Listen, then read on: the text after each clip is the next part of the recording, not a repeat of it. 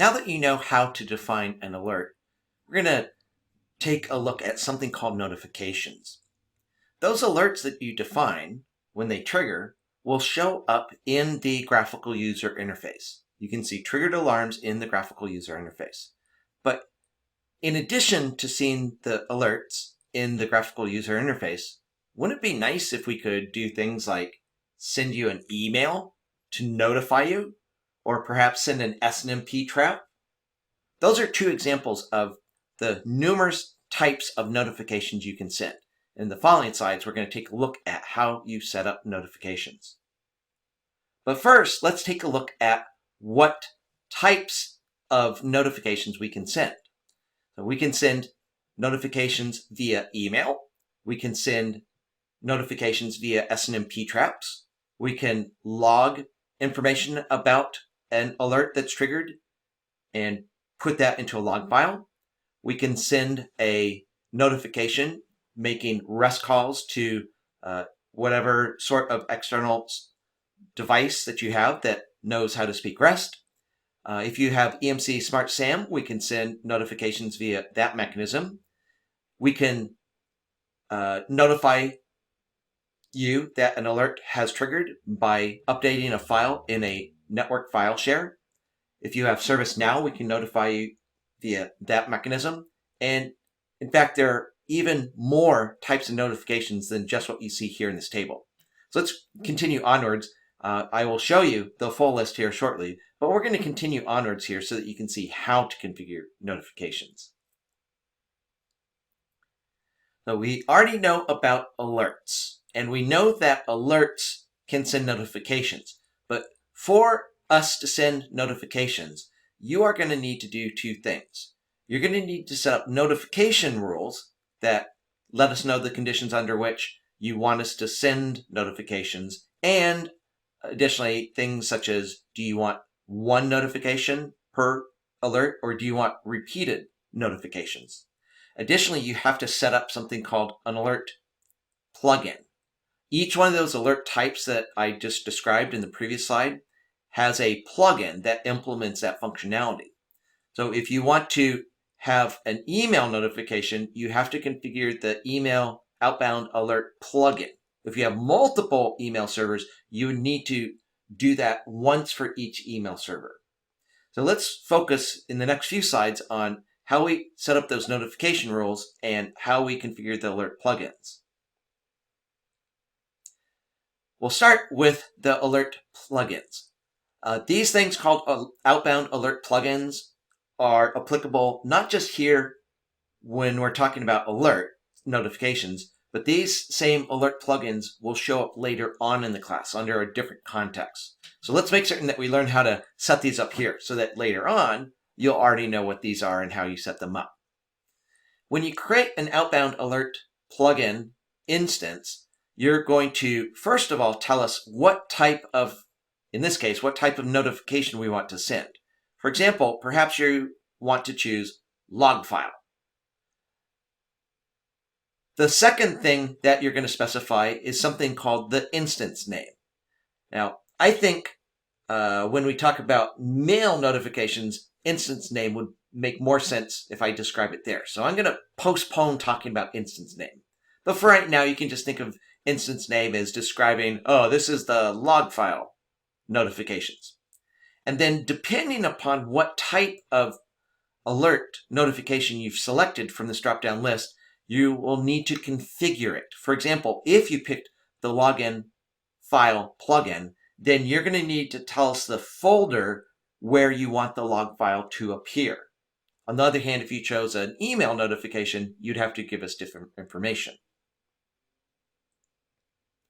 So again, if you want to have your triggered alert show up as a notification in a log file, you need to create an outbound instance for log files.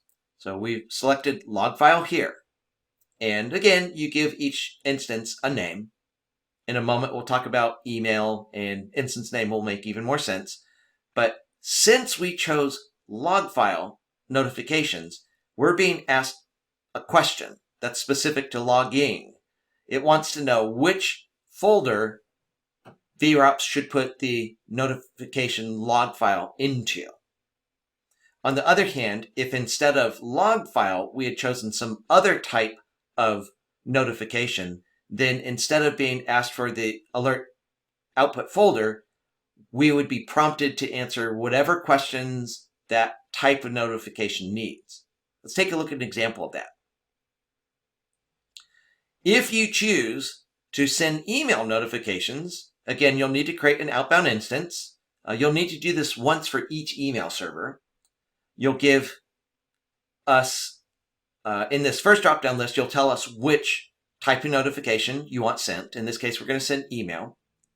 You'll set an instance type. And now I think this instance name might make a little more sense. Imagine, if you will, you had 5 different email servers that you want notifications to go through. Under some circumstances, we'll use one email server. Other circumstances, we'd use other email servers. So for each email server, you would need to create one of these outbound alert plugin instances. Now, if you've got 5 email servers and 5 of these instances, setting a unique instance name in each case is what's going to help you to tell the difference between all those email server instances. If we chose email as the type of notification, then all of the questions that follow are going to be email-related questions. For example, it wants to know the IP address or FQDN of our email server. It wants to know what port number the email server is running on. The traditional port number for an SMTP mail server is port 25, but as you can see here, we've changed that value because apparently our email server is running on a non-standard port number. You can say whether or not that email server is using encryption. If it is using encryption, what type of encryption? If we have to log into that email server, you can supply the username and password. You can specify when this instance is used, what should the sender email address be? Again, all of these questions here are applicable just to email notifications. So if you do a new type of notification and it's asking you questions that you don't understand, go check your documentation for that, for email or for ServiceNow or whatever the type of notification is that you're trying to send. Which reminds me, let me go back a slide or two here to show you this more complete list of plugins. So we've talked about the log file plugin, we talked about email and so forth, but there's actually 2 more entries here that I want to draw your attention to. If you are familiar with Slack and the notion of a Slack channel, we can send alert notifications to a Slack channel. Alternatively, if you have some hardware or software system that understands webhooks, we can send the notification via a webhook. So as you can see here, we have a whole slew of different techniques that we can use when performing notifications. In addition to creating your outbound alert plugin instance, you also need to create notification rules. With these notification rules, in effect what you're doing is specifying under what conditions you want this type of notification to be sent, and additionally you're specifying information such as how frequent you want the notification sent for the same alert. You could say, I just want the alert notification once, or you could say, I want it once every hour, or whatever time period you happen to choose. So again, you also need to set up notification rules. When we send different types of notifications, we're going to include a lot of useful data in that notification. For instance, if we're sending you an email notification, we're going to send you a lot of useful info. That info arrives in what's known as the payload. You can define what information is going to appear in that payload by creating something called a payload template. So for each of the different types of notifications, you can create a payload template to tailor exactly what information you want showing up for each of the different types of notifications. In this lab, you're going to create alerts. Make certain that you did the previous lab, because in that lab, that's where you're defining the symptoms and alerts that we're going to be using. When you're done with this lab, join me in the next video and we'll wrap up this lesson. Now that you're done with the lab, let's do a recap on this lesson.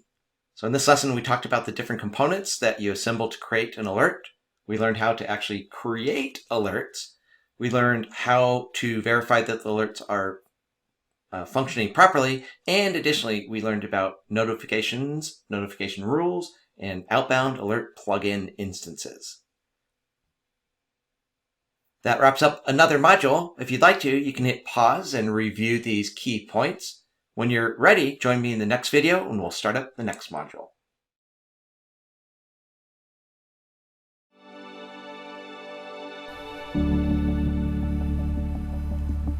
In this module, we are going to introduce VMware vRealize operations.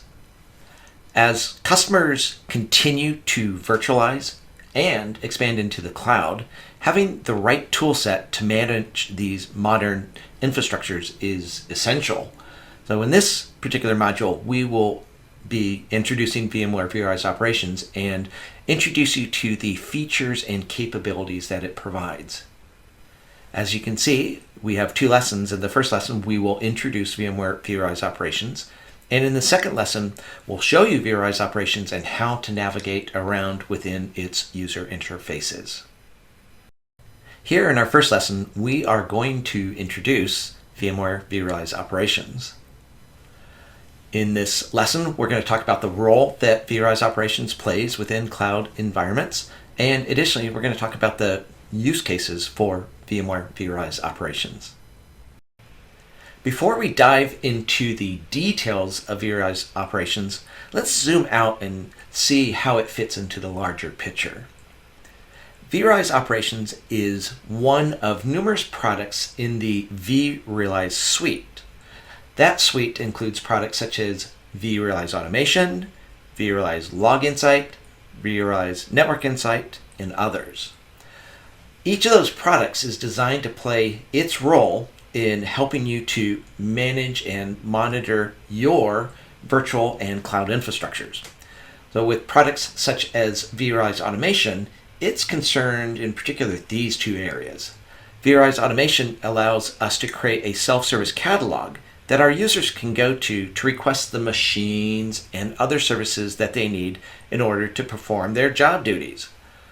vRealize Automation is also designed to provide us administrators with the governance mechanisms such as leases and approvals so that we can make certain that our end users are operating within approved business guidelines. Again, vRealize Automation is one product in the suite. Another product in the suite is vRealize Operations. In terms of this diagram here, vRealize Operations is concerned with these three areas. So vRealize Operations assists you in monitoring and optimizing the performance of your environment. vRealize Operations enables you to troubleshoot issues occurring in your environment. And additionally, vRealize Operations has mechanisms that we're going to be studying later on in this course that allow you to monitor the capacity of your environment and the cost of your environment so that you can proactively plan in advance to have the capacity that you need to suit the workloads such as virtual machines and cloud machines in order to have your environment perform optimally and to do so in a cost-effective manner. Other things that you can see in this particular diagram include the fact that vRealize suite products are concerned not just with virtual machines, but additionally cloud machines and containers and other ways that applications are delivered in today's modern world. And as you can see on the very bottom of this slide, vRealize Operations is unlike products from years ago in VMware where they were all concerned with helping you to run your on-prem data center.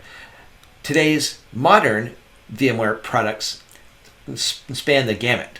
We can manage your private on-prem data center. We can manage devices at the edge. We can manage a hybrid environment of both private on-prem machines along with machines in the cloud.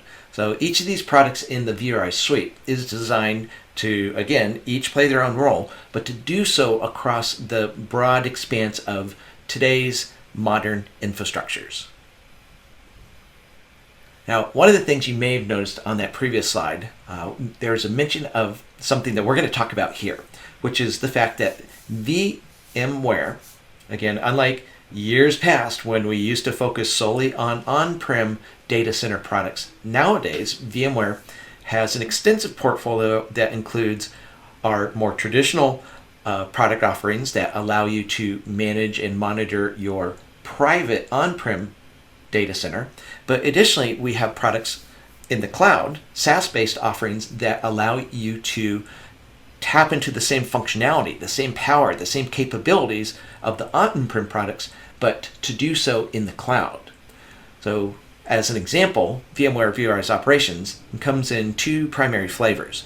There's the version that runs on-prem in your private data center, and additionally we have a cloud version, vRealize Operations Cloud.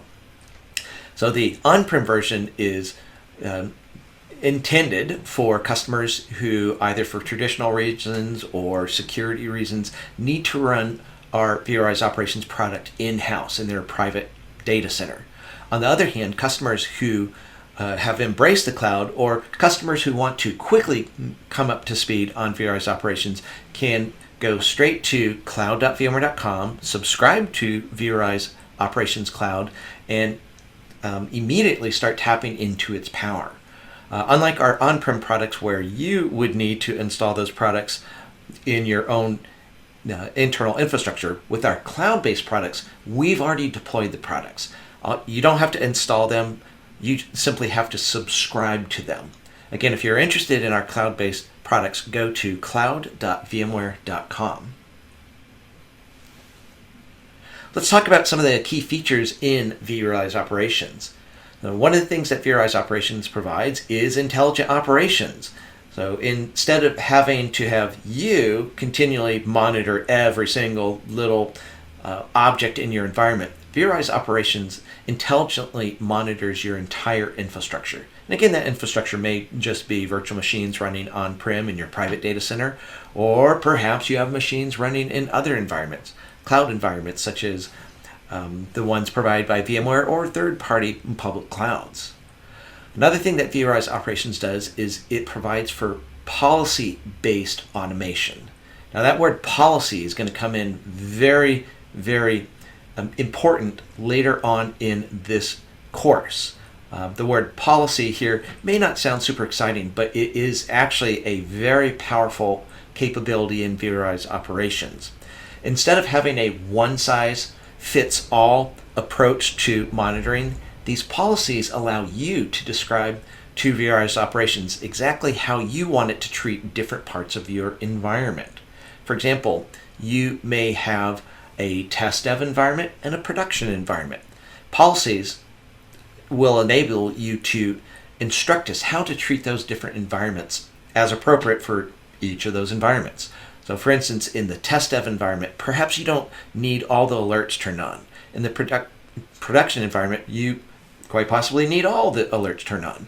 By creating a separate policy for each of those environments, you can tailor not just alerts, but many, many, many aspects of vRealize Operations can be tailored through these policies to instruct vRealize Operations exactly how you want us to treat the different parts of your infrastructure.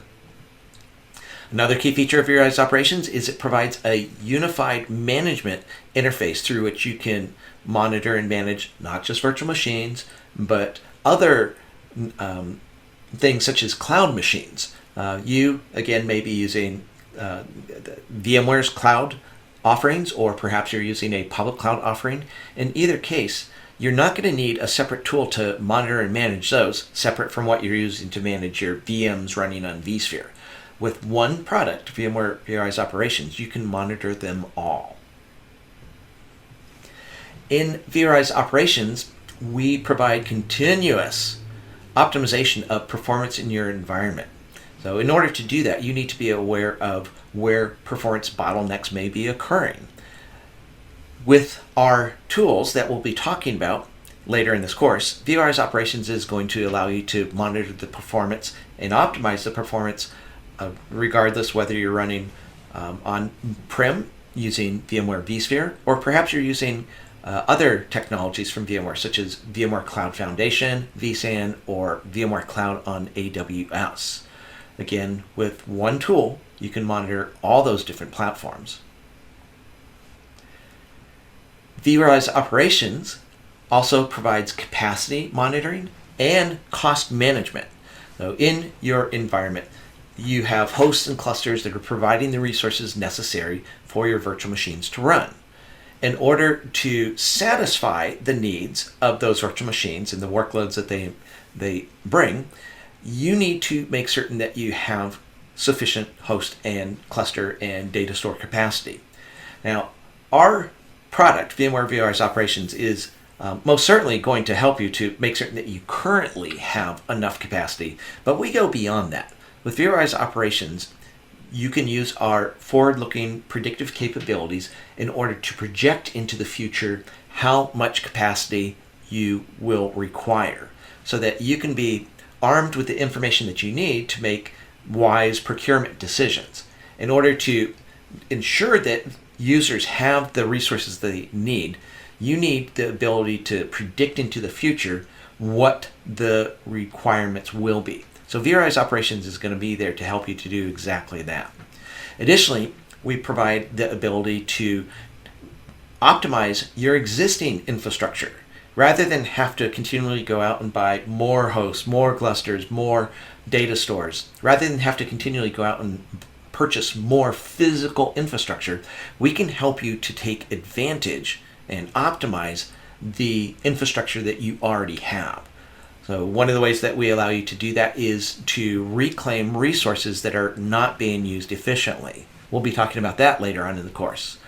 Additionally, we also help you to plan migrations. If you choose to, for whatever reason, migrate from a virtualized infrastructure such as vSphere to a cloud-based infrastructure, we have the ability to help you to plan for that migration. So stick with this course here. You're going to learn how to do all those things and more. Another feature of vRealize Operations is that it provides intelligent remediation. Now, it does this in a number of different ways, but just as one example, later on we're going to be talking about alerts and how those alerts not only identify and report problems that are occurring in your environment. That's an important necessary step. We need to make you aware of the problems. But with vRealize Operations, we do not simply stop there. We don't just complain about problems that are going on in the environment. Rather, every one of our alerts provides actionable recommendations that your operators can apply in order to remediate, to fix the problems that are occurring. Again, that's just one way that you'll see intelligent remediation in alerts. There'll be others that we'll talk about later on in this course. And then one last point here. In vRealize Operations, we also provide the ability to assist you in any compliance requirements that you may have.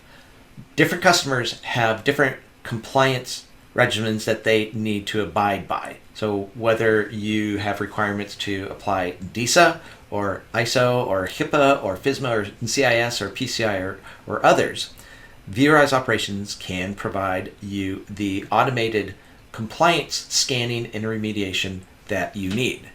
Now, different customers are going to have different compliance requirements. For instance, if a customer is operating in the US in the healthcare industry, then HIPAA is the regulation that applies to them. On the other hand, customers that are doing credit card collections are going to comply with the industry standard called PCI.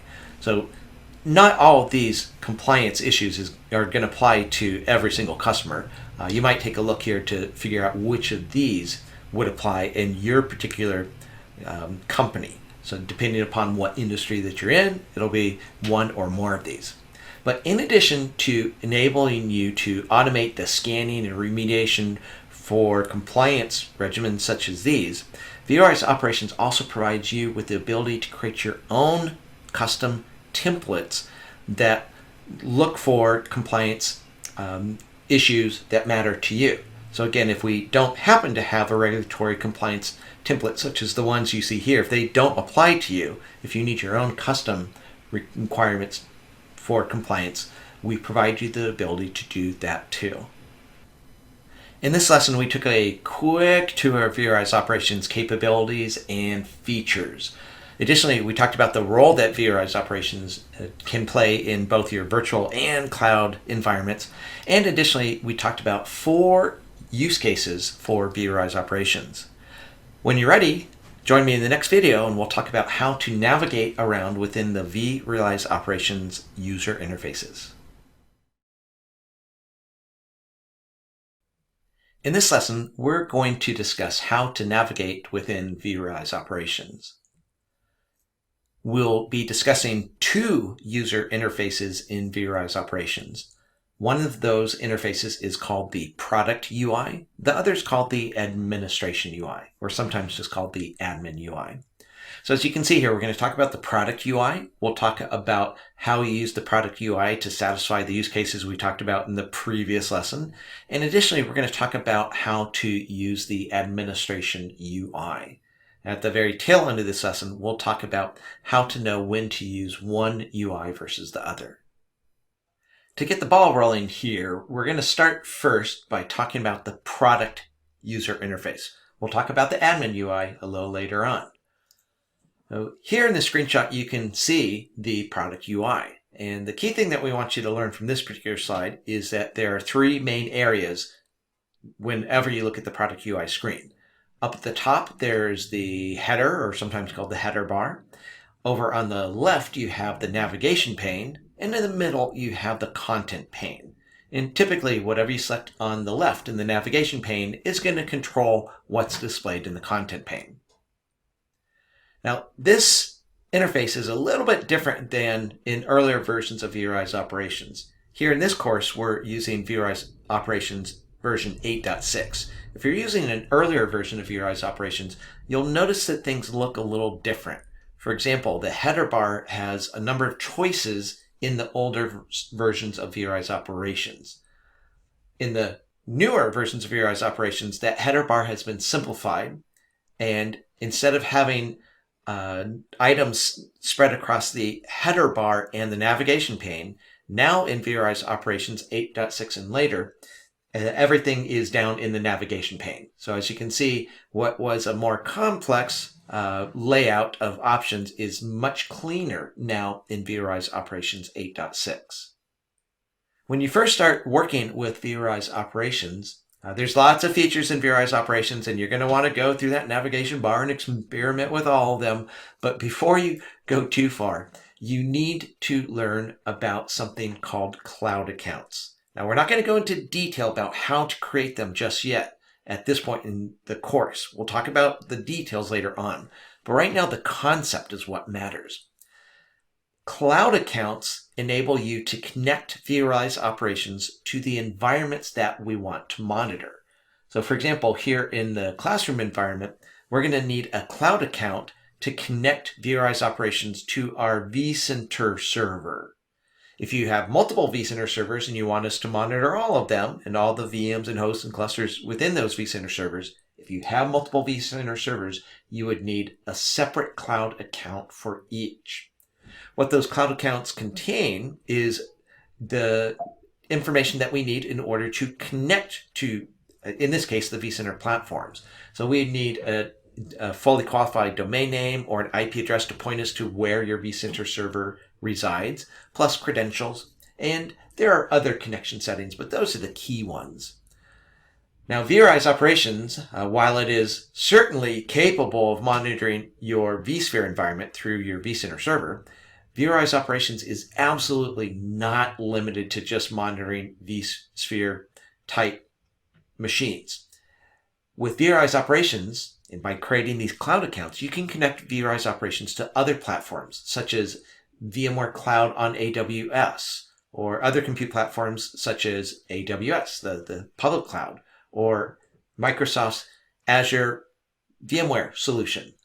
There are a number of different platforms, including Google Compute Cloud platform and so forth. Lots of different platforms each of which vRealize operations potentially can monitor. In order to monitor them, though, we need to know how to get to them. That's what these cloud accounts are for.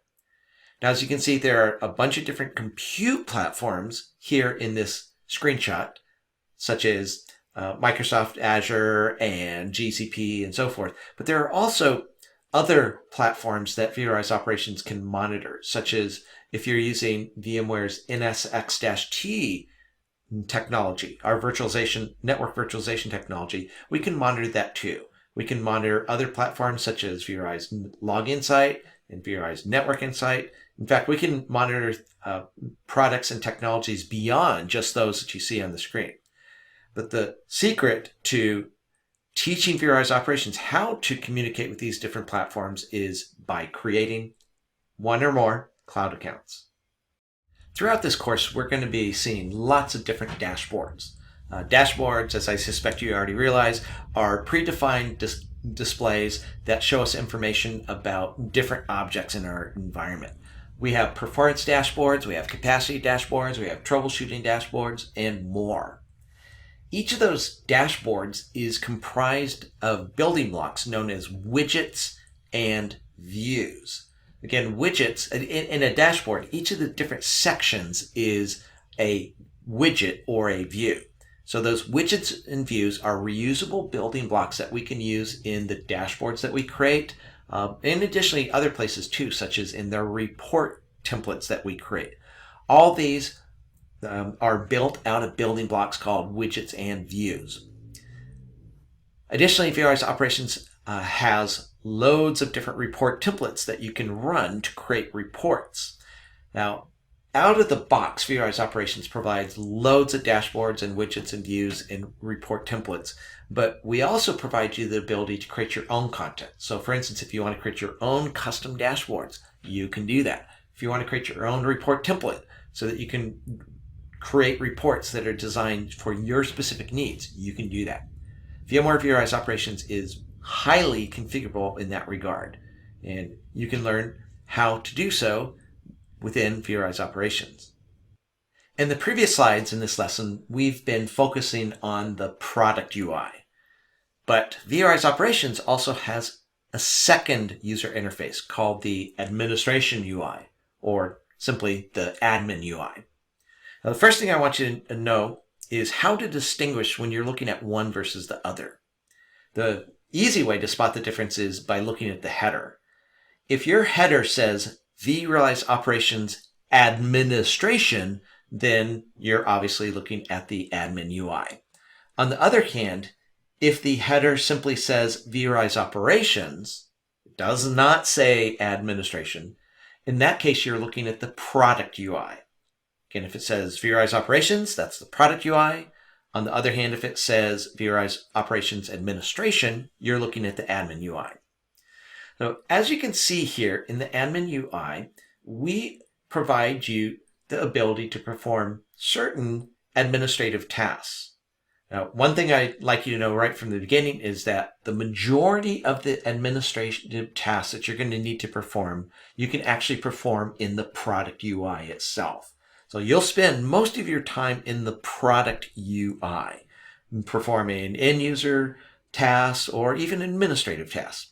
But there are some tasks that you must perform in the admin UI. In particular, cluster management tasks need to perform in the administration UI. The product UI allows you to see your vRealize operations cluster, but to manage your vRealize operations cluster, you would need to be in the admin UI, which you can see we are here in the screenshot. So in the screenshot, we've gone to system status, and all this information that we see over on the right in the content pane is discussing the status of vRealize operations. So for instance, we can see here that our cluster is online. If we wanted to, we could take the cluster offline. We can see whether or not the vRealize operations high availability feature and the vRealize operations continuous availability features are turned on or turned off. In this screenshot, both features are turned off. Then a little lower down in the admin UI screen, you can see each of the vRealize operations nodes that makes up your vRealize operations cluster. In this particular screenshot, you can see we simply have a single node, which is possible in vRealize operations. In production deployments, you're far more likely to have multiple vRealize operations nodes in your cluster.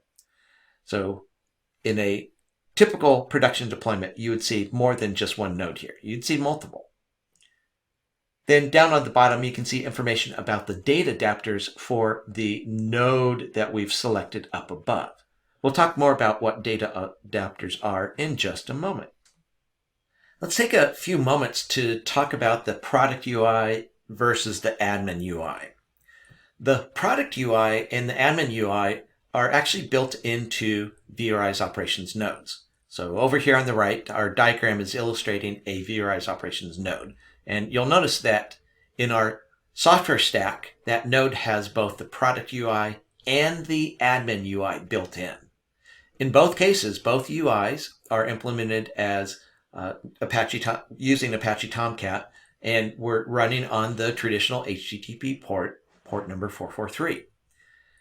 Now, you'll discover as you learn more and more about vRealize operations that a vRealize operations cluster is built out of these nodes, and that there are different types of nodes. Depending upon exactly which type of node we're talking about, what's inside the node can change somewhat. But in general, the nodes look as you see here. So in the nodes, we have a collector component that runs the data adapters that enable vRealize operations to monitor some sort of external system. For instance, the vCenter data adapter, which runs in this collector, enables your vRealize operations node to connect to your vCenter server to monitor all the objects within the management realm of that vCenter server. The controller component that you see here is used in effect as the middleman between all these different layers of software, and it happens to be implemented primarily using a technology called Gemfire, Gemfire. The analytics component is used to analyze the data that we're collecting, and the persistence component is used to permanently store the information in a variety of places. Now, as you can see from the illustration down on the bottom, each of these nodes potentially has multiple databases. Again, depending upon the type of node, there will be different databases used to store different types of information.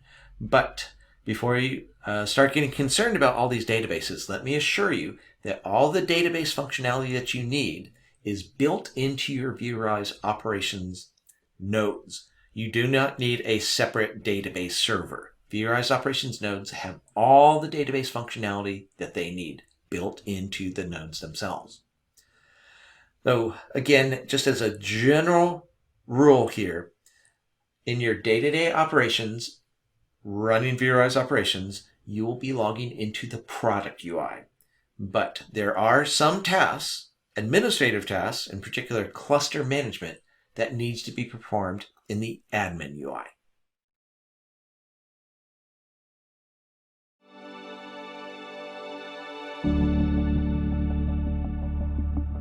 In this module, we're going to discuss the architecture of vRealize operations. Whether you're doing a simple deployment with just one node in order to do a pilot project, or you're doing a full-blown production deployment of a vRealize operations cluster, understanding the architecture, in either case, understanding the architecture is essential in order to deploy vRealize operations correctly. So in this module, we'll begin with lesson 1, in which we're going to talk about the components that make up the architecture of vRealize operations.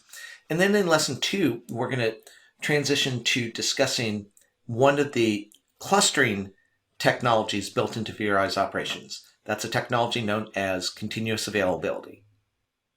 In this lesson, we're going to discuss the components that make up the architecture of vRealize operations.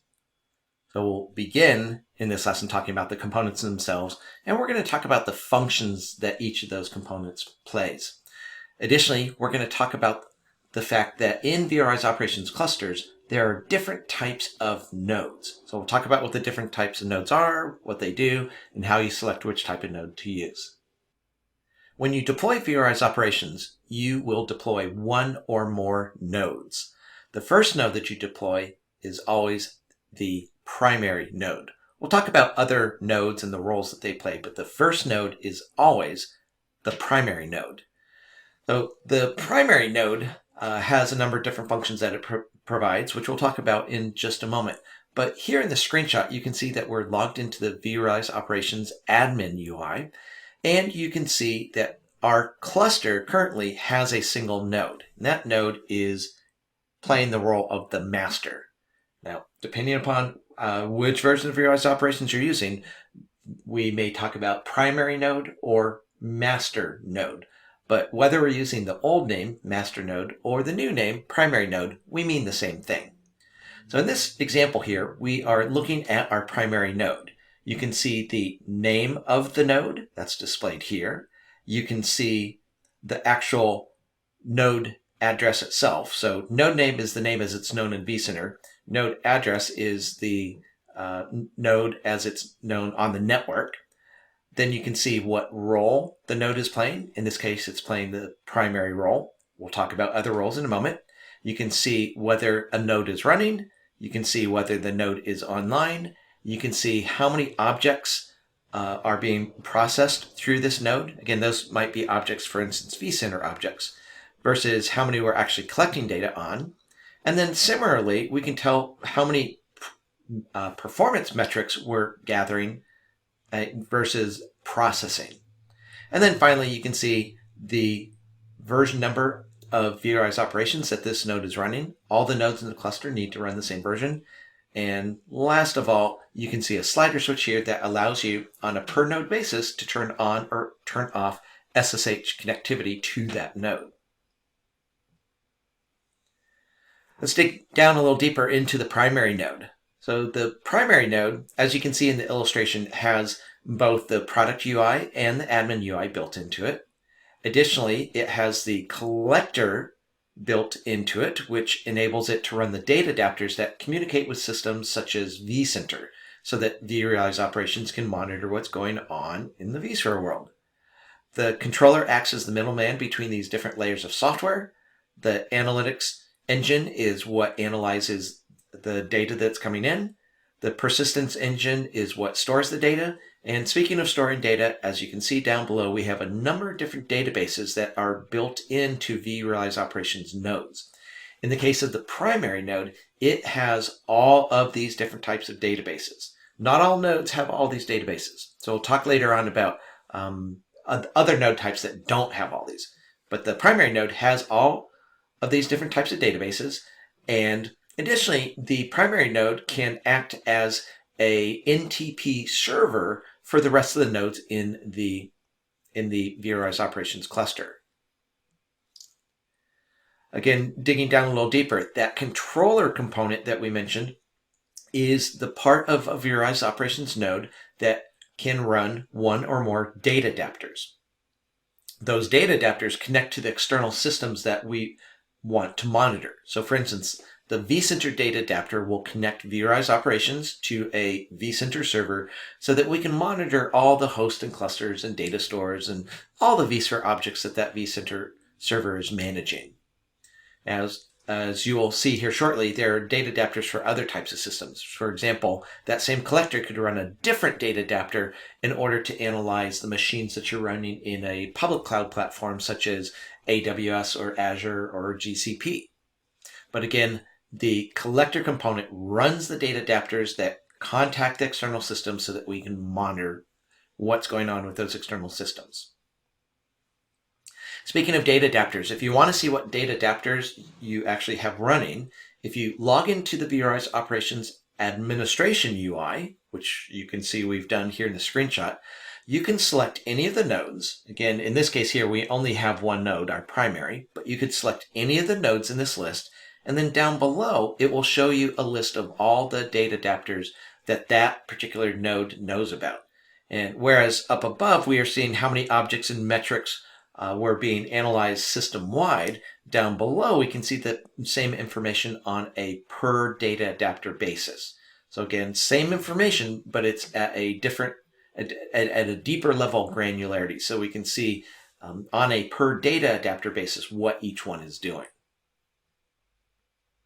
As its name suggests, the analytics component is responsible for analyzing the data that's being gathered. So again, the data adapter in the collector is gathering data. It passes that information off to the controller. The controller is going to pass that information around to the different layers as they need data. The controller knows where to get the data. But the analytics engine is what's going to process all the incoming performance metrics that we're gathering from the external systems. It's not only analyzing those, it's also performing what's known as dynamic threshold calculations.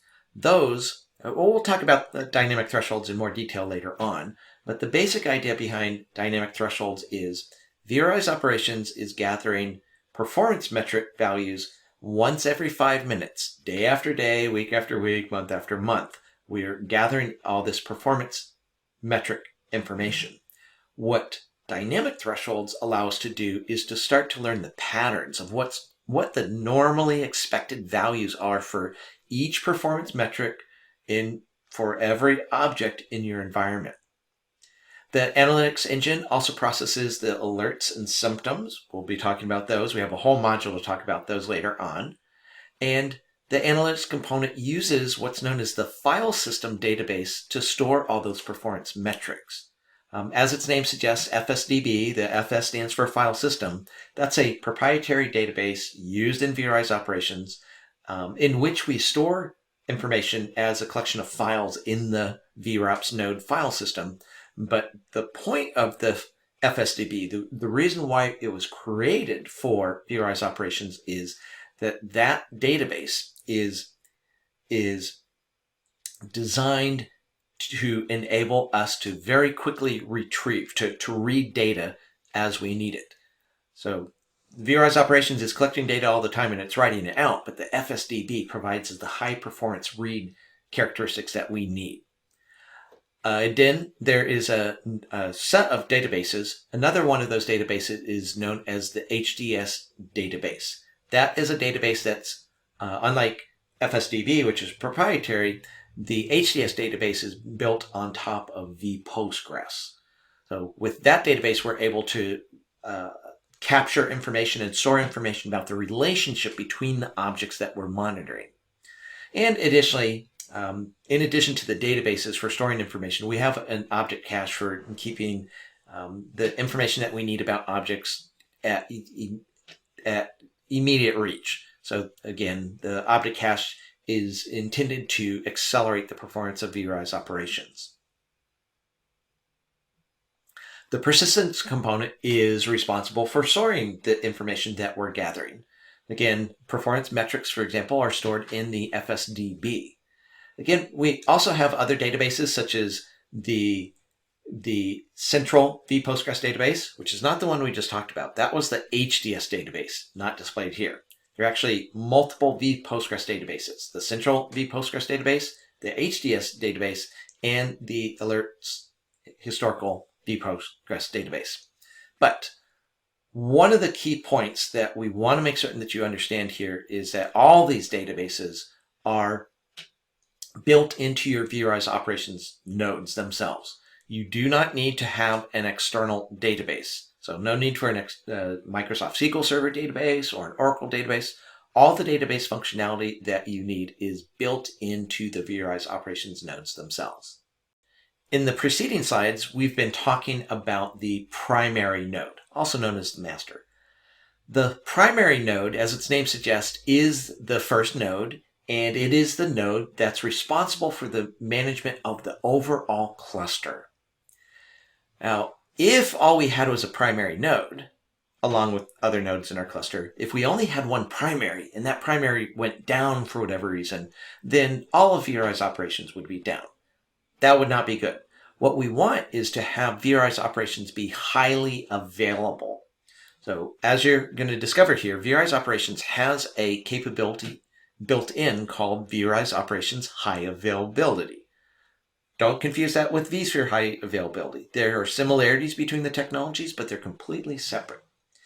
In vRealize Operations, the high availability functionality is intended to make certain that vRealize operations is up and running all the time. And the way it accomplishes that is by protecting us from the possibility of the primary failing. The way vRealize operations high availability protects you is by deploying a primary replica, formerly known as the master replica. The primary replica, as you can see here in this illustration, looks essentially just like the primary. They both have the product and admin UIs. They both have the data collector. They both have the controller, the analytics, the persistence, and all the same databases. The difference here is that the primary is the node that's responsible for the management of the cluster, and the primary is updating information about that cluster in the central vPostgres database. The primary replica is kept in sync with the primary by virtue of a synchronization that takes place automatically throughout the course of the day.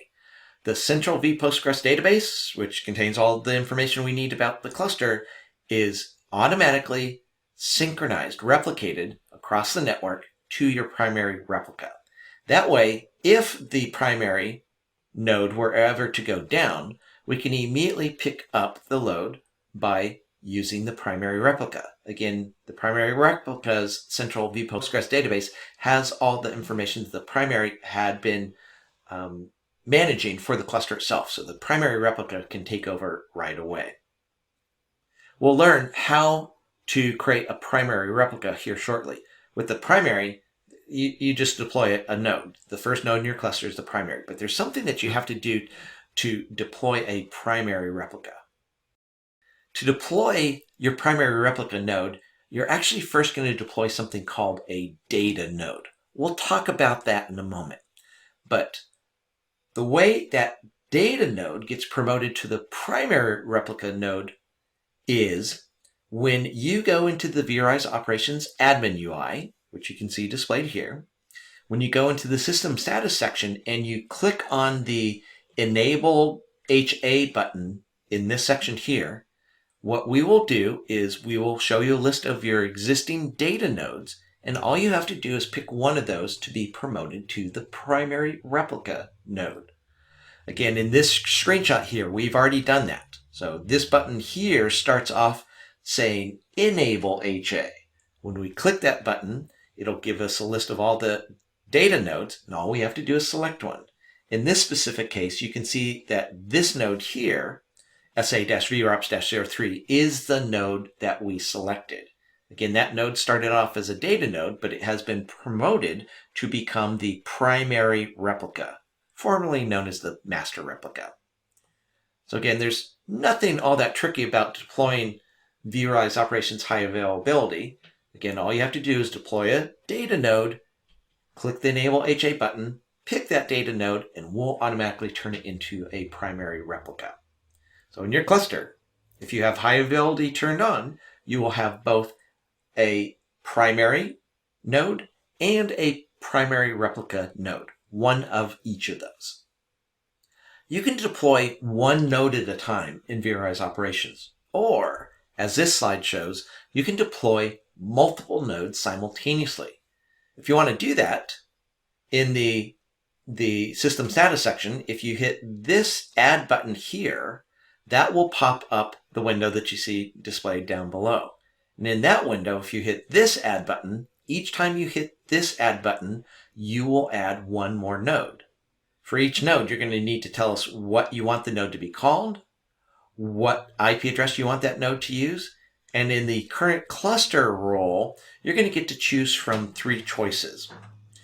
The first choice is the data role, the second choice is remote collector, and the third is witness node. We'll talk about remote collector node role and witness node role shortly. But for right now, let's focus on the data node. You could add one or more data nodes. And as we learned in the previous slide, if you want to, you can enable HA, pick one of those data nodes and turn it into a primary replica.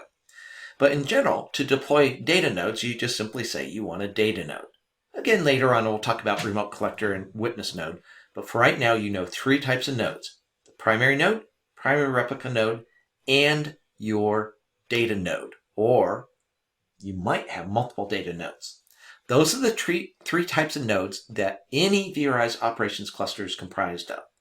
Every vRealize operations cluster will have, at a minimum, a primary node. In fact, that's all you have to have. You could have a cluster with just one node, but in actual production deployments, you're likely to have you have to have a primary node.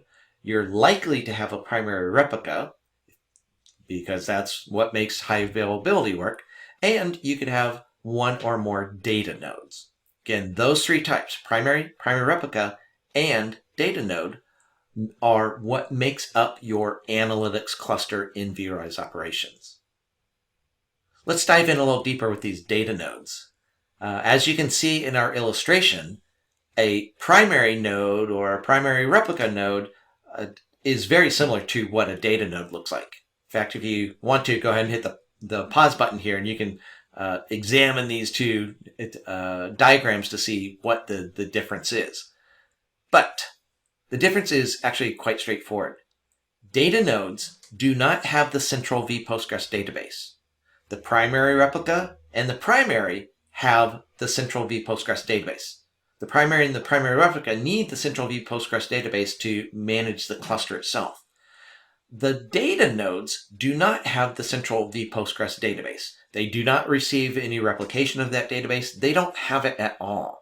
The reason why the data nodes don't have the central vPostgres database is because data nodes are not responsible for the management and operations of the analytics cluster. That's the job of the primary and primary replica. Data nodes exist to collect data. So they have the same collector component that we saw with both the primary and primary replica. A data nodes collector can run multiple data adapters, each one going out to a different type of external system to gather information on the objects that we want to monitor. So data nodes are very similar in design to the primary and primary replica, but they don't have that vPostgres database. They still have the collector, they still have the data adapters, they have the controller, the analytics, and persistence. They just don't have the database that's used for managing the operations of the cluster itself. In the previous slide, I mentioned that your analytics cluster is comprised of a primary node, optionally a primary replica, and one or more data nodes. Those three types, primary replica, and data nodes, make up your analytics clusters. Outside of the analytics cluster itself, you can run what's known as a remote collector. That too is another type of vRealize operations node, but it's a special type of node. As you're likely already guessing from the name, remote collectors are typically deployed in remote locations. So for example, if you have a remote office or a remote branch, instead of doing a full-blown deployment of vRealize operations in that remote location, you can just deploy one or more remote collectors. As you can see from our illustration, the remote collector has the admin UI, so if you need to, you can administer each of your remote collectors, just like you can with the primary replica, and data nodes. But remote collectors do not provide the product UI. The reason being, we strive to keep the remote collectors as small as possible. You don't need the product UI in the remote collector, because anyone that's in that remote location can connect to the product UI back in the main data center by connecting to the primary node or the primary replica or any of the data nodes. So remote collectors have the admin UI, but they don't have the product UI. Remote collectors do have the collector because they need that in order to run the data adapters that are going to gather the data. Now you'll notice that the other three layers, the controller, the analytics, and the persistence components are intentionally absent from the remote collectors, because what a remote collector is going to do once it's collected data is it's going to simply pass that data across the network back to nodes in the data in the analytics cluster. So remote collectors do not process the data, they do not analyze it, they don't even store it. Instead, remote collectors just gather the data through their data adapters, and then they ship that data off back to the actual analytics cluster itself. You can deploy one remote collector or multiple remote collectors. It's not mentioned here in this particular slide, but one of the features of remote collectors is known as remote collector groups. As its name suggests, a remote collector group is a group of remote collectors that are designed to spread the load across themselves. We can talk about remote collector groups later on, but for right now, let's just imagine you had a single remote collector out there in one of your remote locations. At this point, we've discussed the primary replica, data nodes, and remote collectors. When you deploy vRealize operations in an actual production deployment, you are very likely to deploy a cluster of nodes. Again, in a simple test or pilot project, you could deploy just a single primary, but in production deployments, you're going to deploy a cluster of multiple nodes. The primary replica, and data nodes make up your analytics cluster. Again, all three of these types of nodes have the full stack of software components. The primary difference between these being that the data nodes don't have the central vPostgres database. We also have remote collectors, but conceptually they are outside of the cluster. They're not full-fledged members of the cluster. Instead, remote collectors are just responsible for gathering data and then passing that data back to the cluster itself. Now, if we ignore the remote collector for the time being, notice that with the illustration here, the primary replica, and data nodes, we've stretched the controller, analytics, and persistence components across these three different nodes in this illustration to illustrate the point that these nodes are clustered, and they're clustered in such a way that data is going to be distributed across the nodes within the cluster. So even though, for example, a data node might collect data through its data adapter, that data, those performance metrics, could be stored on multiple nodes in the cluster itself. We're going to find out about a technology here that is behind what makes this work this way. So whenever we talk about data being stored in the cluster, bear in mind that if we've turned on various features such as high availability, that data will be spread across the cluster. Speaking of multi-node clusters, if you want to manage your cluster, again, managing the cluster requires going into the admin UI. If you go into the product UI, you can see the cluster, you can see the nodes, but you can't manage them. If you want to manage them, go to the admin UI. Here in this illustration, you can see that when we're managing a cluster, we have a number of different buttons that allow you to do different things. For example, one of the things you can do is generate what's known as a passphrase. We're going to learn later on what the importance of that passphrase is. It plays a crucial role when you bring new nodes into the cluster. So again, we'll talk about passphrases more later on. You can add more nodes to your cluster. Again, we've already discussed the add button, which allows you to add data nodes, remote collector nodes, or something else called a witness node. Again, we haven't talked about witness node. We'll talk about those witness nodes in the next next lesson.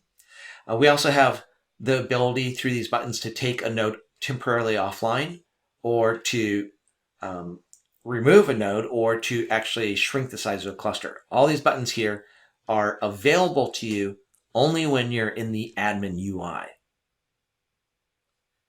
So again, one of the things you can do with these buttons is you can actually remove a node from a cluster. So for example, down here on the bottom of our screenshot on the left, you can see we have a node called SA-VRops-04. That particular node happens to be a remote collector node, but whether it's a remote collector node or a data node or different types of nodes, you can remove nodes. Obviously, removing the primary is a different situation, but removing other nodes, you can do so by first taking the node offline by clicking this button, and then clicking the X button to remove the node from the cluster. Again, taking the node offline takes it from online to offline. That's a necessary step before you can actually remove the node itself. Another task that you can perform with these buttons is to shrink a cluster. So for example, in the screenshot on the left, you can see we have 3 different vRealize operations nodes. So SA-VROPS-01 is our primary, SA-VROPS-02 is our primary replica, and then SA-VROPS-03 is one of potentially multiple data nodes. If you want to shrink the cluster by removing one of these nodes while still retaining its data, you can do so by clicking this button here. When you click that button, it's going to ask you which of the nodes you want to remove from the cluster. So if we're going to shrink the cluster by removing somebody, you got to tell us which one. Now, SA-VROPS-01 is not an option here because it's the primary. So there's no checkbox here, but that's expected. But the other nodes you can remove as you see fit. Now, when you shrink the cluster, we're still retaining the data from the node that's being removed from the cluster itself. So as you can see in the screenshot down on the lower right-hand corner here, the migration of data is an operation that does take some time. The cluster is still running while the migration is taking place, but do be aware that shrinking a cluster does consume some time. It's not a trivial task. We'll take care of all the data migration for you, and we'll do so in a way that leaves vRealize operations up and running, but the migration of data does take some time. Earlier, we briefly mentioned the notion of what's known as a remote collector group. We started off by defining what a remote collector is, and we said that you could deploy, if you wanted, just a single remote collector in your remote location. But for resiliency and load balancing purposes, we allow you to create something known as a remote collector group. As its name suggests, a remote collector group is a group of remote collectors, each of which are working together with the others to spread the load across the remote collectors in that group. So if you choose to deploy multiple remote collectors in order to make them more resilient and in order to balance the load across them, you can create these remote collector groups. To do so, again, you do this task in the product UI by going to Administration, Collector Groups, and to create a group itself, you would click the Add button and then specify which remote collector nodes you want to be part of this group. Now, there's one more thing that we want you to know about how the clustering technology works in vRealize operations. A key enabling technology that makes our clustering work is a technology from VMware called Gemfire. Gemfire is the component in our nodes that's allowing us to operate as a cluster, not a cluster in which we distribute data automatically across the nodes. That's a process known as partitioning the data.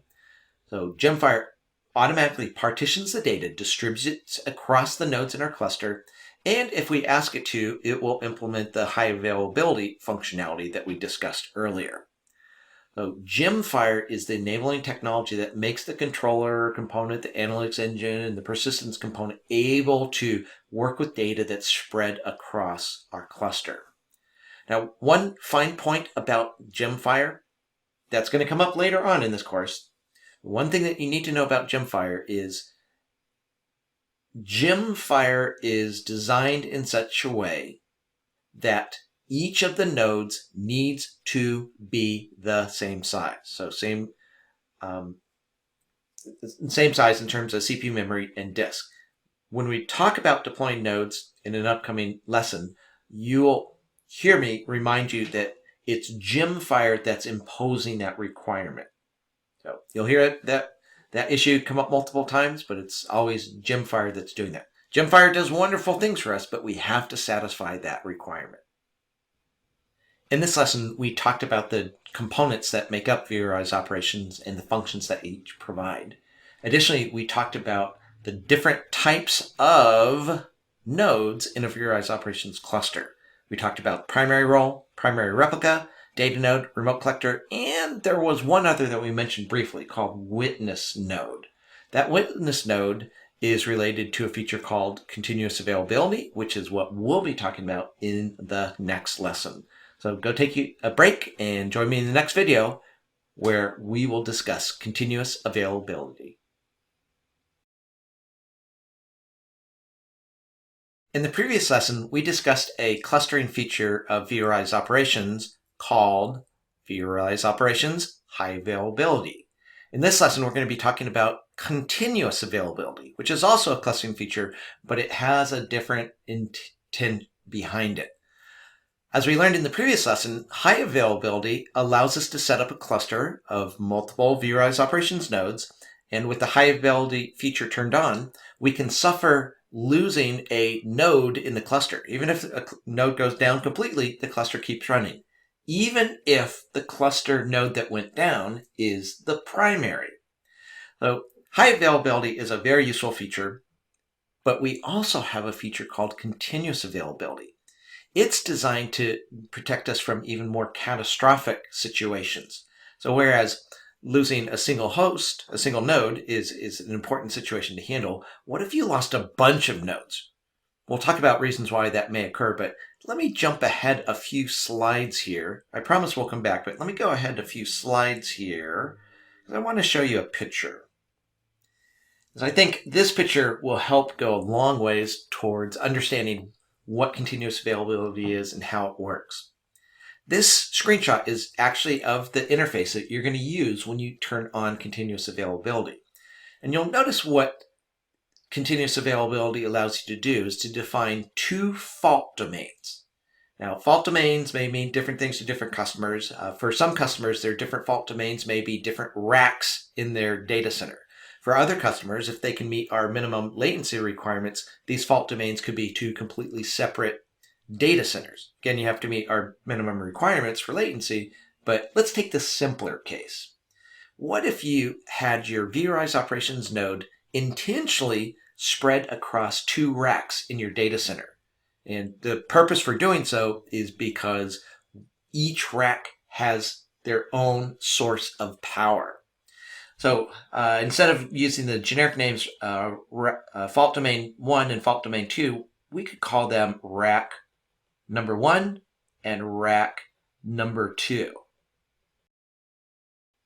We would actually physically install the ESXi servers into each of these racks, but on those ESXi servers in each rack, we would run our vRealize operations nodes. So notice that our node here called SA-VROps01 and -02 are running in the first rack. And our other two nodes here, SA-VROps03 and 04, are running in our second rack. What continuous availability allows us to do is to suffer the loss of an entire fault domain.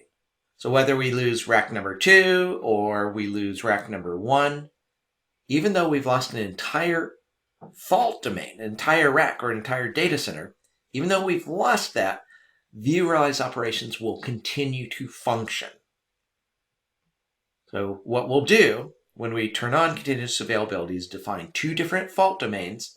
We'll populate the domains. Each domain is populated with an equal number of nodes. And additionally, we'll deploy something known as a witness node. We'll talk about what the role is for that witness node in a little bit. But from this slide, you can see the basic concept behind continuous availability. By intentionally spreading our vRealize operations nodes, our primary replica, our secondary, by intentionally spreading them across two different fault domains, we can suffer the loss of an entire fault domain with no disruption to vRealize operations. Again, we'll come back to this slide again, but let's go back to our earlier slide. In this slide here, in the screenshot, you can see how you would go about turning on continuous availability. You would go into the system status section of the admin UI. You would deploy one of those witness nodes. Again, we learned in the previous lesson how you could deploy a data node, a remote collector node, or a witness node. You deploy them the same way as the other two types. And then once you have your witness node, you would come in and click the Enable CA button, Enable Continuous Availability. Now, when you do so, again, you would be taken to the interface I just showed you, where you would drag and drop your individual vRealize operations nodes into the two different fault domains. Again, if I have two nodes in one fault domain, I need two nodes in the other fault domain. plus I need that witness node. Now, in order to deploy continuous availability, you have to deploy the virtual appliance for vRealize operations. You need to have a primary node and a witness node. The witness node is required. And additionally, you need to have at least one more data node with static IP addresses for these. So let's talk about that witness node. Again, the way you deploy a witness node is you click the Add button, then you tell us you want to deploy a witness node, give us the name that you want that node to be called, give us the IP address, and then you have a witness node.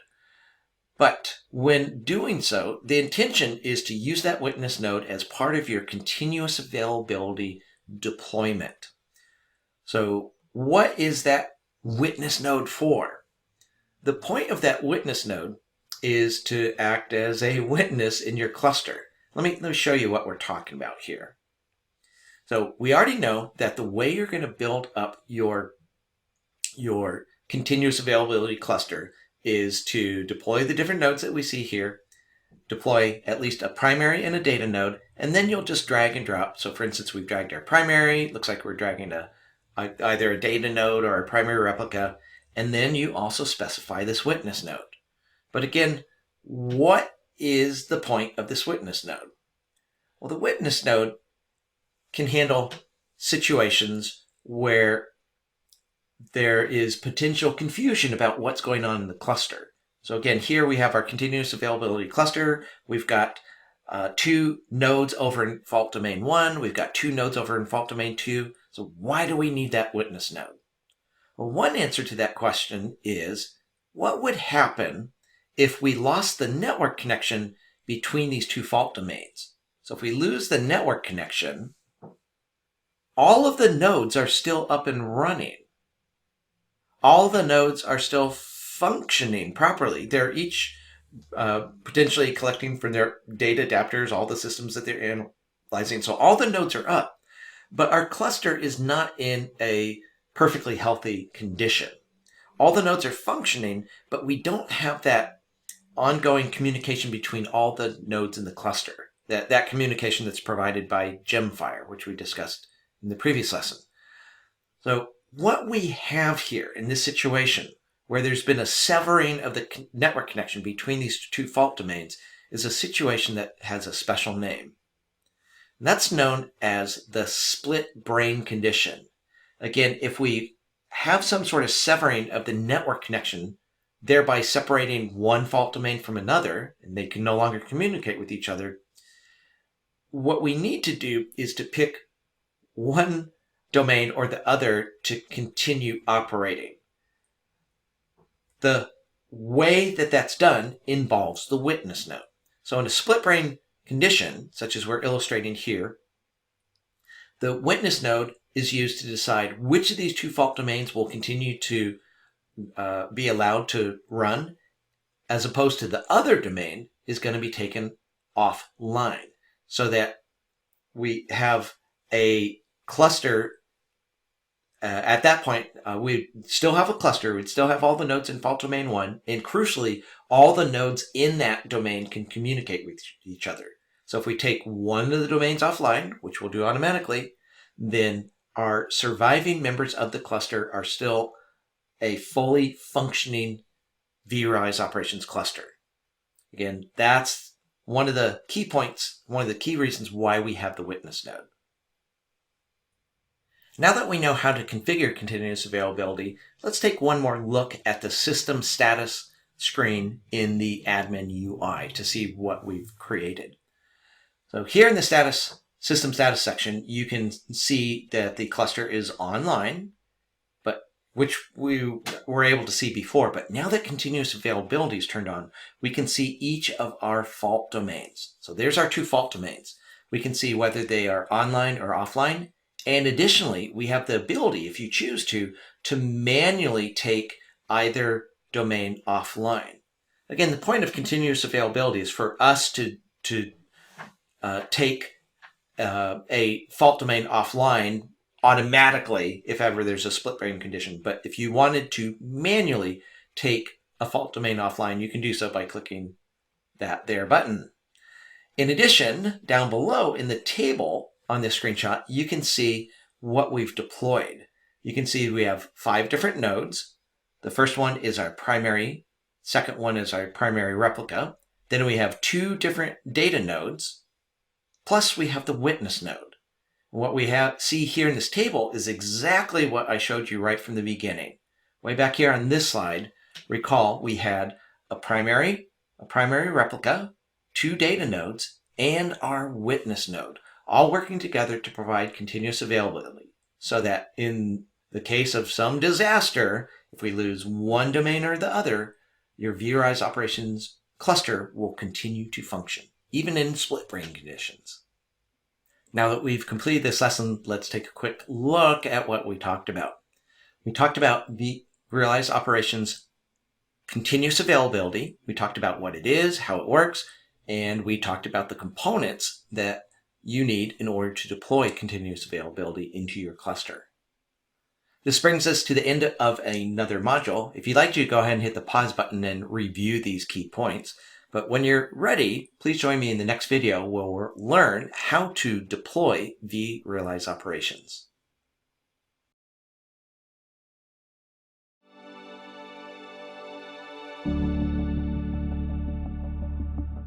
In this module, we're going to learn how to deploy vRealize operations. Now, obviously, before you just jump in and start deploying vRealize operations, you should put some thought into what you're doing. That includes deciding which types of nodes you're going to deploy.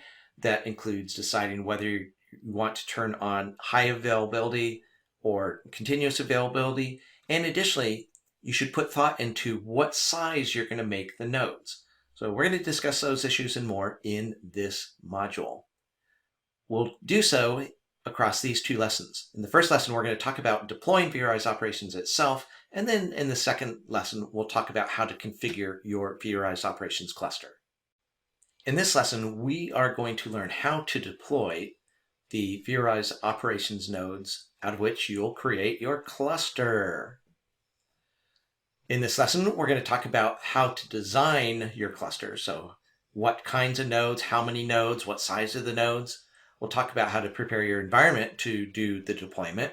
We're going to talk about how to deploy the individual nodes, and additionally, we're going to talk about different deployment scenarios. In the previous module, we talked about how a vRealize operations cluster is comprised of multiple vRealize operations nodes. Each of those nodes is a virtual appliance. So if you've ever deployed a virtual appliance using the vSphere client, the process for deploying vRealize operations is going to look very familiar.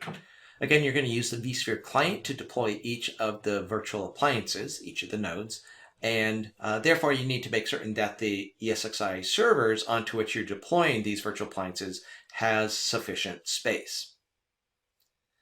Before you actually start deploying your nodes, the virtual appliances, you should put some thought into designing your cluster. And that's what the bulk of this particular lesson is about. How do we design our cluster? So one of the things that you need to consider is the size of the nodes. And there are a number of determinants for how big each node should be, but one in particular is the number of objects is the primary determinant of how large each node needs to be. The number of objects that are being monitored by vRealize operations will drive that number. Additionally, when designing your cluster, you should ask yourself whether you will be enabling high availability, again, vRealize operations high availability, and or whether you're going to enable continuous availability. Additionally, you should know whether or not you plan to deploy remote collectors, and additionally, you should decide in general which of the different node types you're going to need to deploy. If you need a refresher on those different node types, primary replica, data node, remote collector, and witness node, take a look in the previous module. Sizing is very important when designing your vRealize operations cluster. The cluster itself is comprised of different nodes, and there are some sizing guidelines that we'd like to provide.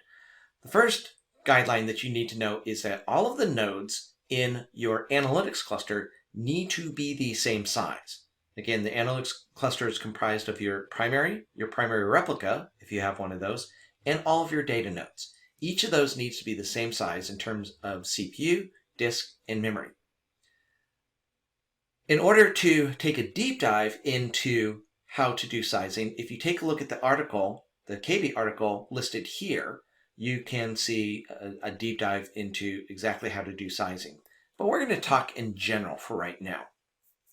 When sizing the nodes in your vRealize operations deployment, this table here has 3 sections that will guide you to how to size each of them. I'm going to work my way backwards, starting with the simplest of all.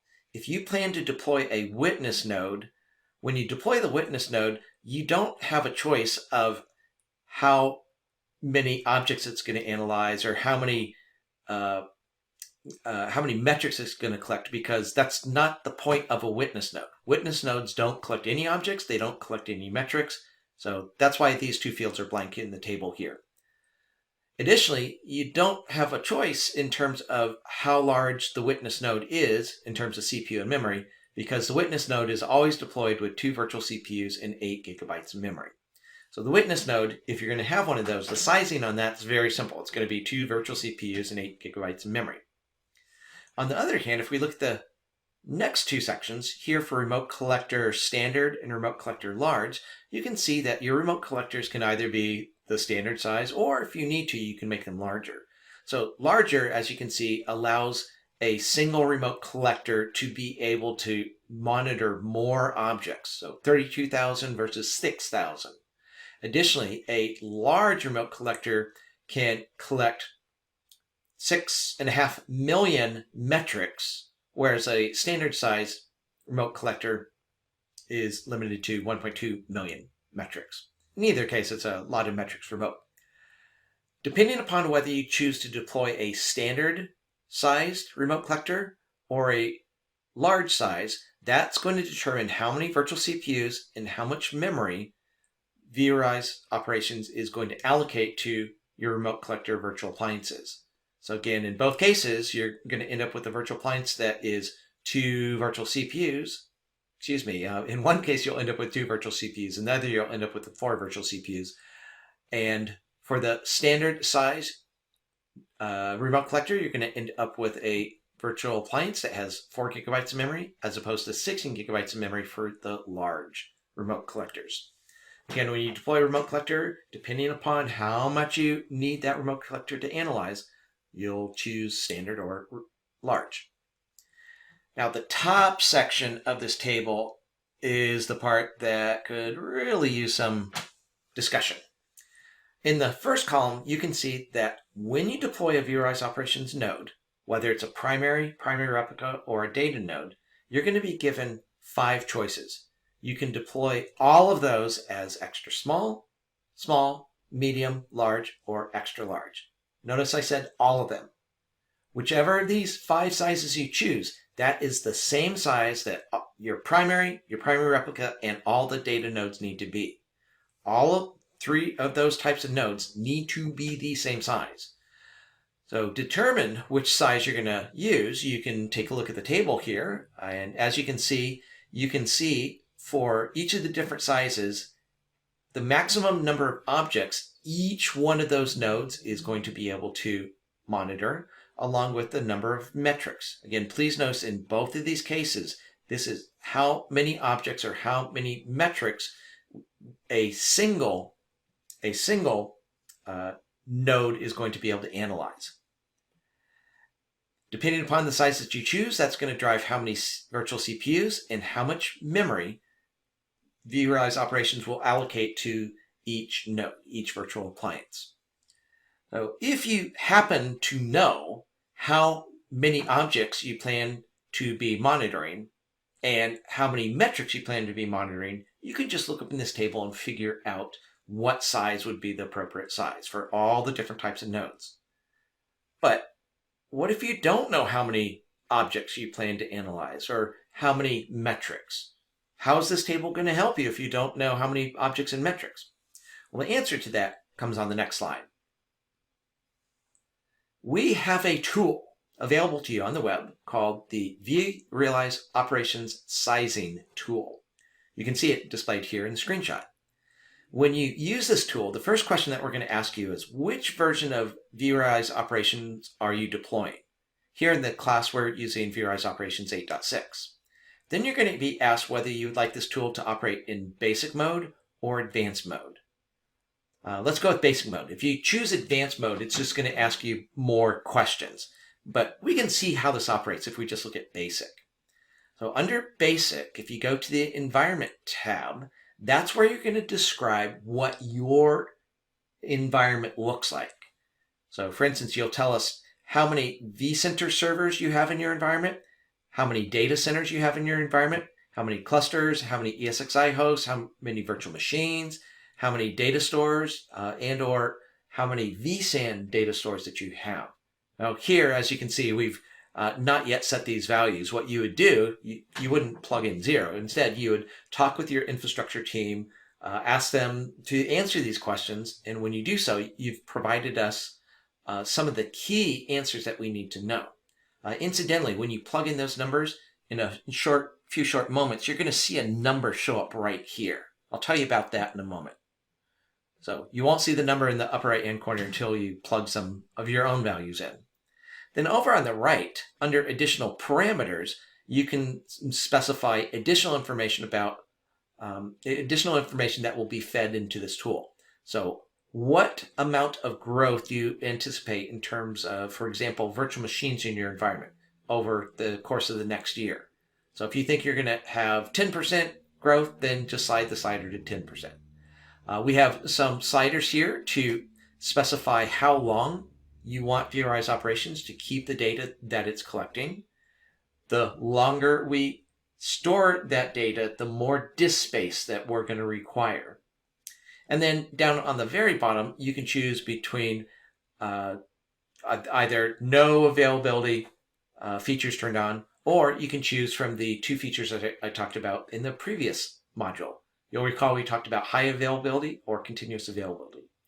By telling us that, you're in effect giving us the information that we need to figure out how much disk space, in addition to CPU and memory, how much disk space you'll need. For example, with high availability turned on, every performance metric that we gather has to be stored on 2 separate nodes. So when you choose high availability, we're going to factor that into the calculations that we perform for you. So you plug in information about your environment, then you'll click on the View Recommendations button, at which point, if you go to the Recommendations tab, it will tell you what our recommendation is in terms of the size of the nodes that you deploy. So again, as I said before, you're going to plug in the values into these fields here, and when you do so, it's calculating based on that how many objects you have in your environment. So there's part of the answer that we knew that we need. Internally, it's also calculating how many metrics we estimate you're going to be collecting. Again, you'll recall from our table a few slides ago that those were 2 key determinants that led us to decide which size node to deploy. So again, you plug in the answers there, you plug in answers over here, but ultimately you're going to click on the View Recommendations button. And here's what's going to happen. When you click the View Recommendations button, it's going to take you to the Recommendations tab, and on that tab will give you a summary of what we recommend. There's more details down below, but here's a summary of what we recommend. We recommend in this example, given the numbers that you plugged in, we recommend that you deploy small VROPS nodes. And specifically, we recommend that you deploy 2 of those.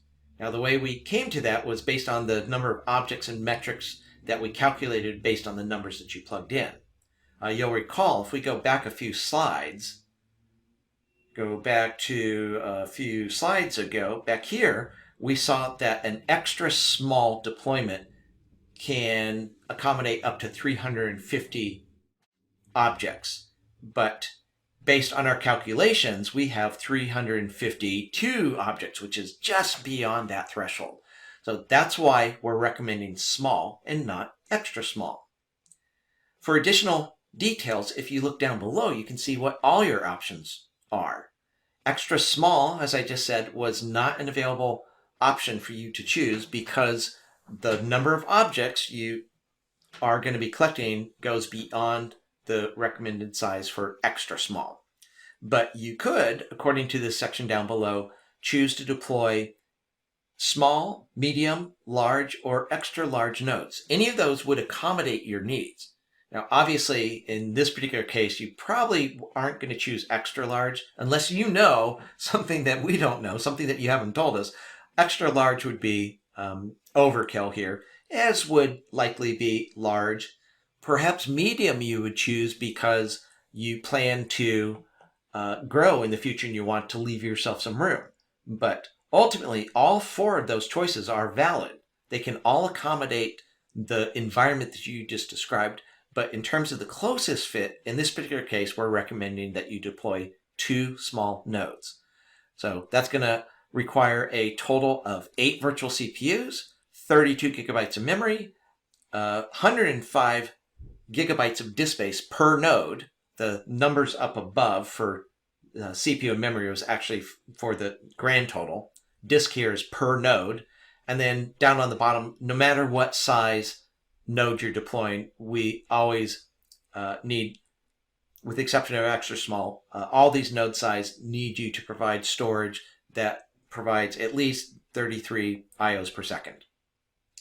So again, using this tool, you have the ability to quickly and easily come up with sizing for your primary replica, and data nodes. Remember, all 3 of those need to be the same size. Now that you've tackled the all-important question of how large your VROPS node should be, let's talk about some other requirements, in particular some networking requirements. For vRealize operations to function correctly, we need you to set up DNS properly. So we need to be able to do a forward lookup or reverse lookup for any of the nodes in your cluster. We need to be able to do lookups based on long name or short name. In other words, we need DNS to function as it's supposed to. Now, a static IP address is required for the primary and primary replica nodes. You have some flexibility elsewhere, but you need a static IP address for those. All of the nodes in your cluster need to be bidirectionally routable. And additionally, we do support IPv6 if you happen to be using IPv6 in your environment. That is a feature that you can turn on in vRealize operations. However, in our training lab environment, we're using IPv4, so we won't need the IPv6 functionality. Before you do the installation, let's make certain you meet some other requirements. We just talked about prereqs for networking, but what about prereqs in general?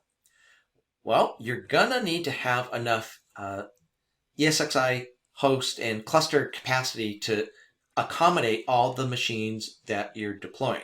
So you need cumulatively enough CPU, disk, and memory in your ESXi servers to support all the virtual CPUs, memory, and disk space for your primary replica, data nodes, remote collectors, and your witness node, if you happen to be using one of those. You should decide in advance where in the vCenter inventory of virtual machines, where in that inventory do you plan to deploy these nodes. You might want to create a VM folder specifically for the VROPS nodes and place them into there. You need to make certain you meet the prereqs for networking that we just described on the previous slide. Again, reserve static IP addresses. And additionally, you need to decide where the primary node is going to get its time from. Earlier in this course, we talked about how the primary node can act as an NTP server to all of the other nodes. But who is what is the primary going to go to get the correct time? So not only can the primary act as an NTP server for all the other nodes, the primary can also act as an NTP client. So you need to decide who or what is going to be the NTP server for the primary. And additionally, make certain that you have a supported web browser running a supported version. You can check docs.vmware.com in the vRealize operations documentation to find out exactly which web browsers and which versions that we support. Now, a few more requirements before we actually start doing the deployment. all the nodes need to be running the same version of vRealize operations, which is pretty sensible. Additionally, for the nodes in the analytics cluster, meaning the primary replica, and data nodes, they all need to be sized identically because that's a requirement of Gemfire. They need to have the same number of CPUs, the same amount of memory, same amount of disk space. Now, you can change the sizing of the nodes later on after the installation, but whether it's during the installation or after the installation, you need to see to it that all the nodes in the analytics cluster are the same size. The remote collectors don't fit into that discussion because remote collectors, while they work in conjunction with the cluster, remote collectors technically are not part of the analytics cluster. Again, remote collectors don't have the analytic components, so they're not part of the analytics cluster. Therefore, your remote collector can be a different size than the nodes in the analytics cluster. One more thing about the remote collectors. No network address translation allowed between remote collectors and the nodes in the analytics cluster. So make certain that wherever that remote collector is running, that it does not need to go through network address translation to get to the outside world. No NAT allowed. This diagram illustrates the overall process when you're in the first stage of deploying your vRealize operations virtual appliance. So again, the virtual appliance is packaged in OVA format, so you're going to deploy from the OVA file. We're going to use the terms OVA file and OVF interchangeably here. So to do the deployment, you're going to go into the vSphere client and you're going to specify that you wish to deploy a virtual appliance. The vSphere client is going to ask you to point to the OVF file. So again, point to the vRealize operations OVF file. You'll then be prompted to pick a name for the appliance that you're deploying, along with which VM folder you want it stored in. You'll then specify which compute resource, or which cluster you want the vRealize operations appliance to be deployed into. And then at that point, there's a review screen to allow you to check the answers that you've provided so far. Then you're going to be asked questions that are specific to vRealize operations. Starting with, you need to tell us what size node or nodes you're deploying. See the previous part of this lesson for how to do the sizing. You're going to need to tell us what type of storage. Do you want us to use thick provision disks or thin provision disks? You'll need to tell us which network you want the appliance plugged into. And then there's an additional screen where you can further customize the deployment. At that point, you'll be shown the Ready to Complete screen. If you say go ahead and continue, it will actually start deploying the virtual appliance from the OVF file, and then you're done. Done with the deployment of the OVF. Done with the deployment of the virtual appliance. That doesn't mean you're completely done, because again, this is just the first stage, but you're done with the first stage. Now, here is a screenshot of the actual deployment process when you're deploying the appliance using the vSphere client. So as we said in the previous slide, you're going to download the OVF file onto the system where you are running the vSphere client. You'll use the vSphere client to deploy an appliance from the OVF file, and you'll provide the information that we just outlined on the previous slide. In particular, in this multi-step process, you'll notice that in the, let's zoom in a bit here, in the configuration step, that's where you're going to pick what size node you want to deploy. Again, in our example, we were deploying a small node. But as you can see, you can deploy a small node, medium, large. Plus, we also have the sizes for remote collectors if you're deploying those in this virtual appliance deployment, and or the witness node. So all the sizes that we talked about before are all available for deployment from the same OVF template file. You do not need a separate virtual appliance OVF template file for each of the different sizes. So no matter what type of node, no matter what size, it's going to be the same process. But once you go through the whole 10-step process here, and it does the deployment of the virtual appliance, you can then power on the virtual appliance. One of the first things that you're likely going to want to do when you deploy and power on your new virtual appliance is to go make certain that you change the password. So to do so, you can go to the vSphere client, select the node in the vSphere client, go to the console screen of that node, and then type the Alt key plus function key 1. So Alt F1 will take you to a login prompt. You can log in as the account called root, supply its password. That's the password that you supplied during the deployment. You'll be asked to enter the old password again. Then, when you're prompted, you'll enter your new password twice. Once to tell us what the password is, and the second time to confirm that you indeed typed the password you think you did. And when you're done with that, you have the root account with a new password that you can keep secure. Once you're done with that, you can log out of the console. Now, in the next few slides, what we're going to take a look at are some common deployment models that people use when deploying vRealize operations. So in the simplest example here, as you can see, our hypothetical customer has a single data center. In this case, happens to be located on the East Coast, but they have a single data center with multiple vCenter servers that they want to monitor.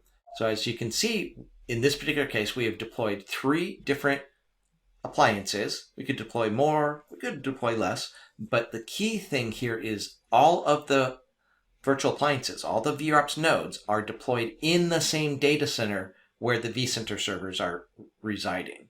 So in its simplest deployment, all the VROPS nodes are installed in the same data center as all the vCenter nodes. In the second scenario here, we're considering a scenario in which the customer has remote offices. So notice in this particular case here, they still have their East Coast data center that has the nodes and the vRops cluster to analyze the nodes that are in that environment. But what about their remote locations? For instance, if they have offices in Chicago, Japan, and San Francisco, they could simply deploy one or more remote collectors. Now, I know this isn't labeled here, but that's, if I can abbreviate this here, that's what these 2 software component things are illustrating. You could deploy remote collectors into each of the remote locations. So that's another common way of doing deployments. A third way that you'll see customers deploying vRealize operations is to deploy completely separate vRealize operations clusters into each of their data centers. Now, obviously, this has higher overhead, licensing, and so forth, but in some customer environments, this is the right way for them to go. If they need a full-blown vRealize operations cluster in each of their data centers, vRealize operations is perfectly willing to let you do that. So again, that was 3 different scenarios. The first scenario, we had a single data center, so we just put all the vRops nodes in there. In our second scenario, we had remote offices. Instead of deploying vRealize operations clusters into each of those, we, in the second scenario, deployed remote collectors in the remote locations. And here in this third example, we have a separate vRealize operations cluster for each of the data centers. Now that we've completed this lesson, let's do a quick recap. We talked about how to size the nodes in your vRealize operations cluster. We talked about how to design the cluster. We talked about how to use the size of your environment to determine the size of your cluster nodes. We talked about how to deploy individual nodes from the OVF file. And additionally, we talked about 3 different common deployment scenarios. In the previous lesson, we discussed how to deploy individual vRealize operations nodes. In this lesson, we're going to talk about how to configure your vRealize operations cluster. As you can see, we're going to learn how to install the cluster itself. We're also going to learn how to add nodes to an existing cluster. We're going to talk about how to complete the configuration of a cluster. We'll talk about some additional deployment scenarios, and we're going to take a look at some basic management tasks that you'll perform in your vRealize operations cluster. To deploy your vRealize operations cluster, you start by deploying the primary node, which we've talked about how to do from the OVF file. We discussed that in the previous lesson. Once the primary node has been deployed, you need to run what's known as the initial setup. So if you take a look at this diagram, you'll notice that we can take a fairly quick path through this. Again, you can deploy the OVF for the primary node. You can run the setup, initial setup. I'll show you what that looks like in a moment. You can log into VRops for the first time, configure the installation, and be done there. Or optionally, you can add additional nodes. But if you look closely in this diagram, you'll notice that there's a set of alternate paths. You can optionally configure remote collectors as part of this process. You can optionally add data nodes as part of this process. And when you deploy data nodes, you can choose whether you want to turn on high availability and or continuous availability. So we have different paths that we can take through this process. But again, the simplest form, we're just going to deploy from the OVF, run the initial setup, log in, configure the installation, and if we want to, we could stop there and be done, but we can add additional nodes if we want. So to kick off the process of the initial setup, you're going to enter into a web browser. You're going to enter the FQDN of your primary vRealize operations node. It's going to take you to the screen, which you see displayed here in the screenshot. When you get to that screen, you'll notice that you have 3 different choices that you can select from. You can either choose to do a Express installation or a new installation. Those two do essentially the same thing. New installation asks more questions than Express, but they both do a new installation. Alternatively, from the same screen, you can use the expand an existing installation option to add additional nodes into your existing cluster. For our purposes right now, let's assume that we click on Express installation. When you go into Express installation, we're going to ask you to do things such as pick the password for the administrator account. Tell us whether you want us to use the default encryption certificates that vRealize Operations provides, or perhaps you want to use your own certificate from a certificate authority such as verisign.com or Microsoft Certificate Server. You'll need to tell us the name that you want the new node to be called and which NTP server you want it to use. Again, these are the types of questions you'll be asked if you choose to do the Express installation. On the other hand, if you chose the button to expand the existing installation, let's actually go back a few slides to make certain we know exactly which button I'm talking about. So if you click on the Expand an Existing Installation button, that assumes you already have a cluster up and running, and what you'd like to do is to add some additional nodes. So if you choose to expand an existing installation, here's what it's going to look like. We're first of all going to ask you, what do you want to call the new node? So here we're creating a node called SA-VRops-03. Then we want to know what type of node you want to deploy. Do you want to deploy a data collector, a remote collector, or a witness node? Again, we talked about those in the previous module. You'll be asked to supply the IP address or FQDN of the master. When you enter that name and click validate, it will show you the certificate from that master, including information such as the thumbprint, which you can use to assure yourself that you are in fact talking to the right machine. But as long as that certificate looks good, as long as it's connecting to the right machine, you can check the checkbox to accept that certificate, click next, and continue on with the process. But ultimately, whether you're creating a brand new cluster or you're expanding a cluster, once you're done with that, you can come to the admin UI, go to system status, and see your cluster. So here in this particular example, you can see that we have deployed 2 different nodes. One is our primary node, and the other is currently just a data node. If you wanted to, as you already know from previous discussions, you can click this button here to enable the high availability feature of vRealize Operations. Now in this particular screenshot, you'll notice that there is a grayed out button. So enable continuous availability is grayed out because we have not yet added the all-important witness node. So enable CA will be grayed out until you deploy a witness node. And similarly, the enable HA button will remain grayed out if you have not yet deployed any data nodes. So again, If you see enable HA grayed out, that means you need to deploy a data node. If you see continuous availability grayed out, you need to deploy a witness node.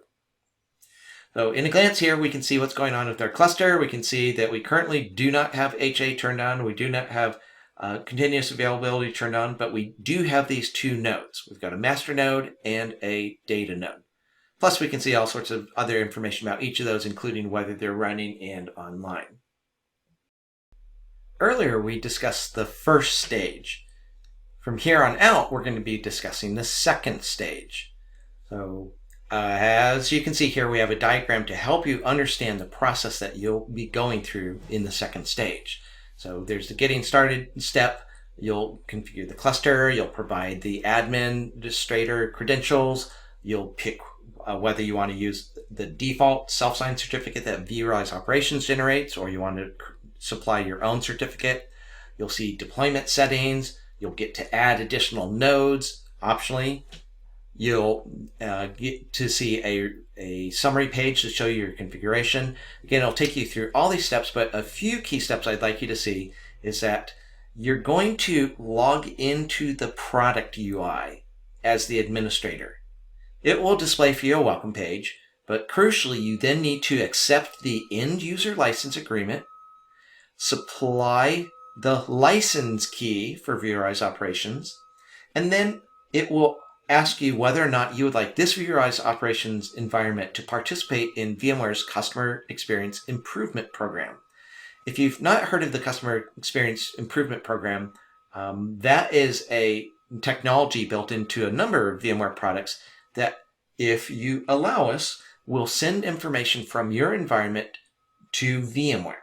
Now, naturally, this is not confidential information or information that's private to your environment, but rather this is information about how our customers use our products. What screens are they going to? How long does it take to update a screen? By seeing that generic sort of information, that allows us to see how our customers are using the product, where there may be performance issues, so that we can tailor future upcoming versions of the product to better suit our customers' needs. Again, being part of the Customer Experience Improvement Program is optional. If you choose to opt in, great. Thank you very much for participating.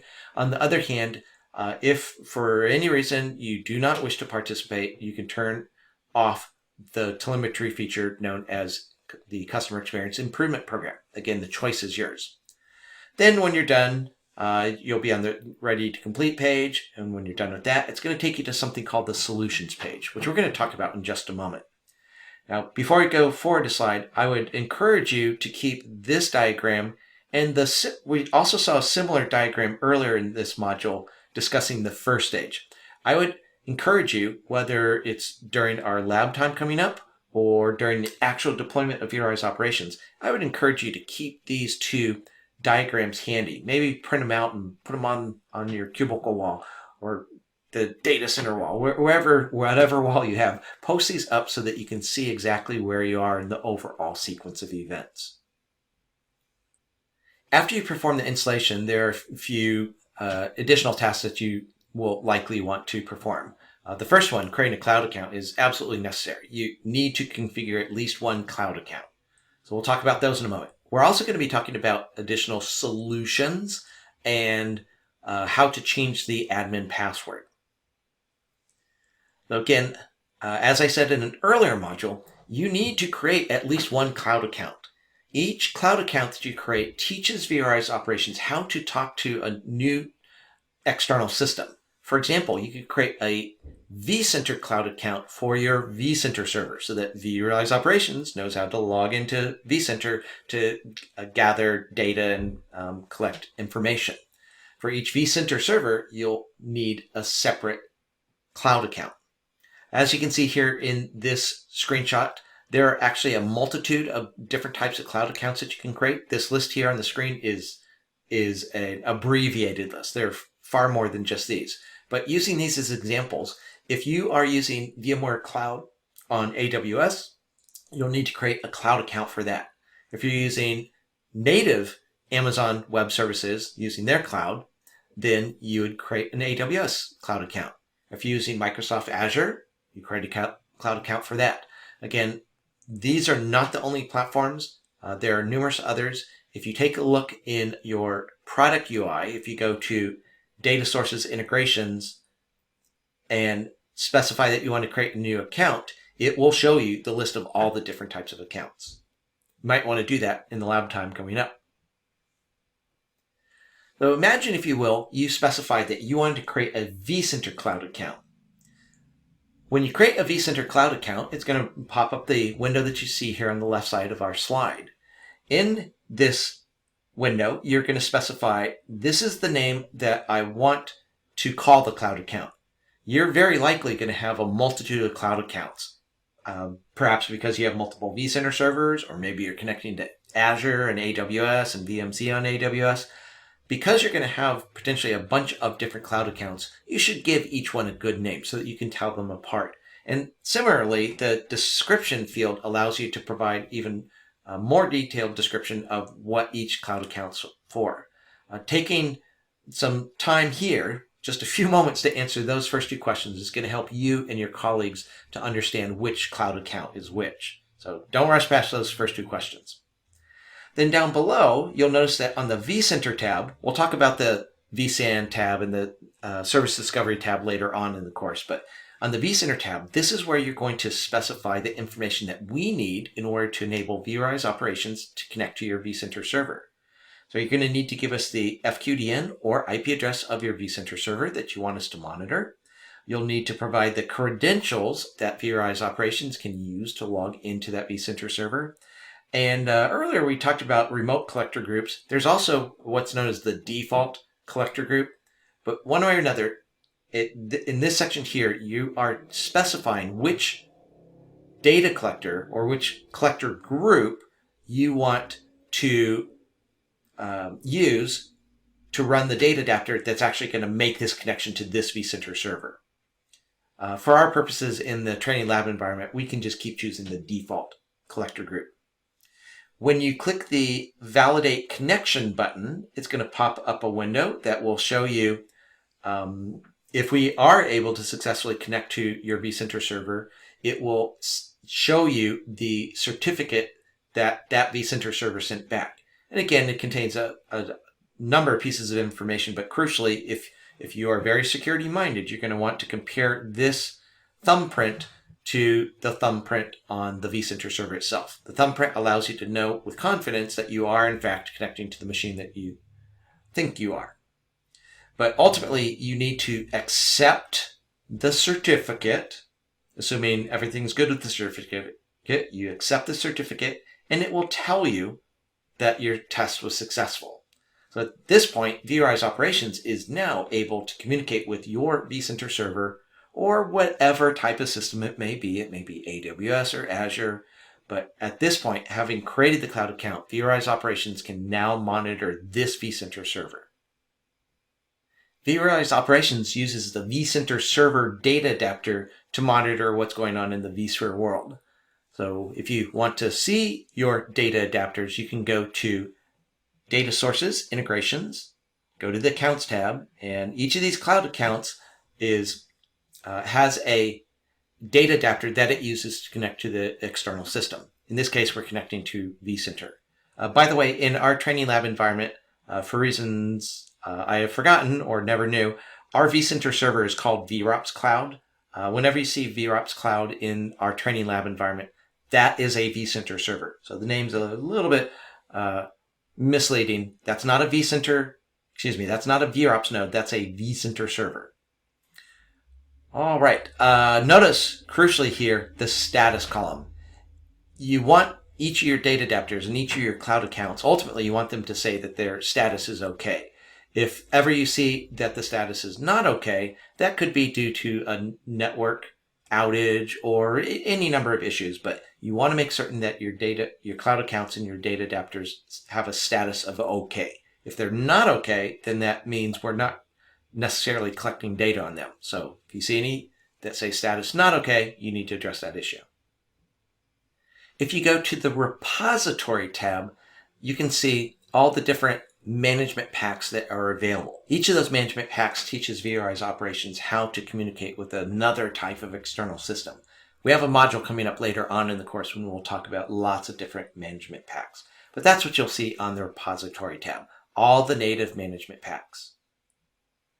In addition to the management packs that are built in natively into vRealize operations, there are management packs, also known as the solutions, available through something known as the VMware Marketplace. That is a website at marketplace.vmware.com.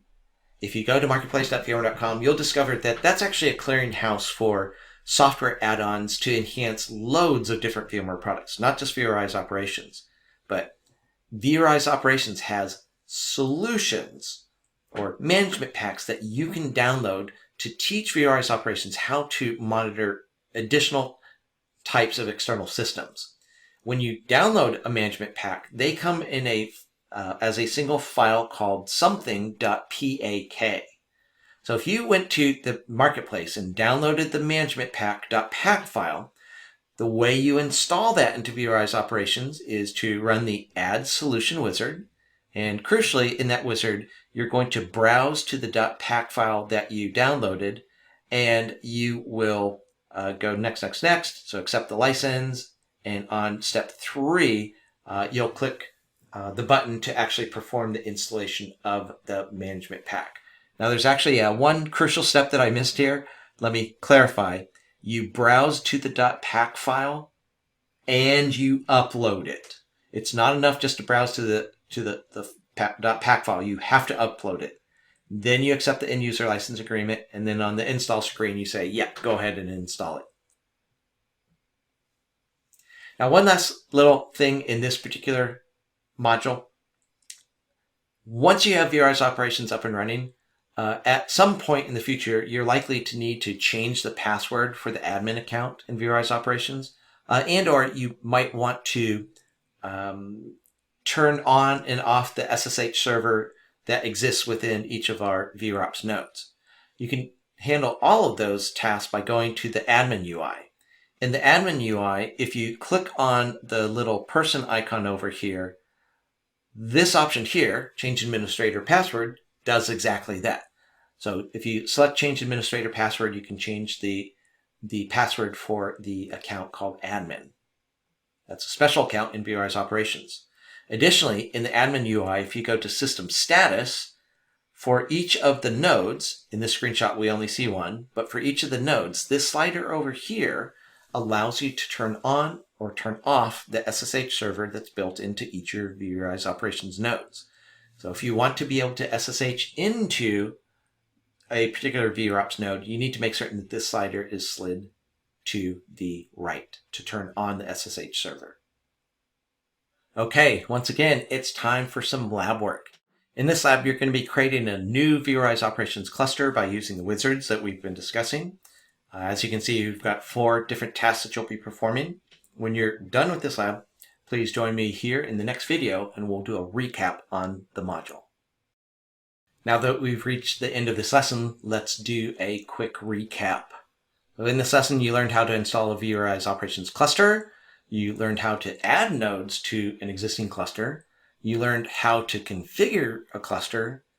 We also talked about numerous different deployment scenarios. And we've talked about some basic management tasks, such as changing your admin password and or turning on or off the SSH server built into each vRealize operations node.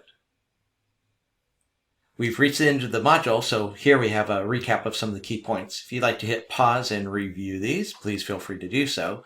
But otherwise, why don't you take a break, and when you come back into the next video, we'll start up the next module.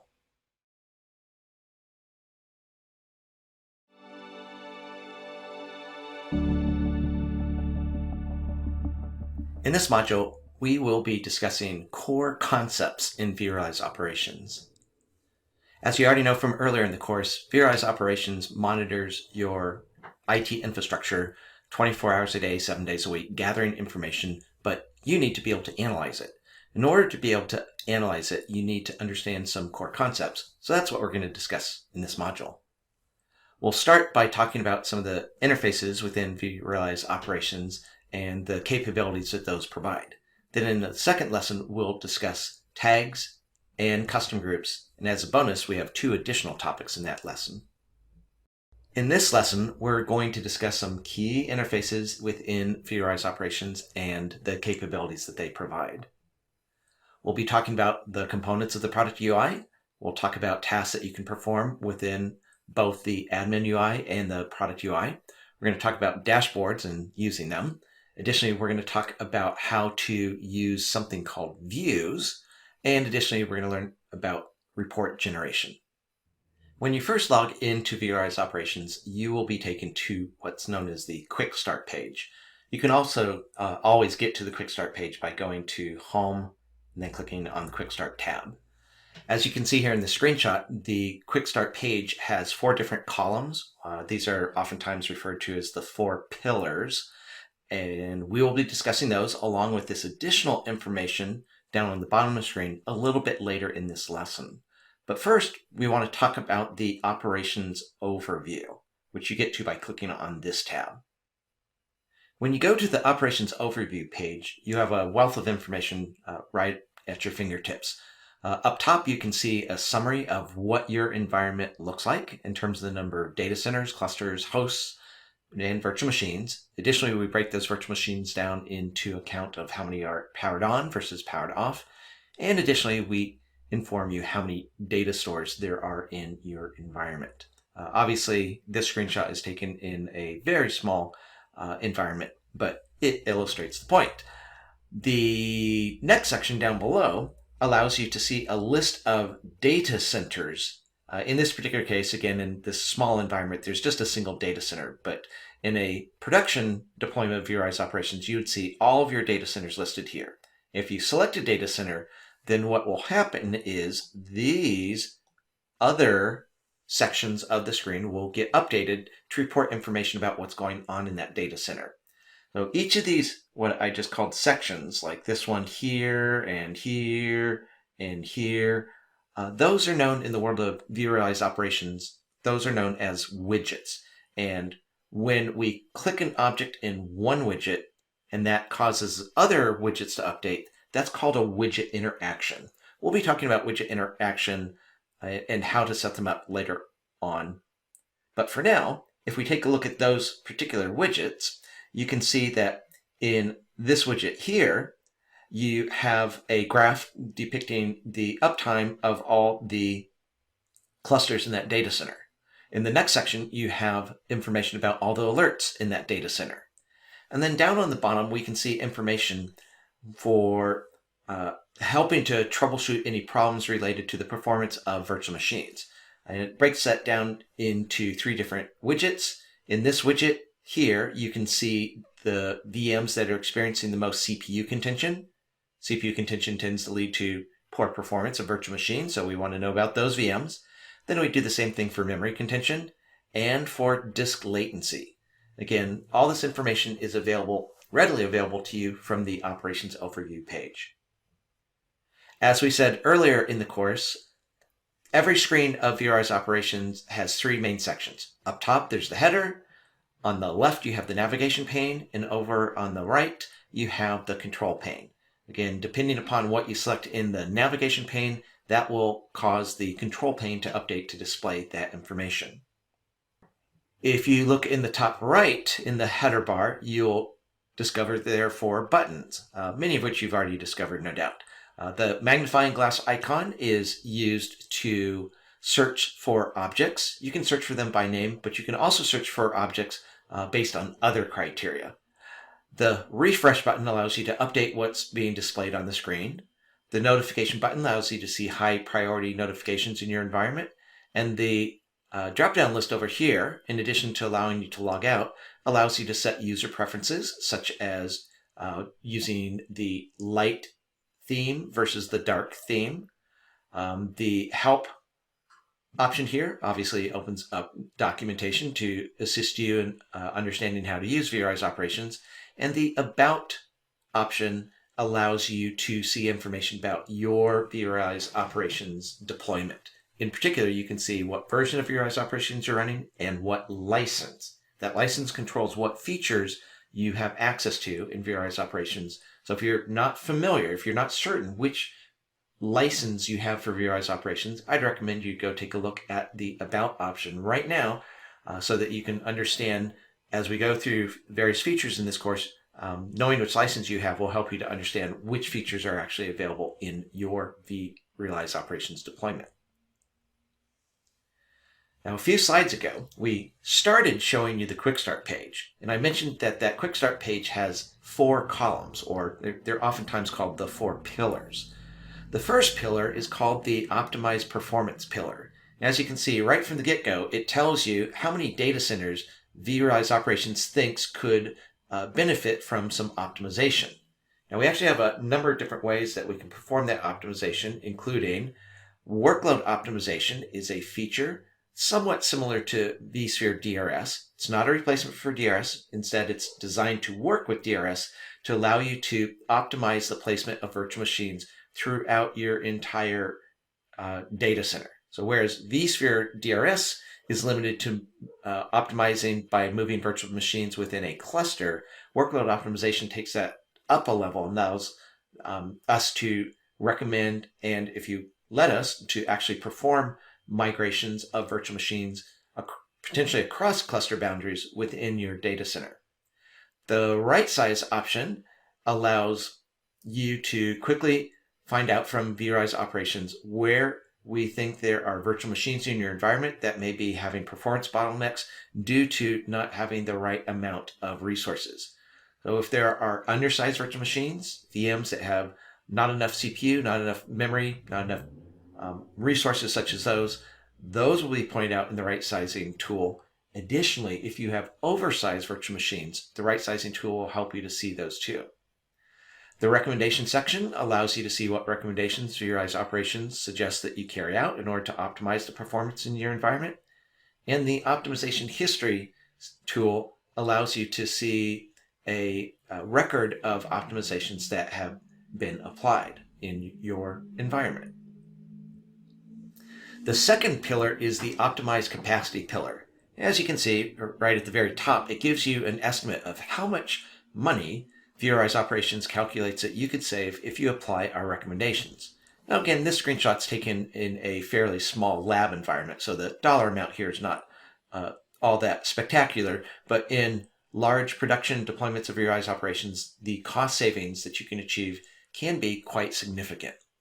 To achieve the cost savings and otherwise improve the overall capacity situation in your environment, we have various tools such as Assess Capacity. Assess Capacity is going to allow you to see whether there is enough sufficient capacity in your environment to meet the needs of the virtual machines that you're running. Not only do you have enough capacity now, but will you have enough capacity in the future? It actually performs forward-looking predictions. The Reclaim tool allows you to identify virtual machines that are wasting resources.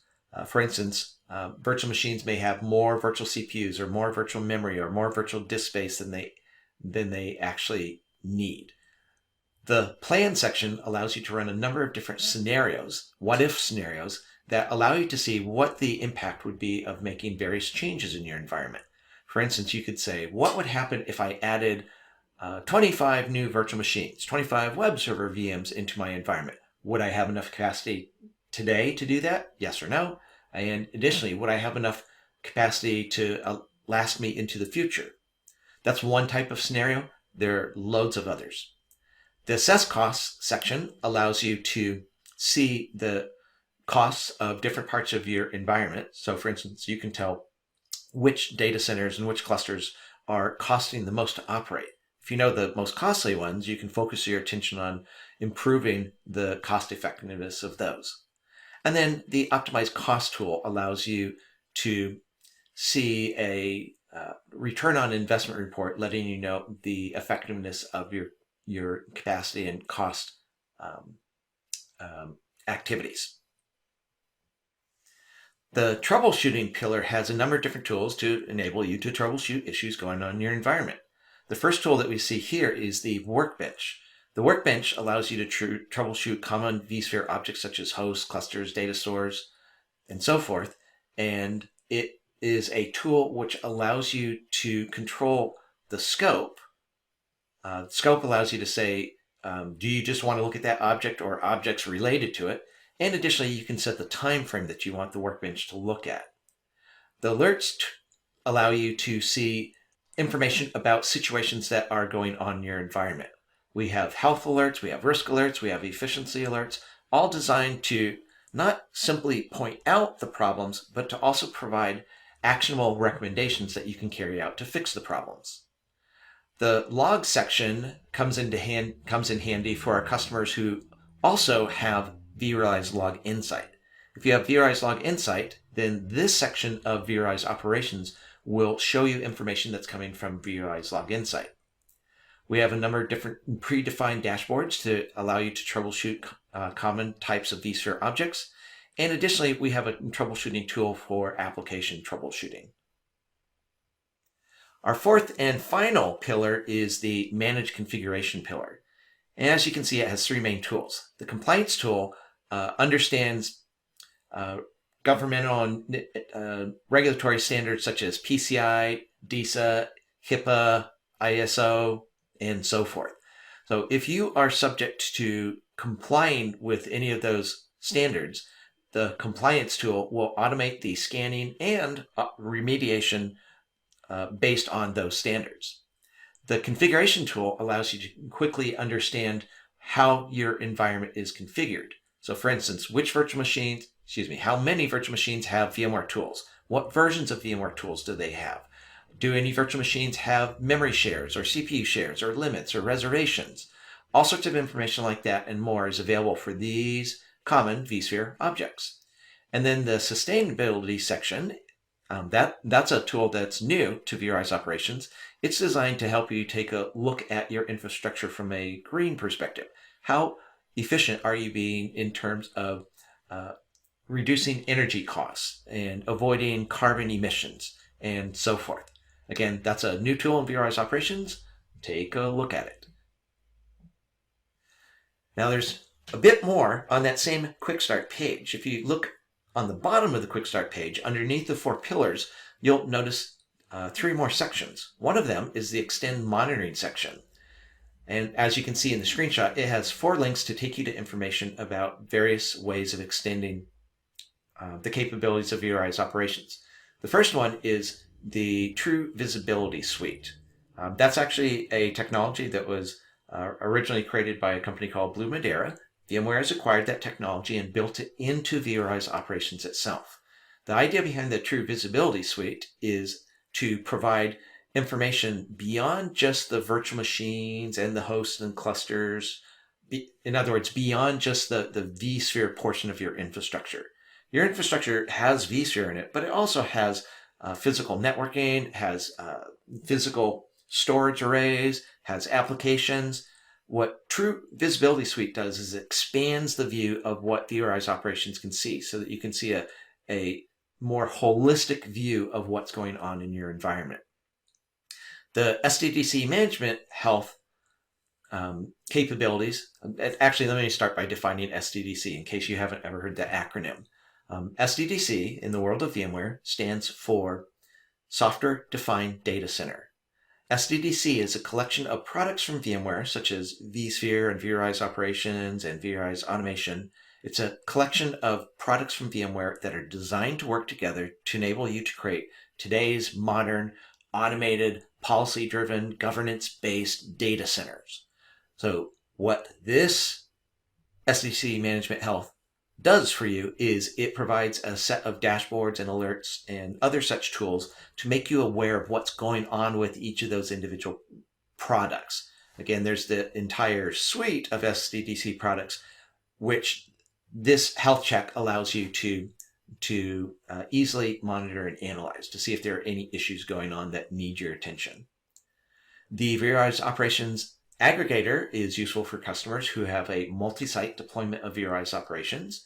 Using the aggregator, you can pull information together from different sites into one common single view. And last in our list of links here is a link to the REST API, the Application Programming Interface for vRealize Operations. There are loads of operations defined by this API. So if you are a programmer who knows how to program a REST client, you can take a look at this documentation to learn all the different things, all the different tasks that you can perform through this API. vRealize Operations allows you to monitor external systems, taking data in from numerous different sources.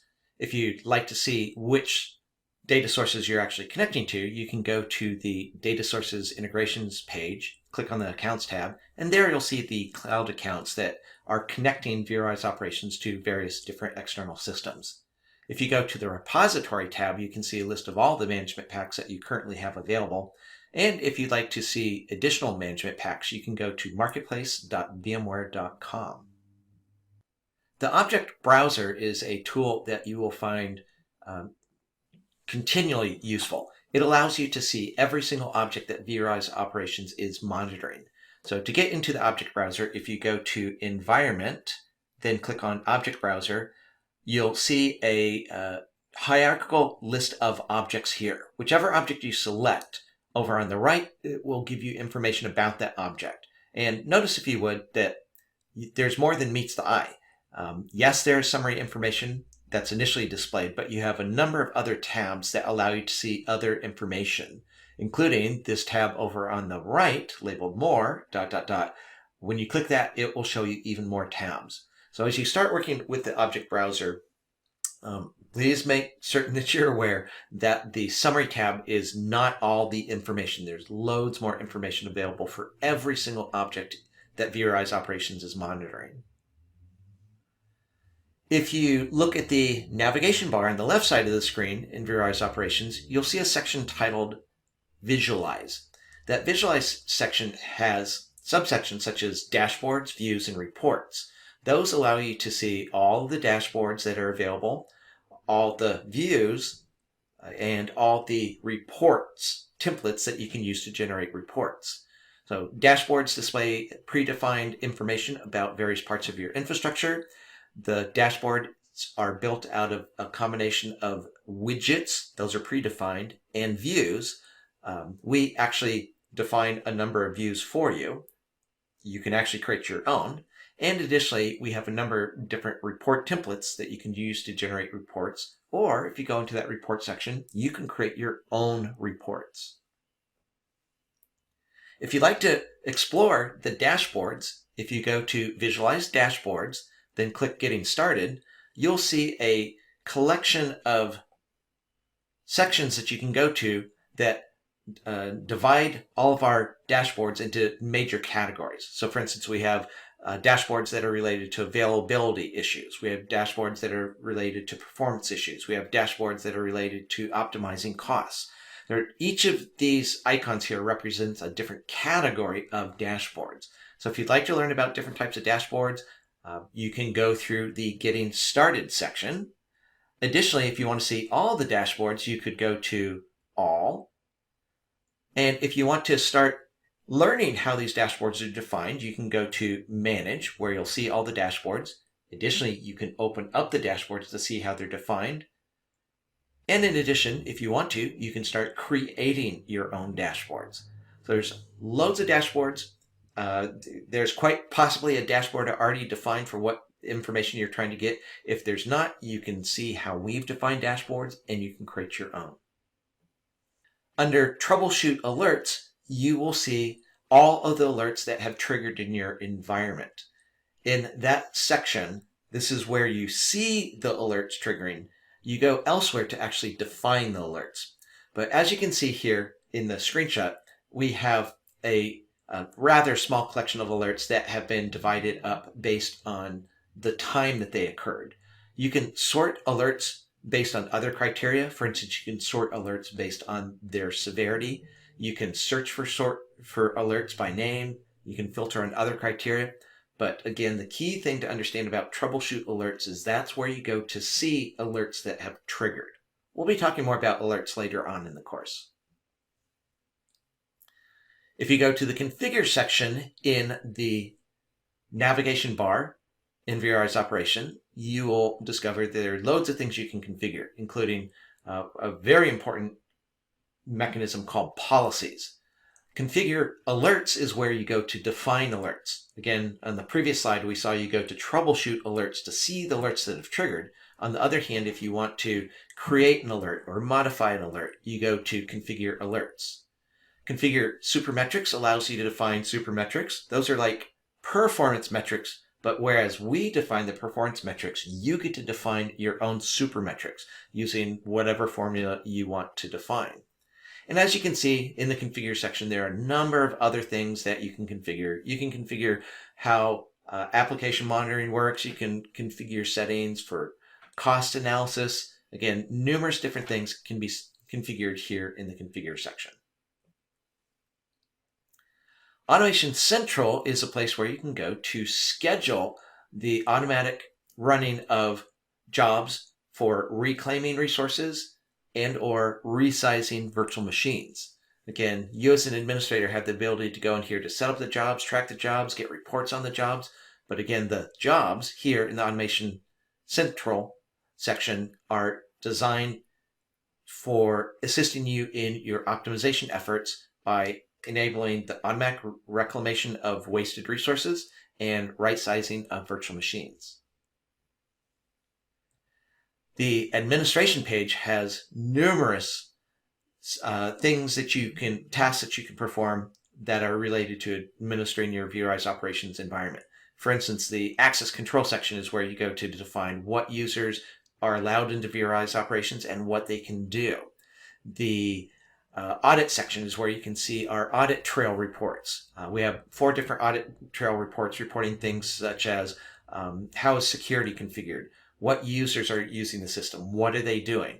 And as you can see, we have a number of other sections here under administration. Now, to be clear here, there is another tool that you already know, which is the admin UI. The admin UI has a small subset of administrative tasks that you can perform that are not accessible here in the product UI. For example, the admin UI is where you can go to manage your cluster. So again, the bulk of the administrative tasks that you'll perform, you can do while you're already in the product UI. But there are a few tasks that do require the admin UI. In the upper right-hand corner of vRealize operations, there is the magnifying glass icon, which allows you to search for objects that vRealize operations is monitoring. So in that search section, you can search for objects based on type, you can search for objects based on their name, you can search for objects based on the IP address that's assigned to things such as virtual machines. So the search tool provides a quick and easy way to find objects, whether that's for troubleshooting purposes or performance analysis, or perhaps you're looking at capacity or utilization. You can find the objects quickly using the search section. As a quick reminder, we also have the object browser, which allows you to see all the objects. And you can find the objects in the object browser by browsing the hierarchy that it presents. So search allows you to jump straight to an object if you know its name or some other way to search for it. On the other hand, the object browser allows you to find any object. As we mentioned earlier, if you click on the little person icon here and select preferences, there are a number of different preferences that you can set up. For instance, this is where you go to switch vRealize operations from the light theme to the dark theme. That's a common thing that students ask me. They've seen the dark theme, but they don't know where to go to set it up.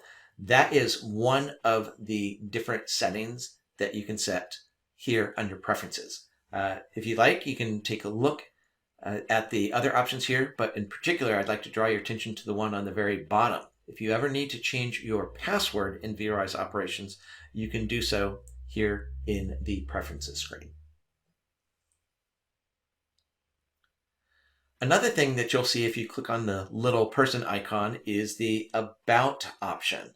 That About option will pop up a window that tells you what version of vRealize operations you're running, and additionally, what edition your license entitles you to.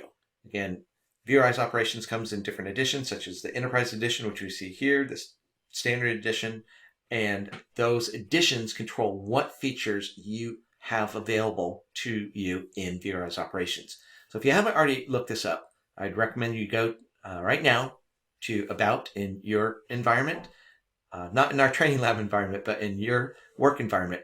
Log into vRealize operations, go to About, and find out which version of vRealize operations you're running and what edition. Again, the combination of those two things is going to control what features you have available to you. Now that we've reached the end of this lesson, let's do a quick recap. In this lesson, we talked about the various components in the product UI. We talked about various tasks that you can perform using the product UI. Additionally, we reminded you of the admin UI. Remember, if you want to manage your cluster, you do so in the admin UI. Both the admin UI and the product UI can show you information about your cluster, but to manage the cluster, you have to go into the admin UI. We introduced you to the dashboards, showed you where they are. We introduced you to views, and additionally, we introduced you to the concepts of report templates and the reports that we generate from those. In this lesson, we're going to discuss 4 different things. We're going to discuss tags, custom groups, business applications, and custom data centers. We're going to learn how to use tags to create groups of objects. Additionally, we're going to learn to use business applications to group objects related to applications. Additionally, we're going to learn to create custom object groups. And though it's not listed in this list here, we're also going to be talking about something called custom data centers. Tags are a mechanism in vRealize operations that allow you to label objects in your inventory. We'll see how these labels come in handy later on. But for right now, let's learn a bit of the terminology behind tagging. In vRealize operations, there are tags and tag values. Tag values are the actual labels that we're going to apply to objects. On the other hand, tags allow us to organize related tag values. Now, you can see an example here in the screenshot, but let's actually go over into the lab environment and look at this same example plus another one that I think you'll find especially enlightening. As you can see here in the lab environment, I've gone to the inventory section, and when I go there, this here is a list of all the tags. Now, the example they're showing us in the curriculum was this tag labeled adapter type. So let's open that up. Under adapter types, you can see the tag values associated with each data adapter. For example, the vCenter data adapter has its own tag value. Every single object that's being monitored by the vCenter data adapter is automatically tagged using this tag value called vCenter adapter. Now notice if I select vCenter adapter, actually click on it, watch what happens over on the right side of the screen. Right now on the right side of the screen, we're seeing all of the objects, all 1,282 objects that vRealize operations is monitoring. But when I click the vCenter adapter tag value, watch what happens. Notice that now what I'm seeing is all sorts of different objects, but actually I shouldn't say all sorts of objects. The only types of objects I'm seeing here are objects that are being monitored by the vCenter data adapter. So if you look down here in the lower right hand corner, you can see now we only see 86 items. The vCenter data adapter in our lab environment is only monitoring 86 items, and we can see all of them. So some of these are distributed switches, others are clusters, we've got some virtual machines, and a number of object types that are related to vSphere. The number that you see in parentheses for each of these tag values is the number of objects that have this particular tag value applied to them. So adapter types is an interesting example, but I think an even better example is object types. Now, I say this is a better example because it's going to show you object types that you actually recognize, and more importantly, object types is the tags that you're going to use perhaps more than any other. So I'm going to expand object types but in just a moment. But in our previous example, when we were looking at adapter types, vCenter adapter, that was useful. It helped us narrow down from over 1,200 different objects down to 86. But what if I wanted to narrow things down even further? What if I only wanted to see hosts or virtual machines or data stores? Well, to do that, you can use object types. So let's expand object types. You'll notice that for the object types tag, there are a whole bunch of different tag values. Let me scroll down to one I'm sure you'll recognize. These are, by the way, alphabetized, which should make it easier to find the one I'm looking for. The one I'm looking for, let me scroll it up so it's towards the top of the screen, is host system. There are 5 hosts, that's ESXi hosts, in our environment that have been tagged with this tag value. If I select that tag value, you'll notice it displays all 5 hosts. So we have hosts ESX-01A through 05A. If I want to, I can narrow down to virtual machines. Let's actually do that. So I'm going to scroll down alphabetically into the letter V, and I'm looking for virtual machine. And observe when I click virtual machine what happens on the right. So notice now I'm seeing all 38 virtual machines, but wait a second, I'm also seeing hosts. The reason why that is because in the inventory, when you select a tag value, that tag value is going to stay until you clear it, either by clicking on that tag value again, or this icon here, the deselect all icon, will deselect everything. I should say deselects all the tag values. As a result, we're now once again seeing all 1,282 objects. By clearing the selected tag values, now when I go to virtual machine, all I am seeing is virtual machines. Now, again, there are loads of different tags and tag values. Just the vCenter adapter itself has a gazillion different tag values. But we would encourage you to take some time to look through the tags. Many of the tags may not apply to you. For instance, if you're not having vRealize operations monitoring AWS or Azure, you can ignore those. But do take a look through these to find other tags and their tag values that are useful to you. Now, just before we get back to the slides, I'd like to show you one other thing about these tags.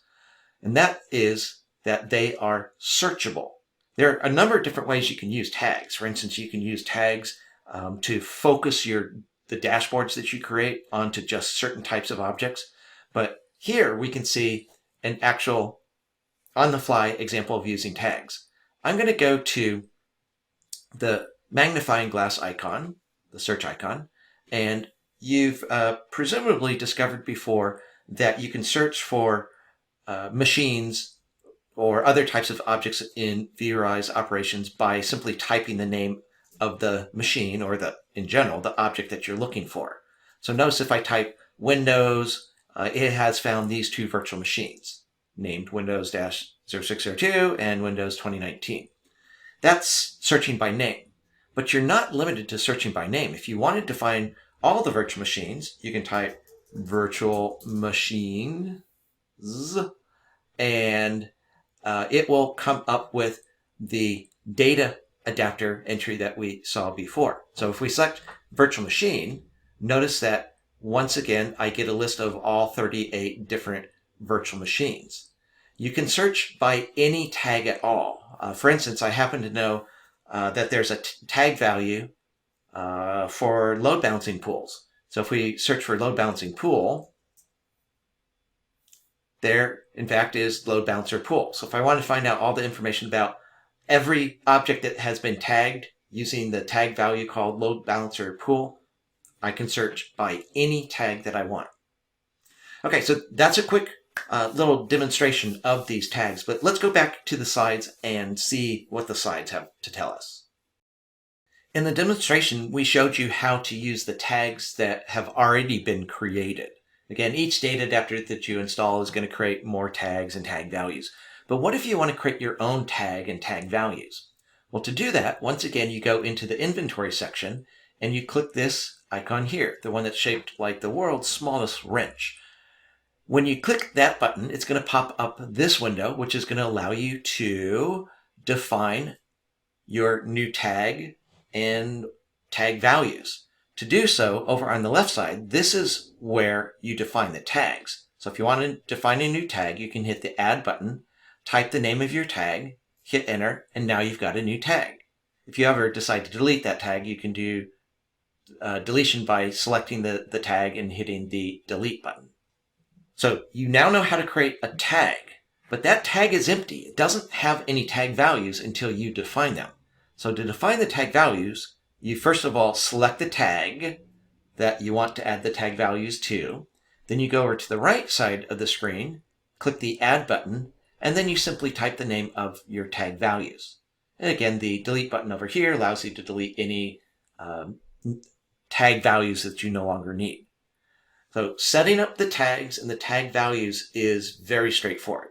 You just type your tag name, type the tag value names, and hit the OK button. Now that you've got your tag and tag values, you can apply those tag values to objects in your infrastructure. To do so, once again, you'll go to the inventory, and then you'll go into the list of tags, find your tag, open up that tag, you'll see your tag values. In order to tag an object with your tag value, all you have to do is find the object over on the right side of the screen, drag it and drop it on your tag value. Now notice, we don't drag and drop on tags. We drag and drop onto tag values. Now in this particular example, we drag just a single tag, we dragged just a single object and tagged it with our web server tag value, but you could tag as many objects as you want. You can drag them one at a time. You can use shift click or control click to select a range of objects, but each object that you drag and drop onto the tag value is labeled with that tag value. Again, in the demonstration, I showed you that you could search using tags. For instance, here we're using the training tag that we just defined. So if we search for training, it will list all of the tag values associated with that tag. Now at some point, inevitably, you're going to want to remove a tag value from an object. The trick to removing a tag value from an object is you're going to drag and drop, just like you did to apply a tag value, but this time you're going to drag and drop onto this item labeled untag. Untag always exists down on the bottom of the list of tags. Untag, when you drop an object onto untag, it will strip the tag value. So that's how you remove tag values. Let's change gears here.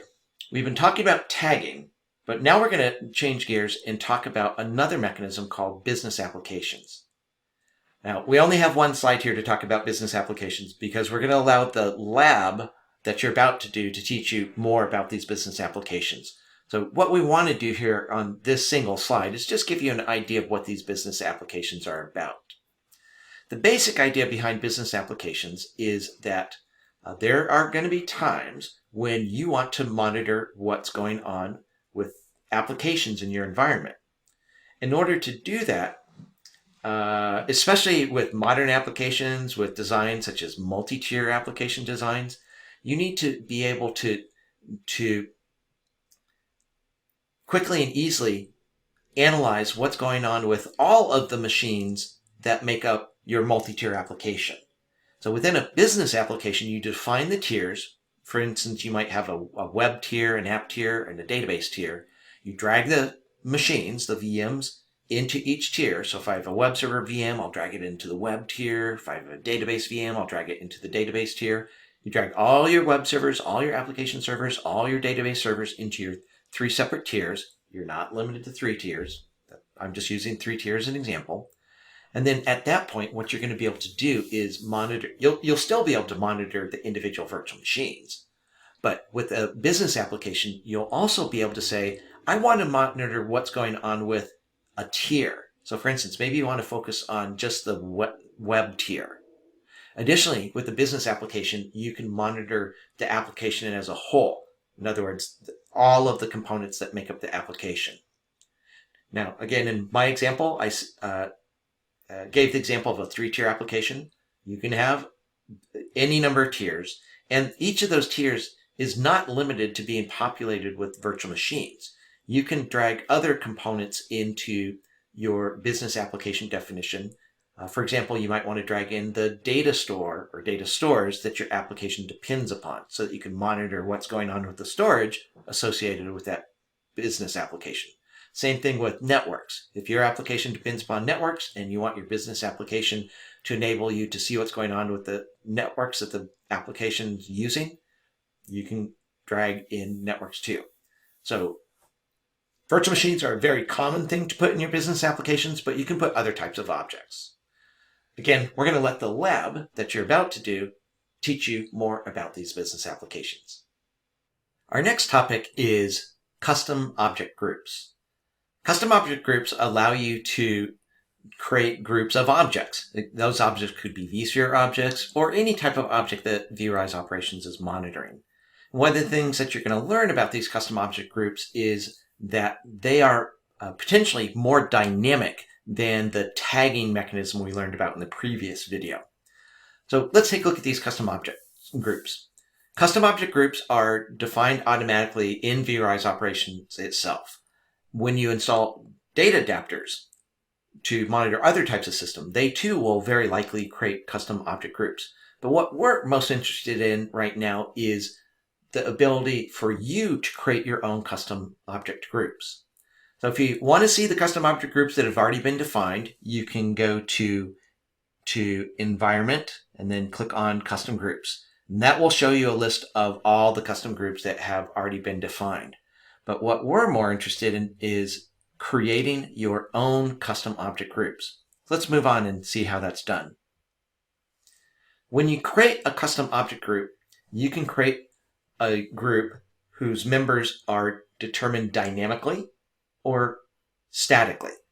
If you create a group, a custom object group with dynamic membership, then what you're going to do is define a rule that says which objects are part of this group.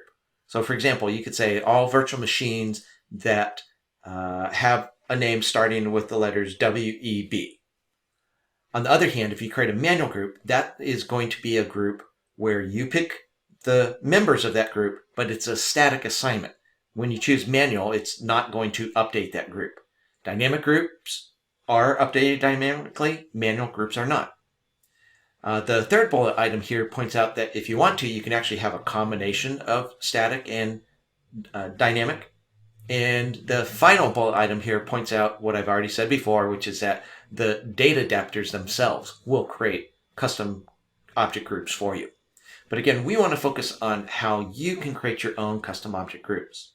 So again, as a quick reminder, if you want to create your own custom object group, you'll go to Environment, Custom Groups, and you'll click on the Add button.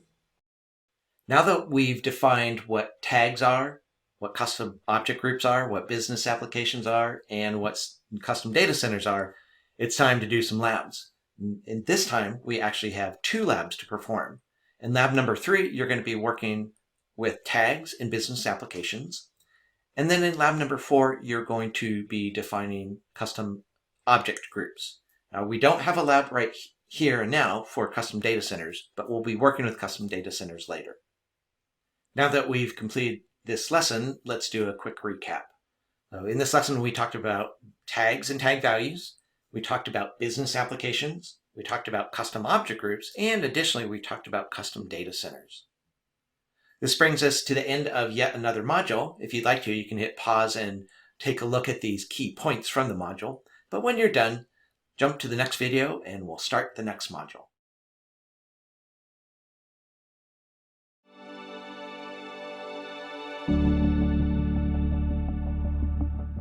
In this module, we're going to discuss policies and how to manage certificates.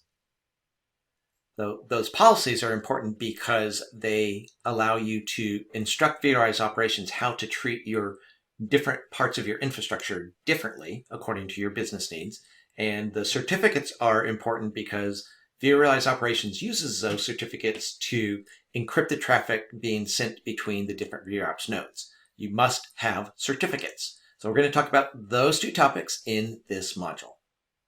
In this lesson, we're going to discuss how to use policies in vRealize operations. We'll start the lesson by talking about what policies are and why you use them. Then we'll show you how to create policies for different types of workloads, different types of objects in your environment. And we'll additionally talk about how inheritance works in policies. Policies are very important in vRealize operations. They enable you to instruct vRealize operations how to treat different parts of your IT infrastructure differently. For example, in many customer environments, they will have both a production environment and a test dev environment.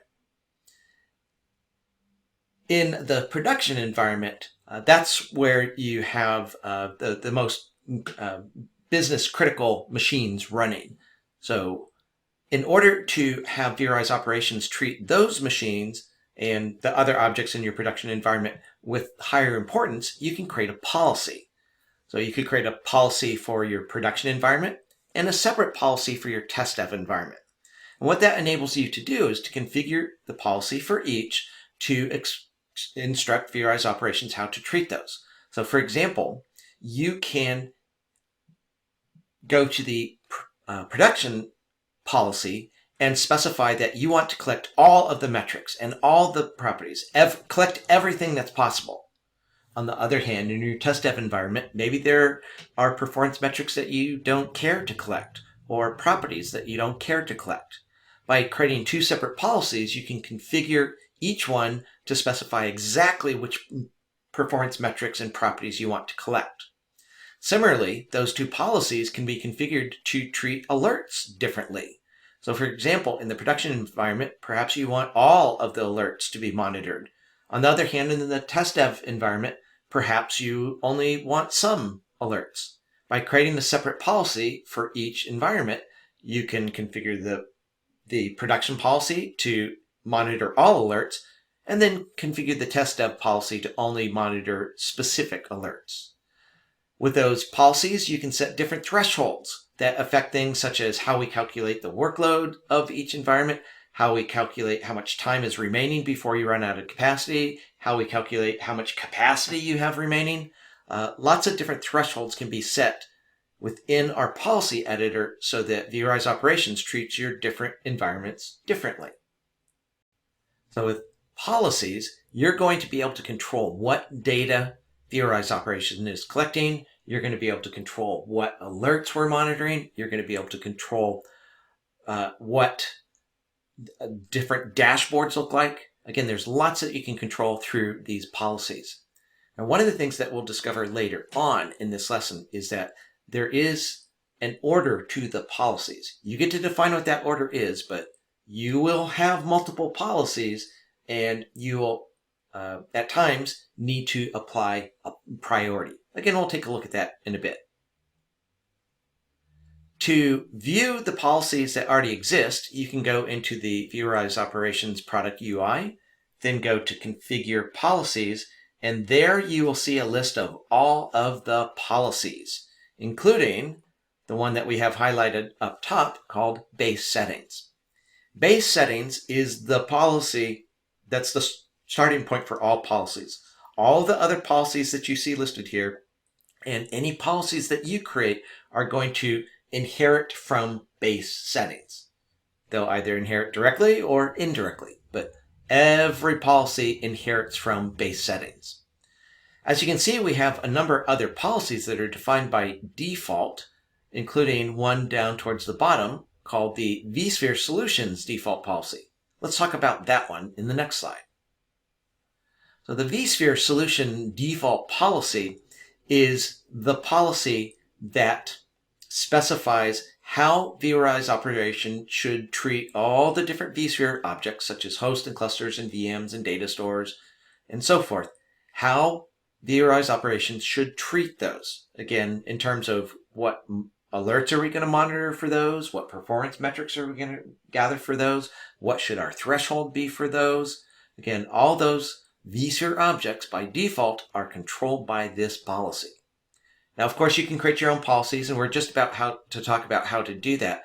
But just before we do, I'd like you to see that for both these predefined policies and the policies that you define, there is a priority column. Now, in this case here, we haven't actually set any individual policies, but we do have a policy that is the default policy. That's what the letter D indicates here. That's D for the default policy. If we choose to assign policies to all the other policies, you just give each policy a different numerical value, and that's its priority.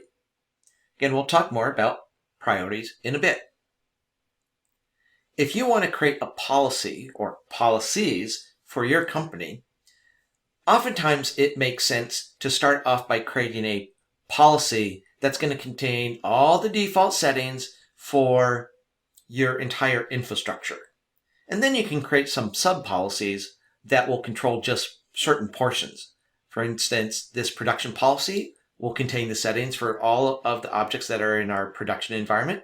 Test dev policy will have all the settings for how we're going to treat objects that are part of our test dev environment.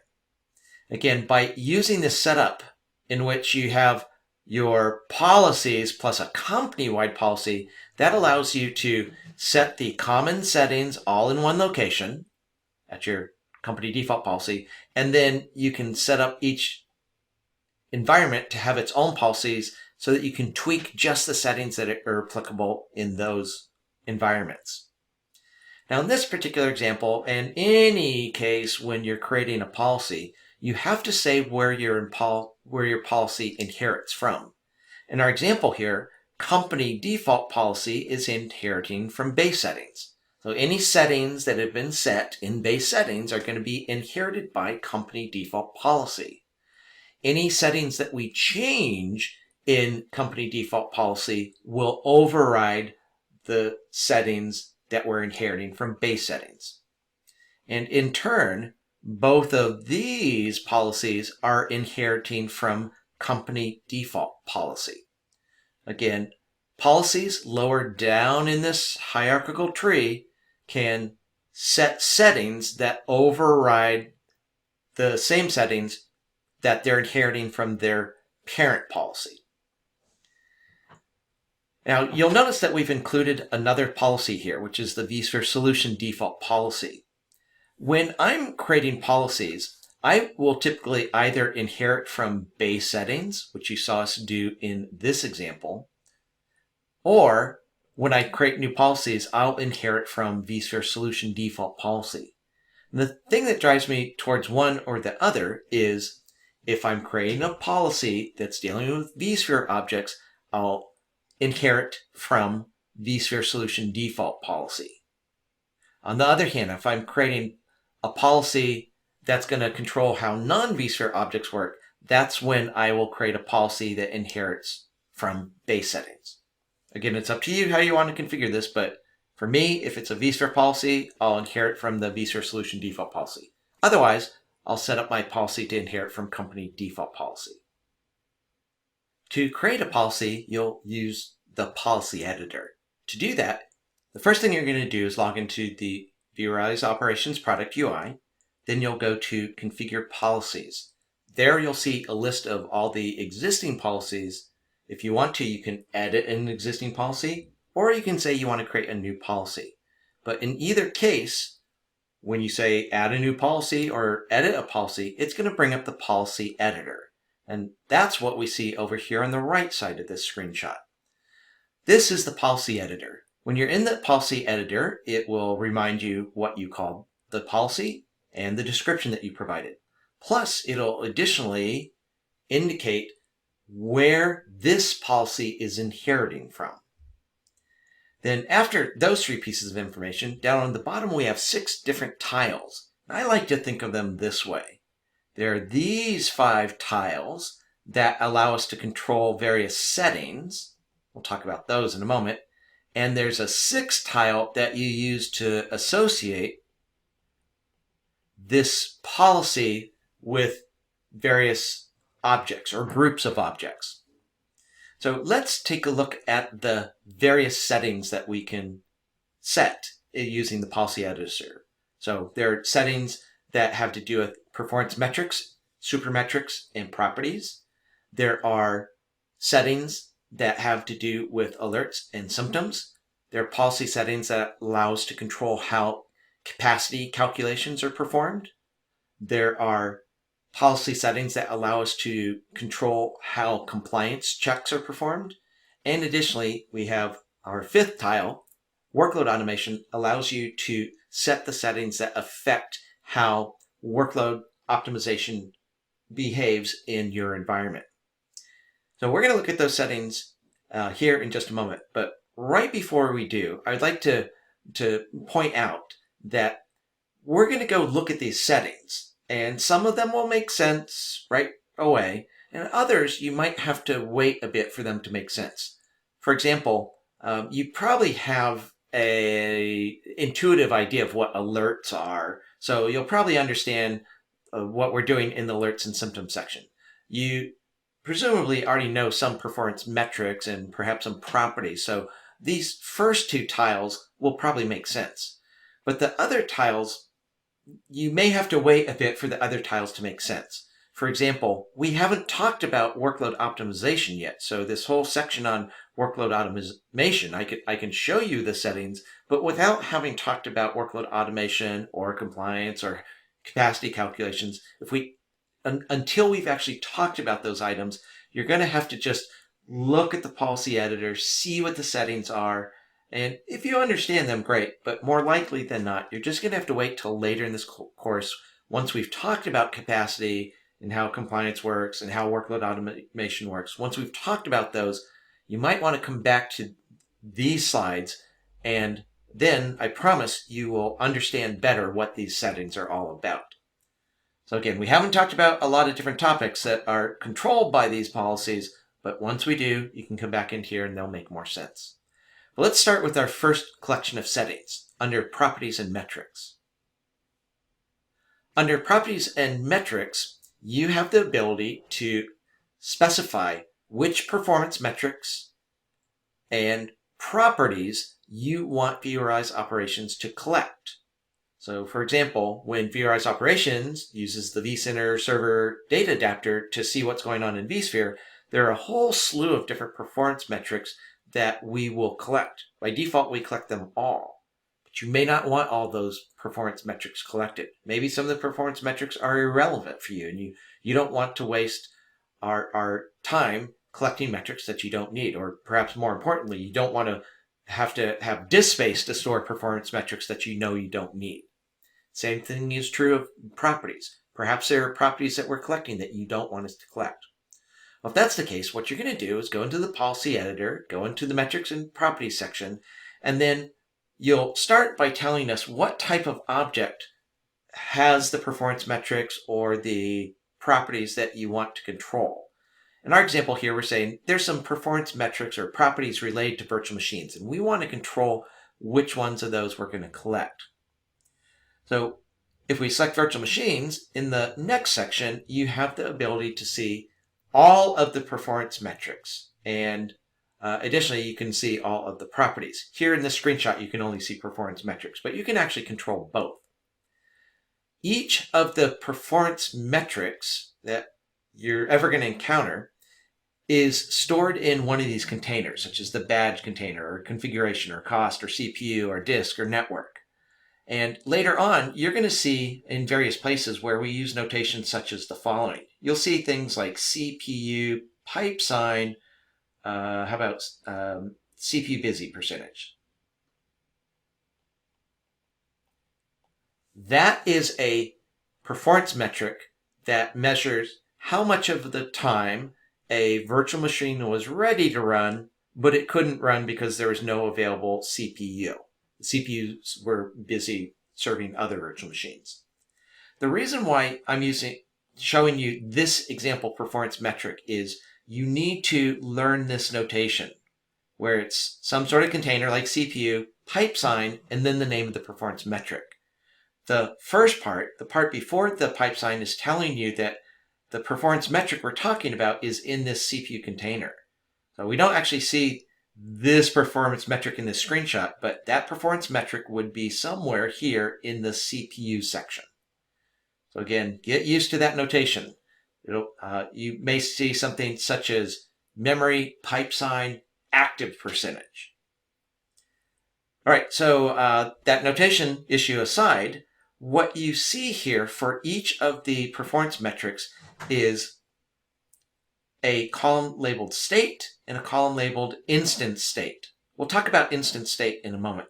Let's start with the simpler one, state.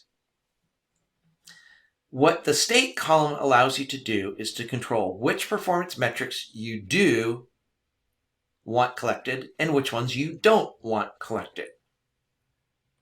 For each of these performance metrics, such as command capacity and entitlement, when you click the drop-down list, it's going to give you three choices. Those three choices are enabled, disabled, and inherited.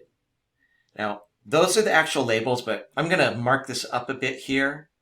I'd like you to pretend that we explicitly said local. When you choose enabled, what you're saying is, I am deciding here, locally, right in here in this policy, that I do, enabled means you do want this particular performance metric collected. On the other hand, if you say disabled, that means right here in this policy, we are explicitly saying we do not want this particular performance metric collected. So both enabled and disabled are what you choose to say yes or no here inside this policy. On the other hand, the third choice that you have is inherited. Now, as you can see up above, if you inherit the setting for a particular performance metric, you're inheriting it from your parent policy. When you inherit, you're either going to inherit the parent policy's decision to not collect that performance metric or to collect the metric. So in every case, ultimately, we're going to either have the performance metric enabled or disabled for collection, but you have the ability by choosing these local choices, you have the ability to explicitly state whether or not you want each of these performance metrics collected. By the way, you're going to see the same sort of drop-down list where it has 1, 2, 3 different choices in a lot of places in the policy editor. So make certain that you understand the difference between enabled, disabled, and inherited before we move on.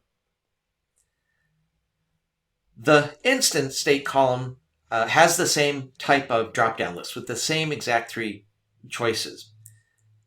Instance state is a lot like state, but it's different. Let's talk about what's different.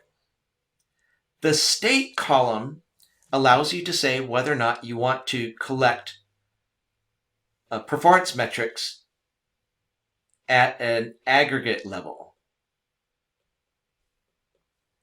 So for instance, if I say I want to collect CPU, pipeline CPU, busy percentage, what I'm getting is the aggregate total of the CPU busy percentage for all of the CPUs. On the other hand, instance state allows you to get the same performance metric, but on a per instance basis. For example, you quite possibly have CPU 0 and CPU 1, CPU 2, CPU 3, CPU 4, CPU 5, 6, 7, 8, 9, 10. You may have a gazillion individual CPUs. By saying that you want to enable collection of an instance performance metric, for instance, if we change this to enabled, then we are going to get this performance metric collected individually for each of our CPUs.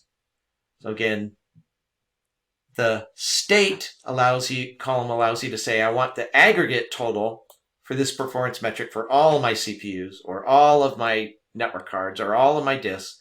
On the other hand, the instance state allows you to say, I want the same performance metric, but I want it on a per instance basis. So I want the performance metric on each CPU or on each network card or on each disk. Again, those are instances of that type of hardware. So through these two columns and the drop-down lists within them, you can control exactly which performance metrics and exactly which properties you do and don't want us to collect. The Alerts and Symptoms tile has two tabs. One tab where you go to control what alerts we're going to pay attention to, and a separate tab that's very similar that allows you to say which symptoms of those alerts you want us to be monitoring. So we'll talk later on in class about alerts and symptoms in more detail, but just focusing on alerts, if you want to, you can go to the Alert Definitions tab, and using the same sort of three-choice drop-down list, you can say for each of these different alerts whether you want those alerts monitored or not. So again, in your test dev policy, maybe you don't need all of these alerts. Maybe you only want certain alerts turned on. So you can go in and selectively disable whatever alerts that you want for the objects that are controlled by this test dev policy. Or conversely, you can enable monitoring of whatever alerts you want. That's what the state column is about. The automate column has to do with a feature of alerts called actions. Later on when we talk about alerts, you'll discover that every alert has certain symptoms that it's looking for. If the alert triggers, each alert has various recommendations that it will make, and additionally, you can provide an action to go along with those recommendations. What an action is in effect, it's a button the operator can use. When the operator sees your alert, they can hit the action button to automatically fix whatever problem the alert is dealing with. So by default, when you have alerts in your actions, by default, that just results in a button showing up that the operator can click on. But if you want to, you can come into this column and enable the automatic invocation of action alerts. Alert actions. You can tell vRealize operation by enabling this automate column for an alert. You are saying, if this alert triggers, then I want you to automatically invoke the action associated with the first recommendation in that alert. But again, in short, the automate capacity that we're talking about here automates the launching of the action that's specified in the alert. So in other words, instead of the operator having to manually click a button, automate means invoke the action to fix the problem automatically. Now there's two other columns here, the symptom definitions and the criticality columns. These are not actual settings. These two columns are just reporting information to you about each of these alerts. So for example, the alerts that we see down here on the bottom have 3 symptoms that they're looking at. And additionally, the criticality column tells us how severe the situation is if each of these alerts triggers. Again, the last 2 columns in this table are not settings that you can change here. Rather, we're just showing you information about the alert that you're configuring. A third tile in the policy editor is the capacity tile. It allows you to control various aspects of how we do capacity calculations, such as when we calculate how much capacity you have remaining, that's controlled by policy settings. When we calculate how much time before you're going to run out of capacity, that's controlled through policy settings. All the different items you see in the paragraph on the top here are controlled through these settings. Again, this is a situation where we haven't not yet talked about capacity analysis, so these particular settings may not make a whole lot of sense right now. But later on, we'll talk about how time remaining is calculated. The slider that you see up here allows you to control how sensitive the time remaining color coding is. Same thing with capacity remaining and workload. Every time you see a slider, such as you see in these cases, by default, they're going to be grayed out, and the icon is going to be this lock symbol. If the slider is grayed out or the lock symbol appears locked, what that means is you are inheriting the value for these threshold settings from your parent. If you want to change the settings, for instance, maybe you want the time remaining icon to change red sooner, you can change these threshold values. But in order to do that, in the policy editor, you first have to unlock this setting. All it takes to do that is you click on the lock icon, and it will change the icon to look like an unlocked lock. So again, unlocked means not inheriting this setting. Unlocked means I'm going to set the setting right here in the policy editor. So again, in short, if you ever want to change the value of these sliders, you'll need to unlock each individual setting. Then you can slide the sliders to set whatever values you want. If you're looking closely, you'll notice that in addition to those settings up top, there's another setting down on the bottom that allows you to specify your maintenance window. In performing capacity analysis, it's usually important, not required, but most customers don't want vRealize operations looking at how busy the environment is during scheduled downtime. If you have maintenance windows and large parts of your infrastructure are going down periodically, those could throw off or skew our capacity calculations. So what maintenance schedule allows you to do is to say, hey, during these hours on these days, we take our infrastructure down. Not all the VMs are running, so don't allow the fact that those VMs are not running and those hosts are not busy. Don't allow those symptoms to affect the capacity calculations. Again, if you have a regularly scheduled maintenance period, you can plug that in here for maintenance schedule. Now, one thing that was not shown in these slides is how to apply a policy to an object or multiple objects. So I'm going to jump back here for a moment to an earlier slide to remind you that this is where you will go to apply this policy to some objects or a group of objects. Now, again, we don't have slides to show you what that looks like, but in the lab work that you're just about to do, you'll see exactly what that looks like. So imagine we've gone to the group and object section, and we said this policy applies to these objects, this other policy applies to some other objects. We've created policies and we've associated them with objects. Once you start setting up your policies, I would like you to very quickly train yourself to always look here. In vRealize operations, when you're in the object browser, that's what we see on the screen here. Whenever you're in the object browser looking at an object such as this ESXi host, whenever you're looking at that summary tab in the object browser, I want the first thing that you look at to be this piece of information right here in the top right-hand corner.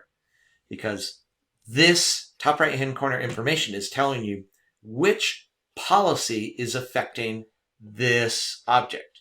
In our example, this host.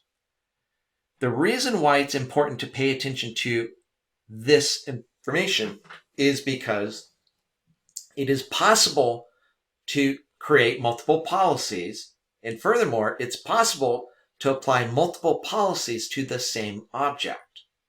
For example, this host, SA-ESXi-01, might have 7 different policies applied to it. Nothing special about the number 7 there, I'm just randomly picking a number. So if this host has 7 different policies applied to it, here's the important thing to know. Only one policy actually takes effect. If I'm an object and you apply multiple policies to me, only one policy will take effect. That's the effective policy, which is what we see in the top right-hand corner here. So whether you want to talk about this as the effective policy or the winner policy, call it whatever you want, it's important to train your eyeballs to look in this upper right-hand corner, because at some point, especially if you get fancier and fancier and more complex with policies, at some point you're likely to run into a situation where an object isn't behaving quite the way you expect it to. And you'll come in here and you'll discover that the object's effective policy isn't the policy that you thought it would be. Again, vRealize operations allows you to have multiple policies for that object, but vRealize operations is ultimately going to pick which policy is effective. If you run into that sort of situation where you have an object with multiple policies applied to it, you at times are going to have to troubleshoot to figure out why the object is getting the wrong policy.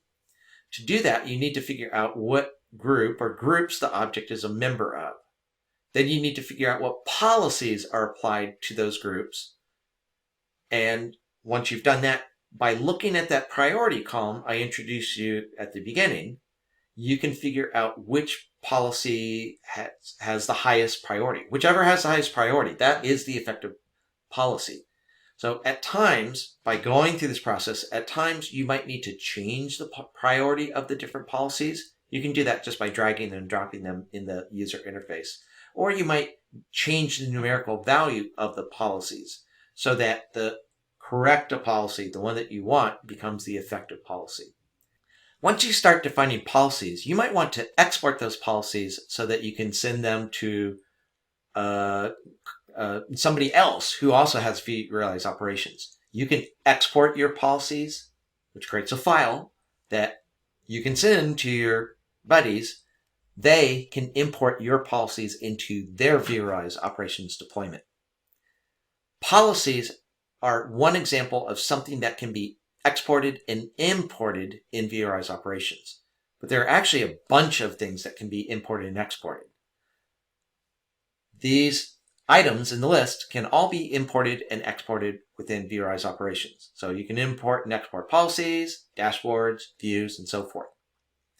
Now, in closing here, I'd like to point out one thing that's not directly related to policies, but I need to make certain that you learn this at some point or another. It's actually a very simple point. I want you to know what we mean by this word content, because you're going to see this word content used lots in vRealize operations. When we use the word content, that is in effect an umbrella term that refers to all of these things. So you'll hear us talk about the management pack is bringing content. That's just a shorthand way of saying that the management pack you installed is setting up policies, it's bringing in dashboards, views, reports, and so forth. So anytime we want to talk about these items collectively, we just refer to them as content. All right, now that we've reached the end of this lesson, it's time to do some lab work. There's actually 2 labs that you're going to be performing. In the first lab, you're going to be creating policies in vRealize operations. And then in the second lab, you're going to actually tackle a problem that people run into when they first start working with policies. When people first start working with policies, they at times run into situations where suddenly an object, such as a virtual machine, is no longer collecting the performance metrics that they think it should. Again, ultimately, it's the policy that's saying whether or not the metrics should be gathered, but sometimes confusion comes about from that. So what we're going to show you in this lab is how to figure out why a virtual machine is not collecting certain performance metrics. So let's go ahead and do this lab, and when you're done, I'll join you in the next video. Now that we've reached the end of another lesson, let's do a quick recap. So in this lesson, we talked about what policies are, why you use them, how you might use them. Additionally, we talked about how to create policies, and we explained how policy inheritance works. So that's it for this lesson. Join me in the next video where we'll start the next lesson. In this lesson, we are going to discuss the certificates used by vRealize operations nodes. So we'll be talking about the properties of those certificates. We'll learn about something called a certificate signing request and the relationship between that and certificates. And additionally, we're going to talk about how to and why you would replace certificates in your vRealize operations nodes. vRealize operations uses certificates to encrypt traffic between vRealize operations nodes. This is very similar to what you see when you browse to a secure website. Your web browser client connects to a web server over the HTTPS protocol, and as part of the communication, a web server sends back its certificate. That's actually what we see going on here in this screenshot. We're taking a look at the browser window, that pops up when you say, hey, I want to see that certificate. There's various pieces of information in this certificate. You can look in the details tab to see all sorts of detailed info, but one of the pieces of information I definitely want you to see about these certificates is that they each have a expiration date. Your certificates are only valid for a certain time range.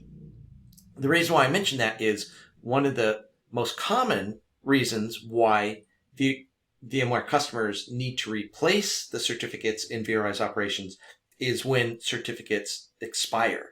And by the way, if your certificate is about to expire, you should replace the certificate before it actually does.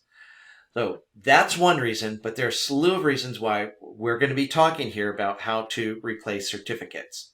But whether you're using the original certificate that vRealize operations uses, or you're using a new certificate that you've generated, the point of the certificate in vRealize operations is to enable us to encrypt the traffic between the vRealize operations nodes and to enable us to perform authentication to make certain that the right parties are communicating with each other. Again, in this lesson, the point of this lesson is to investigate how to replace certificates. So let's move onwards and see how to do that. When you first deploy vRealize operations, in step number 3, it prompts you, let me zoom in here so you can see this, it prompts you to ask whether you would like to use the default certificate that vRealize operations generates automatically, or whether you'd like to install your own certificate. If you choose to use the default certificate that VMware generates, that has some issues with it. The most notable, which is the default certificates are what's known as a self-signed certificate. We'll talk about some of the limitations of those in a moment. So if you want to get beyond those limitations, you can use a certificate from an actual certificate authority. So to do so, that would involve getting a certificate generated by a certificate authority such as verisign.com, or perhaps you have an in-house certificate server from somebody such as Microsoft. But in either case, you can request a certificate from a certificate authority and use those instead of the self-signed certificates that we use by default. Regardless whether you use our default certificate or a certificate generated by a certificate authority, the certificate file needs to be in a particular format. It needs to be in a format called PIM format. And additionally, that certificate needs to be configured to be usable for server authentication. The certificate file needs to include all the certificates in the chain. We'll talk about what that means in a moment. And additionally, the certificate needs the private key. Again, in the encryption that we're doing, we're using both the public key and the private key.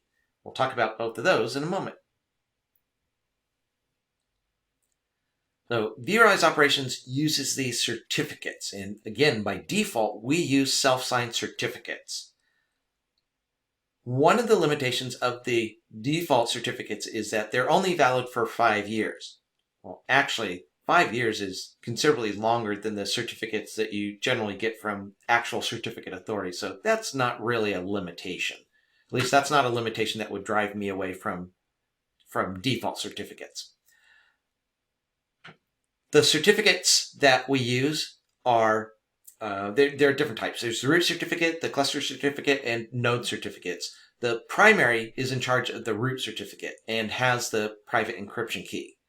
Primary node also has the certificates that are used by the other nodes. And ultimately, final bullet item here, those self-signed certificates that I keep alluding to can be replaced. Any certificates can be replaced, but self-signed certificates in many customer environments are not acceptable for reasons I'll talk about in a moment.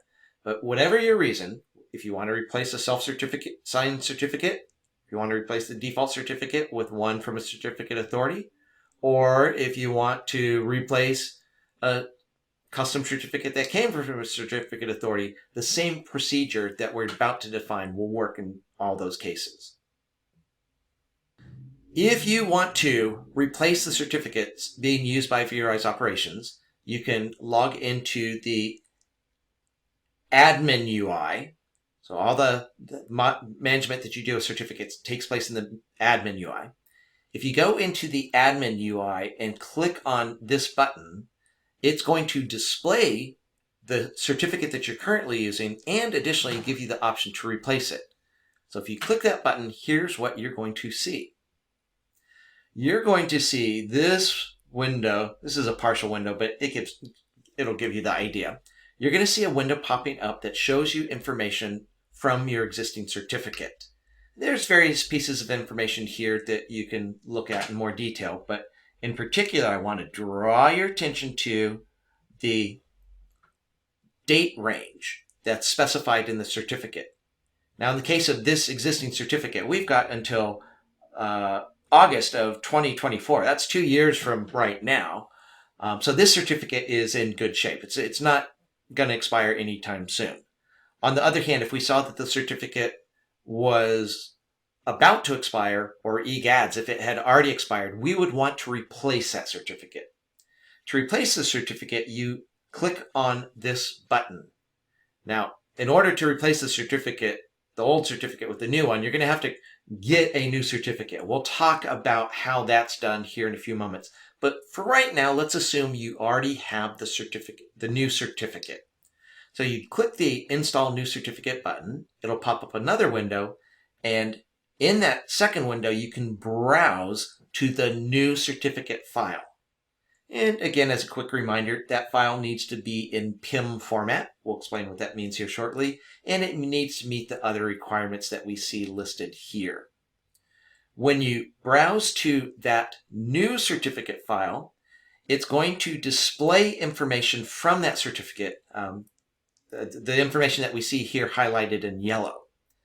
Again, this new certificate contains the same type of information as the existing certificate, but the new certificate is going to have its own date range. Now, if you're looking really closely at this slide, you may detect that there's a little boo-boo on this slide. If this is our new certificate, we would not be installing a certificate that's already expired. This certificate is already expired. So if you would pretend with me that instead of saying 2019, which is already several years ago, let's pretend instead of saying 2019 and 2021, let's say that the date range was from 2022 August to 2024.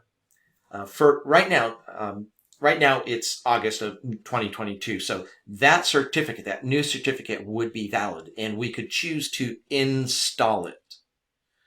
So this is the final step when you replace a certificate. You just come in, click the Install New Certificate button, browse to your new certificate, hit Install, and boom, you're done. But there's more to the story than this. In order to be able to browse to your new certificate file, you need to have the new certificate file. And that's what we're going to be talking about in these next few slides. How do we actually get a new certificate? So let's move onwards and find out how. You can replace the self-signed certificates that we install by default. You can replace them with certificates generated by an actual certificate authority, such as verisign.com or Microsoft Certificate Services. We're going to refer to those types of certificates from here on out as custom certificates. So if you want to, you can replace your self-signed certificates with custom certificates. But why would you do that? Well, one of the reasons you do that we've already talked about is if your self-signed certificate has expired or is about to expire, that would be a great time to replace it with a custom certificate. Another reason to replace the self-signed certificates is that self-signed certificates cause your web browser to generate warnings. You've presumably already seen this in the lab environment. Every time you go into the lab environment and you connect to vRealize operations, you're getting a warning message because we are currently using self-signed certificates. What you're going to be doing in the lab work coming up is you're going to replace the self-signed certificate with a custom certificate. And by virtue of getting rid of the self-signed certificate, that annoying browser warning message is going to go away. So some customers replace the self-signed certificates because they just can't tolerate the annoying browser message. But that's just an annoyance. The more serious reasons to replace certificates are the bottom two bullet items on this slide. So bullet item number 2, replace your self-signed certificates with custom certificates because self-signed certificates are not as secure. Self-signed certificates are subject to what's known as a man-in-the-middle attack. Now, that man-in-the-middle attack has nothing to do with vRealize operations. It's just an issue of certificates. But because self-signed certificates are subject to man-in-the-middle attacks, your vRealize operations environment is subject to the same type of attack, so long as you're using a self-signed certificate. So that would be a good reason to replace the default self-signed certificates. Another reason why you might replace the self-signed certificate that we generate by default is there may be some sort of regulatory compliance or issue or some business mandate that insists you must not use self-signed certificates. You must use custom certificates instead. But for whatever reason, whether it's because your self-signed certificate is expired, or you're tired of the warning messages from your browser, or you want to increase security, or your company or regulations say you have to increase security, for whatever reason, you can replace the self-signed certificates with a custom certificate. We're going to show you how. To create a new certificate, you must first create something called a certificate signing request. Now, there's actually multiple ways you can do this in vRealize operations. One is to log into the primary node of your vRealize operations cluster. So log in via SSH, and there are command line utilities that you can use to generate your custom signing request.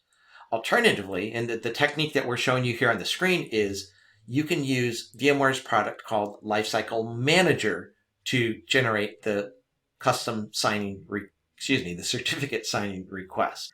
Certificate signing request is a bit of a mouthful, so I, like other people, I'm going to refer to that from here on out as a CSR, the certificate signing request.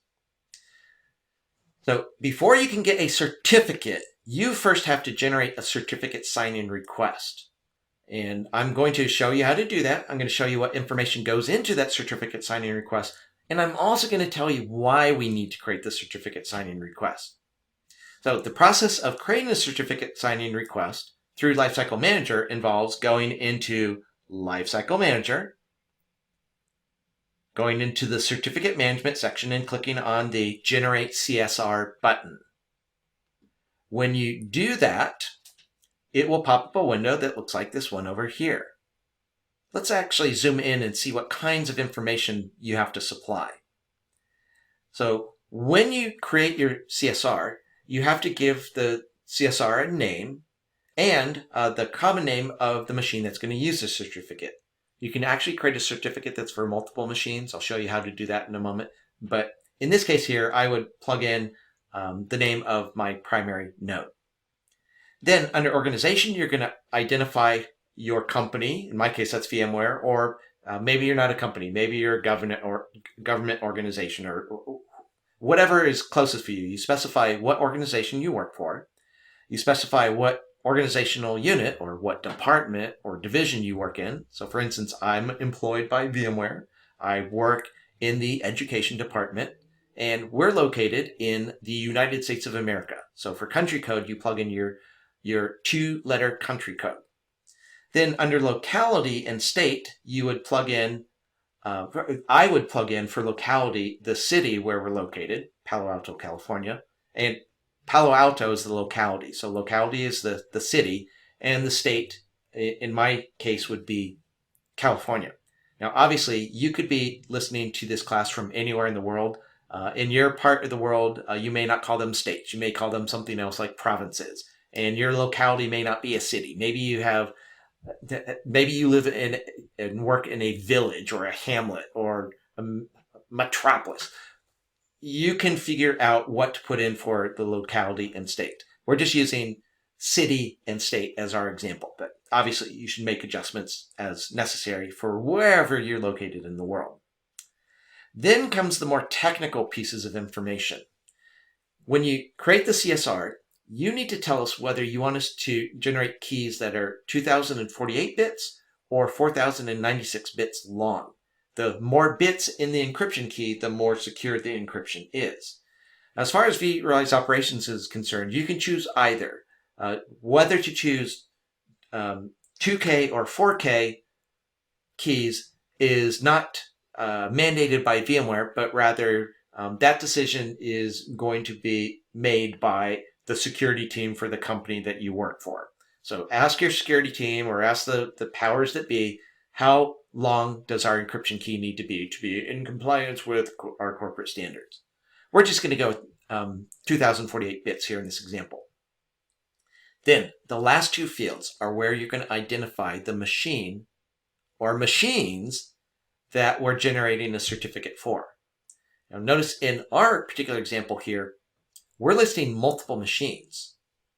This one certificate that we're ultimately going to create will be for multiple machines. So notice I'm identifying both of these machines. In my case, I'm using an FQDN. Strictly speaking, you don't have to use an FQDN, but typically you would.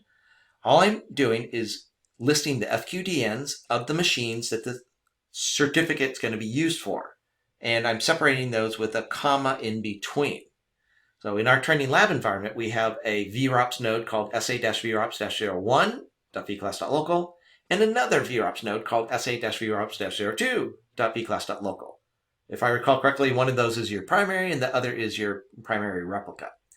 So you would list all of your VROPS nodes, FQDNs here, again, comma separated, and similarly, you'll list all their IP addresses. Once again, that's a comma-separated list of IP addresses for the vRealize operations nodes. So at that point, now that you've filled out all those bits of information, the next thing that you need to do is to click the Generate button. But before we move on, I want to make clear why we're doing this and how this thing called the CSR relates to the certificate. The reason why we're generating this thing called a certificate sign-in request is because we need to get this information, IP address also, we need to get all this information to the certificate authority. And we need to get it to them in such a way that there's no way somebody who's being a bad guy on the network or bad guy on the internet could intercept this message and look at, or more crucially, I don't want them to be able to change the values that I'm sending the certificate authority. So by creating a CSR, that provides us a secure way to send the information that we want in our certificate and to send that information in a way that cannot be tampered with. So by sending the CSR to our certificate authority, we know that they're going to receive exactly the information that we just plugged into this CSR. So you're going to generate the CSR. That is going to create one of those .pym files. Let's talk about that. So when you create the CSR, that's going to create a .pym file. You can actually pick the name, but traditionally the name of the file ends in .pem. A .pym file looks like this. It's a text file that has certain pieces of information in it in a specific order. In the case of the CSR, what we have up here is the information that we were just typing into the certificate sign-in request, and we have our private key that's used for encryption. Now, as the name suggests, you never want to let anyone see your private key. So here, let me hide this. I don't want you to see my private key. Well, actually, it's too late. You see my private key, but in the real world, you would not want anyone to ever see your private key, because if you let them see your private key, you've just thrown security out the window. So you need to make certain, when you store this file, that you lock the permissions on that file so that no bad guys can see it. And if you make copies of this file, as we're going to do in the lab, you need to make certain that any files that contain this private key are locked down so that bad guys can't see your private key. So the .pym file, I'm going to call this the CSR.pym file, is generated locally and you're going to get to see it in the lab time coming up. Your job is to take this portion of the CSR PIM file and send it to your certificate authority. Now, again, that might involve going to someplace like verisign.com, telling them you want a new certificate. They'll ask you to paste in the CSR, so you copy and paste that. Or here in this screenshot in our lab environment, we are copying and pasting that CSR into, in our case, the Microsoft Active Directory Certificate Services tool that's built into Windows. But one way or another, your job is to copy and paste the CSR and paste it into your certificate authority. Now, there's going to be some additional questions that you have to answer, such as what kind of template do you want to use for creating the certificate? Again, the VROPS template that you see us using here in the screenshot in the lab specifies things such as we need this certificate to support server authentication. And there are additional questions such as it's going to ask you what format. So you're going to say you're going to say you want .pim, and furthermore, it needs to be base64 encoded. We're going to step you through exactly how to do this in the lab time coming up. But what you're doing here is taking the CSR that you generated, you're taking a portion of the PIM file that was generated, not the private key, but the certificate sign request, and pasting it into your certificate authority's interface for creating certificates. They will send back to you your certificate. What you're going to do with your certificate, you're going to receive a .cer file from them. Again, you can change the name of the extension, but it's typically called .cer. That .cer file contains the certificate that the certificate authority generated for you.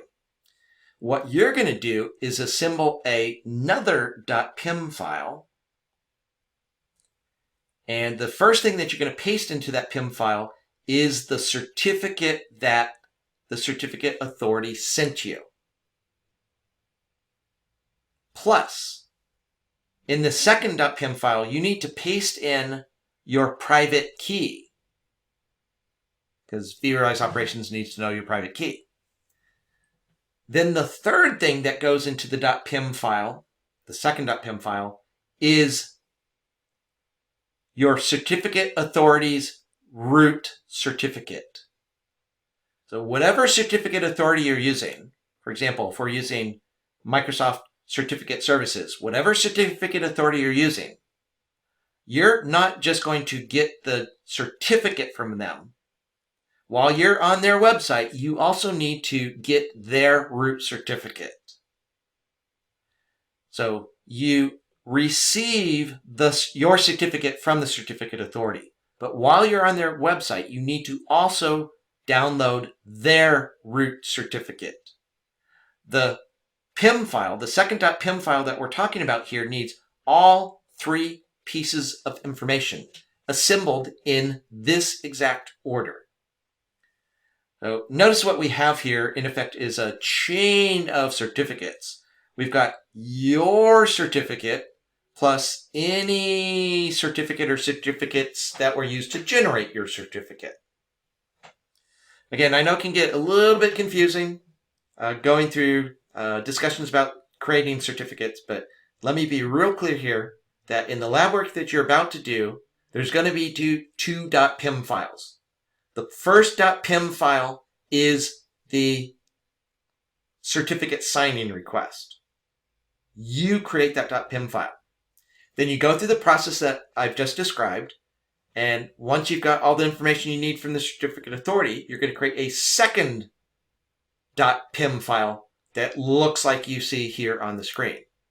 So if it helps you, I like to think of those two .pim files. The first one is csr.pim, and I like to call the second one cert.pem. They're both PIM files. They both look similar, but they play different roles. So the certificate signing request PIM file was used to send the information to your certificate authority. And then this cert.pem, which you see here on the screen, is what you're going to send to VROPS. This is your actual certificate in PIM format. Okay, now that you know the procedure for creating certificates, let's change gears here and talk about how you can troubleshoot if you're having problems with certificates. So here on the screen, you can see three common causes of certificate problems. One that we've already talked about is if your certificate's date range causes your certificate to expire. If you're outside of that date range, your certificate is expired and you'll no longer be able to log into vRealize operations. So you want to proactively make certain that you replace certificates before they actually expire. Another issue that sometimes occurs that causes problems with the certificates is that the names of the machines that are plugged into the CSR, and therefore the certificate, don't match exactly the names that users are using when they're logging into vRealize operations. So if the certificate has names in it such as sa-vrops-01.vclass.local, then when a user logs into vRealize operations, they need that full FQDN in the URL. So make certain that the names listed in the certificate match the name that's showing up in the URL that users are using to log into vRealize operations. And the third issue that you see listed here is when you have problems with the chain of trust. Now, I alluded to this briefly when I was showing you the second.pim file. In the second.pim file, you must include the root certificate of your certificate authority. It's not enough to simply have your certificate and your private key. You must also have the root certificate. In some situations, you might actually need multiple certificates besides yours and the CA's root certificate. Sometimes there are additional certificates involved if there are what are known as subordinate certificate servers. If that's the case, talk with your security team. They should be able to coach you through it. But from the perspective of vRealize operations, the second.pim file, the one that contains your certificate, needs to have all the necessary certificates, not just the root certificate and your certificate, but any other certificates that are part of this process need to be included in the second.pim file. This slide here shows two screenshots illustrating two common problems that customers see at times. One, the one over on the left, shows down on the bottom left an error message that you'll sometimes see. So if you see the error message that says root/final certificate in chain is not self-signed, that typically means that you have either forgotten to include the root certificate in the second.pim file, or perhaps you do have the root certificate, but you don't have any subordinate certificates that are also required. The error message over on the bottom right is fairly generic. Operation failed. If the error persists, contact VMware support. Again, that's fairly generic. That message tends to show up when somebody has messed up the second.pim file. So for instance, if you accidentally change some characters, even just a single character changed in the second.pim file can break it. So make certain that you're not randomly changing characters in the second.pim file. And furthermore, make certain that you include those lines that say -- begin certificate and -- end certificate. Those lines, the -- lines, must be included in the .pim file. In this lab, you are going to replace the self-signed certificates that we've been using so far in the lab environment. You're going to replace those self-signed certificates with custom certificates. Now, as a little bit of direction here, in tasks 1 through 4, the ultimate goal of tasks 1 through 4 is to create a file called vrops.pem. That is the actual certificate file that we're creating. First, you're going to have to create the csr.pem, and you're going to have to get the certificate from the certificate authority. But ultimately, the output of tasks 1 through 4 is your certificate file called vrops.pem. In tasks 5 and 6, you're going to actually install that certificate. The reason why I'm pointing out these two different sets of tasks is not that this would happen with you, but countless times, as I've taught this class to students in the classroom, I have seen them mess up somewhere in tasks 1 through 4. And as a result, the vRealize.pym file that they generate is not quite right. If it's not right, they're going to detect there's a problem in tasks 5 and 6. But they've already put in a lot of time. And at times, students don't want to go all the way back to task 1 and start over to recreate the vRealize.pym file correctly. So let me tell you a little secret here. In the lab environment, there is a file called /c:/materials/certs. In that, actually, that's a folder. In that folder, that's where you're going to be creating your vRealize.pym file. But if you think your vRealize.pym file is messed up, in tasks 5 and 6, instead of using your vRealize.pym file, if you use the following file instead,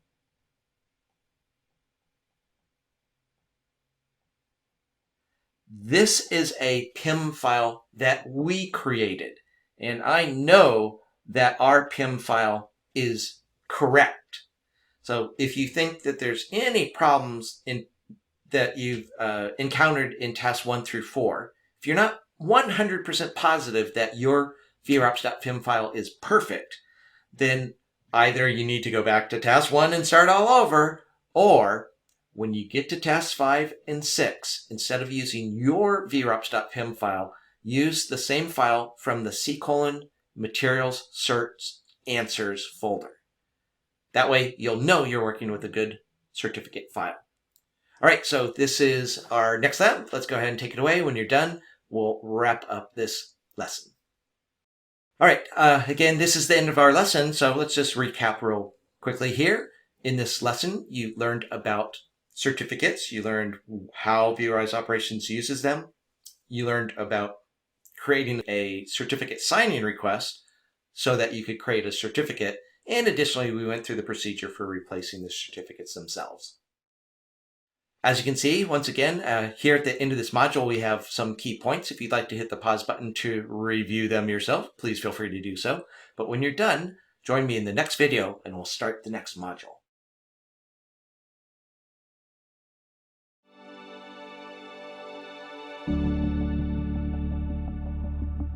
Welcome back. In this module, we're going to be taking a look at the tools built into vRealize Operation that enable you to optimize your capacity.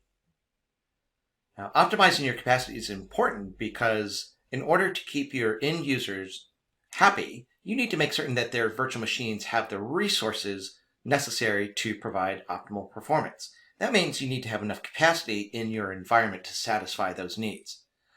In order to help you in that regard, vRealize Operations has a number of different tools. It has the ability to do workload optimization, so balancing workloads across your environment. It can repurpose hardware. It has what-if scenarios, a bunch of different tools that you can use, and we'll be talking about those in this module. This module consists of 3 different lessons. In the first lesson, we're going to talk about capacity planning concepts in general. Then in lesson 2, we're going to talk about 2 capacity models that you can choose in vRealize Operations. And then in lesson number 3, we're going to be talking specifically about how to assess capacity in your environment. In this lesson, we are going to be examining various concepts related to capacity planning. We'll start the lesson talking about those concepts. So what are the core concepts that you have to understand in order to do capacity planning? And additionally, we're going to introduce some terminology that we'll use throughout this module. Early in the class, we introduced you to the Quick Start page. Just as a quick reminder, the second pillar is the Optimize Capacity pillar. Using the tools in that pillar, you can do a variety of tasks to optimize performance in your environment. So whether you're running a capacity assessment, or you're reclaiming unused resources, or you're running what-if scenarios in the planning tool, whichever of these tools you happen to be using, they all contribute in one way or another to helping you to optimize the capacity in your environment. So if you are going about performing capacity optimization, if that's your job, if you're the capacity person in your company, your job is probably going to look something like this. Part of your job is going to be to plan hardware acquisition to make certain that you have enough host and cluster capacity to meet all the needs of the virtual machines. In other words, your job is to make certain that all the utilization that those VMs are going to be imposing can be met by the capacity that you have. In addition to purchasing new hardware, it's also oftentimes possible to reclaim existing capacity. For instance, if you have virtual machines that have been powered off for months and months and months, it's quite possible that those virtual machines are simply no longer in use, and the owner has forgotten to delete those machines. So we have a variety of ways that we can reclaim capacity. And additionally, we have tools to allow you to automate how capacity is used within your environment to more optimally use the resources that you have. Again, if you're the capacity person, perhaps your only duty is to do the actual planning itself. But if you have more to your job duties than just the planning itself, vRealize Operations provides the tools to enable you to do more advanced capacity optimization. vRealize Operations has a capacity analytics engine built in. It provides the ability to take all the data that we've been gathering every 5 minutes, day after day, week after week, month after month. We can take that information in through a variety of tools and dashboards. We can present actionable information to you in real time. Additionally, not only can we look at your capacity situation for right now, we can actually perform predictions, forecasts into the future to let you know what the situation is likely to be in the near future. This enables you to do planning for capacity. If you know that you're running out of capacity within 3 months, well, then perhaps it's time that you order some new physical hardware. We also use this data for various what-if scenario modeling, which we'll talk about later on in this class. Additionally, the capacity analytics engine can also feed into our cost analysis tools, which we'll see later on in this course. But ultimately, one of the key things that you're going to see again and again throughout this lesson and within vRealize Operations itself is a collection of graphs that look something like you see illustrated here. Now, they won't look exactly like this. This is not a screenshot, but this will give you the idea of what these graphs are aiming to show you. So in these graphs, we will display information. On the x-axis, we're displaying time. So as time goes by, we move from left to right in this diagram. And in the y-axis, we're showing the quantity of resources, either the quantity of resources that are being utilized or the quantity of resources that we actually have, our capacity. So that's what the x and y-axis are going to show you. Again, looking at the x-axis, that's the time frame. In the graphs, you'll see a line that shows up here. That line represents right now.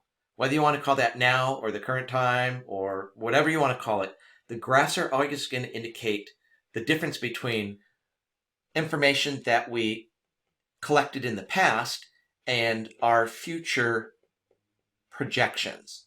So to the left, anything you see to the left of the now line is information that we collected in the past. We use that information to do our future projections, which show up on the right of the now line. Now in these graphs, you'll notice that there is a line that plots how much resources your machines have been utilizing. And as you can see in this particular diagram, our utilization trend is upward. We're using more and more resources, perhaps because we're running more and more virtual machines. As time goes on, more VMs get deployed, and therefore our utilization goes up. Using our predictive capabilities, we can plot out into the future where we estimate that utilization will be in the future. Now, if we were to have done this in a very simplistic fashion, we would have just done a plot out into the future with just a straight line plot. But vRealize operations is more complex than that. In order to enable you to do more complex analysis, we actually have three projections that we make. We have an upper bound, a lower bound, and the line in the middle here is the mean. If you're not a mathematics person and the word means is not making sense to you, instead of thinking mean, you can think average. Mean and average are not exactly the same thing, but close enough for our purposes. So again, for utilization, we have an upper projection and a lower projection. And between those two, this line here is the mean projection. Another thing that you'll notice in these diagrams is that we plot for you the usable capacity that you have. Now, in this particular environment, you can see our total capacity is not going down, it's not going up, it's just flatlined. In your environment, the total capacity may actually be going up over time, in which case that would be reflected here. Another thing that you'll notice is that we measure two aspects of capacity. There's the total capacity, that's all the resources that you have, versus usable capacity, which is a measurement of the resources that you have minus the resources that are reserved for other purposes, such as vSphere HA, or something else we'll talk about later on called capacity buffers. There's the total amount of CPU, total amount of memory, total amount of disk space that you have in your environment, but not all of that is actually available to the virtual machines. The services such as vSphere HA and other things reserve some capacity. So vRealize operations, when we do our capacity analytics, is not going to look at the total capacity. That's an interesting piece of info, but from a capacity planning perspective, we don't want to look at the total capacity, but rather the usable capacity. Again, the difference between this area here is reserved for services such as vSphere HA. That capacity is not available to virtual machines. So we just disregard that capacity in our capacity analytics. So all of our analytics are going to focus on the usable capacity. Now you're asking yourself, why do we care? Why are we talking about this graph? Well, the point of this graph and the point of this slide is to show you that based on all this information, we can perform some important calculations. Now, I'm going to describe each of these, but one of the key things that you're going to see us doing in slide after slide and throughout vRealize operations is we're going to take the trend of your utilization and the trend for your usable capacity, and we're going to look for where those 2 points intersect.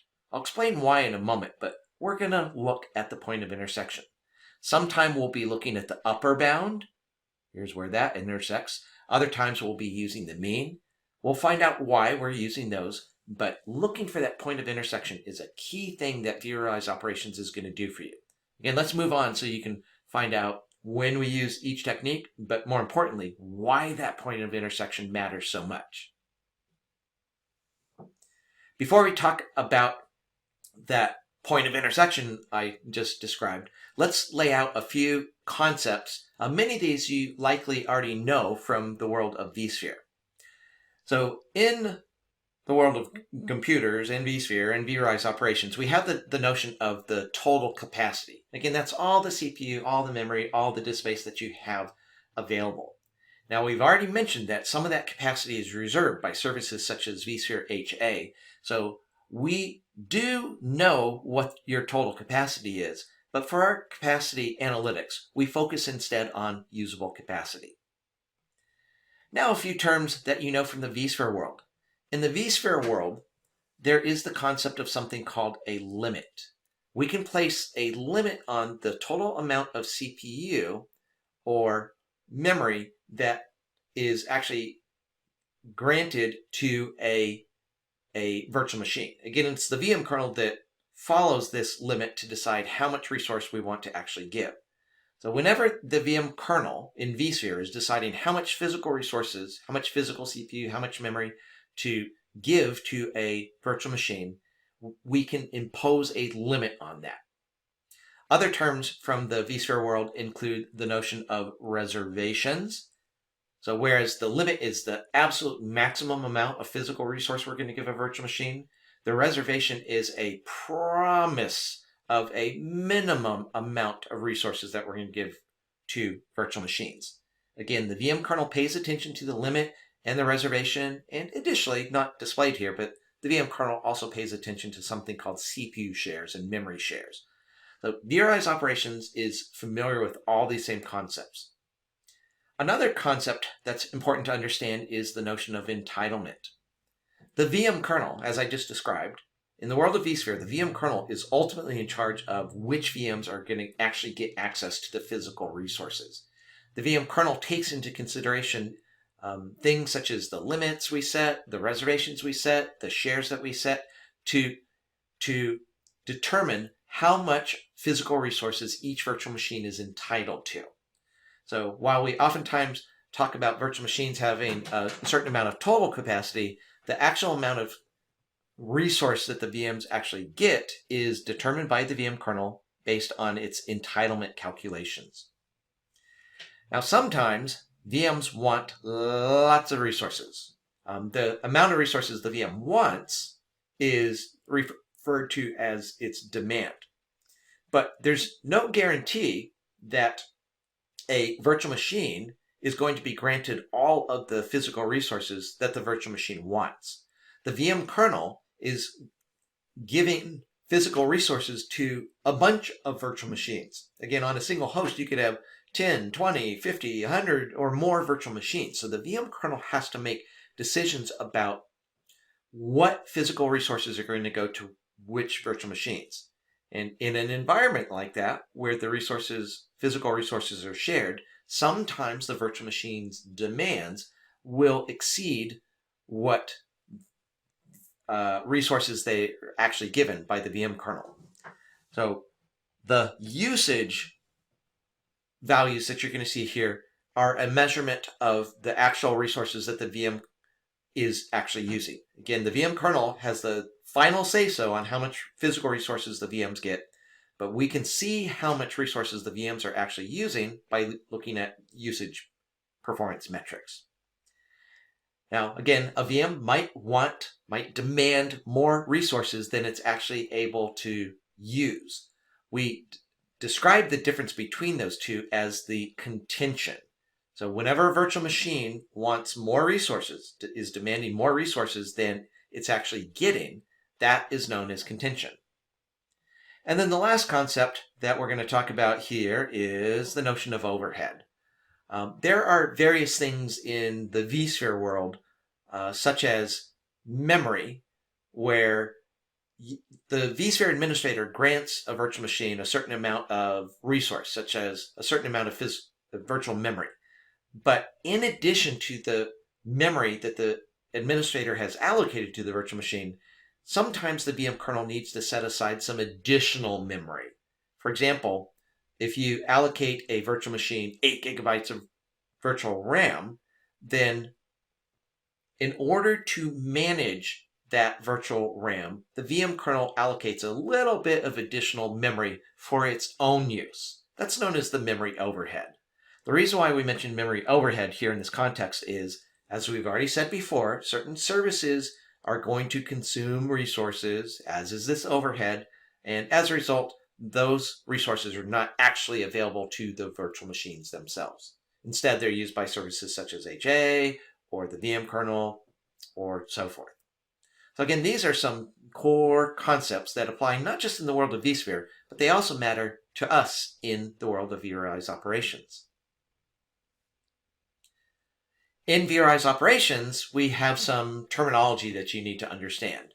The terms here are time remaining, capacity remaining percentage, and recommended size. So let's talk about what each of these concepts, what each of these terms means. So one of the things that vRealize operations will calculate for you is the amount of time, so the number of days, that you have left before your usable capacity is no longer to fully meet the utilization levels of the virtual machines. So with the time remaining scores that we calculate for you, we will be giving you advance notice. Before you actually run out of capacity, we'll tell you how many days you have before we estimate that you will run out of capacity. Capacity remaining is a similar calculation, but instead of looking at how much time you have remaining before you run out of capacity, capacity remaining instead measures the actual resources themselves. So how much CPU do you still have available? How much memory? How much disk? Again, we measure that both in terms of the quantity, that's what capacity remaining is measuring. The other capacity remaining percentage value is a measurement of the percentage of resources that you still have available. And then the last concept that you see listed here is the notion of recommended size.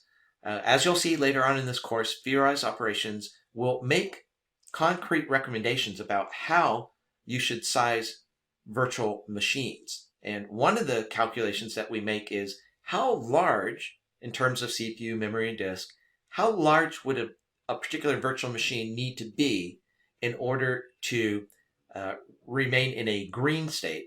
Green state meaning that the VM has all the resources it needs. So how much resource would we have to give this particular virtual machine in order to make certain that that VM has enough resources for, in this example, 120 days. That's a value that you can change in the policy editor.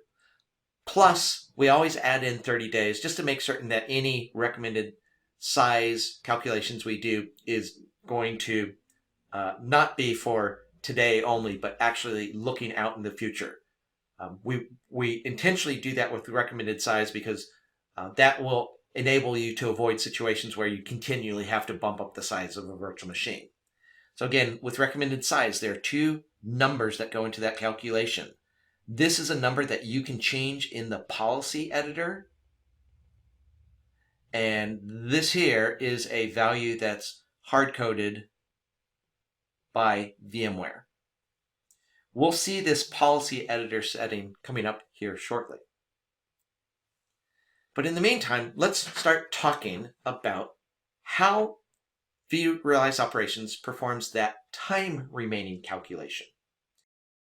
One of the things to know about how time remaining calculations are performed is that you can affect the way this calculation is performed by going into the policy editor.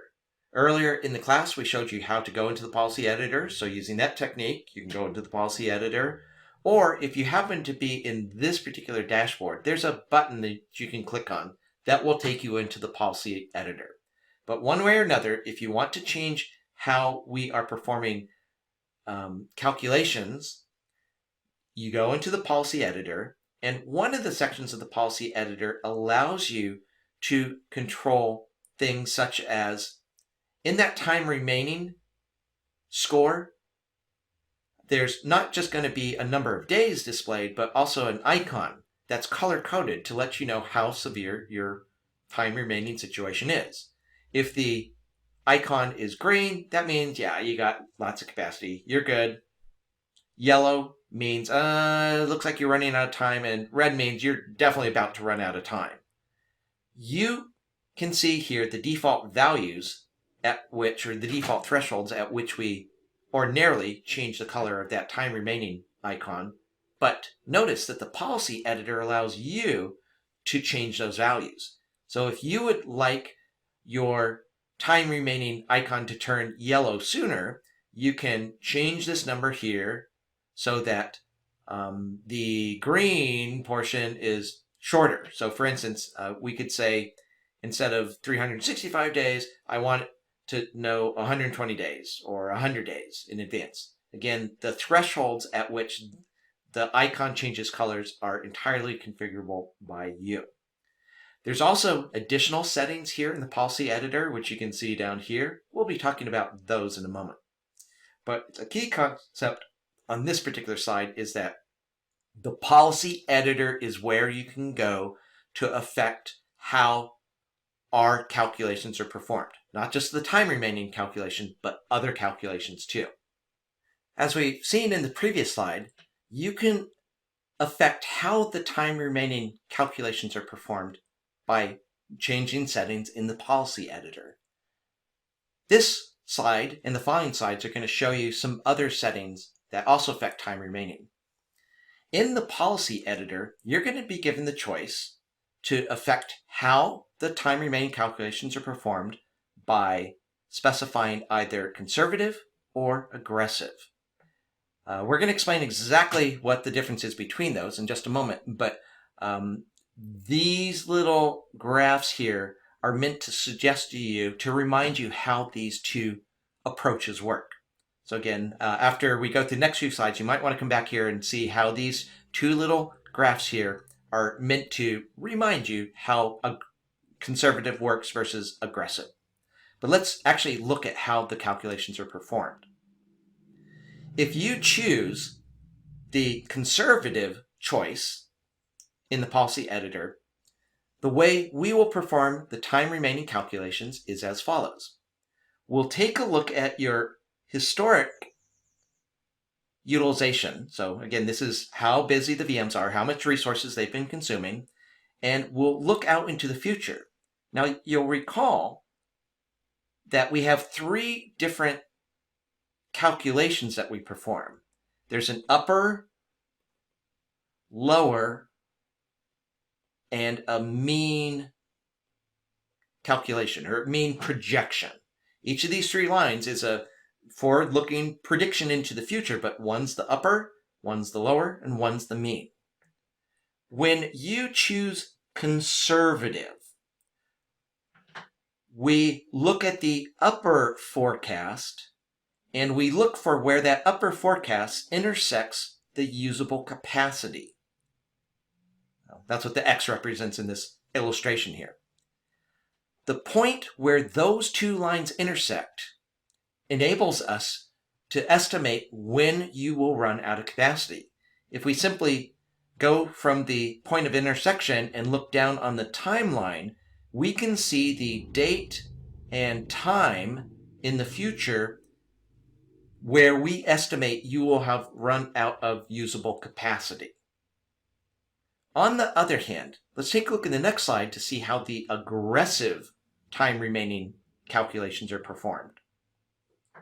If you choose aggressive in the policy editor, instead of looking at the upper bound, we look at the mean projection. But once again, we're looking for the point of intersection between that line and the usable capacity line.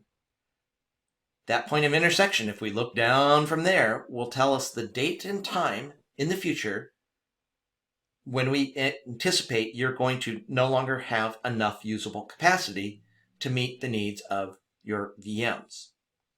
Now, if you look at the impact of conservative versus aggressive, notice that conservative tells you sooner that you're running out of time.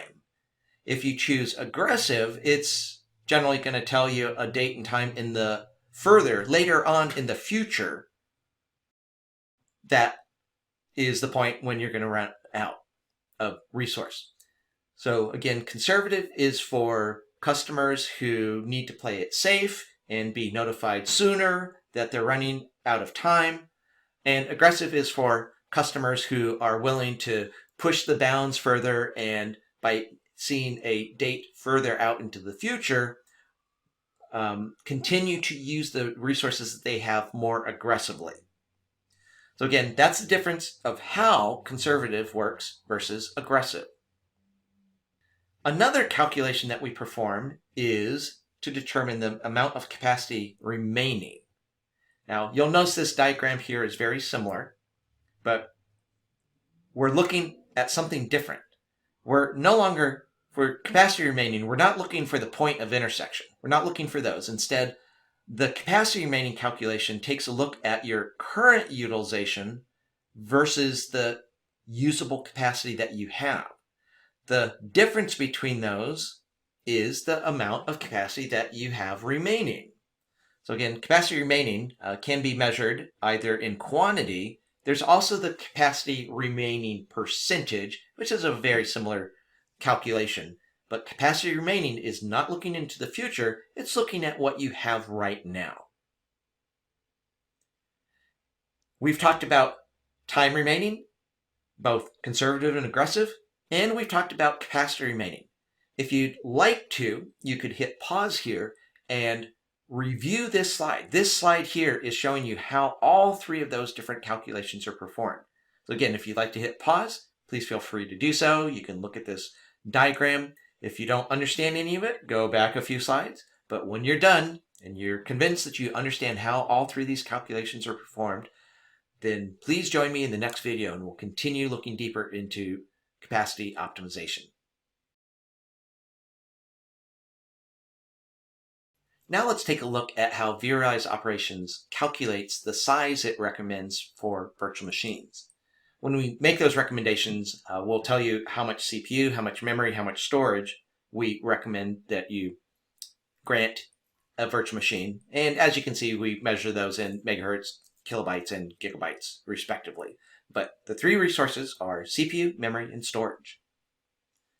The way our recommended size calculation works depends upon whether you choose conservative or aggressive. So very similar to what we saw with the time remaining calculation, you can go into the policy editor and choose conservative versus aggressive for the recommended size calculations. But the way the recommended size calculation works is, you'll notice this is essentially the same diagram. So if we're doing conservative, again, we're going to look at the upper forecast. And what we're doing here in the calculations is deciding how much capacity we would need in order to suit the needs of the virtual machines in your environment currently, plus an amount of time that you specify.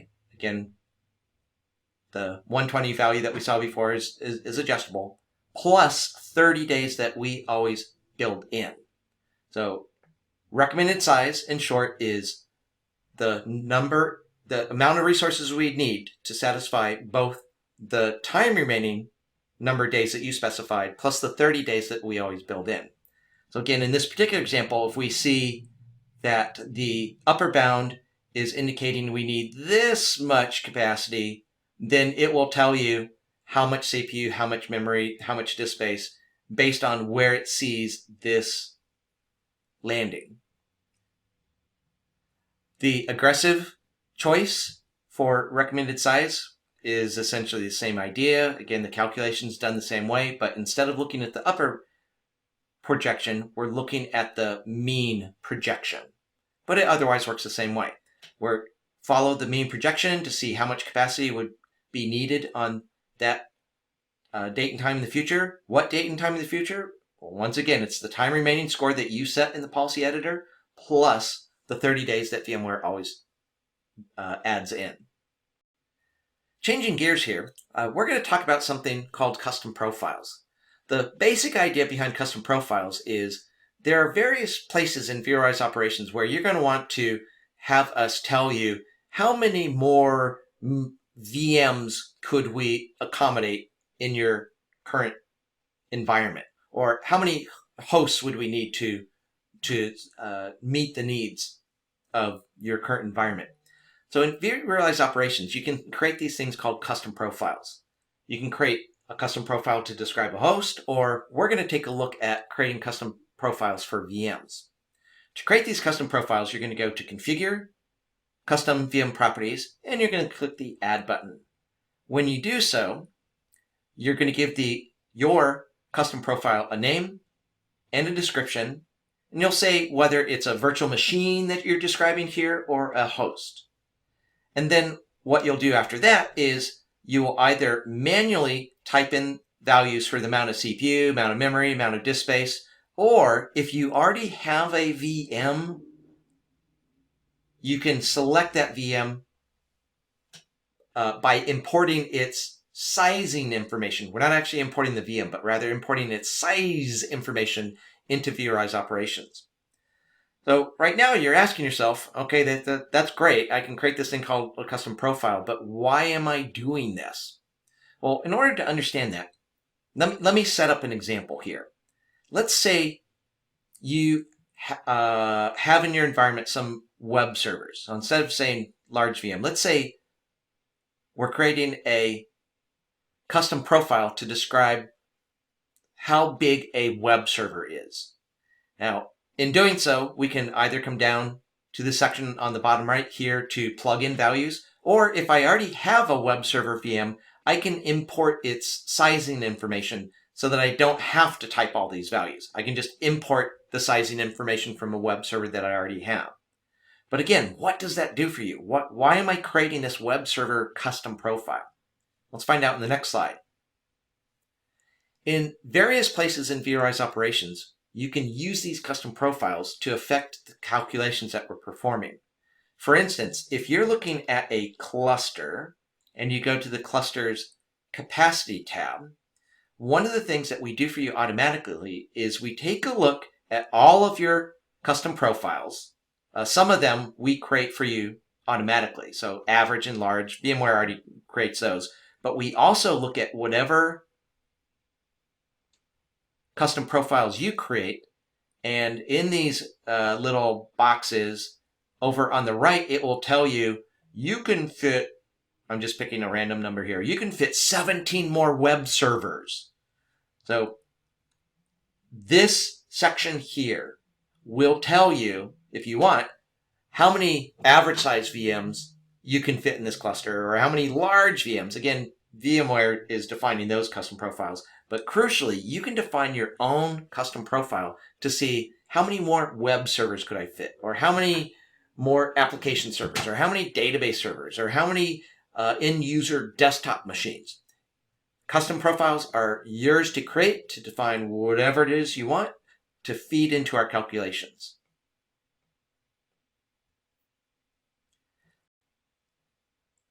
vRealize Operations has a newer metric called VM shortfall. It's available for clusters, data stores, and data store clusters, and it only comes into play when your usable capacity is 0. The idea here is if you're out of usable capacity, you could actually be using more than that. Just because you're out of usable capacity doesn't mean that vSphere can't run more virtual machines. It just means vSphere is going to have to struggle harder and harder to keep those VMs happy. So if you are exceeding the usable capacity, if usable capacity has hit 0, the capacity VM shortfall metric will tell you how far over you've gone. So how many virtual machines have you gone over? Then one more thing in this particular lesson, sometimes when customers first start using vRealize operations, they start running vRealize operations before it's perhaps an ideal time. For instance, they may deploy vRealize operations and at that point only have like one vCenter server, one cluster, 2 hosts. But later on, they build up a much larger inventory of vSphere objects. So if you install vRealize operations too early and it's gathered all sorts of capacity and utilization information from back in the days when you really hadn't deployed your whole environment, you can reset our collection so that for capacity analysis, we won't take that older data from back before you were really ready. Again, you can do a reset. You can tell us when you want to reset to. If you instead had deployed your infrastructure and then deployed vRealize operation, perhaps you won't need this, but this reset option is available if you need it. Now that we've reached the end of this lesson, let's do a quick recap. So in this lesson, we defined numerous concepts related to capacity. So we talked about all sorts of vSphere terms. We talked about terms such as time remaining, capacity remaining. So again, we introduced a number of different concepts and a bunch of different terms. Make certain you understand those terms because they're going to be required for you to understand the information in the upcoming portion of this course. In this lesson, we're going to take a look at the two different capacity models that you can use in vRealize operations. So we'll be talking about the two capacity models. Again, those are known as the demand-based model and the allocation-based model. So we're going to learn what those are and why you use each of them coming up in this lesson. vRealize operations makes available two different capacity models called allocation-based and demand-based. The idea behind having these two different models is different customers want us to calculate capacity in different ways. So with the allocation-based model, when we do our capacity analytics, the allocation-based model says, let's operate on the assumption that if we give a virtual machine 4 virtual CPUs, 8 gigabytes of memory, and other resources, let's just assume for capacity planning purposes that that virtual machine needs all of those resources. On the other hand, the demand-based model recognizes the fact that just because you give a virtual machine a whole bunch of resources does not mean that the virtual machine is actually going to use them. So with the demand-based model, instead of saying, well, the vSphere administrator allocated this much CPU and this much memory, and therefore we'll assume they're going to use all that, the demand-based model says, let's actually look at the utilization patterns of the virtual machine itself. Let's see how much resources it's using. And when we do our capacity planning, let's strive to have enough capacity to meet the demands, not the full allocation, but the demands of the VMs. So again, allocation-based, we're looking at capacity planning from the perspective of fully meeting all the resources that have been allocated to the VMs. On the other hand, demand-based is looking at the actual usage patterns. Now, take a look in this particular diagram here. We can see one of the graphs that you'll see when you look at things from a demand-based perspective. So in this particular dashboard, we're looking at the capacity of a particular data center called SA-data center. And as you can see here, it says it has more than 1 year of remaining capacity. It looks like we could achieve some cost savings. We'll talk about how to save money later on. But if we select that data center up above, then down below, it's going to show us here are the clusters in that data center. So we've got a cluster called SA Compute-01 and a cluster called SA-Compute-02. And it tells us information about each of those, including it looks like we've got more than a year's worth of capacity available for both of those. If you are interested in seeing more detail about one of these clusters, you can select it. For example, we've selected SA-Compute-01. So over here on the right, we're seeing information about that specific cluster.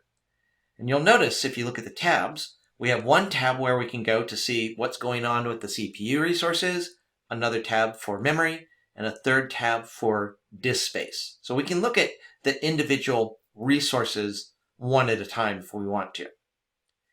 Notice also, when you look at those tabs, that they each contain the word demand.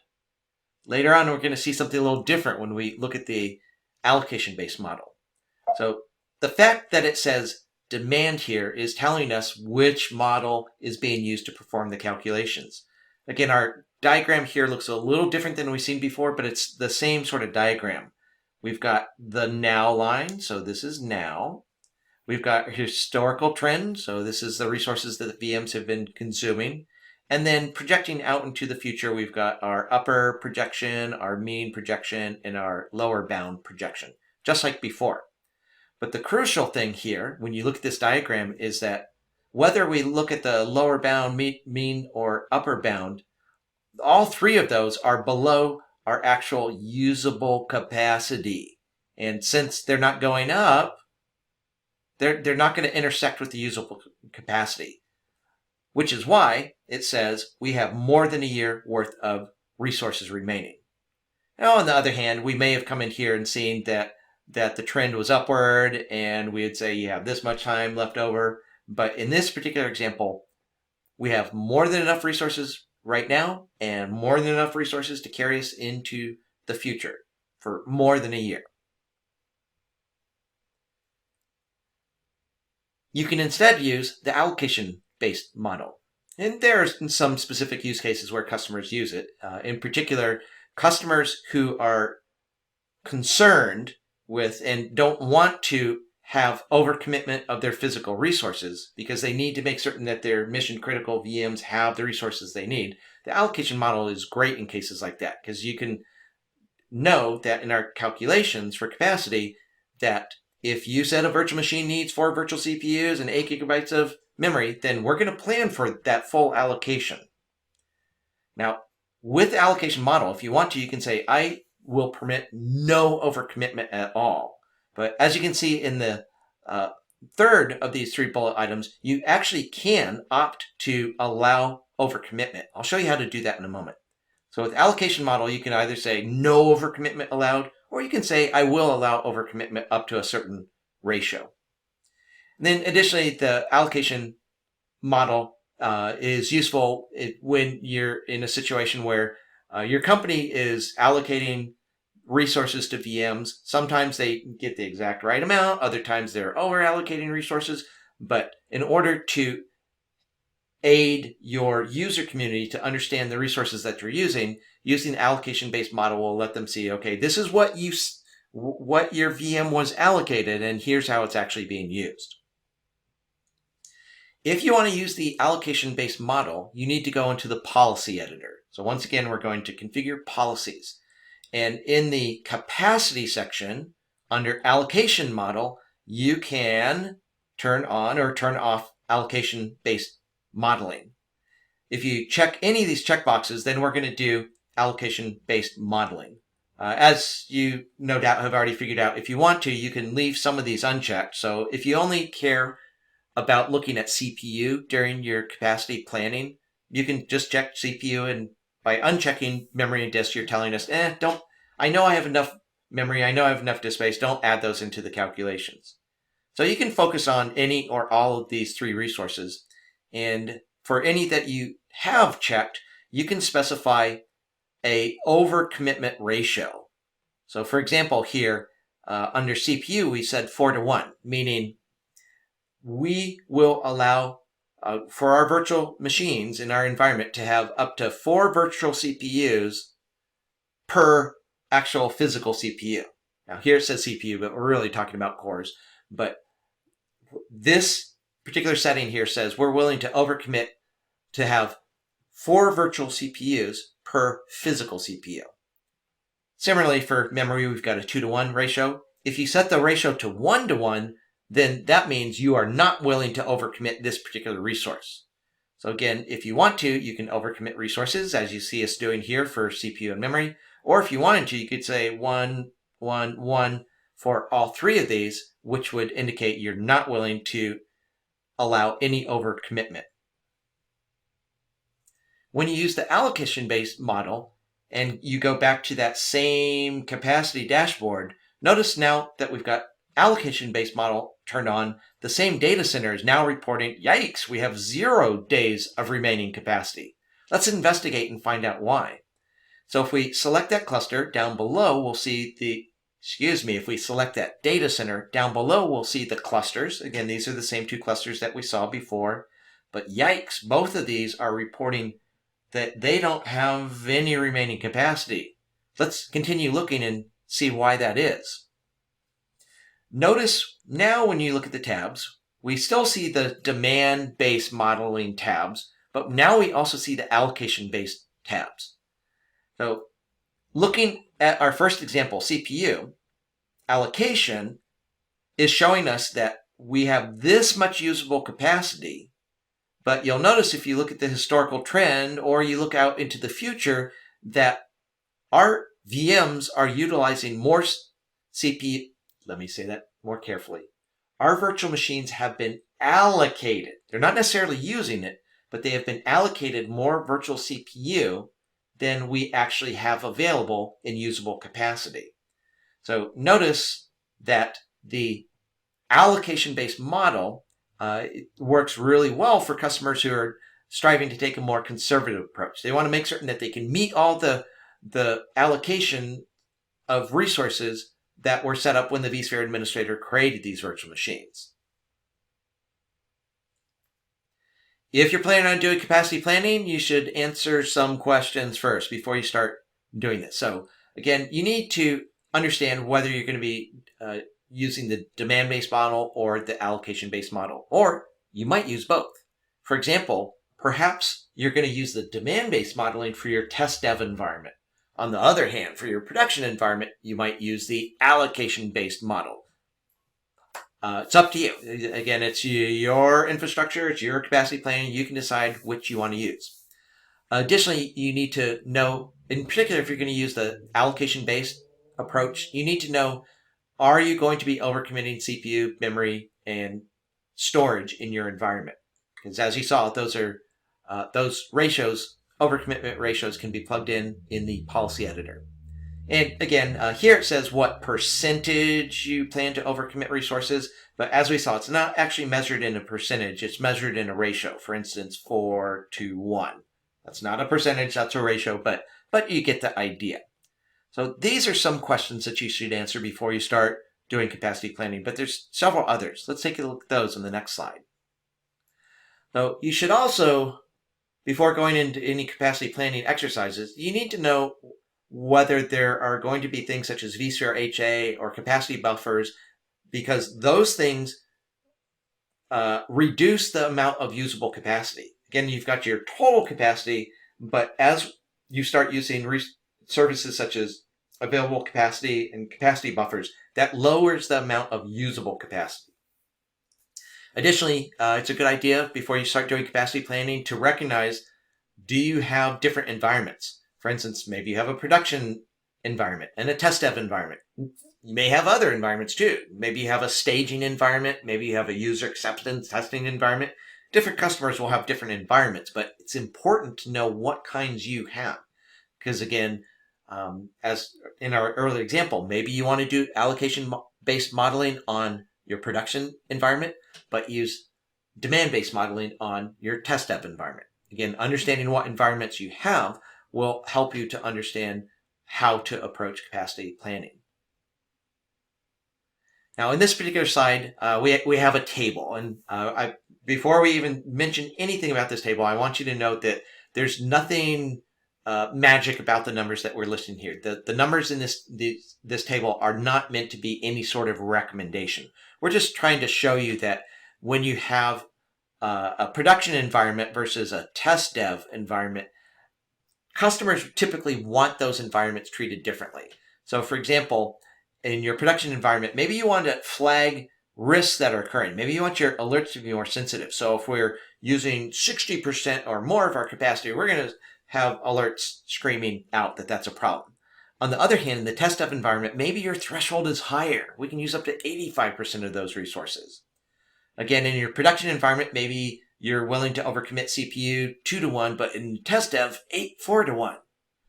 In your production environment, maybe you're unwilling to overcommit memory, but in test dev, maybe you'll overcommit memory 20%. In your production environment, maybe you want all the alerts turned on. In the test dev environment, maybe you want them all turned off. Again, there's no special meaning to these numbers. We're not actually recommending these as actual settings or as any sort of recommendation, but rather we just want you to see that different environments, not because we say so, but for our customers, they have different ways they need to use and treat and do planning for the different environments. So to relate this back to capacity planning, these two questions here definitely come into play. Again, you saw how we could take this information and plug it into the policy editor. So in summary, if you are going to be doing capacity planning, you need to identify not just are there capacity risks, but what's your strategy going to be to mitigate those risks? Are you going to wait for the time remaining score to hit 0, everything screaming red, before you actually go to your boss to get the budget to get to the new physical services you need? Or is your risk mitigation strategy going to be more conservative? I need to know about insufficient capacity months in advance, because that's how long it takes in my organization to get my boss to get me the budget to get the physical service I need. You need to know what your goals are for optimizing your environment. We'll talk more about optimizing later on, But again, different customers are going to look at how they optimize their environment differently. You need to know, are you planning on growing your environment? So are there going to be more and more VMs, or are there going to be more and more hosts? Additionally, you definitely want to consider how your environment is going to affect the settings you set in the policy editor. And additionally, another thing we'll be talking about later on in this module is how to right-size virtual machines. So far, we've been talking primarily about how to use tools such as the time remaining and capacity remaining so that you can see in advance when you need more physical servers. So one approach is I just keep buying more physical servers. But buying more physical servers is not necessary in many cases. In many cases, you can instead use our tools such as our right-sizing tool to find out how can I resize my virtual machines to get them more closely configured for the resources that they need. If I do that, I can free up my existing physical resources. If I can free up enough existing physical resources, I might not have to buy more physical servers. So again, we'll talk later on in this course about how right sizing and recommended size and other such mechanisms can help you to take advantage and use more efficiently the physical resources that you already have. Now that we're done with this lesson, it's time for a quick review. In this lesson, we discussed two capacity models that you can use in vRealize operations. The first was the allocation-based model, and the second was the demand-based model.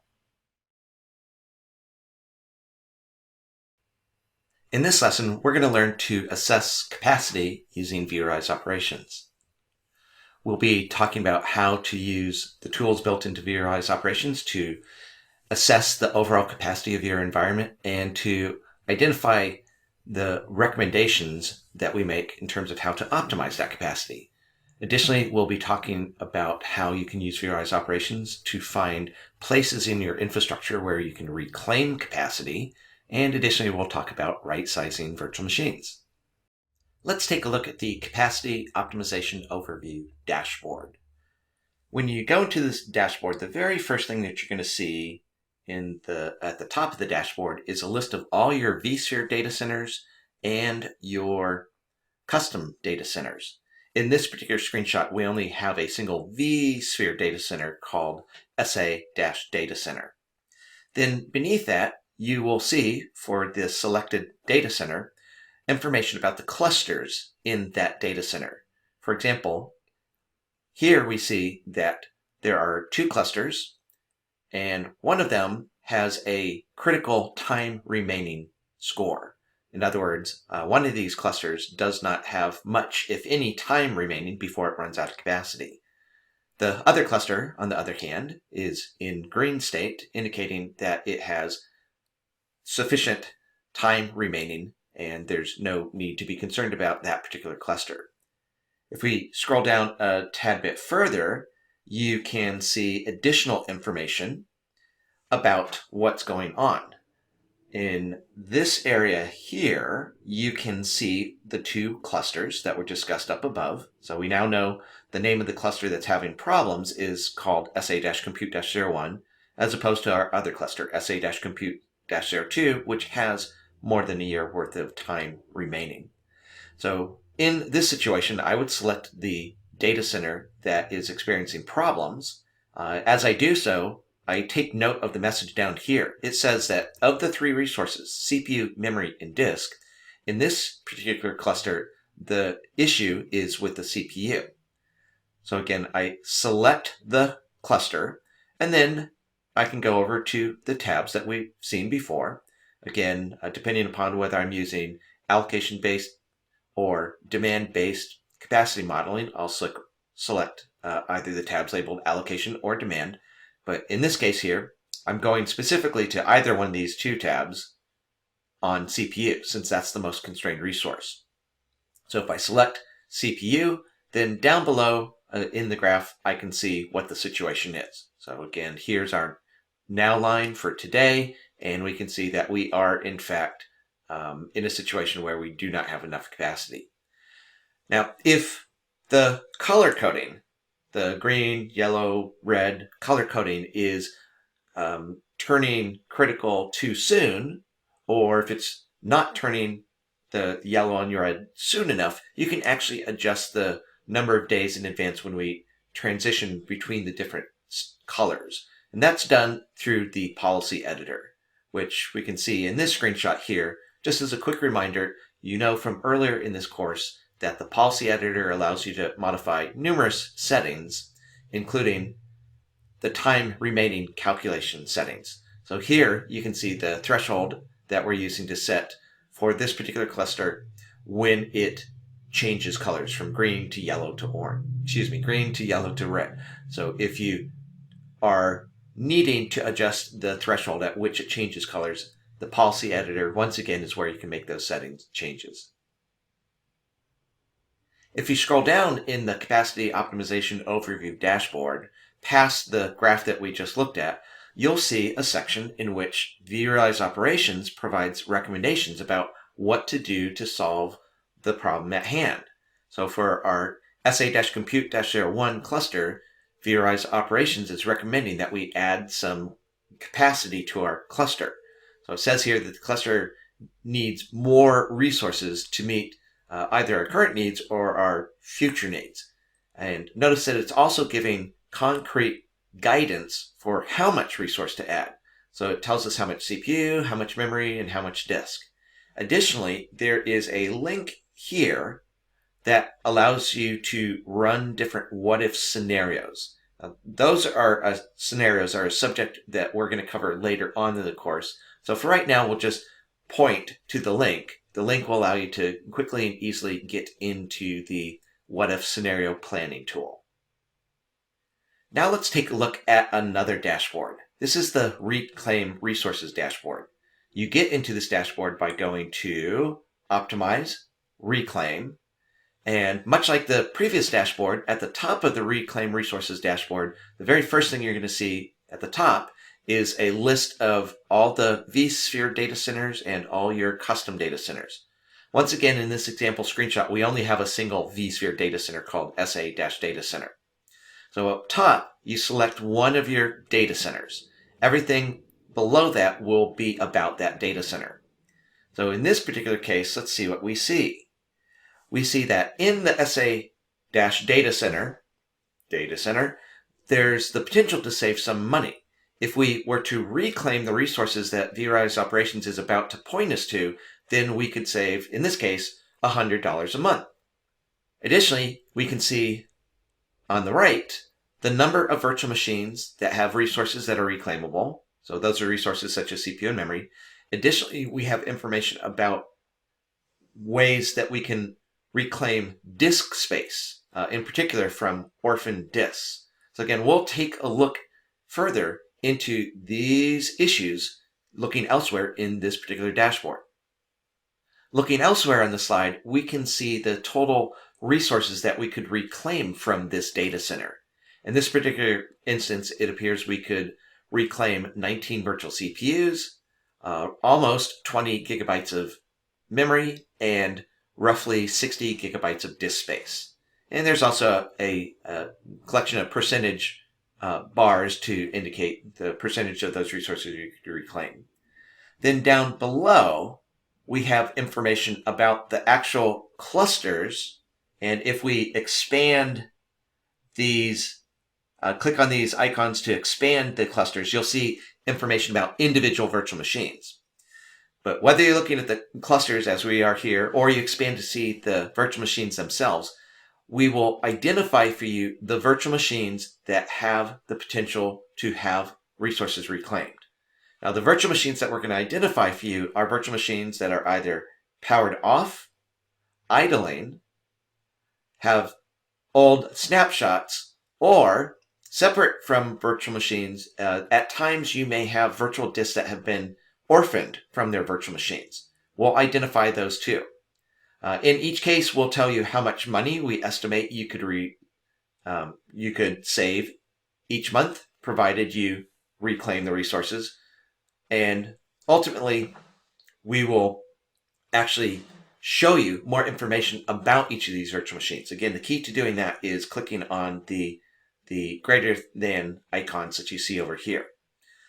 Before we do, though, if you were to scroll over, you'll notice that for each of those clusters, it gives you a summary of how many virtual CPUs, how much memory, and how much disk space we estimate that you could reclaim. Now, there's one other thing that we can see alluded to here with this button, which is the fact that as virtual machines show up in this list, you may encounter instances where there are virtual machines that are showing up in this list that you don't actually want to consider reclaiming. Again, if there was a virtual machine that you simply don't want showing up in this list, even though it's powered off or idling or it has snapshots, and if you want to make certain that a virtual machine no longer shows up in this list, you can simply select the virtual machine in the list and then choose to exclude that one or perhaps multiple virtual machines. If you ever change your mind and decide, hey, wait, I do need that virtual machine showing up in the list again, you can click this button here to say, I want to see those excluded virtual machines once again. So as you can see, we have information here about virtual machines that are wasting resources either because they're powered off continually or idling or have snapshots. Plus, we also can see orphaned virtual disks. But how is vRealize Operations determining that a virtual machine is powered off? How long does a virtual machine have to be powered off to be considered powered off and show up in this list? Does that mean it has to be powered off for 30 days, 6 months, 5 minutes, 1 minute?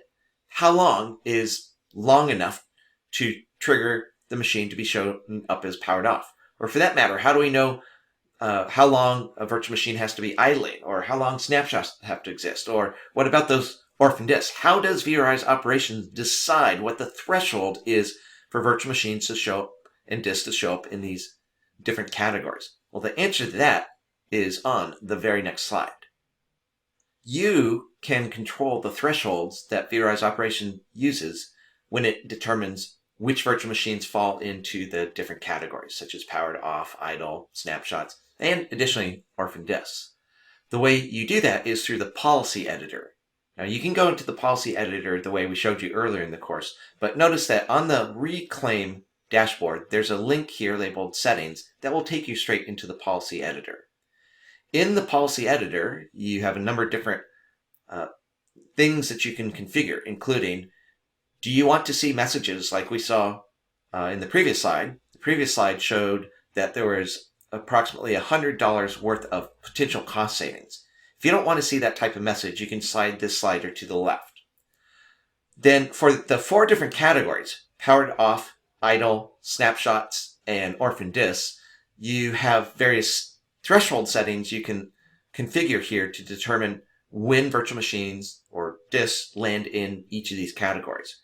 As an example, for virtual disks that are powered off, you can specify how many days the virtual machine has to have been observed to be powered off for it to be considered a candidate for reclamation.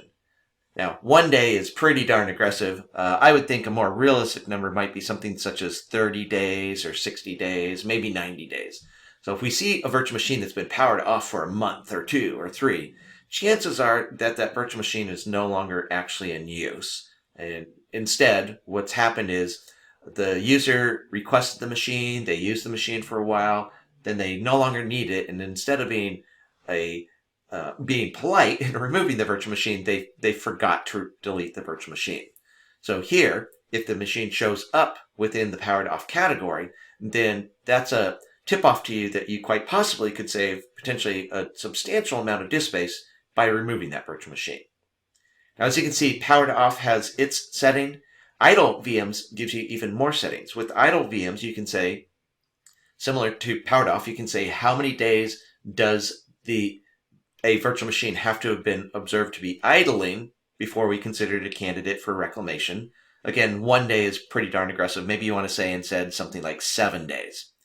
And then in the following settings, you can say within each day, if we see it consuming, well, 100% is pretty darn high. Why don't we say if within each day we see it consuming less than 25 megahertz for, again, you may not have necessarily say 100% of the day. Maybe you'd say something like 90%.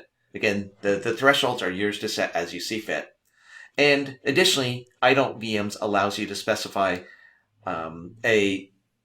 what you might think of as a grace period. Hey, this virtual machine, the virtual machines that we're finding here, we don't want to consider virtual machines that are brand new. We're going to give them a grace period to sort of settle in. We're going to give them, in this example here, 30 days for those virtual machines to settle down and show us how they actually perform.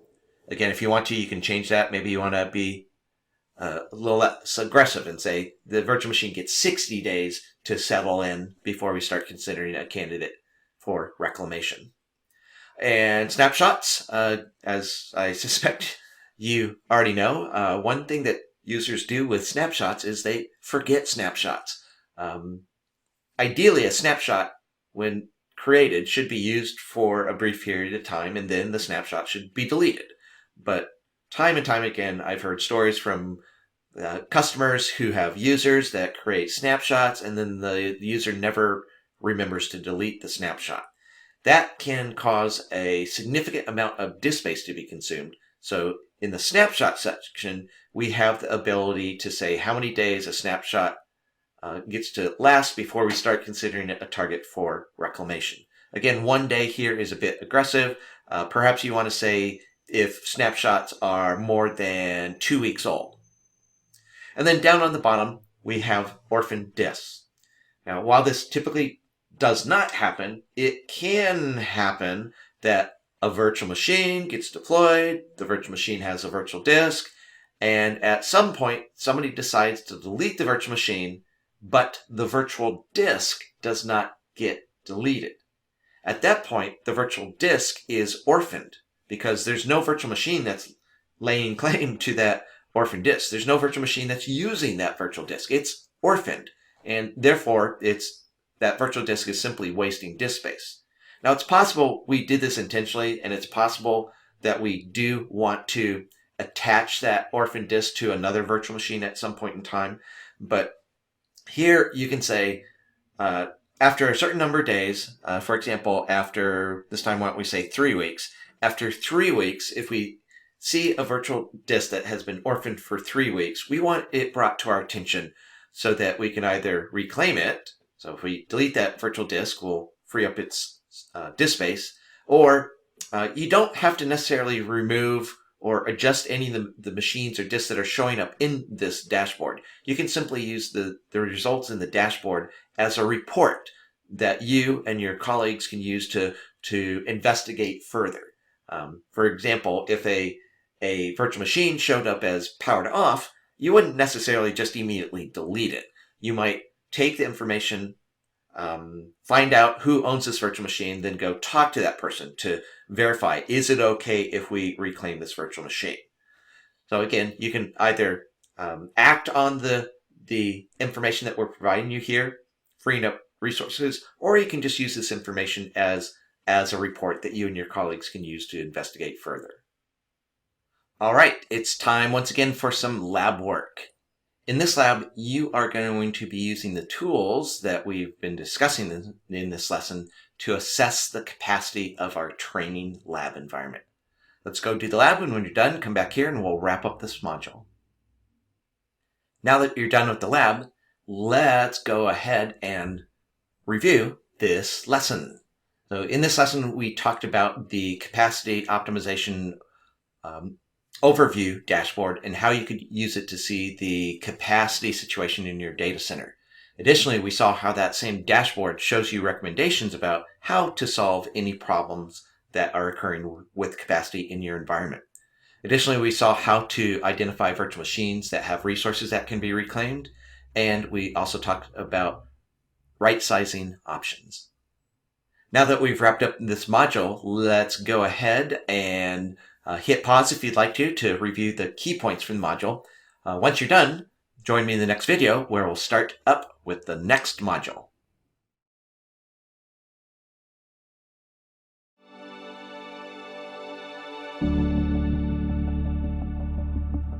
In this module, we're going to discuss how to run what-if scenarios in vRealize operations and how to use the cost analysis tools that are built in.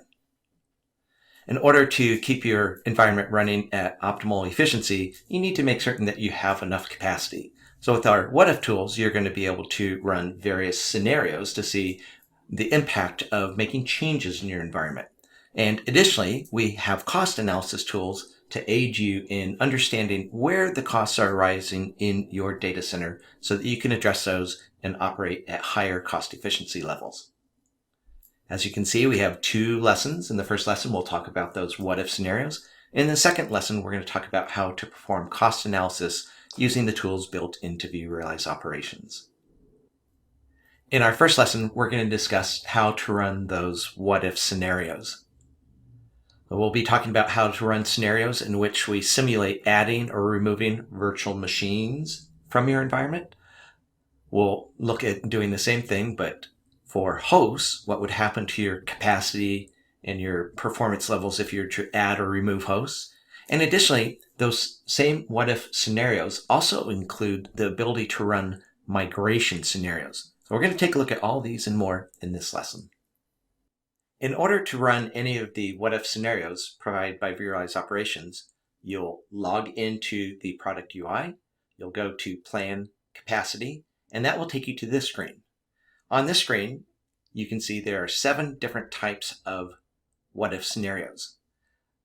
These 2 scenarios deal with running simulations in which we add or remove virtual machines. These 2 scenarios deal with simulating adding or removing ESXi hosts. These 2 here allow you to see the impact of migrating virtual machines to various clouds. So these are for migrations. And then the last one down here allows you to do cost comparisons across different parts of your private cloud. So again, as you can see, we have a number of different scenarios. In the following slides, we're going to talk about how to use each of them. The first 2 scenarios that we're going to look at enable you to simulate adding or removing virtual machines from your environment. The difference between these 2 is the scenario on the left is looking at what would happen if you added or removed virtual machines to a traditional vSphere type environment, as opposed to on the right, where we're looking at a hyper-converged environment. In a traditional environment, the ESXi servers are running on physical servers, and the storage is running in physically separate storage arrays. Again, in a traditional deployment, the ESXi servers are separate from the physical storage. On the other hand, in a hyper-converged environment, the storage technology is built into the ESXi server itself. Now, you can achieve hyper-converged infrastructures a variety of different ways. The 2 ways that this scenario are considering is if you're using VMware's storage virtualization technology called vSAN, or if you're using VMware's VMC on AWS offering. Let's take a look at these scenarios. Again, in both cases, you can add or remove virtual machines. Let's see what happens if we add virtual machines. In this specific example, we're adding virtual machines in a traditional vSphere environment. Now, to be perfectly clear here, we're not actually adding virtual machines. The what-if scenarios that we're running are merely going to simulate, in this case, adding virtual machines. So no actual VMs will be added here, but we're going to see what would happen if we did. Now, when you add virtual machines in the traditional scenario, you have to answer some questions. So to begin with, you need to give your scenario a name. By the way, that name is useful later on. If you have saved your scenario, you can come back later on, see the name of the scenario you want to run again, and you can run it again. You need to specify the location where you plan to add the virtual machines. So tell us both the data center where you're going to add the virtual machines and specifically which cluster you plan to add the virtual machines to. The next thing that you need to do is to describe the virtual machine that you're adding. You can do that one of 2 ways. You can choose the import option. This option here is useful in situations where you want to simulate adding one or more new machines that look just like existing machines in your environment. For example, in this example here, we're simulating adding a web server. If we already have a web server that's the same size as we plan to add for the new one, you can simply import the sizing information from that existing virtual machine. The other choice that you have is to choose Configure. When you choose Configure, you will be responsible for manually entering the size information for the virtual machine that we're hypothetically adding. Whether you choose Configure or you choose Import, ultimately what's going to happen is we will have information in terms of the size, so CPU, memory, disk, of the virtual machine that you plan on adding. Now, when you run this scenario, if you want to, you can add one virtual machine, as you see us doing here. But if you click that pencil icon, you can specify, I want to add, I'm just randomly picking a number here, I want to add 17 web server virtual machines in this scenario. So one way or another, you give us the sizing information for the hypothetical VM that we're going to add. And additionally, you tell us how many of those you want to add. Then down here, you can specify whether you want the scenario to take into account the utilization trends in your environment. So by which we mean perhaps you're running more and more virtual machines, and therefore your utilization is going up over time. If you want to, you can tell us, I know that the utilization is going up over time, but I don't want you to take that trend into account. Just take the current utilization patterns in my environment. So if you leave this checkbox unselected, we will use our historical information about the utilization levels to estimate where, to estimate the impact of that growing utilization level. Alternatively, if you check this checkbox, you can instead specify your own value for how much growth you anticipate to see in terms of this virtual machine's utilization over the next year. So again, those are up to you. By default, we're just going to use our trending information, but if you check the checkbox, you can be completely in control and specify exactly what you estimate the annual projected growth to be. And then down on the bottom, you have a start date and end date for the date range that you want this workload planning scenario to consider. Once you've filled in all this information, what's next to do is to click the Run Scenario button. When you run a scenario, the results are going to look something like this. At the top of the scenario report, it's going to give you a summary of the inputs to the scenario. So that first section on top is just information that you plugged into the scenario. The middle section is where you see the results of the scenario. And it starts off with an icon that will either be green to indicate that the VM or VMs will fit, or it will be red to indicate, nope, sorry, you don't have enough capacity. It will calculate for you what the cost is going to be of running these virtual machines. And additionally, it will tell you what the impact would be on the time remaining score. So in this particular case, even though we've added that, one virtual machine, adding that one virtual machine has not changed our time remaining score. We still have more than a year's worth of capacity. Down below, we make a recommendation of which cluster we think is the best fit. Obviously, picking which cluster is not simply a matter of crunching numbers. There are business decisions that go into picking which cluster. But from a purely numbers perspective, this is the cluster that we recommend. This, and this are the peak utilization levels that we anticipate for the 3 core resources. And if you want additional details, you can click the View Details button. Now, that middle section is what we wanted to get out of this scenario. But vRealize Operations takes us a step further. In the section down on the bottom, labeled public cloud, we will calculate for you what the cost would be to run the virtual machine or virtual machines in a cloud environment. Now, as you know, there are multiple cloud environments, such as there's AWS, there's IBM's cloud, there's Microsoft's cloud, there's Google's cloud, and in addition, we have offerings such as VMware Cloud on AWS, Google Cloud, VMware Engine, and Azure VMware Solution.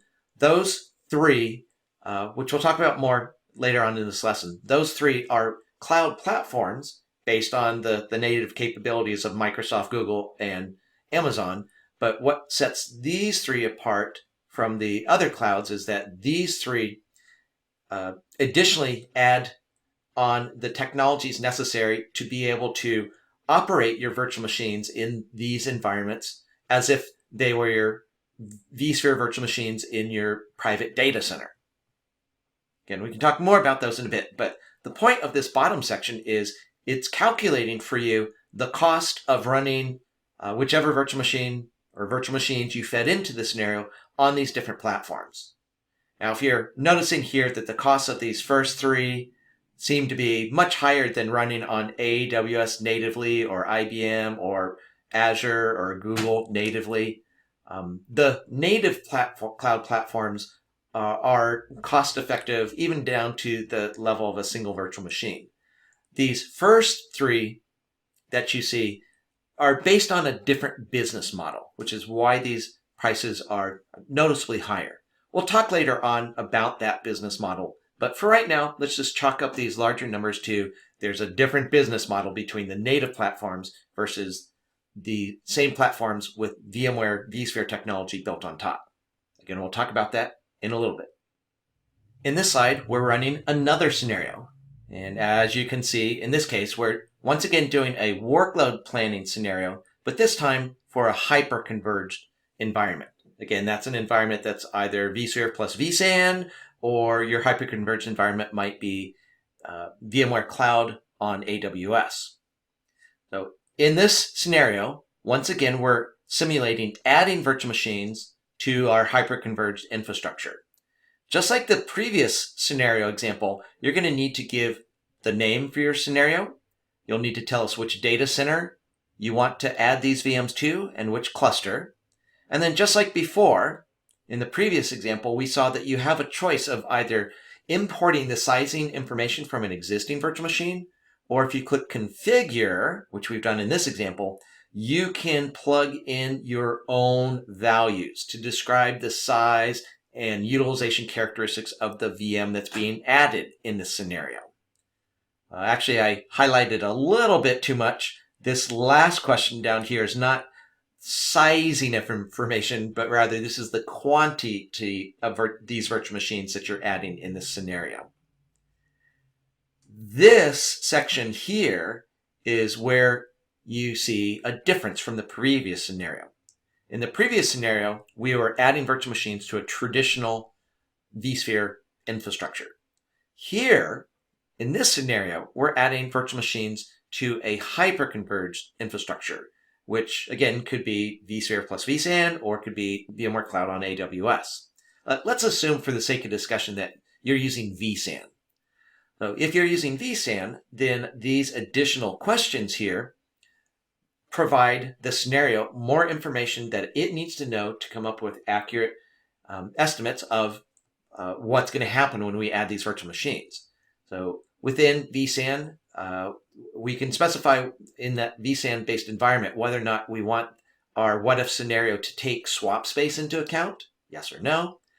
We can specify in our vSAN configuration how many ESXi hosts in our vSAN cluster have we configured vSAN to tolerate losing. Again, in the world of vSAN, you create clusters of ESXi servers. And part of what makes vSAN more robust is your vSAN cluster, which is comprised of multiple ESXi hosts, can be configured to support losing one or more hosts.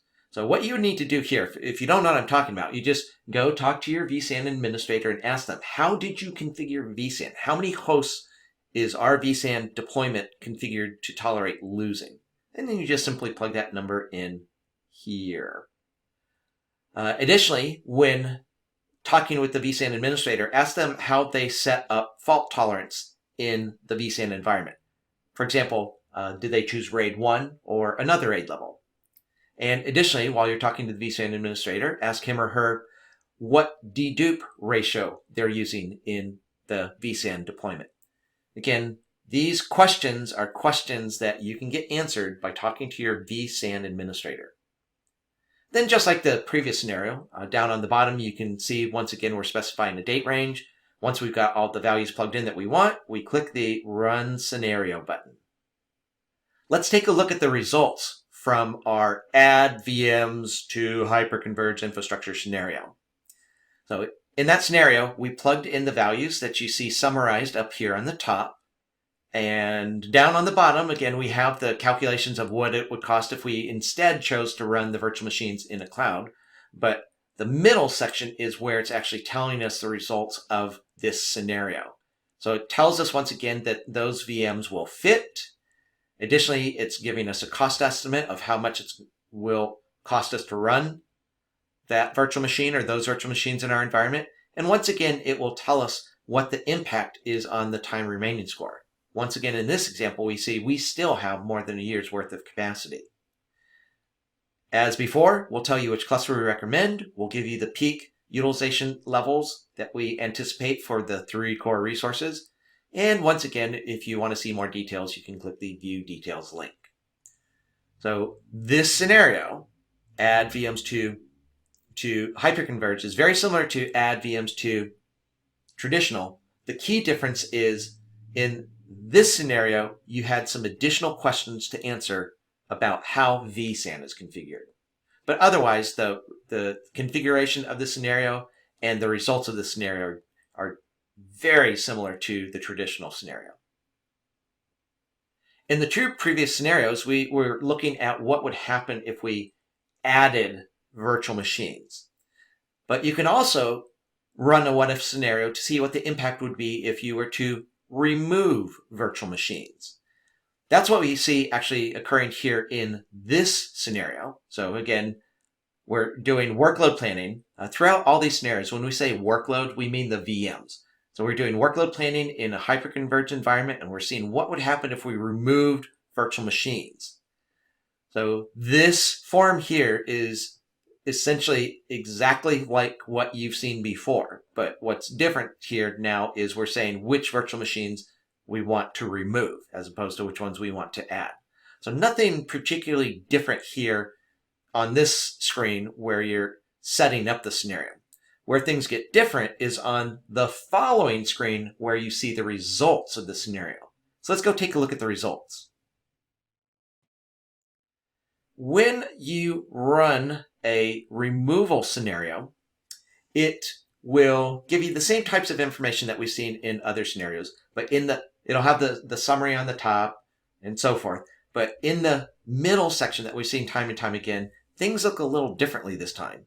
It still has the green versus red to indicate whether or not we're going to be okay capacity-wise now that we've pretended to remove the virtual machines.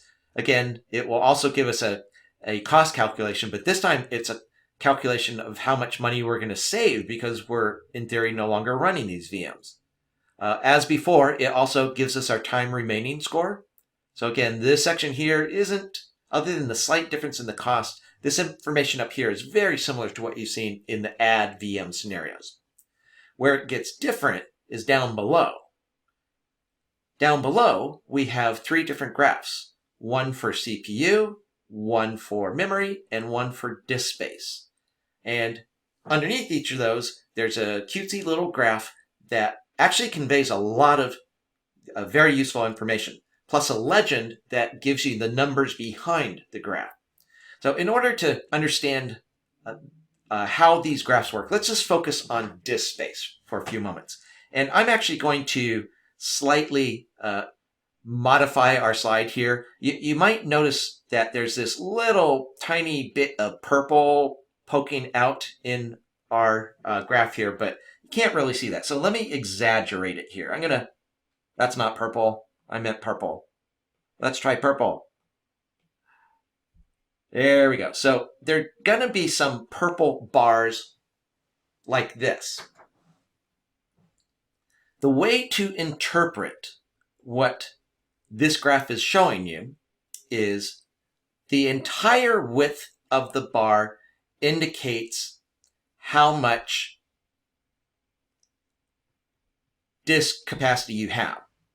So, for example, we have here 0 gigabytes down at this end, and according to our legend down below, roughly almost 15 terabytes of disk space. So the full length of the bar indicates your total capacity.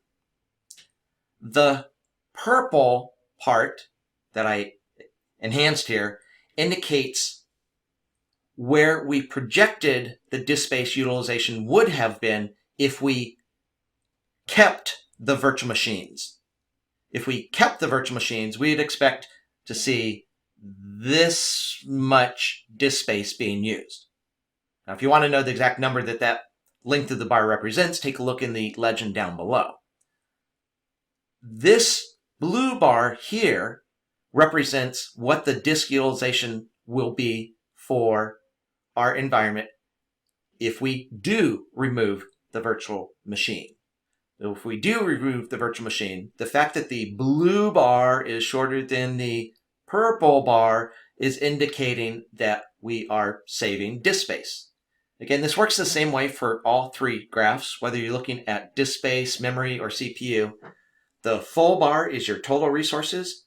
The blue bar is the resources that will be utilized after the VM's removed. And the purple bar indicates how much resources we would have continued to use if we chose not to remove the virtual machines. So I encourage you, both here on this slide, hit pause, and in the lab time, to take a few moments to examine these three graphs, examine the numbers behind them, and make certain that you understand how to interpret these graphs. In all the previous slides, we've been discussing scenarios where we're doing things with virtual machines, adding virtual machines, removing virtual machines, but we can do other types of what-if scenarios. We can do scenarios in which we simulate adding or removing ESXi hosts. Once again, we have two scenarios here. One that takes a look at adding or removing ESXi servers from a traditional environment. Again, that's an environment where the ESXi servers are separate from the storage arrays, versus a hyperconverged infrastructure. Again, that's an infrastructure where the storage is integrated into the ESXi host, either using vSAN technology or using VMware Cloud on AWS. So when you run either of these scenarios, the terminology is a little different. If you want to see what would happen if you remove an ESXi server from a traditional environment, you'll notice that the links call those ESXi servers hosts. On the other hand, if you're removing ESXi servers from a hyperconverged infrastructure, the terminology is a little different. We refer to them, those ESXi servers in a hyperconverged environment are referred to as HCI nodes, hyperconverged infrastructure nodes. But if you ignore the difference between the terminology here and just pretend that these say add host, remove host, add host, remove host, both scenarios are talking about removing ESXi servers. So let's take a look at what these scenarios look like when you run them. In this example, we are jumping straight to removing some ESXi servers. Adding ESXi servers would be very similar, but we're going to jump this time straight to removing ESXi servers. In this case, we're doing the scenario for a hyperconverged infrastructure. So the link is labeled remove HCI nodes, but to you and me, that really just means we want to remove some ESXi servers. In the window that pops up, which you can see displayed over on the right, you're going to do essentially the same things you've done before. Many of these questions you're going to answer exactly the same way you've done in the previous scenarios. You give the scenario a name. You say which data center and which cluster we're removing hosts from. Once again, down on the bottom, you specify a date range. So all that's the same as we've seen in previous scenarios. What's different here is Now, in this section, you're going to specify information about ESXi servers that you're removing, in this case, or adding. So whereas before, this was asking questions about the size of the virtual machines you plan to add or remove, now we're asking you the same type of information for hosts. So you just tell us what type of host you're planning on removing, tell us how many of those you plan to remove, then you click the Run Scenario button, and we'll see in the next slide what the results look like. At this point, I suspect you have a good feel for how to interpret the information on the screen here. You know about the time remaining score, you know about the cost saving score, and you've seen 3 graphs like we see here in previous scenarios, but it's a little different in this case because this time we're talking about removing hosts. So in these, again, picking any of these 3 graphs, they essentially all work the same way. The graph is showing you the total capacity you have in terms of memory. The purple section represents the capacity that's being removed. So again, the full bar is how much capacity you currently have. The purple bar is illustrating how much capacity you're removing. What's left over here is the capacity that you will still have. Again, we saw up above, we're still going to have more than a year worth of capacity. So even though we've removed capacity, we're still okay. Now, you can see here, the blue bar itself is indicating how much utilization we expect to see. And as you can see here, the white area shows us the additional capacity that we will still have.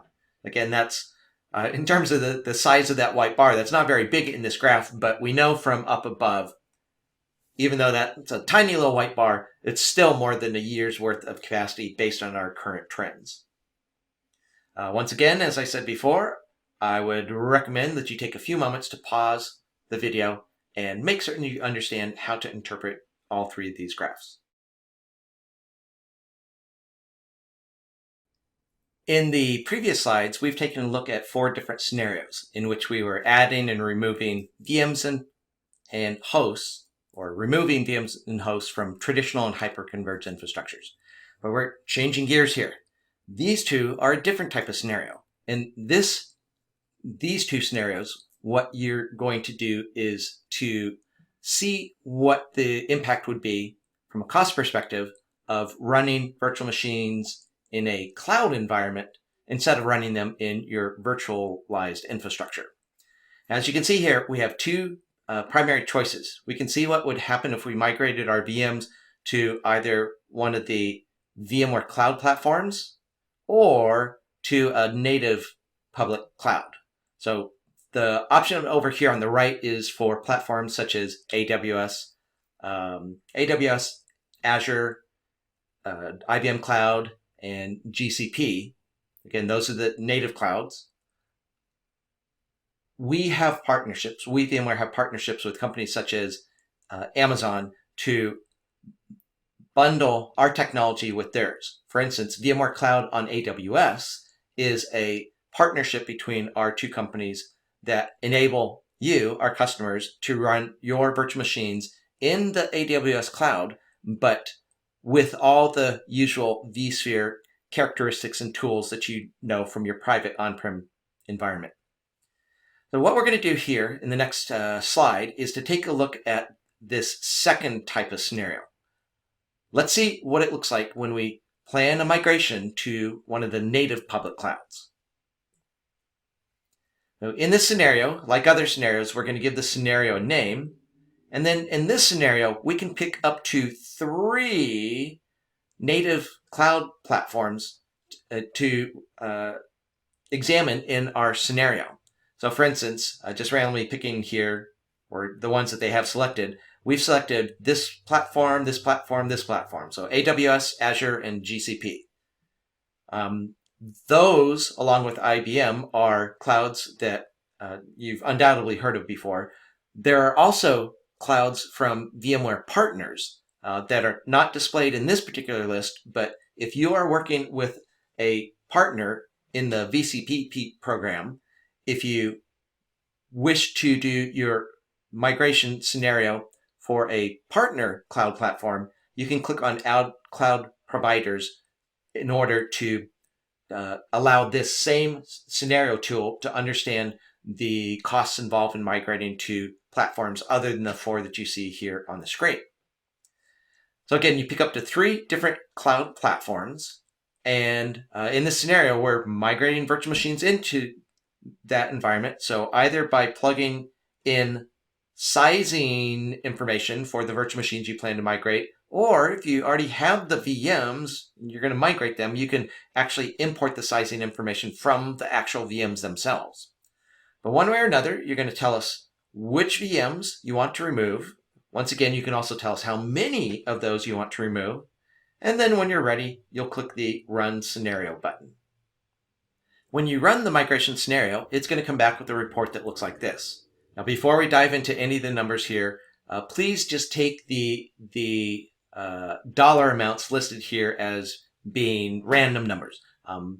When you actually run the scenarios in your environment, we will use pricing information from the actual vendors themselves, up-to-date pricing information, so that you get up-to-date information about what the cost would be. So again, don't read too much into the numbers that we see listed here.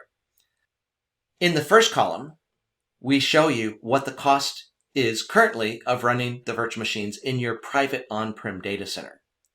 Then in the up to 3 additional columns, we tell you what the cost would be to run those VMs on these 3 different cloud platforms. So we tell you the bottom line number here is how much the cost is. But in addition to giving you information about the cost of running those VMs, we give you information about what the VMs are going to look like when they're running on those cloud platforms. So we suggest for one of the VMs that we just saw on the previous slide, we suggest that you run its cloud machine counterpart using an Amazon T3A.small instance. Each of these vendors defines their own machine instance sizes. So whereas in the vSphere world, we talk about virtual machines that have a certain number of CPUs, give certain number of gigabytes of memory and so forth, in these platforms, they have pre-configured machine configurations with names like T3A.small. Talk to the Amazon, Microsoft, Google, IBM, or your cloud platform provider to find out what these names actually mean. So you can see for each of the machines that we fed into the scenario, what we envision that machine looking like in the cloud platform, including cost information on a per VM basis. And we could, again, we do that for each of the virtual machines that you fed into the scenario. In this scenario, we're once again going to see what the cost would be of migrating virtual machines into a cloud platform. But this time, to be abundantly clear here, let me go back a few slides. You'll recall that we had 2 different types of scenarios. In the immediately preceding slides, we were talking about migrating to native cloud platforms like AWS, Azure, and so forth. Now what we're going to talk about is this other scenario. In this scenario, we are seeing what the cost would be to migrate virtual machines and run the virtual machines in one of the several VMware cloud platforms. Again, there's a VMware cloud on AWS, and similarly, we also have the same type of setup for Azure and Google GCP. So this is the type of migration that we're just about to examine on this slide. So here we are doing a migration scenario to one of those VMware cloud platforms. Now, you'll notice once again, we can choose potentially multiple platforms. This scenario can look at all 3 of these platforms. Or if you want, you can just look at one. So you pick which platforms you want to feed into the scenario. Then you provide information about the sizing here. And again, that's the size of the the architecture you're going to run on. So I plan to run these virtual machines as i3.metal on the VMware Cloud on AWS platform. Then down below, you'll notice in this scenario, we're feeding in the same 2 virtual machines we did in the previous scenario. And again, we see other configuration settings for the scenario that are very similar to what we've seen before. But notice, importantly here, notice that we're feeding in 2 virtual machines. Let's see what the results are if we run this scenario. Well, the first thing that's going to jump out at you is this total cost here. Whereas the previous scenario showed us the cost of running those virtual machines was easily less than $100. Here, we suddenly see a much larger number. If you're wondering about that much larger number, why on earth is it now this much money? The reason is because for these 3 platforms, so VMware Cloud on AWS, Azure VMware Solution, and Google Cloud VMware Engine, all 3 of those platforms, they're cloud platforms, but they have a different business model than, say, just native AWS. With native AWS, if you wanted to run 2 virtual machines, you could do that pretty cost effectively on native AWS. But as we just saw, if we tried to run the same 2 virtual machines on VMware Cloud on AWS, the cost is significantly higher. The reason why that is because the business model is different for those 3 platforms. Those 3 platforms are not designed to allow the mom and pop shops of the world to run 1 or 2 virtual machines. Instead, these 3 platforms are built on the assumption that you don't want to run 1 or 2 VMs. You want to run lots and lots and lots of VMs. You just don't want to run them in-house on your own ESXi server hardware. Instead, with these 3 platforms, you get dedicated ESXi servers in the AWS or Azure or Google Cloud environment that are dedicated for your use. As you can see in this particular case, the minimum buy-in of the number of hosts can vary between these 3 different vendors, but there is a minimum number of hosts. So obviously, if we're going to grant you access to entire hosts, as opposed to just running individual virtual machines, the cost is going to be noticeably higher. So if you do have a number of virtual machines to run, not just 1 or 2, but if you have a lot of virtual machines that you want to run and you want to have the cost effectiveness and the convenience and all the other benefits of running those VMs in the cloud, you can do so with these 3 different platforms. But again, the buy-in assumes that you are not just running 1 or 2 VMs, but rather lots of VMs. So the dollar amount that you see here, again, take it with a grain of salt. Don't assume that this is the actual cost. When you run the scenario, we will give you the actual cost based on current pricing.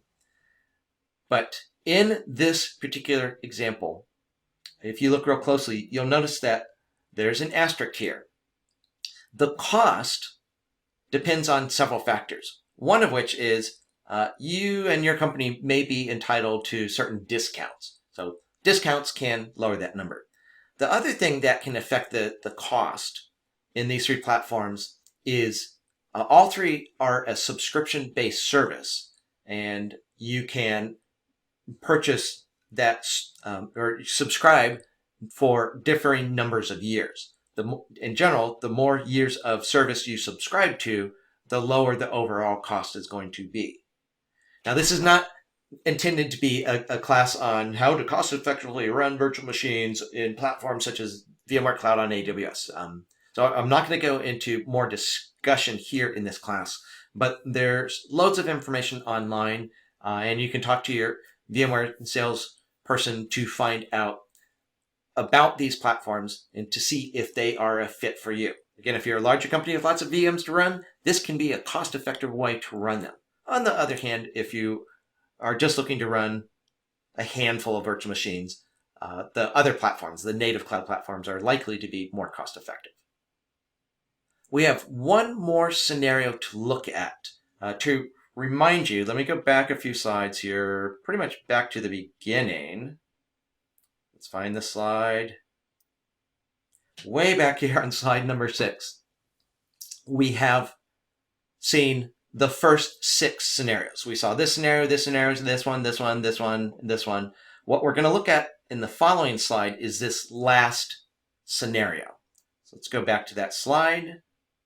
This is a scenario that enables you to find out what it costs to run one or more of your virtual machines. So you get, once again, you get to pick which VMs we're going to consider. But this scenario is going to determine what the cost would be to run those VMs in different parts of your on-prem private data center. So in your on-prem private data center where you're running vSphere and vCenter and ESXi, you have different data centers and clusters within that environment. This is a tool that's designed to help you to find what the cost would be to run virtual machines in those different parts of your infrastructure. So like all the other scenarios, you start by giving us the name of the scenario, and then you're going to pick one or more data centers that you want us to do cost calculations for. I'll show you in a moment how you can add more data centers. In this screenshot, our only choice is our one and only data center called SA-Data Center. But if you had multiple data centers and or multiple clusters, you can choose to have up to 3 destinations in this scenario. And then the rest of the questions here are pretty similar to what we've seen before. So either choose configure to feed in numbers manually, or you import the sizing of an existing virtual machine. Again, the rest of these questions are like we've seen before. What's different is the results of when you run the scenario. So let's zoom out and take a look at what happens when you run the scenario. When you run the private cloud cost analysis scenario, what it does for you is it reminds you, here is the characteristics of the VM or VMs that you said that you want to feed into the scenario. This is what we ran the scenario for. This is telling us, for the, in our case, the one data center that we selected, that the cost of running the VM or VMs we fed into the scenario is $27. If you look further down, you can see the cost on a per resource basis and on a per VM basis. So in this particular example, we only specified one data center. But I told you, if you have multiple data centers and or clusters, you can add additional data centers and clusters here, up to 3 of them. Tell us which data center cluster combos you want us to analyze, and we will come back and give you a dollar comparison. Doesn't have to be dollars. You can switch the currency, but in all these screenshots, we're giving you the dollar comparison of how much it costs to run these VMs in one data center on a particular cluster versus another data center in another cluster.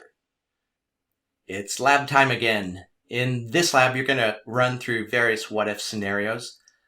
So go ahead and follow the instructions. But since you have a lab environment in which to safely experiment, you might want to add some additional time to this lab to go beyond the tasks that we've outlined in the lab manual itself. Because in our training lab environment, you can run as many scenarios as you want. So if you'd like to experiment with all the different types of scenarios, please feel free to do so. As you run through the scenarios, whether you're doing the scenarios according to the instructions in the lab book or scenarios that you're making up on your own, do bear in mind that the training lab environment that you're working in is considerably smaller than a real-world vSphere environment.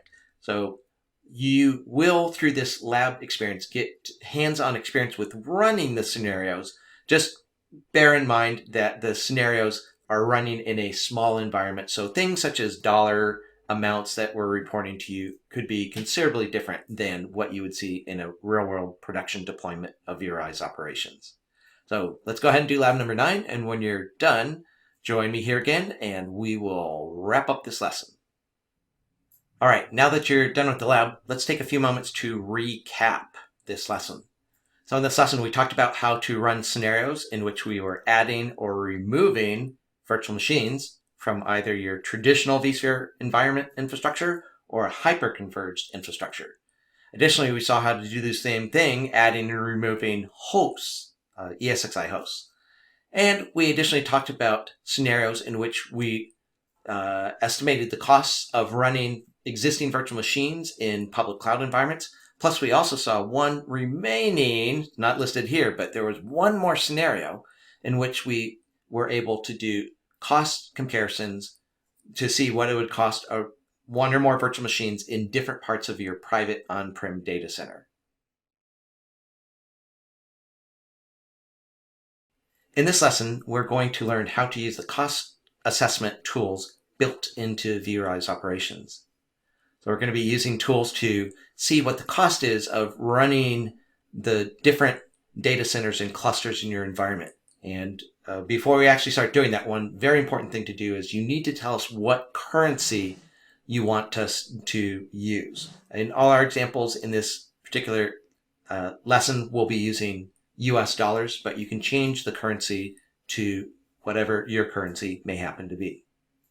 You can get started using our cost assessment tools by going to the Quick Start page and clicking on Assess Cost. Clicking on Assess Cost from the Quick Start page will take you here. You can actually get here a slightly different way. If you wanted to, you could instead go to the dashboard section and run this particular dashboard. But either way, however you get here, this dashboard is going to allow you to see the costs associated with running VMs in your environment. In the section up top here, it lets us know a general overview of what's going on in your environment. So in our particular case, we have one data center. In that data center, we have 4 hosts running across 2 different clusters. We have a whopping 10 CPUs. So that's all sizing information about our vSphere infrastructure. And then we've got some cost information. So this is the total cost per month of ownership in order to run this environment, as opposed to this here is an estimate of how much money you could save if you were to apply our recommendations. In the next section, you will see a list of all your data centers. In our training lab environment, we only have one data center, so that's all we see here. But for that data center, or all the data centers, it'll tell you how many virtual machines are in each data center, how many ESXi servers are in each data center, how many clusters. It'll give you the total cost. In this case, it's the total cost of all the clusters in one data center. So whereas this is the total cost of all the clusters and all the data centers, this number here is just for a single data center. It tells us how many data stores we have in there, tells us the cost of the data stores, tells us our direct costs, and it also gives us information about resources that we could potentially reclaim. Again, up above, we saw that it looks like there's about almost $100 worth of potential cost savings because we have, in this case, some disk space that we could reclaim. On the bottom of this particular dashboard, there are 2 widgets. The one on the left is showing us the most expensive clusters in our environment, ranked from most expensive down to less and less expensive. And then on the flip side, we can see over here on the right the clusters that are least expensive. So focusing for our purposes right now on the top most expensive clusters, you can see that, well, in this case, we only have 2 clusters, but it's really clear looking here that the cluster called SA-compute-02 is the most expensive cluster in our environment. So if we're looking to reduce costs, chances are you're going to want to go investigate what's causing cluster 2 to be more expensive. If we can lower the cost of cluster 2 to approximately the cost of cluster 1, we could potentially save a lot of money.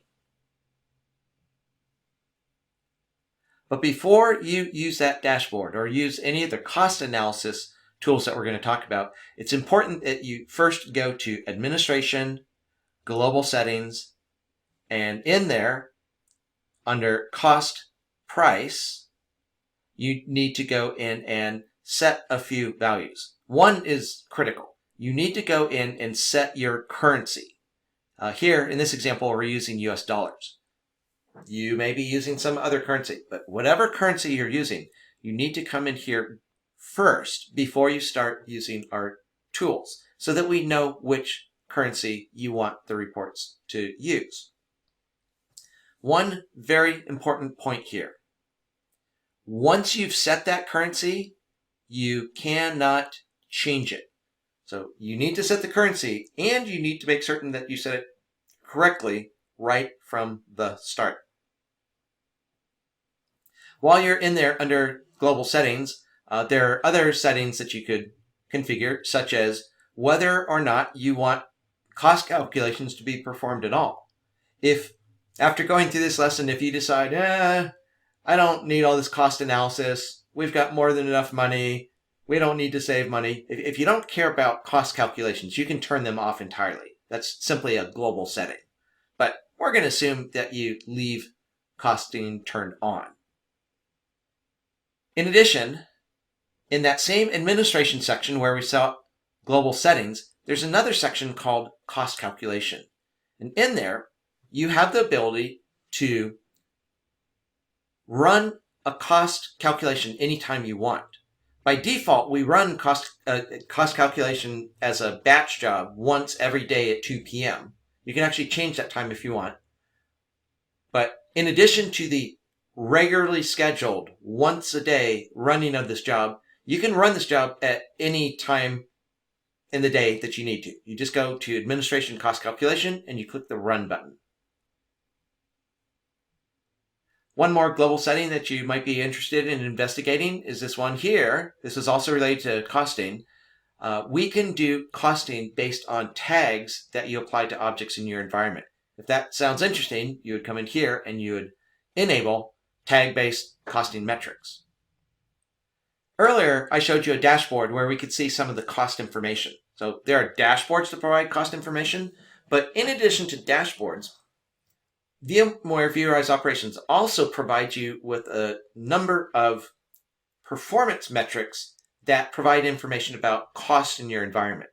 If you want to see these metrics, you can actually do it a variety of ways, but here in this screenshot example, we've gone to the object browser. We've selected a specific virtual machine. In this case, it's a virtual machine called Database 1. And when we go in there, by default, we're going to land on the Summary tab. But if you go to the Metrics tab, the Metrics tab is where you can see all of the performance metrics for the object that we have selected. So we would see all the CPU metrics, all the memory metrics, all the disk metrics, all the network metrics, and lots of other metrics, including what this slide wants to show you is that there's a category of performance metrics that deal with cost in your environment. So if you want to know what the effective daily cost is for this virtual machine, that's a performance metric. You can just double click it to add that metric over here, and it will plot a graph showing you what the daily cost is for that VM. Or maybe you want to know what the month to date cost is, or maybe you want to know for a full month. So these are the highlighted performance metrics here are just 3 out of numerous different performance metrics that we provide that allow you to see information about the cost involved with, in this case, this virtual machine. So again, out of this first part of this lesson, we want you to know that we have dashboards that allow you to do cost analysis. We want you to know that you need to set the currency and do it right the first time. And additionally, we wanted you to see that there are performance metrics that you can use either manually like we're doing here, or you can add these metrics into dashboards or reports or wherever you need to see them. So that's what we've covered so far in this lesson, but there's more. Join me in the next lesson and we'll dive down deeper. In the previous video, we showed you how we have dashboards and performance metrics that tell you the cost of running virtual machines in your environment. But you're perhaps asking yourself, how does VMware know what stuff costs? Well, the answer is cost drivers. If you go to Configure Cost Settings, you can see the cost drivers that are driving the cost that you see us reporting. So if you go to cost drivers, you'll notice this here screenshot's truncated, so this is not all of them. But you can see we have different categories of where the costs are coming from.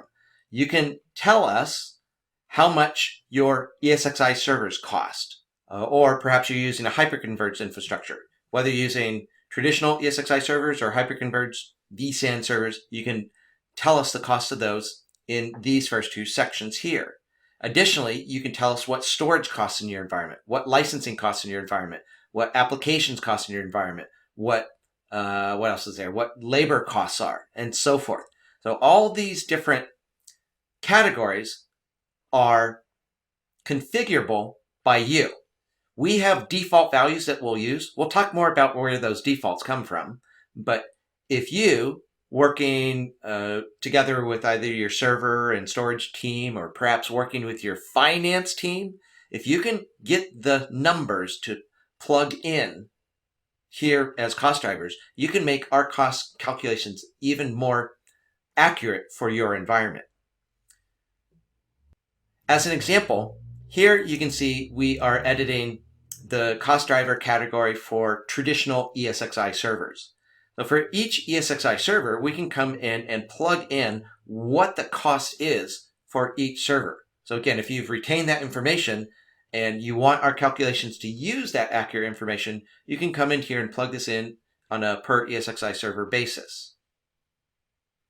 On the other hand, if you are using a hyperconverged infrastructure, you can do the same thing. It's just a different category. So there's server hardware traditional, which we saw in the previous slide, and server hardware hyperconverged.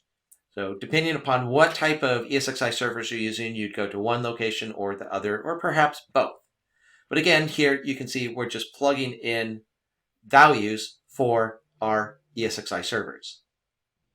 As you can see from this slide, the cost driver screen will tell you the monthly cost for each of these categories of expenses.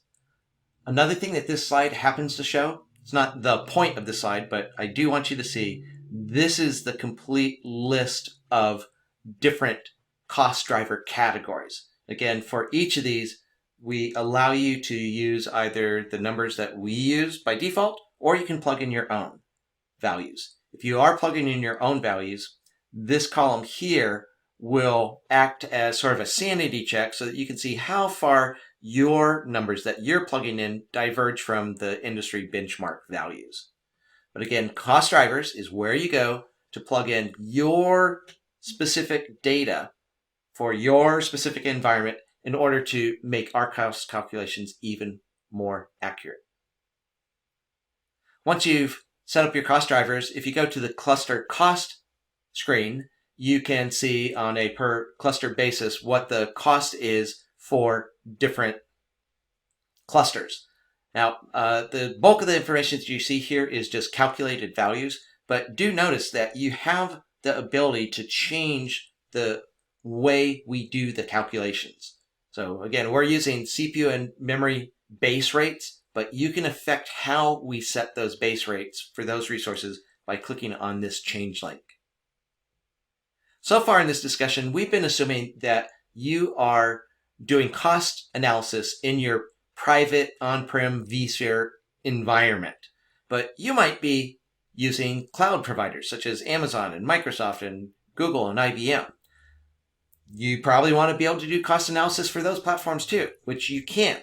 In order to do that, you need to go to the Cloud Providers tab and make certain that you select the cloud providers that you want to be able to do cost analysis on. Another thing that you can do while you're on the screen is to add additional cloud providers. Again, they're the cloud providers such as Amazon, IBM, Google, Microsoft. But in addition to those, you might be working with one of VMware's partners, a partner that belongs to the VCPP program. That's the VMware Cloud Provider Program. Members of the VCPP are companies that, like these providers here, have public cloud resources available that they will sell to you. Different partners have different business models. They can have different pricing. So you're encouraged to take a look at any and all the cloud providers, not just the Amazons and Microsofts and so forth of the world, but additionally all of our partners in the VCPP program. if you are working with a VCP partner, you will quite likely need to enter the pricing information that they supply and plug that into vRealize operations. To do so, you'll go to the pricing tab, click on new pricing card, and then as you can see over here on the right, we have a multi-step wizard that allows you to plug in the pricing information for that particular platform. And notice also the tags column here can also be used for the tagging cost assessment that we talked about at the very beginning of this lesson. As we've gone through the previous slides, you might have been saying to yourself, Brian, that's great that you have all these cost analysis tools that I can use, but what if I don't know the dollar amounts to plug in? What if I don't know what the cost drivers are? What if I don't know how much my ESXi servers cost, or how much networking costs, or how much labor and maintenance costs are? What if I don't know those answers? Do I have to take months and months to get that information, extract it from people within my company before I can use these assessment tools? The answer, of course, is no. You do not have to wait to plug in your actual values. You don't have to wait at all. You can use our cost assessment tools right away because we have default values that we use that come from our cost reference database. That cost reference database contains industry benchmark values for cost drivers and other such inputs to the reports that we're running here. When you first install vRealize operations, you will already have a copy of the cost reference database. And if you start using our cost assessment tools, we'll use the values from that database. But you can periodically update that cost database. So for instance, in this screenshot, you can see we're running a version of the cost database from, July of 2021, which is more than a year ago as of today. So if you want to update and keep your cost reference database up to date, you can go to Administration, Cost Reference Database, and notice that you can download the latest cost reference database and upload them into vRealize operations. Again, we will, out of the box, enable you to do cost analysis. But if you can plug in values that are specific to your environment, that's going to make the information that we provide you more accurate. Alternatively, if you want to use the cost reference database, do consider updating it periodically so that the numbers that we're working with generate results that are more accurate. Now that we're done with this lesson, let's do a quick recap. So the point of this lesson was to talk about the cost assessment tools. So we learned how to determine the cost of running VMs in different parts of your data center. But before we were able to do those things, it's important to first go into Administration, Global Settings, and set various settings. Most important of all, you need to tell us what the currency type is that you want us to use in our tools. Again, setting the currency type, you get to set it once. You need to make certain that you set it correctly the very first time. This brings us to the end of yet another module. If you'd like to take a few moments to review these key points, please feel free to hit the pause button and take a look at them. When you're done looking at the key points, jump to the next video and we'll get started on our next module.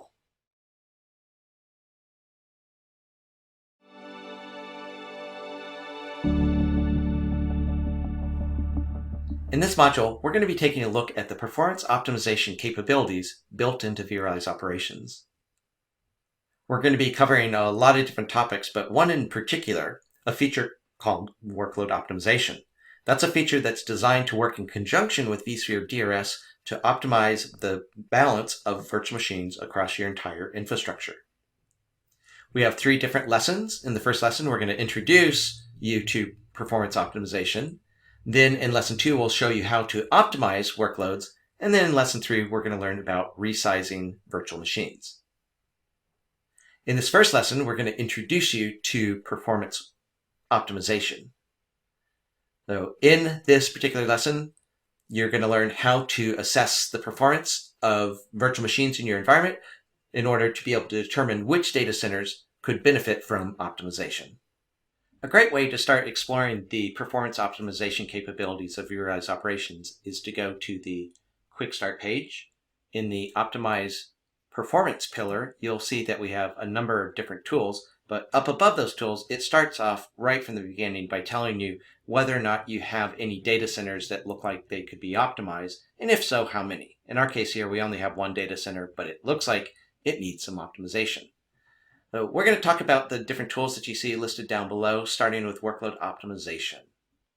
The workload optimization feature of vRealize operations allows you to optimize the performance of virtual machines in your infrastructure.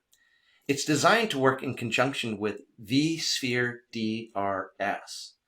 vSphere DRS you're presumably already familiar with, but just in case you aren't, the basic idea behind vSphere DRS is it monitors the ESXi servers and the hosts within a cluster. So for example, let's look at cluster 2 over here on the right.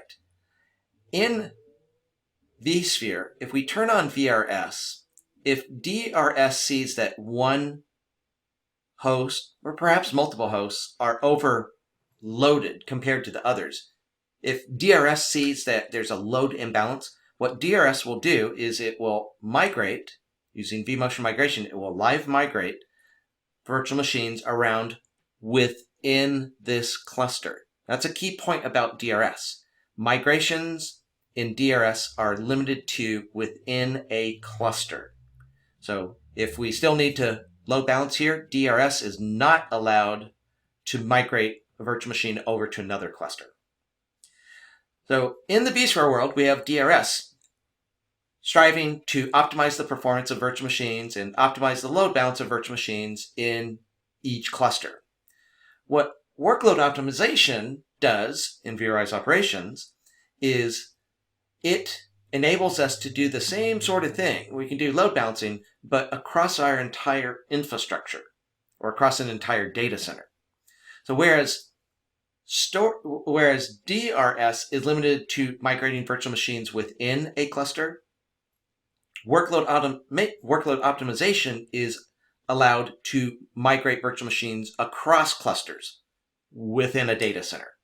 So that's one key difference between the two technologies. DRS works within a cluster. On the other hand, workload optimization works within a data center. So let's talk about workload optimization specifically. As you can see in our particular example here in the screenshot, we have two clusters, and it sure looks like cluster number 1 is more heavily loaded. Now, for both DRS and workload optimization, they're not looking at the number of virtual machines. Instead, they're looking at CPU usage, memory usage, and so forth. But to simplify our illustrations, we're just going to pretend that the number of VMs indicates how much load there is on each host and in each cluster. So over here in cluster number 1, you can see we have 3 different ESXi servers. And it looks like they're all overloaded with all these virtual machines. On the other hand, over in cluster number 2, we've got 3 more ESXi hosts that are very lightly loaded. As a result, the utilization level in cluster number 1 is very high, 90% utilization. Over in cluster 2, the utilization is much lower. It's only at 30%. So whereas DRS cannot do anything about that imbalance, because DRS is only looking within a cluster, workload optimization can not only detect this sort of load imbalance, but it can address it. So with workload optimization, it's going to be really easy to spot whether a data center is requiring optimization. And if optimization is required, we can tell workload optimization to perform migrations to better balance the load. For example, if we allow workload optimization to move virtual machines around, we go from the situation that we saw illustrated on top to something more like the situation illustrated on the bottom. Now cluster 1 has fewer virtual machines. It's not as heavily loaded. The utilization level has dropped. Cluster 2 is busier, but the 2 clusters are now more closely balanced in terms of their load. Now, if you look real closely here in this example, we say 70% here, 50% here. So we're not striving to make the balance precisely equal.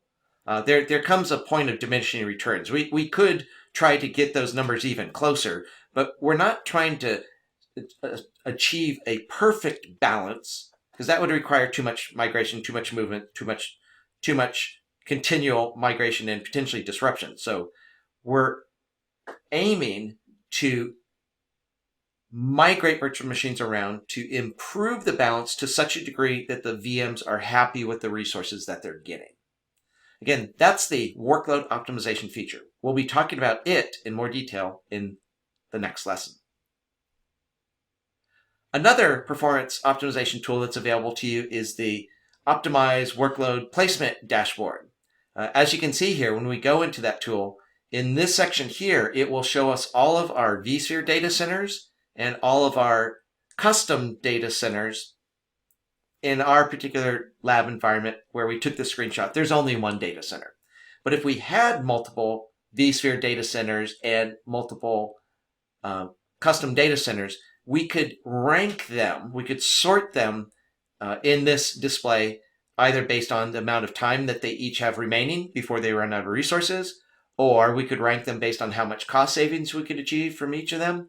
But those are not what we're focused on in this module. We're focused in this module on performance optimization. So if you want to, you can sort these data centers and custom data centers based on which ones need the most performance optimization. But whether you sort them or not, when you select a data center up top, down below, it's going to give you information about how busy that particular data center is, which is what we're going to see in the next slide. So imagine we select this data center here called SA-Data Center. When we select SA-Data Center, all the information down below updates to give us information about what's happening in that data center.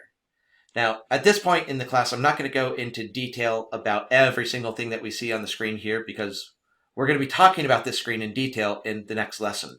But just to give you a very high-level overview, notice that when we select a data center, if we go to optimization status, it tells us here whether or not that data center is optimized or not. So in this case here, it says it's not optimized. We could improve this data center's workload balance. To do so, we could come in and click Optimize Now. Notice we can also schedule the optimization to take place later, or we can turn on fully automated optimization, in which vRealize operations continually throughout the day looks through the environment to see can we better balance things. Again, we'll talk about each of those, and we'll talk about the cluster utilization, and crucially, in the next lesson, we're going to be talking about something called operational intent and business intent. Don't worry about what those mean right now, but both of those are very, very important to understand. So we're going to drill down in depth into what we mean by operational intent and business intent. But ultimately, if you see nothing else on this slide, I want you to see that you select a cluster. We'll tell you whether or not it's optimized. If it's not optimized, you can say optimize it now. And that will be the signal to us to migrate virtual machines around within your data center, potentially across clusters, in order to better load balance the VMs. Another performance optimization capability built into vRealize operations is our right sizing capability. If you were to go out and look at the virtual machines in your infrastructure, I can pretty much assure you that you have some virtual machines that are larger than they need to be. They're oversized. They have more CPU or memory or disk space than they actually need. That's actually pretty common. I've worked with literally thousands of customers over the, this is my 17th year of VMware. I've talked to lots of customers, and a very, very, very, very, very, very common thing that I see with pretty much every customer is they end up with virtual machines that are oversized. And there's a whole slew of reasons why that may be. Sometimes it's because the owner of the virtual machine wants the resources, and they'll do battle until they get the resources they demand. Other times, virtual machines are oversized because the application vendor that created the application that the VM's running insists that we need to have X amount of CPU, Y amount of memory, Z amount of disk space. So again, there are a variety of reasons why virtual machines can be oversized. For our purposes, it doesn't matter why they're oversized. What matters is we can easily point out oversized virtual machines to you so that you can consider whether to resize them. Additionally, we do the flip side. We also point out to you any virtual machines that are undersized. Those are VMs that don't have enough CPU or memory or disk space. And as a result, undersized virtual machines can suffer unnecessary performance degradation. So in order to help our end users be happier in their virtual machines, in order to give them the performance that they need, we want to find those undersized virtual machines, right size them so that they have the necessary amount of CPU, memory, and disk in order to satisfy the performance requirements for the machines. So not right now, but later on in class, we're going to talk about right sizing. I will, however, give you a brief glimpse into the right sizing tool. So in the right sizing tool, up top, you pick which vSphere data center or which custom data center you want us to focus on. And then in the information below there, we will point out to you VMs that are oversized, VMs that are undersized. We'll tell you by how much in each case, and we'll make recommendations about what to do to right size them. And additionally, if you will let us, we'll actually do the resizing for you. But again, we're not going to go into details about right sizing this very moment because 2 lessons from now, we'll be talking about that. Instead, what we're going to do in the next slide is wrap up this lesson so that we can get to the next one, which is going to go into detail on workload optimization. Let's do a quick recap of this lesson. So in this lesson, we simply wanted to introduce you to the performance optimization capabilities of vRealize operations. And in particular, we talked about workload optimization, which is the subject of the next lesson, and we also talked about right sizing. So when you're ready, join me in the next video and we'll talk about workload optimization. In this lesson, we're going to learn to use the workload optimization feature built into vRealize operations. We're going to be talking specifically about 2 key concepts known as operational intent and business intent. So you'll know the difference between them and how to set both of them up. Additionally, we're going to talk about how to automate the workload optimization process and how you can see the results of that process. Different customers have different goals or different intents. If you take a look at the green boxes on the slide here, you might discover that one or more of these apply in your business environment. So for example, perhaps you're trying to keep the infrastructure cost down on a per VM basis, or perhaps you have regulatory compliance issues. Again, different customers have different intents. Workload optimization is designed to take those intents into consideration. So we're going to see in the next few slides what these intents are. In particular, we're going to talk about operational intent and business intent and find out what the difference is between those. Just before we define the difference between operational versus business intent, notice that this is a screenshot that we saw in the previous lesson. In the previous lesson, we told you you could go into workload placement. You could find out whether a data center is optimized, and if it wasn't, you could click the Optimize Now button to get vRealize operations to rebalance. But before you can do those things, you need to set up your operational intent and your business intent. You'll notice in both cases, there's an edit button that you're going to need to click on to define each of those. So let's see what happens when you start clicking the edit link. So for operational intent, we're going to hit the edit link and we'll configure 2 settings. The first of the 2 settings you need to set in order to specify your operational intent provides you 3 radio buttons to select. You can either select this one, or this one. And when you do so, the choices of those 3 do the following.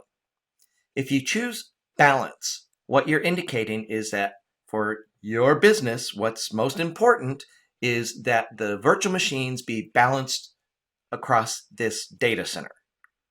That's typically what people think of when they hear about workload optimization. But the reality is, workload optimization is not limited to simply doing workload balancing. We can also help other customers who have a different goal. For some customers, what their goal is to consolidate their virtual machines down to fewer and fewer hosts. By consolidating, it might be possible to completely free up one or two or perhaps multiple hosts. If we can consolidate and then free up hosts, then that means those hosts can be potentially repurposed for some other project. So again, those are very different goals for two different hypothetical customers. One customer wants load balancing, the other wants load consolidation. As you can see, in between those two choices, we also have the moderate setting, which will move virtual machines around, but not to achieve balance and not to achieve consolidation, but rather the moderate choice says, I want vRealize operations to migrate virtual machines within my data center in order to avoid contention. So if there's CPU contention or memory contention, for moderate, those would be a necessary condition before the moderate setting would cause machines to move around. The second setting that you specify when you set your operational intent is shown here on the bottom of the screen. It's called cluster headroom. We're going to talk about that in the next slide. The idea behind cluster headroom is pretty straightforward. We have some customers that sometimes out of an abundance of caution want to reserve a certain portion of their resources. So for instance, they may want to have 20% of their CPU reserved and 20% of their memory reserved. In order to accommodate that type of customer, we allow them to set this simple slider.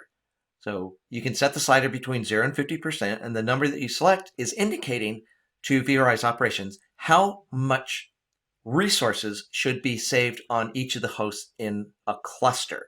You'll get to see this cluster headroom operation in just a moment. So let's take a look at an example.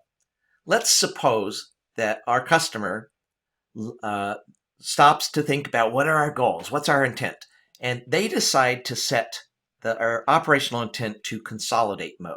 Again, consolidate is going to see to it that we consolidate virtual machines down to as few hosts as possible. Furthermore, let's suppose that they said they want to reserve 20% of the CPU and memory resources on each of the hosts in their clusters. Let's see what the impact of that would be. Well, in our illustration down below, you can see two clusters, cluster 1 and cluster 2. And you'll notice that cluster number 1 has more virtual machines running on it than cluster 2 does. But as far as the consolidate option is concerned, the imbalance here is not of concern to this customer. They don't want load balancing, rather they want to consolidate workloads. So what we can do in a scenario such as this is workload optimization will see, oh, that cluster 2 looks like it's got some hosts that don't have that many virtual machines. Why don't we migrate those virtual machines over to other hosts in this other cluster to pack VMs onto hosts? Again, by packing, by consolidating them, we are freeing up hosts. So if we actually tell vRealize operation workload optimization to do this, we'd go from a situation like this, where we have an imbalance, to something that perhaps looks more like this. So notice, in this case, we have freed up ESXi server 01, 04, 05, and 06. Those can be repurposed for some other project. Again, that was the goal of Consolidate, is to free up hosts so that we can use them elsewhere. Notice also, and that's what was achieved by choosing Consolidate, but notice also that when vRealize operations did this, it still maintained 20% of the resources on each of the hosts in this cluster. So if there had been one more virtual machine or two more or 10 more, if there had been more virtual machines on the host in cluster 1, if moving those additional machines would have caused us to go beyond that 20% threshold, then those VMs would not get moved. Again, by setting cluster headroom, we're specifying a percentage of the CPU and memory resources that we want reserved, which is not to say the virtual machines can't use it, but workload optimization is not going to move virtual machines to create a condition where that headroom would be used. So again, this is one example of operational intent. You can imagine or wait for the labs and you'll get to see us choosing other operational intent values. Now let's take a look at business intent. In order to configure your business intent, there is an edit link that you'll click on, and that will launch the window that we see over here on the right side of the page. When you set your business intent, the very first question that we're going to ask you is whether you want to use the cluster-based approach or the host-based approach. For right now, we're going to ignore host-based. We'll talk about that very first thing in the next video. So for right now, we're going to focus on what would happen if we said, I want to use the cluster-based approach. After choosing clusters, down below, what you would do is use tags to describe how you want workload optimization to work. Now, to be really clear here, we have been talking about tags earlier in this class, specifically tags in vRealize operations. But that's not the type of tags that we're talking about here. Here, we're talking about vSphere tags. This whole business intent mechanism that we're about to set up depends upon vSphere tags. So we're going to talk a bit about vSphere tags and see how they come into play here. So when you define your business intent, you're first going to have to set up tags in vSphere. So some of the steps that you see here, I'll identify exactly which ones in a moment, but some of these steps are steps that you're going to perform in vSphere, and other steps are steps that you're going to perform in vRealize operations. So before you even click the edit button that I just showed you, there are some steps that you need to perform in vSphere, and that's steps 1 and 2 here. You're going to need to go into vSphere, so open up the vSphere client. You're going to need to create what are known as tag categories and tags, and then you need to apply those tags to the clusters and virtual machines in vSphere. I'll show you what I mean here in a moment.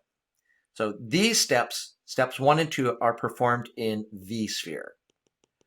The remaining steps are performed in vRealize operations. So right from the start, I want to be really clear where you're doing each of these steps. So step 1 and step 2 we've talked about. Step 3 is to click the edit button. Step 4, as we've already seen, you're going to click either cluster-based or host-based. We'll talk about host-based in the next video. And then you're going to select, in vRealize operations, you're going to select the vSphere tags that we configure in steps 1 and 2. And then step number 6 is to click the Save button, but that's the easiest step of all. So let's actually look at this process starting with step 1, which remember takes place in vSphere. In the world of vSphere, you can perform tagging. You can tag virtual machines, you can tag hosts, you can tag clusters, you can tag all sorts of vSphere objects. One thing to understand about tags in vSphere is that while it's similar to tagging in vRealize operations, the terminology is different. You'll recall from earlier in this course, when doing tagging in vRealize operations, we had tags and tag values. In vSphere, we have the same sort of concepts, but the terminology is different. We have tag categories and tags. So ultimately what we're going to do here is create some vSphere tags. So over here you can see us creating one tag called Oracle and another tag called Windows. And additionally, you need to create a tag category, which in this case you can see we're creating one called License Enforcement. So in our hypothetical example, let's suppose that you have some Oracle database VMs and you want to make certain that those Oracle VMs all run in a specific cluster. And then all the other machines will run in one or more clusters. So to implement this using vRealize operations, we would create a tag in vSphere, give it a name such as Oracle, and then for the other machines that are not running Oracle databases, we'd create another tag called something else. For example, in this case, we're going to call it Windows. Now, in the case of both of those tags, we need to group those tags together. They're related. They're not the same tag, but they're related. So we group them together and all the other tags that are like these into what's known as a tag category, which you can see us doing over here. We are creating a tag category called license enforcement. And then you'll notice that both the Oracle tag and the Windows tag are choosing the tag category called license enforcement.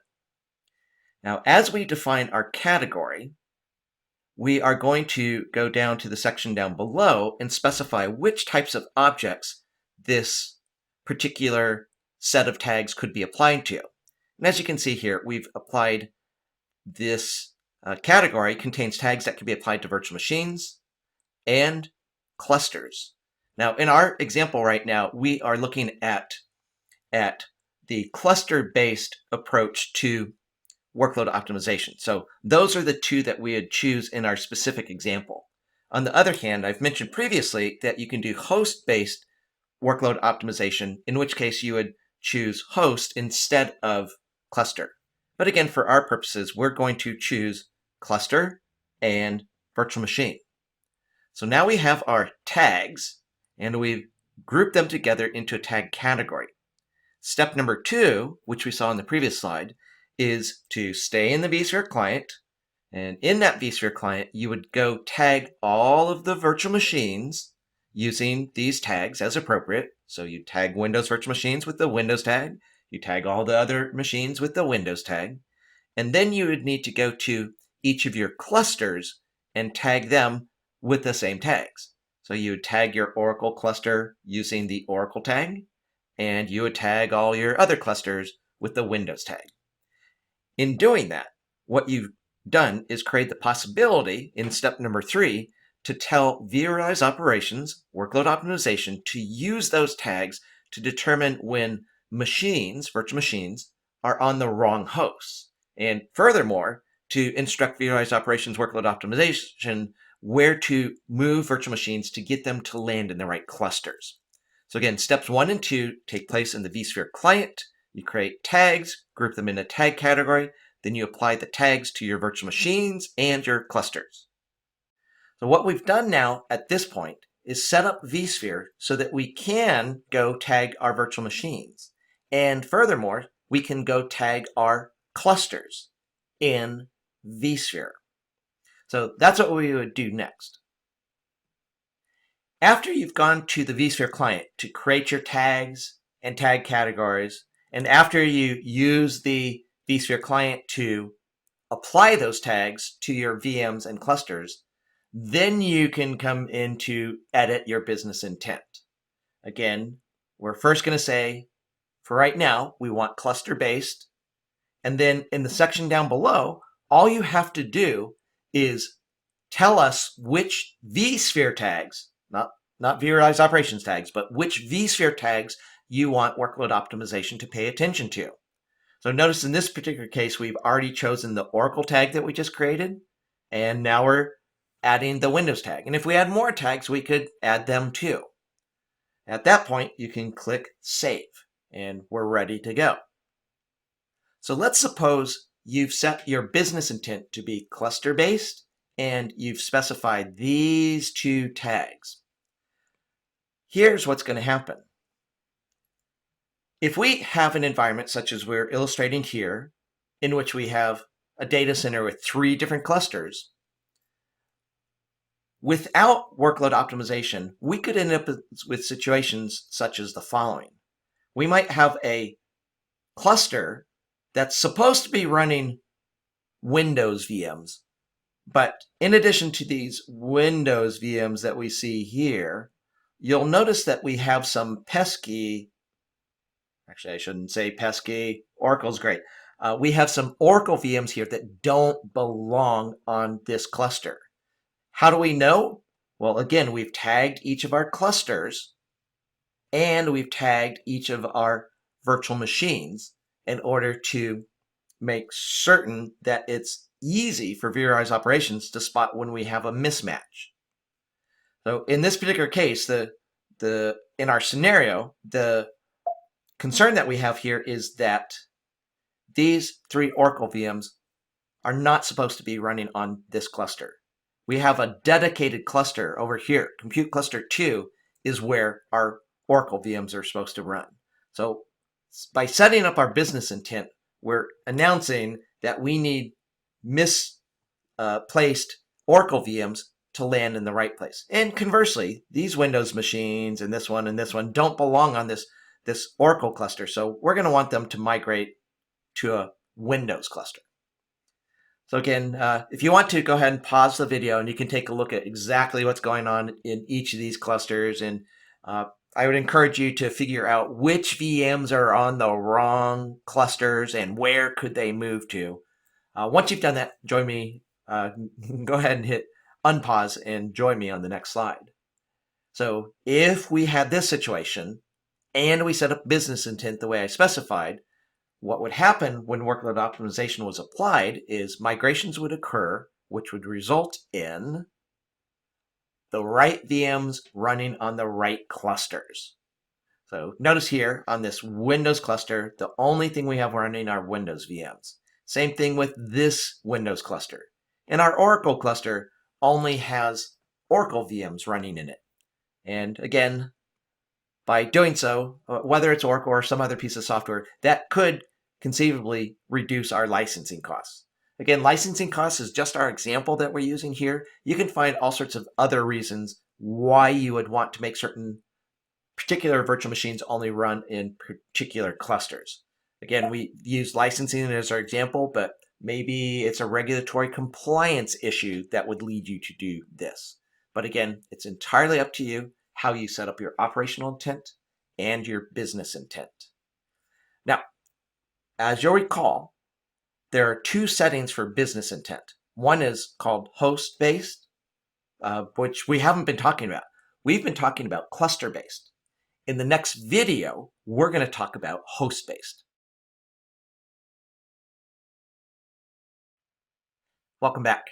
In the previous video, we looked at how to set your business intent for workload optimization. And in particular, we looked at setting that up using the cluster-based approach. And we also saw that there is a host-based approach, but we haven't talked about that yet. Now's the time. So if we want to use host level placement, the process is in many ways the same. You're going to start out by going to vSphere to create tags and a tag category. This time, the tags will be applied to virtual machines, just like before. But this time, instead of applying the tags to clusters, you'll apply the tags to hosts. Now, that's the first place you're going to notice a difference. You're applying tags to the hosts instead of the clusters. And in your environment, presumably, you have more, perhaps considerably more hosts than clusters. So setting up host level placement takes a bit more time, but that's a one-time setup. So that's not that big of a deal. But do plan to have enough time to apply the tags you're creating to all the hosts. So once you've done that, you come to vRealize operations, you click on the edit button for business intent, and we're greeted with the same questions we saw before. This time we're going to choose hosts instead of clusters, but when we go to set up the tags, that part's going to work just like it did with cluster level placement. You simply select the tags that you created and applied in vSphere. So far, it's pretty straightforward, but you're just about to notice something significantly different between the two. Let's find out what that is in the next slide. When you use host level placement, you are going to see the warning message that's displayed here on the screen. The basic message behind this warning is that the way workload optimization works when you do host level placement involves affinity and anti-affinity rules in DRS. If you already have affinity and anti-affinity rules in DRS, we need to disable those in order for host level placement to work. So as you can see here in this warning message, it's telling you we need to do this. Are you sure you want to continue forward? If you want to see what those rules are that we're going to disable, you can click on the View Conflicting DRS Rules button. But assuming you are okay with this change, then you simply check the checkbox, to indicate that you understand that we're going to disable your DRS affinity and anti-affinity rules and use our own rules instead, and then you can carry forward. Now let's take a look at an example. Suppose, if you will, in this case, we're setting our business intent for host level placement, and this time, to make things a little more exciting, we have 3 different tags. We have a Windows tag like we had before, an Oracle tag, and now a Linux tag, just to keep things more interesting. And if you look in the diagram, you'll notice that once again, we have tagged in vSphere each of our virtual machines, either as Windows VMs or Oracle VMs or Linux VMs. What's different here is that this time, instead of tagging the clusters, we are instead tagging the hosts. And we do that for all the hosts across all the clusters. We're tagging the hosts. So this host here, according to our color coding, is a Windows host. It's supposed to run Windows virtual machines. This host here is a host that's supposed to be running Linux VMs. And this one here is for running Oracle VMs. You can pause the video if you like to go examine cluster 2. But let's take a look at how vRealize operations would detect the mismatch placement of these virtual machines and how it could respond. So just picking some VMs randomly here, this VM here is an Oracle VM, but it's running on a Linux host. So to fix that problem, workload optimization could migrate that virtual machine from host 2 to host 3. And for these 2 Linux VMs, vRealize operations can fix that problem by migrating them to host number 2. This Windows VM needs to land on a Windows host. Let's assume there's enough space still on that host. We'll just migrate that VM to host number 1. So just by doing these migrations locally within this cluster, we're able to make all the VMs happy. They're all running on the platforms they should run on. But what about cluster 2? In cluster 2, on host number 4, we have 2 Linux VMs that don't belong there. They should be running on this Linux host, host number 5.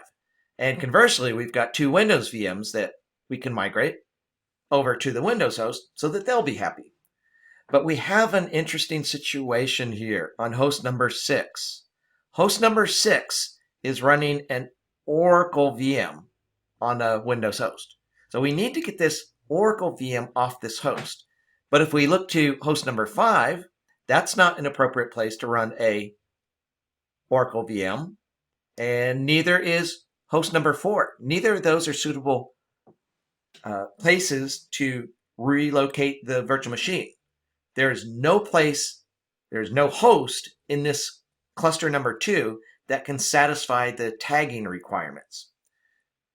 Now, if this was DRS is only allowed to do migrations within a cluster. So if DRS was doing something like this, DRS would have to throw up its hands in defeat.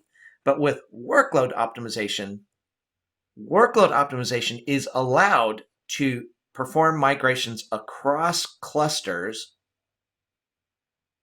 in order to satisfy the tagging that we've set up. So again, if we have a mismatched collection of VMs and hosts like we see here, workload optimization, when you use host level placement, can correct it, as you're going to see here in 3, 2, 1. Those migrations were so fast you couldn't even see them. Just kidding there. But notice that cluster number 1, each host is running the right types of virtual machines. Same thing in cluster 2. And therefore, all the tags are being obeyed now. And that's what we're doing with host level placement. In a moment, on the next slide, I'm going to show you a screen where it talks about something called a tag violation. Tag violations are simply indications that something's not right in the environment. It could be something's not right from the operational intent perspective or not right from the business intent perspective. But this tag violation that we're talking about on this slide shows up in the user interface. Let's go to the next slide and see where that is.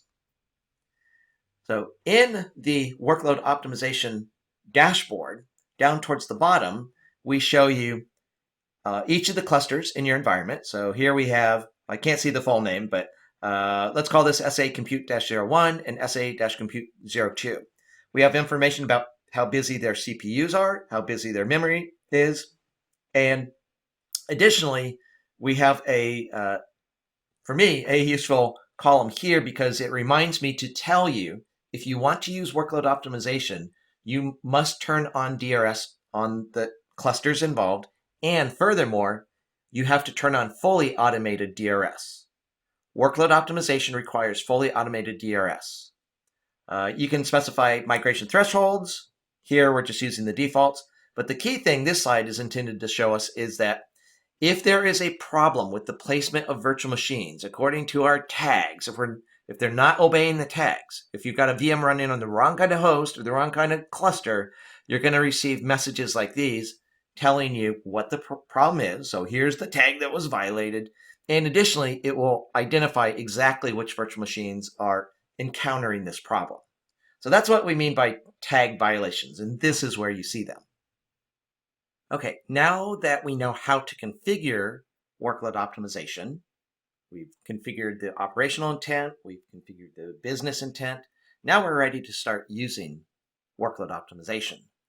So as we've already seen before, if you go to the workload optimization page, we've been looking so far at the optimization status tab. We'll look at the other two tabs here in a few moments, but on the optimization status tab, we can quickly determine whether a data center is optimized or not. In this case here, we have a data center that's not optimized. And as we've seen earlier, down below, you can see information about each of the clusters in this data center, including we can spot here that the VMs on the cluster called SA-compute-01 are unhappy because they're suffering memory contention. So we can pretty quickly and easily spot if there is a problem. And not just that there's a problem, but what kind of problem. But to actually perform the workload optimization itself, you need to click on either Optimize Now, or Schedule, or Automate. So let's take a look at what each of those does, starting with Optimize Now. When you click Optimize Now, it will bring up this interface in which it tells you for these clusters, here's what the situation looks like now in terms of the CPU, the memory, and the storage. And here's what we anticipate the infrastructure is going to look like if you apply the optimizations that we're just about to recommend.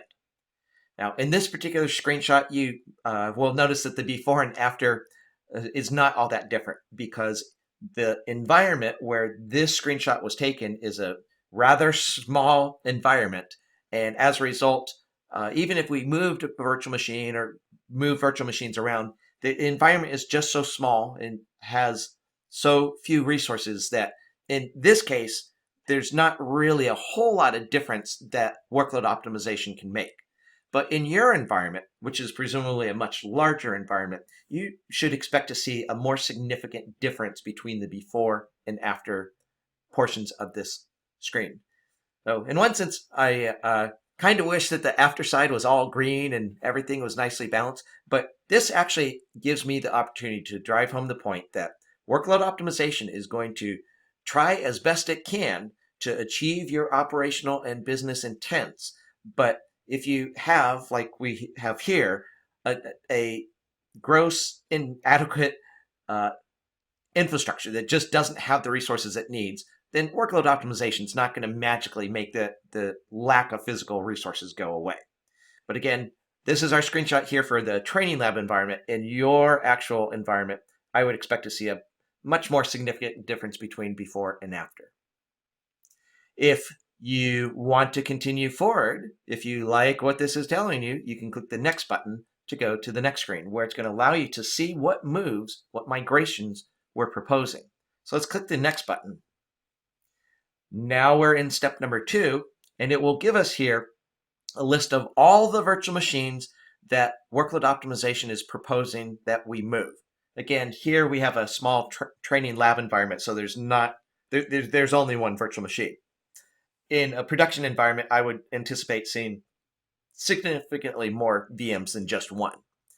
But notice here, for this one VM that we're proposing to move, it tells us where the move is planned to go from and where the VM is going to land. So in this particular case, the VM called scale-01 is currently in the cluster called SA-compute-01, and we're proposing to move it to cluster 2. This next column actually points out something that I haven't mentioned to you so far. So far, when I've talked about workload optimization, I've been talking about its ability to move a virtual machine from one host to another. If you're familiar with vMotion, which I suspect you are, that's the type of migration I've been talking about. But workload optimization, just like vSphere, is also capable of moving virtual machines from one data storage array to another. We do that in vSphere using a technology called storage vMotion. In vSphere, you create what are called data store clusters, in which you can turn on storage DRS, and when you do so, vSphere storage DRS will migrate virtual machines in order to balance the load of VMs in their storage array locations. So not only does workload optimization use vMotion to move VMs from host to host, it also can optionally move virtual machines from one data storage location to another using storage vMotion. A quick reminder here, I mentioned before that you need to turn on fully automated DRS.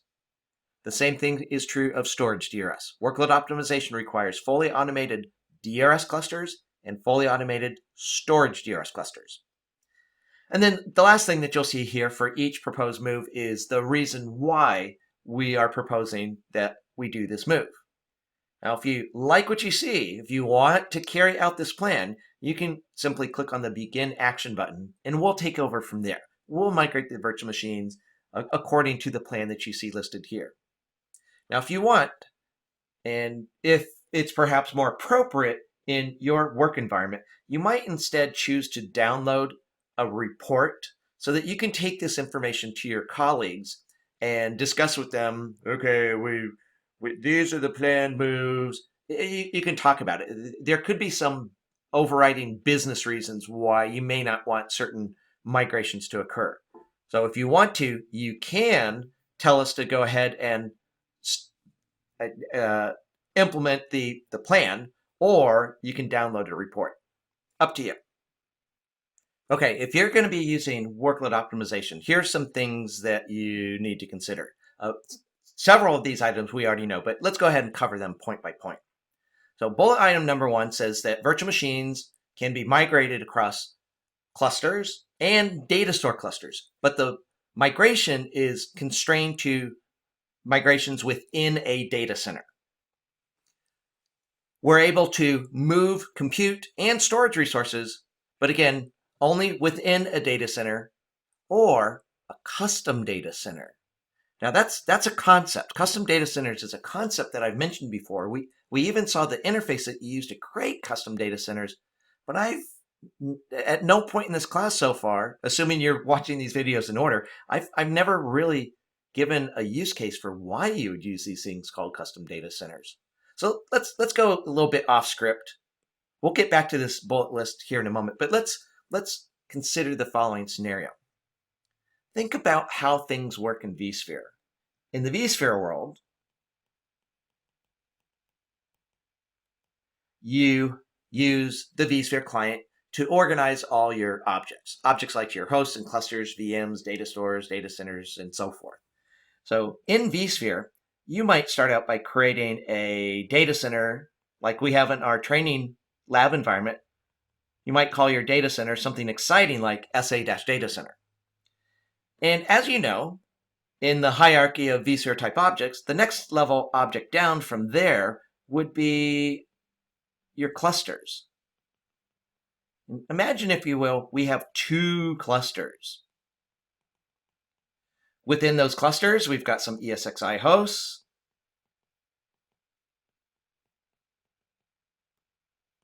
This cluster also has some ESXi hosts. And each of those hosts is running some VMs.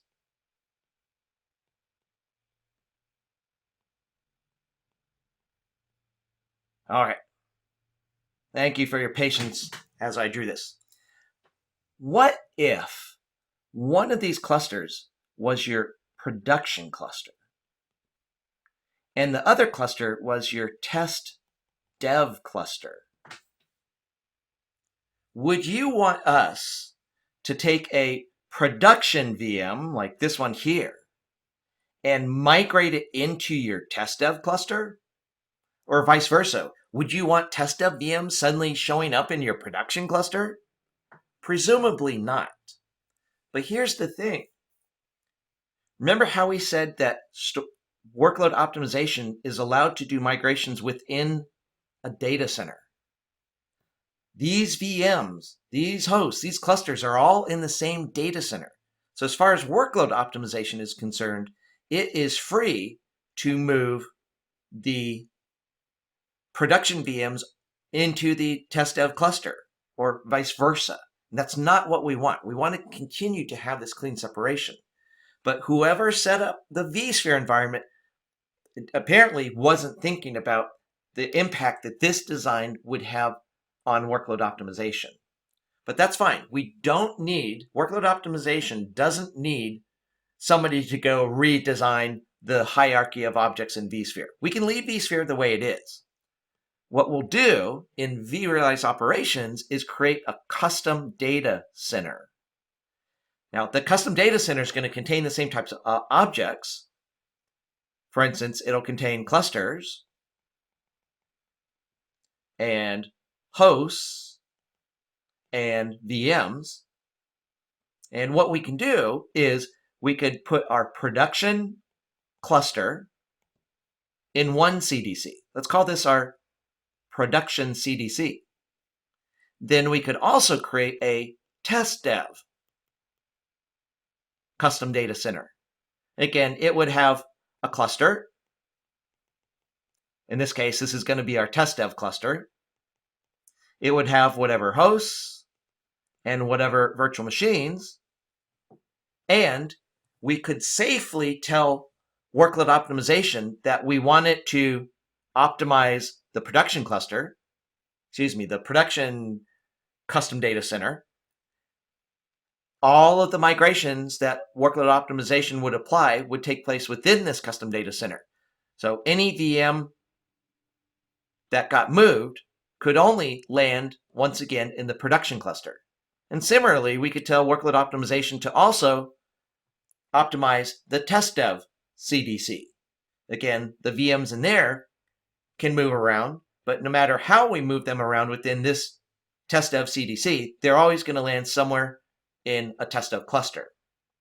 So this is one reason. You can come up with other use cases, but this is one use case for these things called custom data centers. All right, continuing onwards here. Storage resources are not allowed to be migrated around non-data store clusters. So if that's just reiterating what we said earlier in this lesson. If you want storage migrations to take place, just like in vSphere, if you want storage migrations to take place using storage DRS, same thing here with workload optimization. You need to set up data store clusters in vSphere with storage DRS turned on in fully automated mode.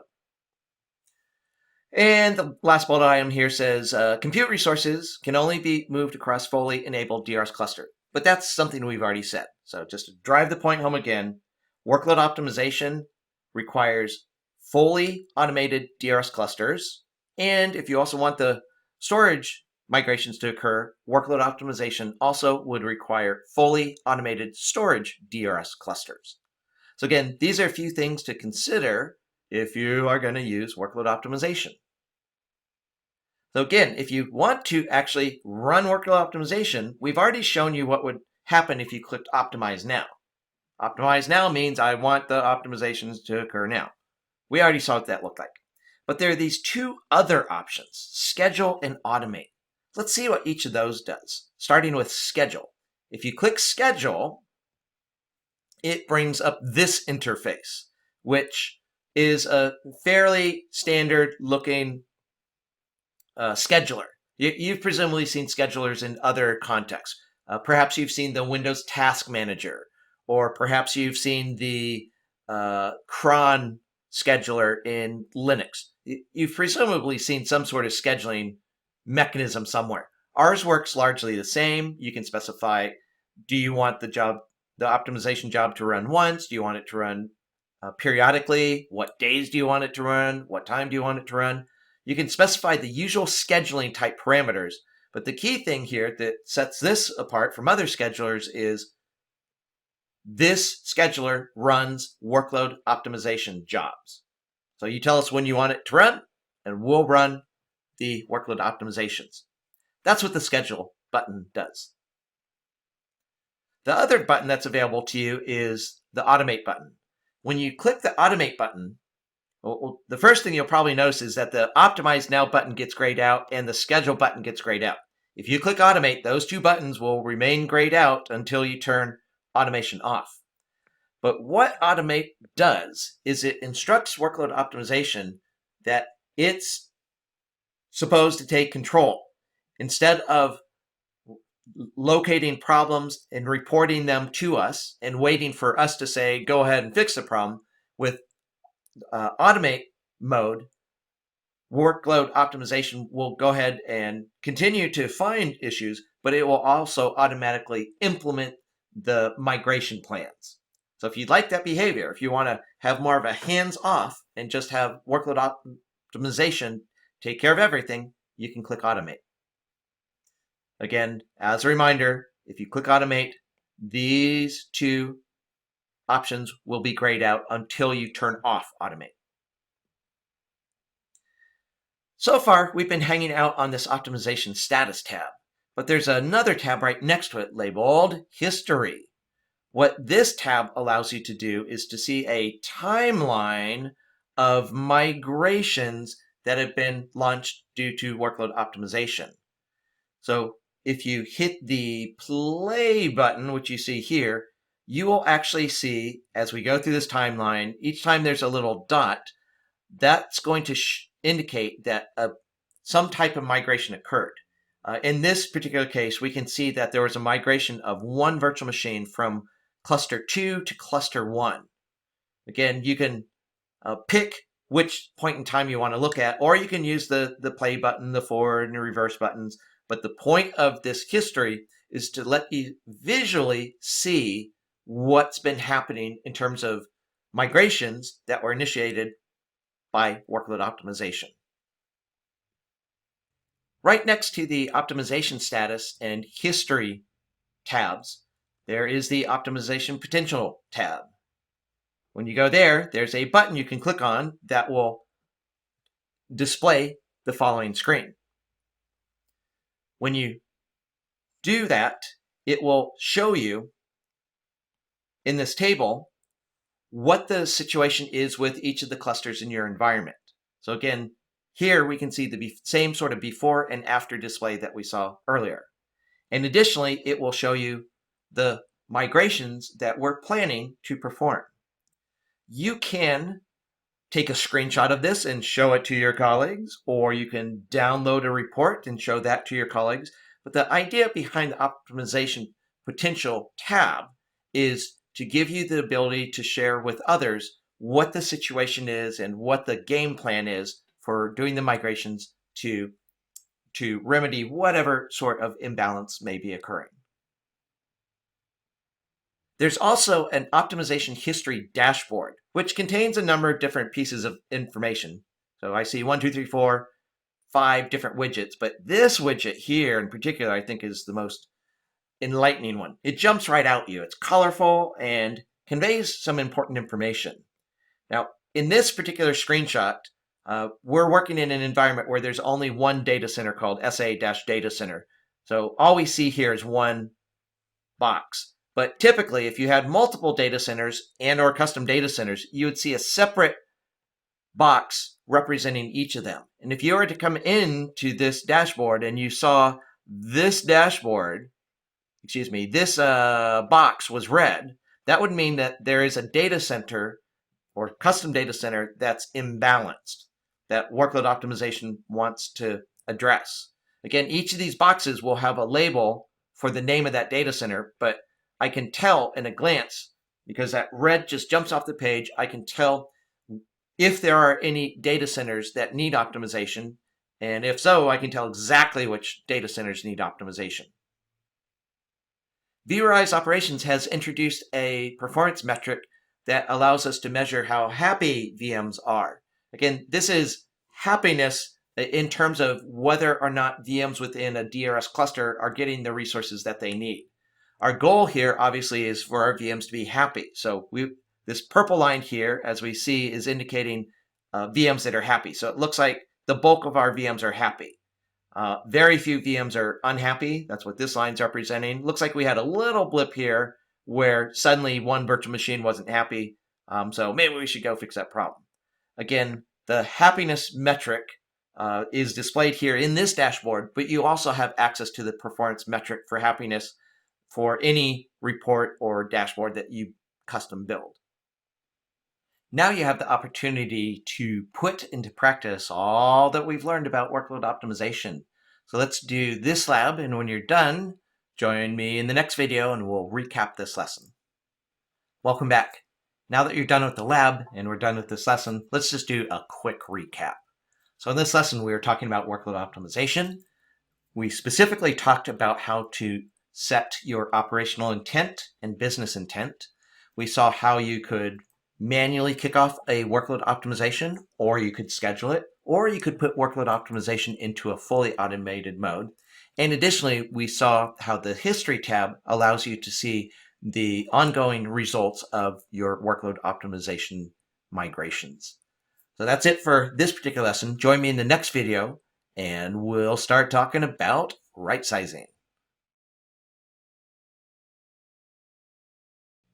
In this lesson, we are going to take a look at the right sizing tool that's built into vRealize Operations. So after we go through this lesson, you're going to recognize the options for right sizing virtual machines. You'll learn how to detect virtual machines that need right sizing, and you'll see how we can perform the right sizing for you automatically. The right sizing tool in vRealize Operations can detect oversized virtual machines and undersized virtual machines. Oversized virtual machines have more virtual CPU and more virtual memory than they need. Conversely, undersized virtual machines have fewer resources than they need. In a few moments, in a few slides from here, I'll show you the user interface where you can clearly see which VMs are oversized and which VMs are undersized. And additionally, that screen's also going to show you how much they're oversized and how much resources we could either reclaim, or if it's an undersized virtual machine, how much resource we should give the virtual machine in order to give it optimal performance. So again, we're going to see that in a few moments. But before we look at the user interface, I want to make certain that you know something that's going on behind the scenes in terms of how we make our recommendations. We take a stair-stepped approach when we make recommendations. Let me explain what I mean by that. So by stair-stepping, I mean that instead of making a full-blown recommendation, we're going to cut it in half. We're going to divide it in half, 50%. So as an example, if we had a virtual machine that was oversized, if that virtual machine had 8 virtual CPUs, but vRealize Operations monitored that virtual machine and it sees that it never runs over 10% CPU utilization, then that's too many virtual CPUs. We could probably get away with just using a single virtual CPU. So we could have designed our user interface to say, reduce the number of virtual CPUs all the way from 8 all the way down to 1. But that's a pretty drastic move. We don't want to be that drastic. We do want to get the virtual machines to where we want them, but we're going to take a stair-stepped, more gradual approach. So for example, if whereas we could have said remove 8 virtual CPUs, we're going to chop that in half. So instead of 8 virtual CPUs, we'll recommend 4 virtual CPUs for that virtual machine. And then on the next time you run the right sizing tool, we're free to make our next recommendation, which again, we'll stair-step that one too, until we get to the point where the virtual machine has the right amount of virtual CPU, virtual memory, and so forth. The same thing also works in reverse. If we're upsizing a virtual machine that was undersized, we're not going to jump in gargantuan jumps. We're not going to go from 1 virtual CPU to 24 virtual CPUs. We'll take a progressive stair-stepped approach. All right, so now that you know that's going on behind the scenes and that's how our recommendations work, let's start taking a look at the user interface and see how the right sizing tool behaves. If you want to resize a virtual machine, whether it's undersized or oversized, the first thing you're going to do is run the right sizing tool so that it can display for you the list of virtual machines that are over or undersized. You can then select whichever virtual machine or virtual machines you want to resize, and then you can either use our recommendations or you can adjust the values. So if we recommend a certain number of virtual CPUs, but you disagree for whatever reason, you can adjust the number of virtual CPUs. You can adjust the amount of virtual memory. So you're still in control. So once you tell us how you want the virtual machine resized, it will give you the details of the resizing that's about to occur, and it will confirm, for reasons you'll see here in a moment, that you do indeed want to do the resizing. So let's actually take a look at the user interface and see what this looks like. So here's what the resize tool looks like. In the resize tool, there's a tab that shows you virtual machines that are oversized and another tab that shows you virtual machines that are undersized. In this screenshot, we're looking at oversized virtual machines. So down below, you'll have a list of all the virtual machines that are oversized. They have either too much virtual CPU or too much virtual memory. So you'll see a list. In our particular screenshot here, there's only one virtual machine, but you'll quite likely see far more. But if you want to resize this virtual machine, before you do, you can take a look over here and see what we think about that virtual machine. So we see that that virtual machine currently has 6 virtual CPUs, but we recommend that it be resized to only have 2 virtual CPUs. So 2 virtual CPUs is enough for that virtual machine. That's our recommendation. And again, we do the same thing with memory. We tell you how much is currently allocated and how much we recommend adjusting it. So in this particular example, there's no apparent need to reduce the virtual memory, but it is recommending that we remove 2 virtual CPUs. So if we want to move forward, we select the VM or VMs that we want to resize. We click the resize button, and then this window will pop up to allow you to fine-tune the resizing that we're about to do. Again, you can see what we're proposing. We're proposing by removing 2 virtual CPUs from the 6, that would take us to 4. We're proposing 4 virtual CPUs and leaving the memory alone. Again, those are the numbers that our right sizing tool calculated, but in both cases, by clicking the pencil icon, you can adjust the target resize values. But whether you go with our calculated values or values that you pick yourself, you'll have a summary down below of what the changes are that are about to take place. And let me zoom in on this. You'll have a checkbox that you must check in order to proceed.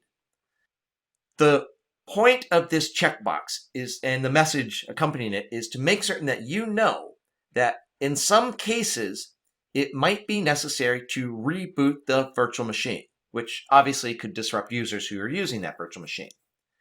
The need to sometimes reboot virtual machines is not a VMware limitation, but rather some of the older guest operating systems don't allow us to dynamically resize the virtual hardware in their guest operating system. Older operating systems required that you shut down the machine before you make these changes. So this is more of a historical legacy, but we just want to make certain that you know that it's possible we're going to have to reboot the machines that we're resizing. So in order to proceed forward, you must check this checkbox before you can click Resize VMs. If you do click Resize VMs, what's going to show up next is this window. So this window here lets you know that if there's going to be a reboot, it could take a period of time for the virtual machine to come up. On the other hand, if this is a newer operating system, the resizing can take place very, very quickly. You may not have to wait anywhere near 5 minutes. But it's letting you know you may have to wait up for 5 minutes.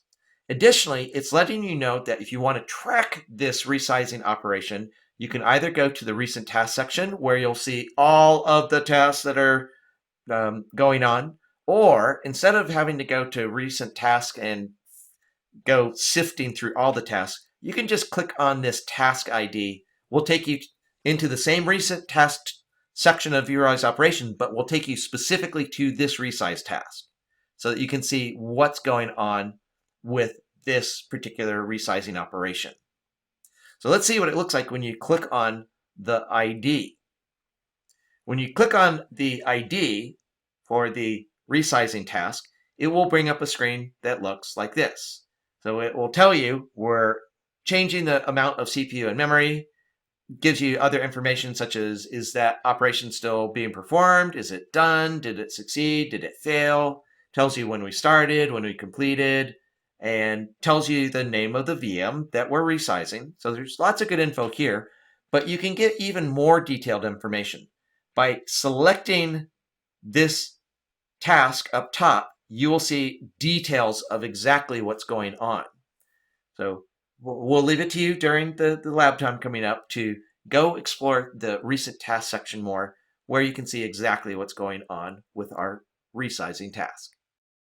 It's that time again, time for our next lab. In this lab, you are going to use the right sizing tool that we just described. But when you're done with the lab, join me in the next video and we'll recap the lesson. Welcome back from the lab. Now that we're done with this lesson, we'll just do a really quick recap.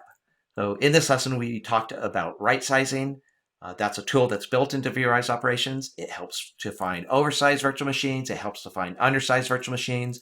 When it reports virtual machines that need resizing, it gives concrete recommendations about how we think they should be configured in order to give them the resources they need. But as we saw, you can override those values. But ultimately, you can use our tool to adjust the sizes of the virtual machines in your environment so that you get better overall performance out of the existing physical server and cluster hardware that you already have. And that brings us to the end of another module. If you'd like to, you can hit the pause button to take a look at these key points. But when you're done, please join me in the next video so we can get started on our next module.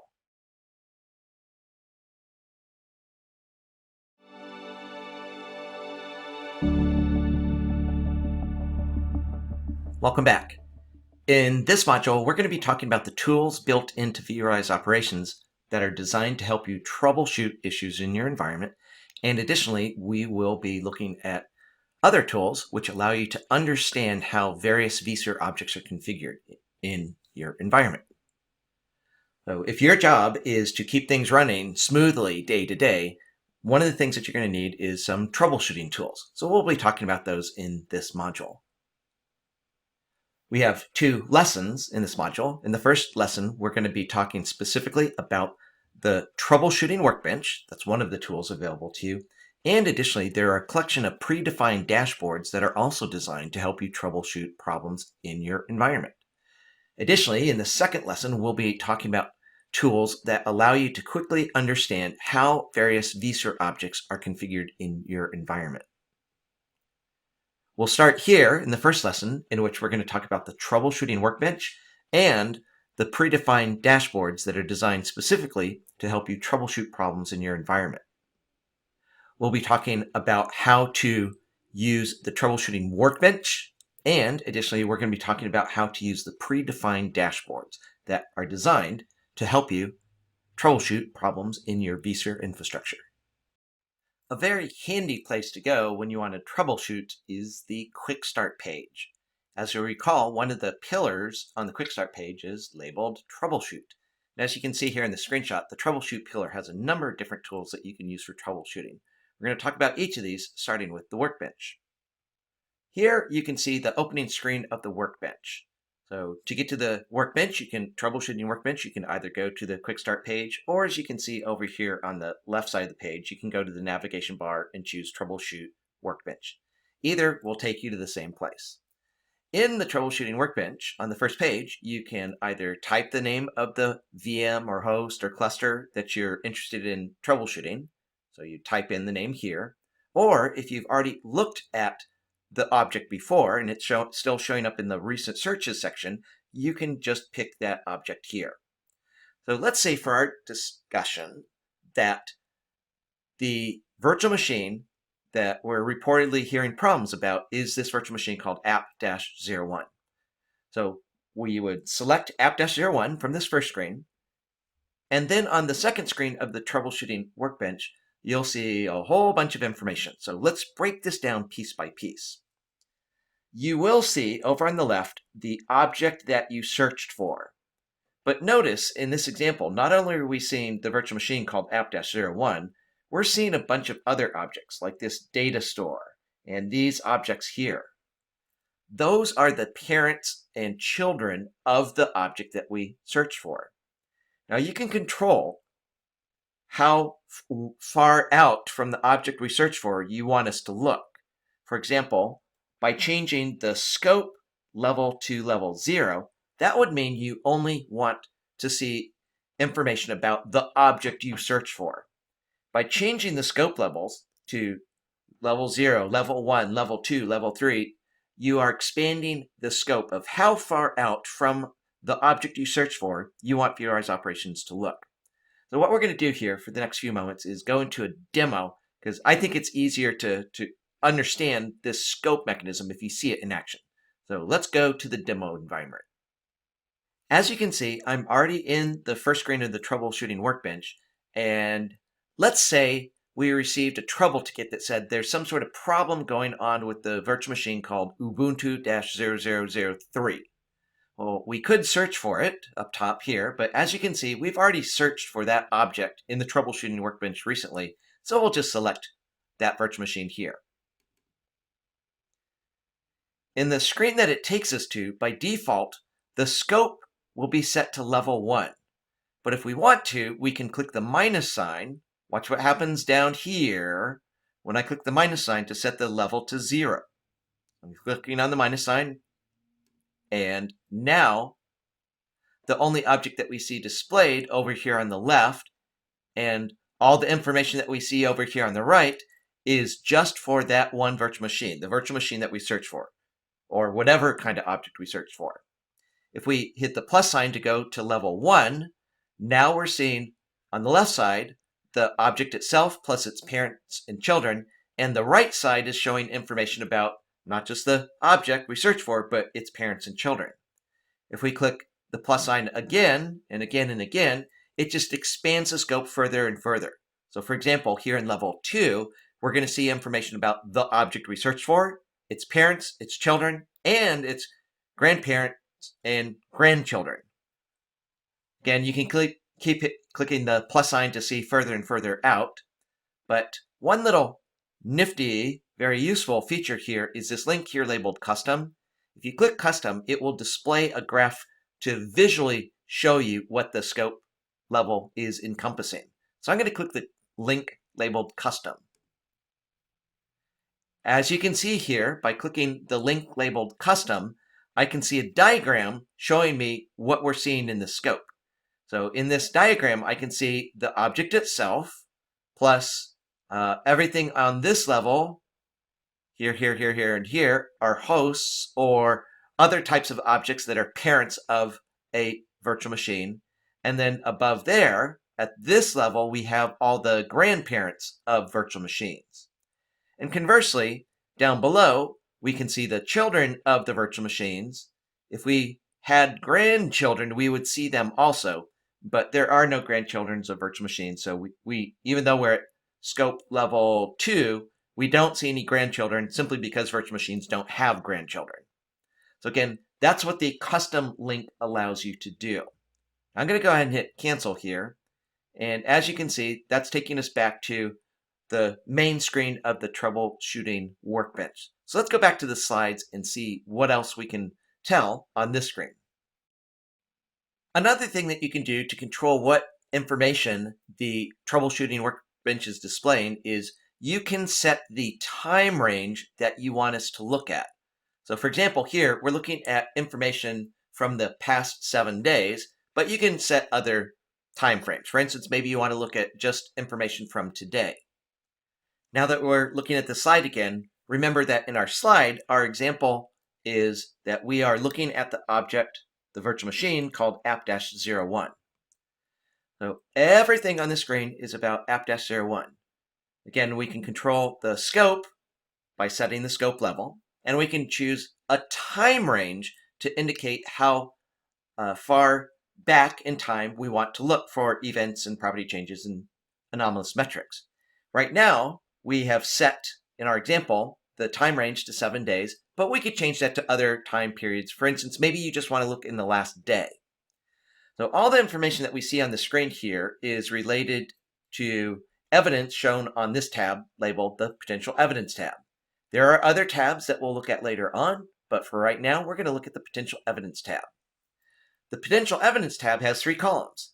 There's an Events column, a Property Changes column, and an Anomalous Metrics column.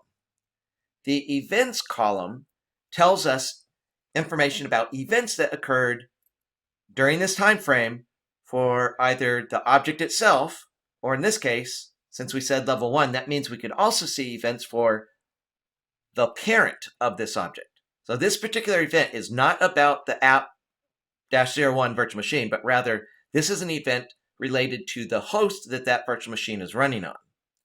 So apparently, during this time frame, there was an event that had to do with CPIO wait time. For some reason, around January 3rd, we saw a spike in the amount of I/O wait time on the host called SA-ESXi-02. So that's one interesting piece of information. Now, as you can see here in the scroll bar there, we could scroll down and perhaps see more events, but here in the screenshot, we just see that one. So in the events column, we can see events about the host the VM's on, we can see events about the data store the VM stored in, we can see events about the virtual machine itself, all those showing up in the same events column. In the property changes column, we can see, again, for the object we searched for, its parents and its children, we can see information about properties that are changing for either the object we search for or whatever's within the scope. And then under anomalous metrics, we see graphs for any performance metrics that are behaving in unexpected ways. Again, there are lots of different performance metrics, but rather than force you to look at all the performance metrics, we are steering you towards metrics that we have determined to be of importance for this virtual machine or whatever objects are in the scope within the time frame you specified. Now again, the Potential Evidence tab is just one of the tabs that you can see here in the Troubleshooting Workbench. So we're going to move on and take a look at other information that's available. If you go to the Alerts tab, once again, you can set your scope level to control what objects are included. But whatever your scope level is, in this section here, you will see information about alerts that have triggered related to the object that fell within our scope. They will be color-coded to indicate how severe they are. So if an alert is yellow or orange or red, those colors are used to indicate the severity of the problem. Now we have different ways we can group the alerts. In our particular case here, there is only one alert, so there's no benefit in grouping. But if we had multiple alerts, we could group them by time or other criteria. For instance, we could group by time, or we could switch this to grouping by severity. But as you look through the list of alerts in this section here, if you see that there's an alert that catches your eye, you can select the alert, and then you'll see information about that alert over here on the right. Now again, recall that in our example, we searched for the virtual machine called app-01.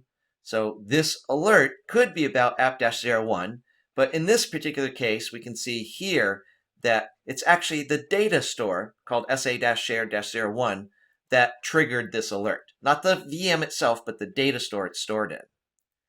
Both here and here, we can see what the alert is that's occurred. So in this particular case, it says that one of the data stores, which data store? Well, the one that's mentioned up above, that data store has one or more hosts that for some reason have lost their path redundancy.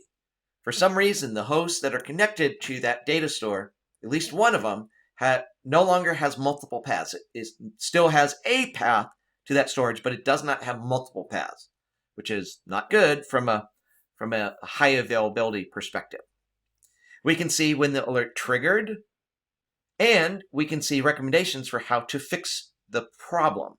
Now, in this particular case, there is just one recommendation, which you can see displayed down below.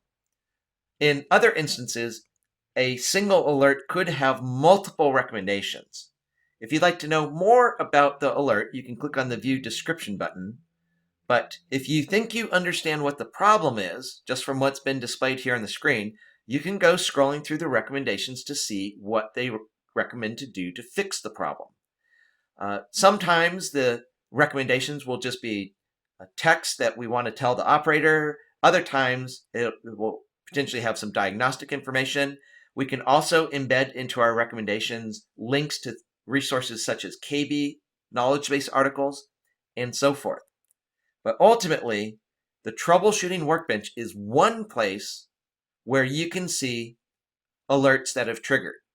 Later on, we'll take a look at, in this same module, we'll take a look at other places you can see triggered alerts, but this is one place. The Metrics tab allows you to plot the performance metrics and potentially also the super metrics if you've defined those, and potentially also properties of the object that we are searching for. So again, you'll recall we are searching for app-01, and what we see down below in this metric section is all of the different performance metrics related to that virtual machine. So the performance metrics are organized into these containers. For instance, the CPU contention performance metric is stored in the CPU container. I believe earlier in our videos, we talked about this notation here. Again, when you see something such as CPU pipe sign contention percentage, CPU is telling you which container, and contention percentage is telling you which performance metric in that container. So if you want to see the CPU contention percentage metric plotted, you can just double-click contention, and then we will display that performance metric over here on the right. So you can see the values of that performance metric by looking at the graph, which is plotted over a period of time. If you'd like to change the period of time, you can click this button and set which time range you want us to look at. And as you can see here, we have some predefined ranges such as the last 24 hours versus the last hour. And additionally, you can define your own custom ranges if you ever need to. So if you want to look at a specific time range, you can set a time range. In addition, there are a whole bunch of other buttons here that I would encourage you to explore as you go through the lab time that we're just about to have. Those different buttons allow you to do things like zoom in and zoom out on the graph. They allow you to do things such as plot multiple performance metrics and display them all in the same chart. Speaking of having multiple performance metrics, if you want to clear this performance metric, if you hover in this vicinity, there will be an X button that can be used to clear one performance metric graph from this display. On the other hand, if you have multiple performance metrics and you want them to all clear, this button clears all the performance metrics. So in our example, we double-click just this one performance metric, and so we're seeing just that one. But if you double-click multiple performance metrics, they will all be displayed in this graphing area. So again, with the metrics page, you can see every single performance metric, every single super metric, and every single property of an object. When you're looking at performance metrics, in addition to that button I talked about that will close one performance metric graph, there's another button which you can see here. This is the metric correlation button. What the metric correlation button does is it uses an algorithm built into vRealize operations that looks for different performance metrics that are correlated with each other. In other words, performance metrics that are moving together in unison. Now, they may be moving in the same direction, or the performance metrics may be moving in opposite directions. One may be going up, one may be going down. But vRealize operations can tell when there are metrics that appear to move together. Knowing where there are performance metrics that are moving together is, when troubleshooting, a very useful thing to see, because understanding that relationship between them can help you to understand the overall problem. If you click the metric configuration button to explore the interrelationships between performance metrics, you're going to be given three choices. You can choose self-metrics, peers, or scope. If you choose self-metrics, that says that you want to see correlated performance metrics on the object itself. For example, our virtual machine called app-01. On the other hand, if you say peers, that looks for performance metrics for the same type of object, for instance, virtual machines, on the same host. So VMs on the same host are peers of each other. Seeing that a performance metric is such as CPU memory contention going up simultaneously on multiple peer virtual machines is a handy thing to know.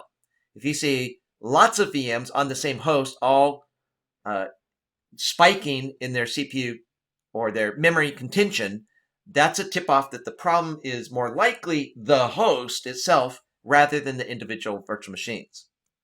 The third choice that you have when doing metric correlation is to set the scope yourself. So if you want to set a custom scope for how far out you want us to look for correlated performance metrics, you can choose scope. Again, that's the metric correlation feature. If you go back to the Quick Start page, go to the Troubleshoot pillar, you'll find another section, another tool called Alerts. This is one way to go to the tool to show you alerts that have triggered. Another way you can go to the same place is to choose Troubleshoot Alert. But either way, when you go to the All Alerts page, what you're going to see is a list of all the alerts that have triggered. If you want to, you can filter and say things like, I only want to see the alerts that are still active, or conversely, you can change the filter. So close this filter by clicking its X button. If you close that filter, you could say, I want to see alerts that have been cleared. In other words, the operator has fixed the problem. Additionally, you can search through the alerts using the filtering mechanism. So if there's a particular alert that you're looking for, you can filter to search by name. Now, if you have multiple alerts, you can tell us, multiple alerts that have triggered, you can tell us to group them different ways. For example, in our screenshot, we're ranking or grouping our alerts that have triggered and grouping them based on when the alerts occurred.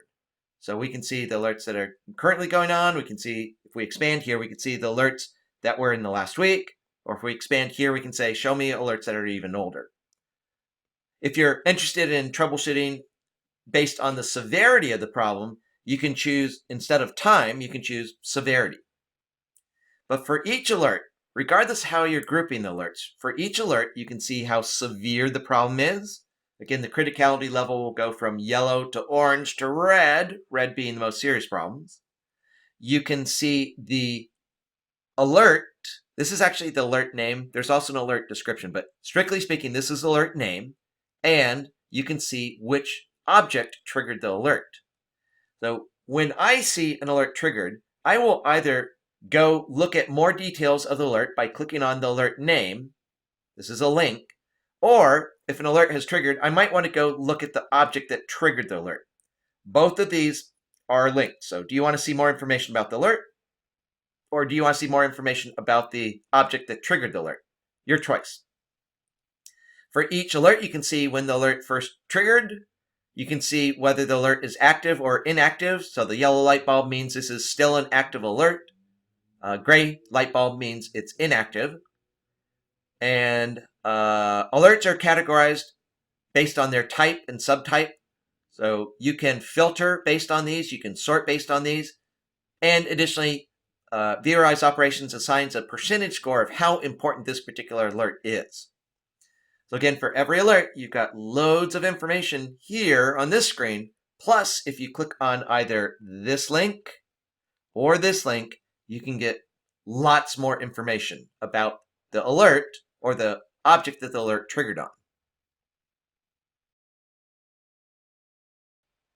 The next troubleshooting tool that we're going to look at is the logs analysis dashboard. You can get to the log analysis dashboard either by going to the quick start screen, go to the troubleshooting pillar and select log analysis, or as you can see illustrated here in this screenshot, you can go to troubleshoot log analysis. When you go there, what you see will depend upon whether or not you have vRealize Log Insight. That's a product that you can run in conjunction with vRealize Operations. vRealize Log Insight is designed to enable you to aggregate logs from various systems within your environment. You can aggregate them into one centralized location where we provide advanced analytical tools for figuring out what's going on in those log files. If you do not have Log Insight, then when you go to the Log Analysis dashboard, as you hear and see in this screenshot, if you do not have Log Insight, then we provide you a video here to learn more about the product. On the other hand, if you do have vRealize Log Insight and you've integrated it with vRealize Operations, then this screen will provide you the ability to tap into Log Insight while still logged into the vRealize Operations user interface. So again, if you are unfamiliar with Log Insight, I would suggest that you go take a look at vmware.com/products, or you could go to the hands-on labs where we have several different labs that address Log Insight. To get to the hands-on labs, go to labs.hol.vmware.com. When you go there, in the top right-hand corner, there's a link you can click on to log in. If you don't have an account, that same link also allows you to register for a free account. Again, log into your hands-on lab account and search for labs on Log Insight, and you can learn all sorts of useful information about what that product is, what it does, how you use it, and so forth. Again, logs are available to you through vRealize Operations. What we're going to talk about next is a collection of dashboards that have been predefined in vRealize Operations to enable you to troubleshoot performance issues related to common vSphere objects. Objects such as virtual machines, hosts, clusters, data store, vSAN data stores, and so forth.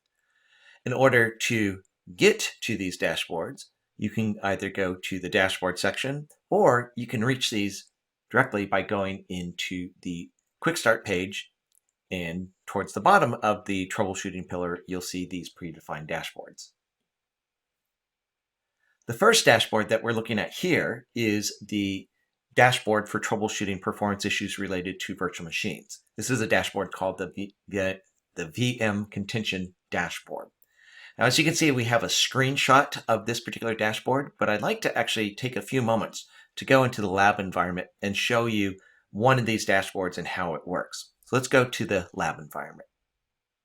Here we are in the Quick Start page, and what we're going to do is go over to the Troubleshoot pillar, and down towards the bottom you can see all the troubleshooting dashboards that I've been referring to, including the first one we want to look at, which is the Virtual Machine Troubleshooting Dashboard. When you click on that, it takes you to the VM Contention Dashboard. Here it comes. This is the VM Contention Dashboard. Now, one thing to understand about this dashboard and the other dashboards is that there are widget interactions defined between the different widgets on the screen. So for instance, this first widget here, the one titled Data Centers, is listing all the data centers that we have in our environment. So I'm going to select region A01, and when I do so, it will update the other parts of the screen. For instance, this widget updated, and this widget updated, and as did the one down here. Now, part of the reason why I wanted to show you this demonstration is a minor little detail, but you do need to know this. When you click on items in this data center section, or for that matter, this section down here, you might be tempted to click on the names of the objects themselves, but in order to get that widget interaction, do not click on the names, but rather click elsewhere on the line. So when I click on the line, it did widget interactions and updated various widgets. On the other hand, just to demonstrate, if you click on a name, that's going to take you to a completely different view. Clicking on the name of the object is going to take you into the object browser to view information about that specific object, which is not what we want to do here. So let's start this over. I'm going to go back to the home screen, to the quick start page. We'll go into the troubleshooting column and we'll choose virtual machine.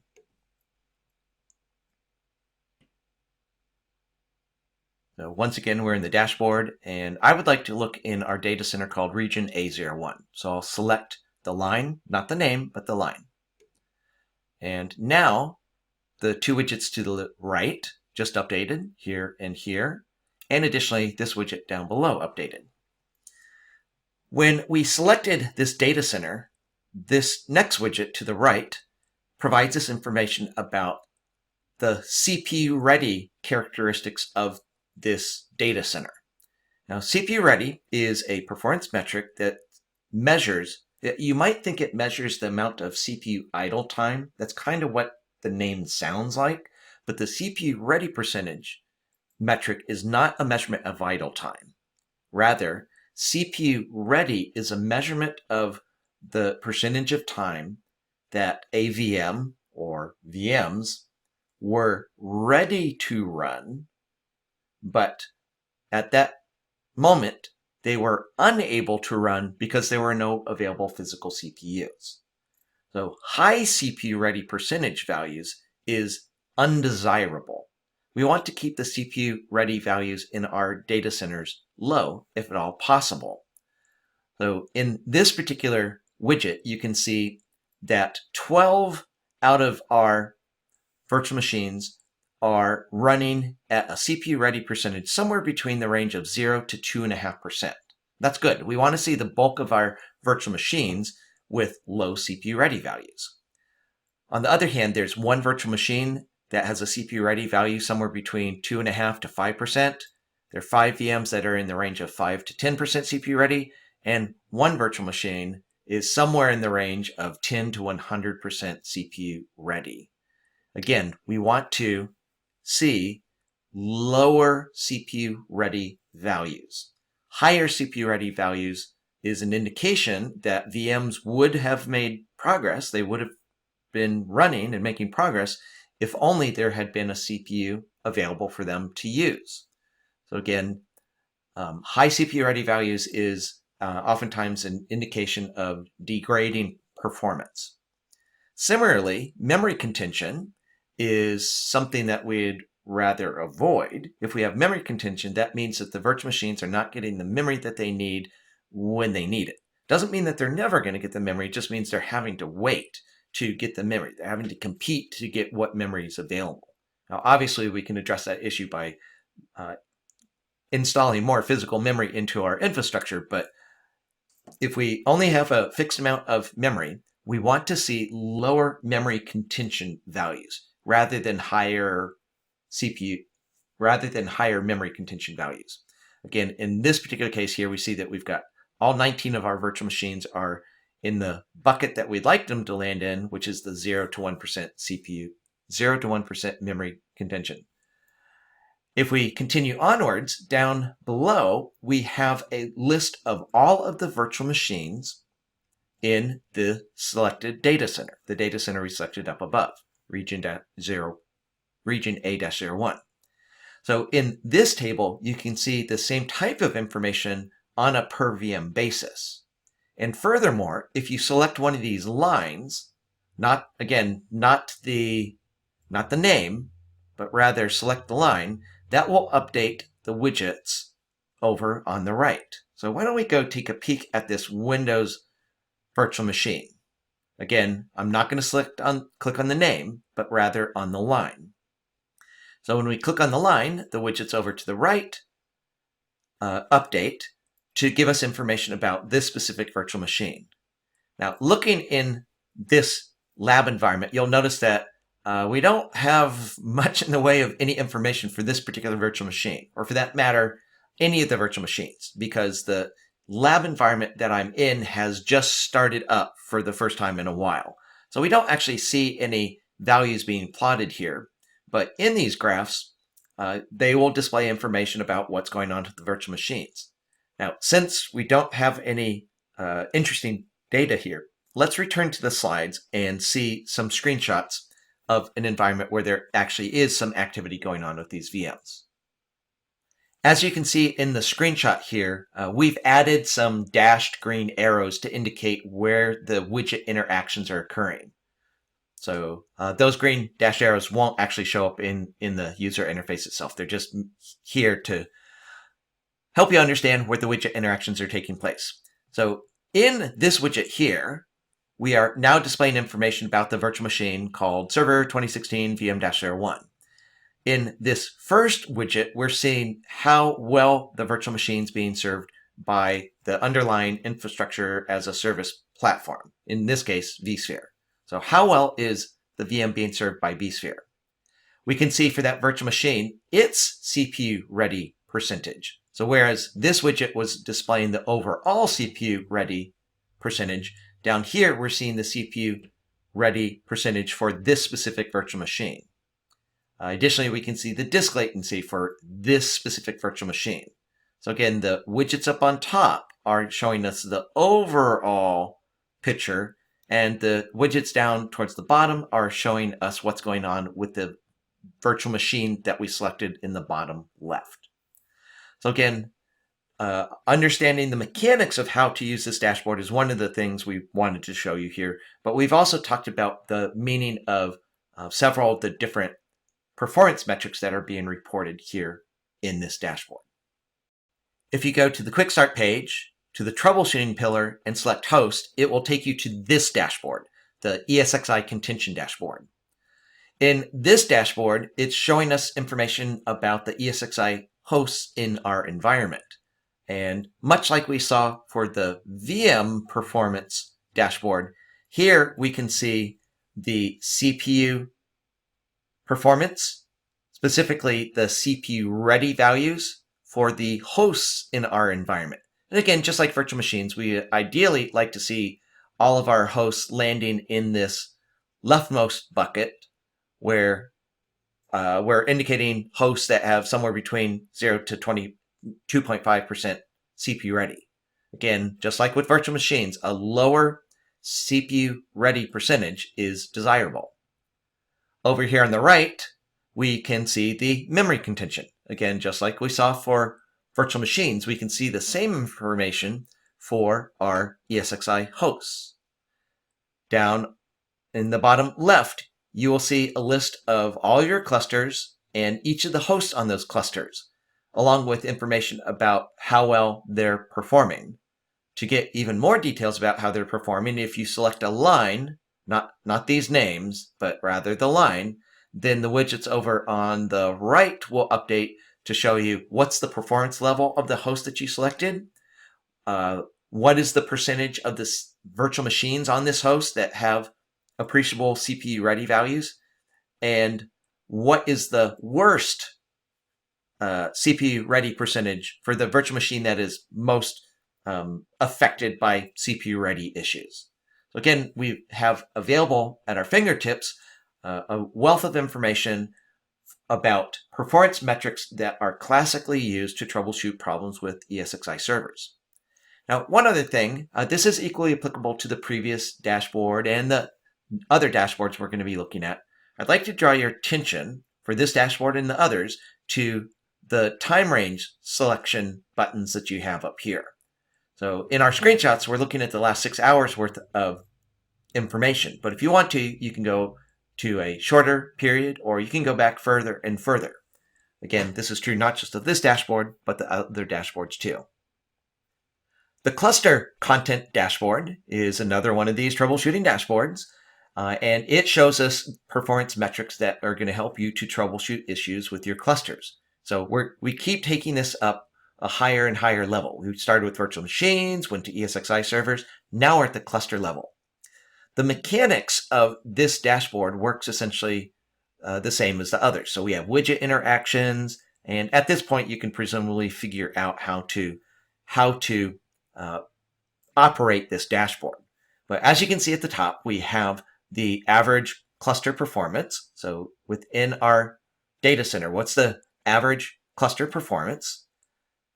Below there, we have the list of our clusters. If we want to, we can just look at this high-level information about their performance, or if we select the line for a cluster, then the other dashboard widgets will update, such as this is the performance for the selected host. We can see the disk latency. Again, low disk latency values are preferable. Same is true of VM CPU overlap. We'd prefer to see lower values rather than high. With the third widget here on the bottom, we see the percentage of virtual machines in this cluster. So again, we've taken this up one level. The percentage of virtual machines in this cluster that are experiencing appreciable CPU ready values, and the CPU ready percentage value for the worst VM in the entire environment. Again, these performance metrics are useful in troubleshooting cluster contention issues. The data store performance dashboard, again, mechanically works like the others. So we've got widget interactions, select one object, we update the other widgets. But as you can see here, we can select a data center. Then these three widgets will update to let us see the virtual machine performance in terms of disk latency. Again, low disk latency values is better than high disk latency values. Latency is waiting. You don't want to wait for your disk I/O, so lower values are better there. The read latency values here is the same information but focused on reads, and similarly we have a write latency. Down below, if you would like to, you can examine and further examine each of your data stores. If you select a data store over on the bottom left, then each of these counters in the widgets on the right will update to give you information such as disk latency, the percentage of virtual machines that are experiencing disk latency, the number of IOs per second, and so forth. So again, a wealth of information right at your fingertips. The final dashboard that we're going to look at for the troubleshooting dashboards is the vSAN contention dashboard. Now, in some ways, this is similar to the data store dashboard. It's giving us information about disk I/O, but this is specifically for our customers who are utilizing VMware's storage virtualization technology known as vSAN. So we can see in this particular dashboard the peak latency for specifically vSAN data stores in this environment. Again, we can see the peak CPU usage, not usage, but CPU ready. We can see dropped packets. Dropped packets is a new performance metric that we haven't seen before. Ideally, we want to see a lower percentage of dropped packets. If packets get dropped, then they have to be retransmitted, which cumulatively degrades the performance of vSAN. So we want low percentage of dropped packets. In the middle left, you can see each of your vSAN clusters with information about latency and CPU ready on a per cluster basis, followed by information about the worst performing virtual machines in terms of its disk latency. We can see both the vSAN cache and the vSAN capacity disk latency values. Again, low latency values is what we'd prefer. We can see information about dropped packets and is the vSAN getting the CPU that it requires. If vSAN's not getting the CPU cycles that it needs, that's just going to slow down vSAN. So once again, we want to see low values for the item over here on the bottom right. And one other thing that's new in this particular dashboard that I don't believe we've seen in any other dashboards is the numbers in some of these widgets. So this one, this one, this one, this one. The titles have numbers. You will see this dashboard and other dashboards that number the widgets in their titles. Generally, why that's done is to help coach you the order that you should be looking at these widgets. So in this particular example, number 1 indicates this is the one that you should look at first. Then this one, then this one, then this one. So when you see numbers in the title bars, that is presumably the designer of the dashboard trying to draw your attention to the widgets in an order that would be more useful. So again, we've seen now troubleshooting dashboards. We've seen the integration with vRealize Log Insight. We briefly took a look at how to examine triggered alerts. And additionally, at the very beginning of this lesson, we talked about the troubleshooting workbench. Now that we're done with the lesson, let's do a quick recap. So in this lesson, we talked about the troubleshooting workbench. Additionally, we talked about alerts, the log analysis dashboard, and the predefined dashboards that allow you to troubleshoot performance issues related to vSphere objects. In this lesson, we'll be discussing managing compliance and configurations. So in the first portion of this lesson, we'll talk about how you can configure vRealize operations so that it will automatically scan your infrastructure to make certain that your infrastructure is in compliance with various industry standards. Additionally, we're going to talk about some predefined dashboards that allow you to quickly assess the overall configuration of your vSphere environment. To use the tools that we'll be talking about in this lesson, you need to go to the home page, go to Quick Start, and then in the column or pillar labeled Manage Configuration, we have a variety of tools. We have a compliance tool, which allows you to verify whether or not your infrastructure is compliant with industry standards such as PCI and HIPAA. We have a configuration tool that allows you for these 4 types of vSphere objects: virtual machines, hosts, clusters, and distributed switches. You can use the configuration tool to see overall how those objects are configured in your infrastructure. And we have a new section for sustainability to help you see the energy footprint of your data center. So we're going to start with the first of these tools, the compliance tool. The compliance tool understands numerous industry benchmarks, such as CIS, DISA, the DISA STIGs, FISMA, HIPAA, PCI, and others. Each of those different regulatory regimes is for different types of customers. For instance, customers in the defense industry in the US need to be compliant with the DISA STIGs. Customers in the US that are part of the healthcare industry need to be compliant with HIPAA. Customers that are doing credit card collections would adhere to the PCI regulation standards. So for those well-known industry-based standards, the compliance tool can assist you in automatically scanning to find any place where you're out of compliance and remediate. In addition to those industry benchmarks, we also have benchmarks that VMware has defined in the security space. So as you can see up top here, we've got a security configuration guide and all the recommendations contained within for vSphere security, another for vSAN, and another for NSX-T. So by using the compliance tool, using these benchmarks, you can ensure that your infrastructure is configured per VMware security guidelines. And then additionally, we have this section here for custom benchmarks. Those are compliance benchmarks that you define. So if the benchmarks that the industry benchmarks that we provide and the VMware supplied benchmark don't quite fit your needs, you can create your own custom benchmark. Again, with the compliance dashboards, you can use them to do various things, such as make certain that your clusters are configured for HA, make certain your ESXi hosts are configured consistently, make certain that the size of VMs falls within reasonable bounds. Again, this is just a partial list here on the side if you'd like to hit pause and read through all of them to get a feel. These are the types of things that we can do with our configuration and compliance dashboards. So after that brief discussion of our compliance tool, let's take a look at the configuration tool. The configuration tool is actually a collection of 4 different predefined dashboards that allow you to quickly and easily see an overall view of your virtual machines, your hosts, ESXi hosts, your clusters, and your distributed switches. Let's take a look at one of the dashboards.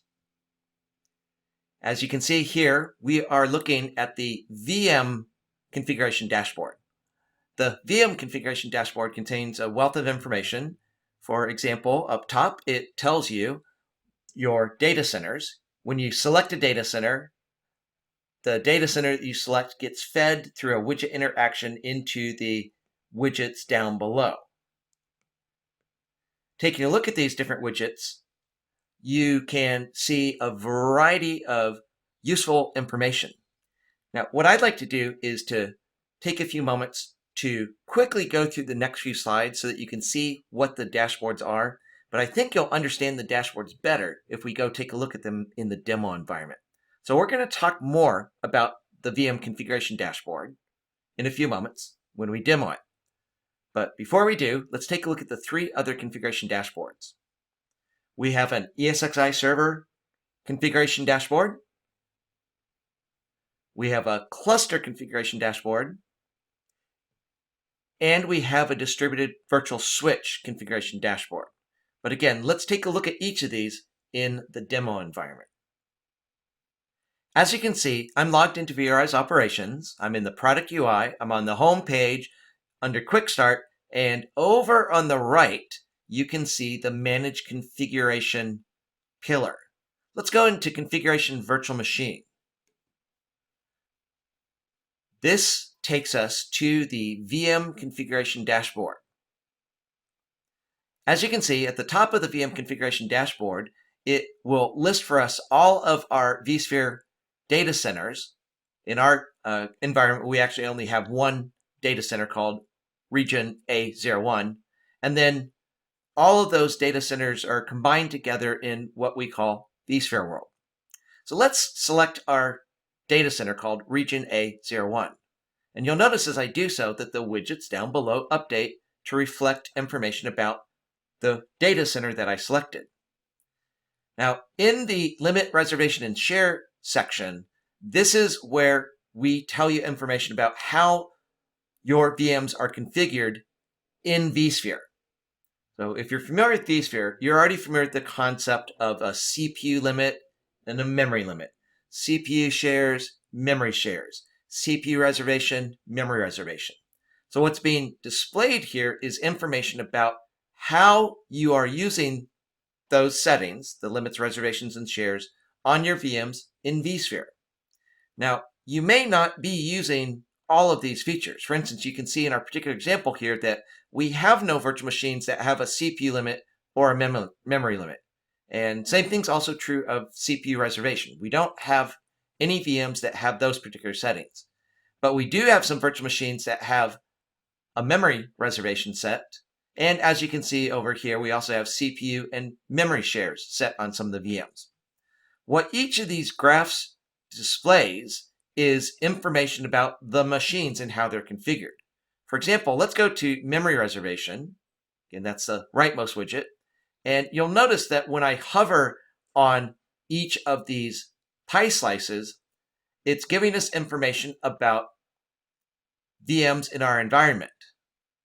So taking a look at the information that's displayed here, you'll notice in this tooltip that popped up, down on the bottom it says 2/6. The 6 is the number of VMs in this environment. This is not a very large lab environment. The number 2 in 2/6 tells you that there are 2 virtual machines represented by this slice. In that same tooltip, up above, it tells you that those 2 VMs are configured for roughly 4 gigabytes or 4 million kilobytes of virtual memory. Collectively, those 2 out of the 6 virtual machines represents 33% of your VM population. This graph and this graph are also interpreted the same way. And the way you interact with them is the same. You simply look at the title. Again, if you can't see the title because you're hovering on it, just scoot aside. So this particular widget is talking about CPU shares, and it's giving us information in each of these slices to let us know how our VMs are configured. Let's scroll down and see what else the VM configuration dashboard tells us. So in the next section, we see information about how the virtual machines are configured in terms of VMware tools.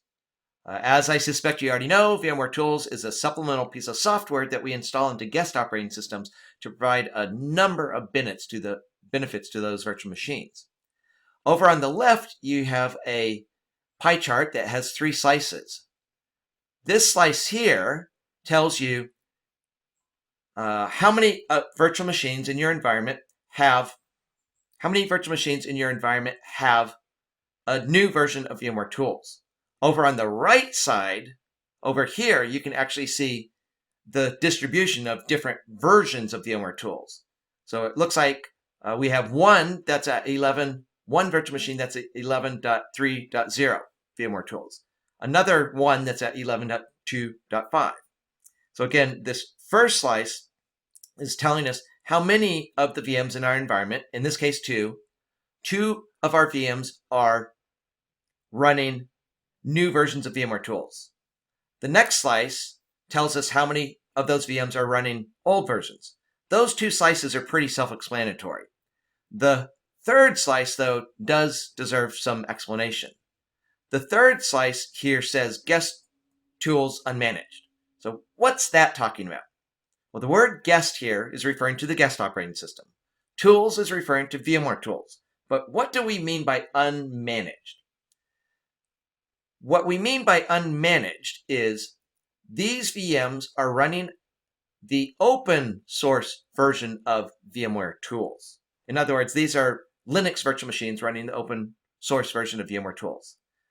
When VMware first created VMware Tools, we created that piece of software as a proprietary technology. But we have subsequently released VMware Tools to the open source community so that various Linux distributions can include VMware Tools in their Linux distribution, rather than you having to download and install VMware Tools manually. VMware Tools can be automatically built into the distributions. So in our particular environment, it's telling us here that we have 23 virtual machines that are running the open source version of VMware Tools. Again, those are our 23 Linux virtual machines. Now, let's go back to the home page. We'll go back to Quick Start, and in Quick Start, let's go to our next configuration dashboard. So the next configuration dashboard is going to give us information about our ESXi servers. So up top here, we have information about the physical servers that ESXi is running on. Now, one thing to know about this lab environment and your training lab environment is that we happen to be using a technique known as nested ESXi. Without going into a full explanation about that, the first thing you should learn about nested ESXi is it's not an officially supported configuration for customers to use, but we do use it internally. Nested ESXi allows us to deploy ESXi servers that look like physical machines, but they're actually virtual machines. As a result of the fact that we're running nested ESXi, the graphs and pie charts that you see here in this particular demo environment, and which you'll see in your training lab environment, are not representative of what you'd see in a customer environment where you're actually running ESXi on physical servers. So in a normal customer environment where you're not using nested ESXi and instead you just have physical servers, you would probably have a collection of different hardware models. That's what this pie chart tells you, is what hardware platform, what physical platform are you running on top of an IBM server, a Hitachi server, a HP, IBM, Dell.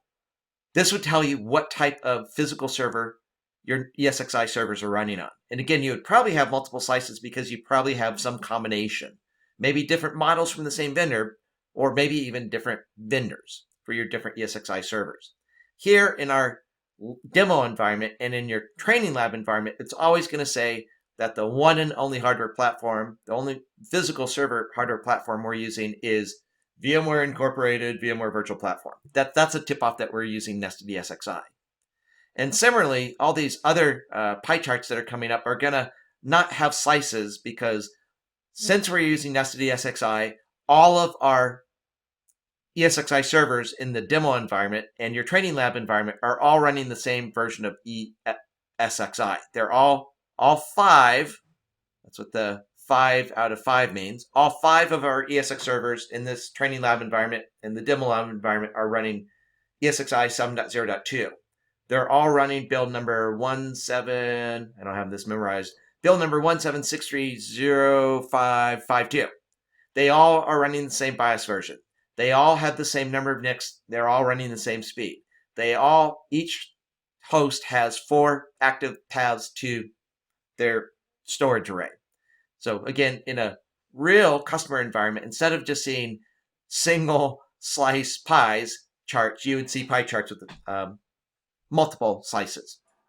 And similarly down here, when we look at the configuration of how many CPUs are in each host and how much CPU power there is in each host, we're going to see consistent information because all of our hosts in our demo and training lab environments have exactly the same number of CPUs, the same speed, the same amount of memory. Everything else is the same. Let's scroll down a little bit and see more information that this particular dashboard provides.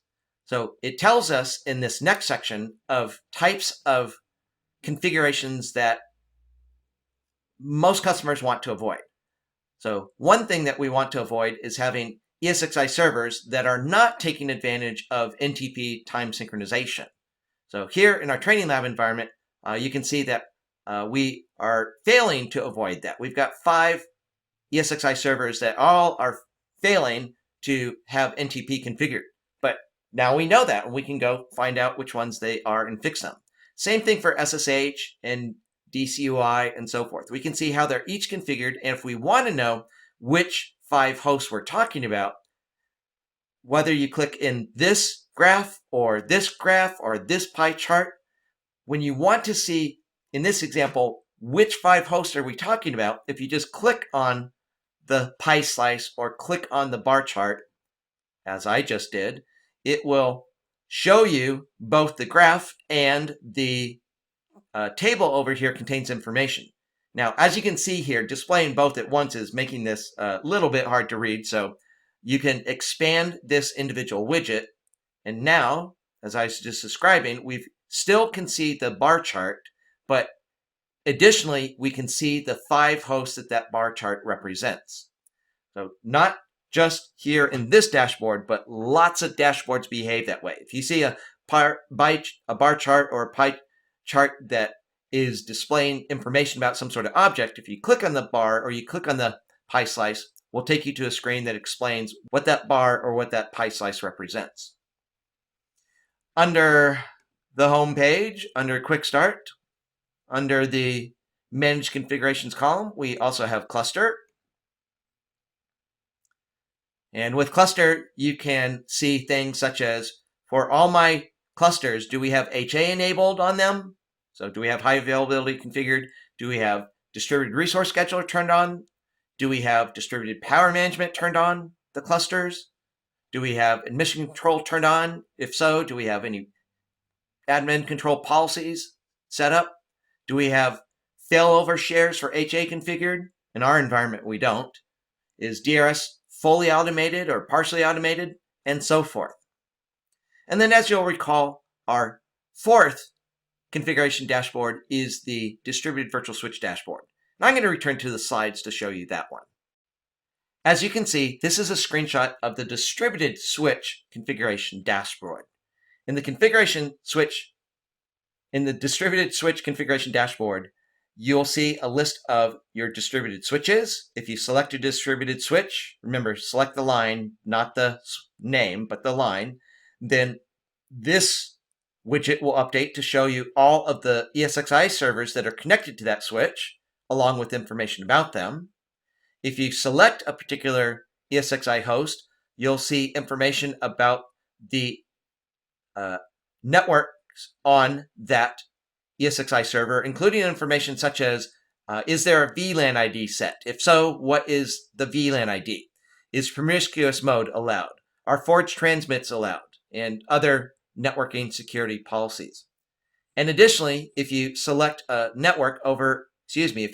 switch, down here in the lower right-hand corner, it will tell you all the virtual machines that are plugged into that distributed virtual switch, plus other useful information about each of those VMs, including things such as the IP address that we've observed each of these virtual machines using. So again, that's 4 different configuration dashboards that you can use to quickly understand how your particular environment's configured. Now that we've completed our lesson, it's time for labs. In this particular lab, you're going to be working with the troubleshooting workbench that we discussed, and additionally, you're going to get the opportunity to look at the predefined dashboards that allow you to assess the configuration of your vSphere infrastructure. Now that you're done with the labs, let's do a quick review of this lesson.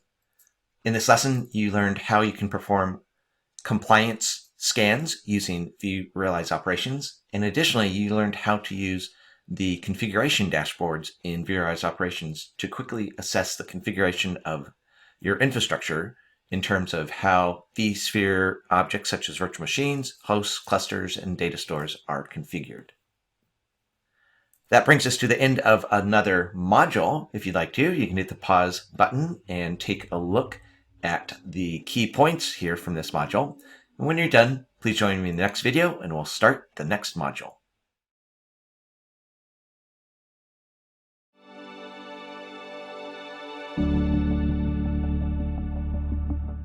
In this module, we're going to learn how to monitor applications using vRealize operations. So far in this course, we've been monitoring vSphere objects, such as virtual machines, hosts, clusters, data stores, and so forth. While that's useful, sometimes you need more insight than just that. Sometimes you need to get inside of the virtual machines, inside the guest operating system to see what's happening. That way we can have more information to troubleshoot performance issues that may arise in our environment. So in this particular module, we're going to be discussing technologies such as the proxy, specifically the cloud proxy, and additionally something called the telegraph agent. In this module, we have 2 different lessons. In the first lesson, we're going to be discussing a mechanism called service discovery, and then in lesson 2, we'll discuss application monitoring. In this first lesson, we are going to discuss a mechanism called service discovery. We'll talk about how to configure service discovery, we'll learn how to enable it, and then we'll learn how to perform actions using service discovery. The service discovery adapter can be used to detect services and applications running in your infrastructure. As you can see here in the screenshot, we're taking a look at the services that vRealize operations is already configured to detect. Again, this is a partial list, but just taking a look at a few of them, we detect services such as Active Directory, or Apache Web Server, or Apache Tomcat.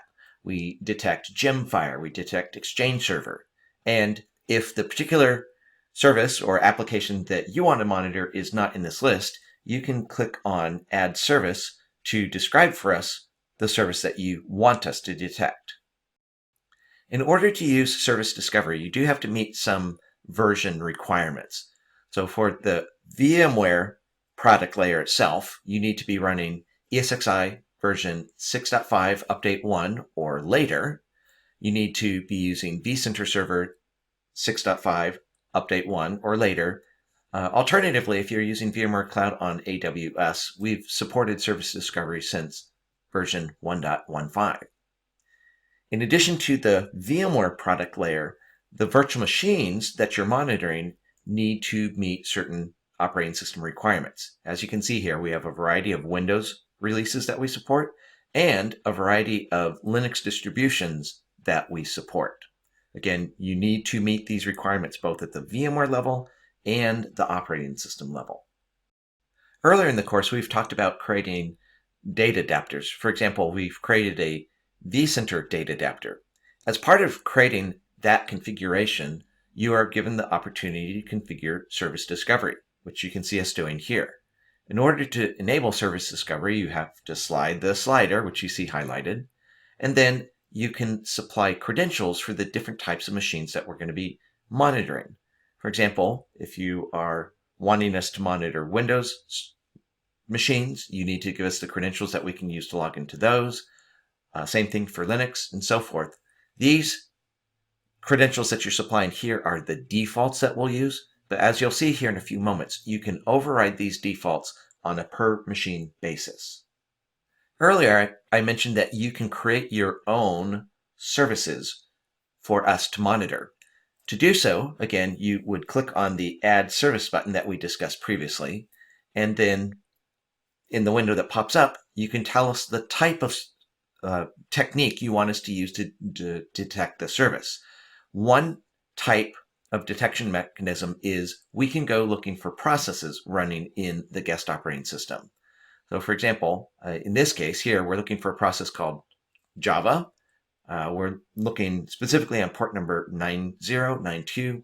And if we detect that service, it's going to show up in our list of services under the name Kafka. Another way you can detect services is to use regular expressions. So for example, in this case here, we're looking for the FlexNet licensing service in the list of Windows services. If we detect that particular service, it's going to appear in the list of services as FlexNet licensing service. So again, that's two different techniques that you can use to describe services that we don't already detect, but services that you are running that you want us to monitor. One of the benefits that you get by using service discovery is we add 2 additional actions into the actions for virtual machines. Now, the actions drop-down list that you see here has the usual actions that we'd expect to see, such as powering on or powering off a virtual machine, migrating the virtual machine, shutting down the virtual machine, changing the configuration of the virtual machine. Those are standard actions that virtual machines always have. But by enabling service discovery, your machines will now also have 2 new actions called execute script and get top processes, which we're going to look at in the next 2 slides.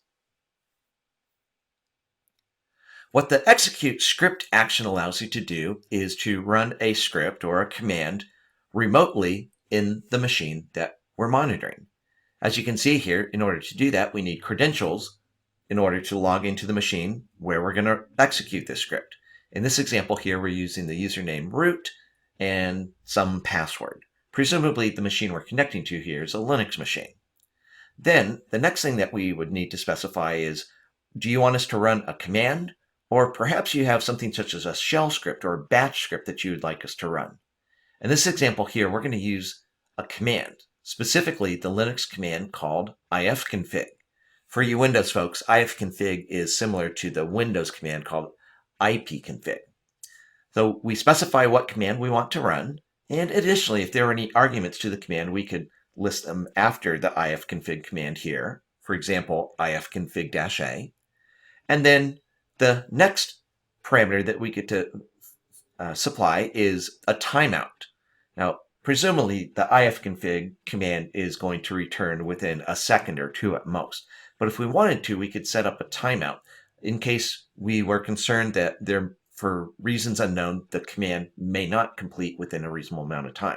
So 30 seconds, which we see here in this example, is plenty enough time for the ifconfig command to run and return its results. Speaking of returning its results, when you execute a command by clicking the execute button, you will receive an exit code indicating, as Linux commands do, whether the command succeeded or failed. In the Linux world, an exit code of 0 means success. A non-zero exit code would indicate failure. So in this example here, we can see that the exit code is 0, therefore the ifconfig command succeeded. Additionally, we receive back from the command that we executed the output of the command and its errors. The terms standard out and standard errors are terms from the Linux world. In the Linux world, when a command wants to put information on the screen, such as normal output, it puts that normal output into what's called standard output, which we can see here. So here in the standard output section, we see the output of the command. It's telling us that this machine that we're running the script in has a loopback driver interface and an Ethernet interface. And that Ethernet interface is at IP address 172.20.10.105, netmask 255.255.255.0, broadcast, and lots of other information. Again, this is the normal expected output of the ifconfig command. But sometimes when you run commands, the commands fail and they want to send error messages. Again, in the Linux world, there's a separate place where commands can send their error messages, and that's called standard out, which in this case is empty because our command exited successfully. So again, by using standard error and standard out separately, that way commands that you run in the Linux world can send their normal output and their error messages into two different places so that whoever is running this command can operate with them separately. For us as vRealize operations administrators, we'll just look at the combination of both the output and the errors because they're right here as a result of executing a script. Another action that you get when you enable service discovery is called the get top processes action. For those of you who are familiar with the command in Linux called top, this basically allows you to remotely run top, get the top type information back in a nice graphical manner. For those of you who are not Linux administrators and are unfamiliar with the top command, what the top command in Linux and this get top processes action in vRealize operations does is it goes out to, in this case, our remote machine that we're monitoring, and using that top command gets information about processes that are running in the remote machine. So we get a list of processes and we can rank them either based on how busy the CPU activity is for each process or the memory access. So depending upon how busy CPU or busy memory a process is, we will rank them from most busy to least busy. Now in this particular example here, you can see that we're requesting that we get back a list of the top 10 processes. And in fact, we get back a list of 10 processes. So here are the 10 different processes. We can see the process ID for each. We can see which user is running the process. We can see any status information that they're returning. But crucially, in these two columns, the CPU column and the memory column, we have a ranked list of the busiest processes in that remote machine. And again, we can do that either from the perspective of CPU or memory. So without having to leave vRealize operations and connect to the remote machine, we can get this vital information right within vRealize operations itself. If you'd like service discovery to provide information about performance and connectivity, you need to enable service monitoring, which you can see us doing here in the screenshot. So by enabling service monitoring, you're getting additional information from the service discovery mechanism. And we're going to see that information on the next slide. When you enable service monitoring, you get a collection of additional performance metrics for the virtual machines. And additionally, you get metrics and properties to reveal information about connectivity to the processes and services that we're monitoring. So as you can see here in the screenshot, in the lower right-hand corner, we can see a performance metric that's allowing us to track whether a particular service is up, in this case, Oracle. And additionally, enabling service monitoring also provides us with alerts to asynchronously notify us if any services are going down unexpectedly. Again, in order to see this, you need to enable service discovery. We're going to defer our lab on service discovery until the end of the next lesson. So let's wrap up this lesson by reminding you that we discussed how to configure service discovery, including creating your own descriptions of services that you want us to look at. We saw how to enable service monitoring, and additionally, we learned about two new actions that you can use to execute scripts and get a list of the top processes in the machines that we're monitoring. Join me in the next video where we will talk about application monitoring. In this lesson, we are going to discuss application monitoring. Specifically, in this lesson, we'll be talking about how to configure application monitoring. We're going to learn about something called the telegraph agents and see how they relate to application monitoring. And additionally, we're going to show you how you can create your own performance metrics using scripts. Application monitoring allows us to monitor the applications in your environment. To configure application monitoring, you'll go to Configure and select Application Monitoring. As you can see here in the screenshot, there are a number of different applications that we are pre-programmed to detect. This here is a partial list. So we support detecting ActiveMQ, the Nginx web server, the Apache Tomcat server, Oracle, SharePoint, and so forth. To use application monitoring, you need to deploy something called the cloud proxy. Now, the cloud proxy is a virtual appliance. If you've ever installed a virtual appliance in vSphere, you're already familiar with the process for doing so. So ordinarily, to deploy a virtual appliance, you would go into the vSphere client and deploy the virtual appliance from either an OVF file or an OVA file. But before you can do any of that, you have to have the file itself. So let's take a look at how that fits with deploying the cloud proxy. To deploy the cloud proxy in the vRealize Operations product UI, you'll go to Data Sources, Cloud Proxies, and when you say to add a cloud proxy, the very first thing it does is it makes it super simple for you to download the OVA file that we need. Again, this is the OVA file that contains the virtual appliance for the cloud proxy. So you need to get the OVA file. So we've got an easy button to click here to get that. You need to get that available to the vCenter server. And then using the vSphere client, you would deploy this virtual appliance as you would any other virtual appliance. With one little twist, the cloud proxy uses a one-time key in order to ensure that things are being done properly and that this is the cloud proxy is being deployed into our environment knowingly. So this random looking collection of letters and numbers, these characters here are your one-time key. What you'll need to do is to copy, using the button here, copy this one-time key, because when you go into the vSphere client to deploy the cloud proxy virtual appliance from the OVA file, as you go through that deployment of the virtual appliance, you are going to be asked to supply this one-time key. So you need to copy from here and paste the key into the vSphere client as you do the virtual appliance deployment. Now you'll notice that there's one more step here. You need to wait a few minutes. After the virtual appliance is deployed, you still need to wait a few minutes for the virtual appliance to be detected. Now you can actually leave the screen and go elsewhere, but before you attempt to start using application monitoring, you have to give us a couple of minutes for the cloud proxy to be detected. To configure the application monitoring mechanism, you need to go through the steps you see outlined here. We've already gone through the first 4 steps.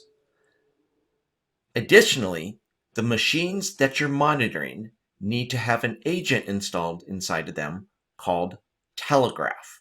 So in step number 5, we're indicating that you need to, one way or another, get the Telegraph agent into each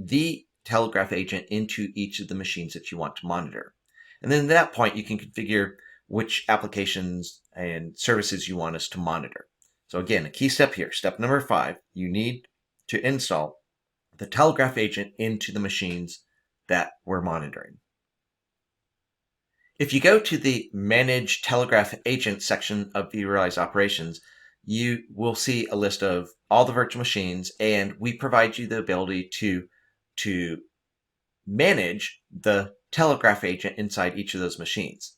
As you can see from this drop-down list of actions, you can use this screen to install the Telegraph agent into a machine. You can uninstall the Telegraph agent, you can update it, you can start it and stop it, all from this one screen. Again, on the Manage Telegraph Agent screen, that's where you can go to easily install the Telegraph agent into each of the machines that you want to monitor. So this here is one mechanism for getting the Telegraph agent into each of the virtual machines. You can come in here and manually push out the agent into each of the machines to be monitored. There are other techniques for installing the Telegraph agent. For instance, you could create a template, a vSphere template that contains the operating system and the Telegraph agent already installed. Again, there are multiple ways you can get the Telegraph agent installed. This here on the screen is showing you one of the easiest ways to install the agent into the machines in your environment. Now that you have everything set up, we are going to be able to do what we've already been doing. We've already been able to monitor what's going on in your infrastructure. So for instance, we can, before we even got into this lesson, before we even got into this module, you've been able to monitor data centers and hosts, clusters and hosts. Again, that's your infrastructure layer objects. We already know how to monitor those. We also know how to monitor objects such as virtual machines. Again, everything in this part of the diagram is stuff that we already know how to monitor. But when you enable application monitoring, we're able to get inside of the virtual machines and see the applications and services that are running in there. So by going through the steps that we just outlined, we now can see more of what's going on inside of your guest operating systems. In addition to monitoring applications in your infrastructure, we also provide a capability that enables you to create your own custom metrics. Now, I'm going to go a little bit out of order. I think it's easiest to understand what I'm talking about here if we take a look in this section over here on the right first. This interface here can be seen in various places in vRealize operations. What this interface allows you to do is to see all of the metrics and properties that vRealize operations is collecting. So for instance, here we're looking at all the metrics for, or potentially if you expand each of these, we're looking at all the performance metrics for a particular virtual machine. And again, in this interface, if you want to see a particular metric, you just double click the metric and we'll plot a graph of that metric over on the right side. vRealize operations has lots and lots of metrics that it collects right from day one. And you don't have to do anything to collect those default performance metrics. But what you can do, what I'm just about to teach you how to do, is to create your own custom metric. They're all going to show up in this scripts folder, and they will be called, these metrics will be called whatever you call them. In this example here, we have created a metric called c:/temp file count. And since we're looking at the virtual machine app-03, it expands that name to on app03. So this is a custom metric that we're going to show you how to create. But just like any metric, if you double click your custom metric, we will plot a graph showing you the value of that metric. So for example here, this specific custom metric is allowing us to keep a count of how many files there are in the c:/temp folder on some Windows machine. Again, you might want to monitor the number of temp files to make certain that temp files are being cleaned up periodically. So in this particular screenshot, you can see that the value of this custom metric is, over the last hour or so, has been 54 log files. 54 temp files. Now, this is just an example. Obviously, you can come up with metrics to measure more interesting things than just a count of how many temp files. But let's use count of temp files as an example. If you want to create a custom metric like this, you are going to need to create a custom script.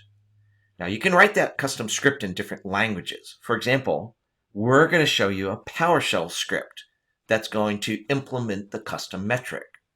Again, this PowerShell script in this case is called tempfilecount.ps1. And without going into the whole PowerShell language, let's just take a look at the code in this PowerShell script to get a feel for what it's doing.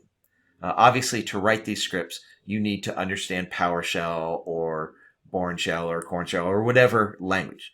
But assuming you know that language, you could write, in this case here, a 2-line script that says, let's go look into the temp directory, c:/temp, And let's go look recursively. So not just that folder, but any subfolders. Let's go look in those folders and get a count of how many items we find in there. So again, that will be a count of all the temp files in that entire c:/temp folder and all of its subfolders. So again, the point of this specific script is to get a count of the items in the temp folder. So in order to create a custom metric, you need to create a custom script. And that custom script needs to return, in this case, it's returning a number, but the script could return something else, such as a string. So our script is returning a number. Our script is called temp file count.ps1. And the metric, as we saw before, is called c:/temp file count. In order to create that performance metric, custom metric, using the custom script, you're going to go into Manage Custom Scripts. You can enable and disable what we're just about to implement here.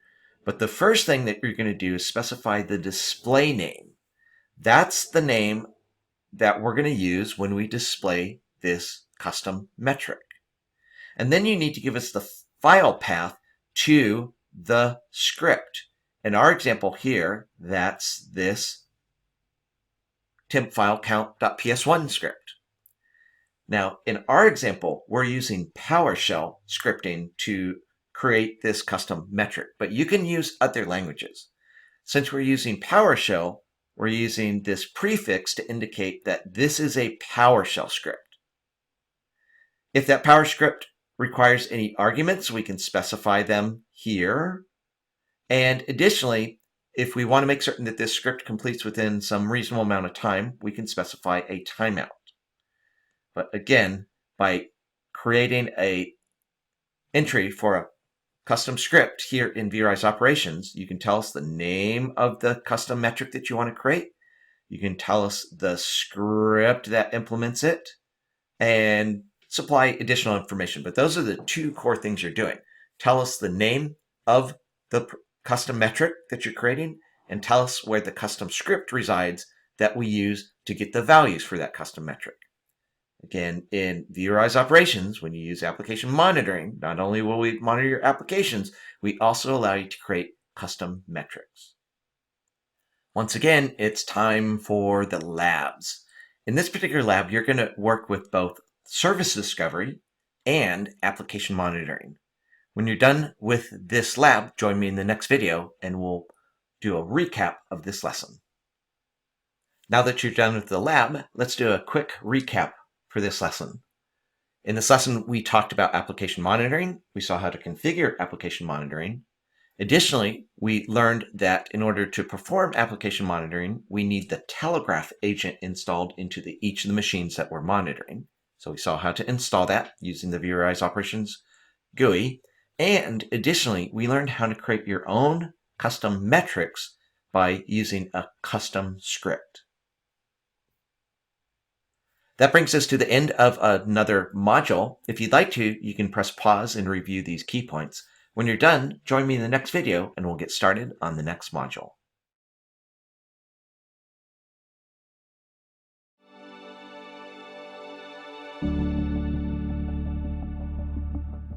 In this module, we are going to learn how to create custom alerts. Earlier in the course, we've talked about the alerts that are already predefined in vRealize operations. What we're going to be doing in this module is learning how to create your own custom alerts. This module is comprised of two different lessons. In the first lesson, we're going to talk about the components that are used to build alerts. And then in lesson 2, we'll learn how to assemble those components into an actual custom alert. Before you can create a custom alert, you first need to create the components out of which we build alerts. So that's what we're going to be talking about in this lesson. We'll talk about the components that are used to create alerts, and specifically we'll be talking about what are known as symptoms, recommendations, actions, and additionally we're going to talk about the the relationship between alerts and policies. Alerts make you aware of issues going on in your environment, whether those are performance issues, capacity issues, or what have you. Alerts notify you so that you can troubleshoot and resolve whatever the problem may be. Alerts are designed to notify you of problems that are actually occurring, but additionally, alerts can be designed to warn you as issues are evolving so that you don't have to wait until it's actually a problem. One thing that's interesting about vRealize operations alerts is that, unlike other monitoring tools, our alerts not only inform you of the problem, they also provide recommendations for how to address the problem. So they're very proactive in that sense. So alerts can be used for a variety of purposes, but oftentimes they're the first thing that you're going to use when you troubleshoot problems occurring in your environment.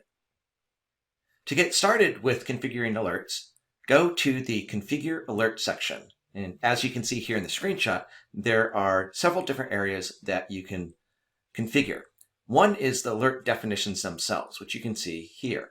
But before you create alerts, you need to turn your attention to these things called symptoms, recommendations, and actions. We're going to define what those are in just a moment. So in this particular lesson, we're going to be focusing on those 4 areas that you see on the top. And then in the next lesson, we'll talk about notifications, outbound settings, and payload templates. Every alert defined by vRealize operations and all the custom alerts that you create are comprised of building blocks known as symptoms, recommendations, and actions. Every alert that you define will have one or more symptoms that it's looking for.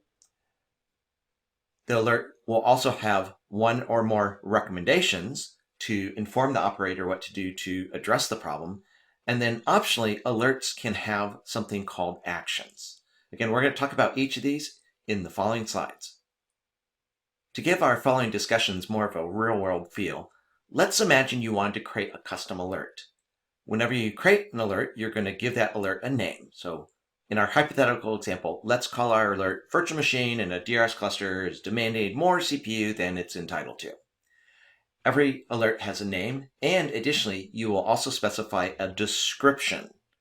When the operator sees your alert triggering, initially they'll see the name, but as they dig into the details of the alert, they'll also see that description. So choose both of those wisely so that your operator will know what the alert's about.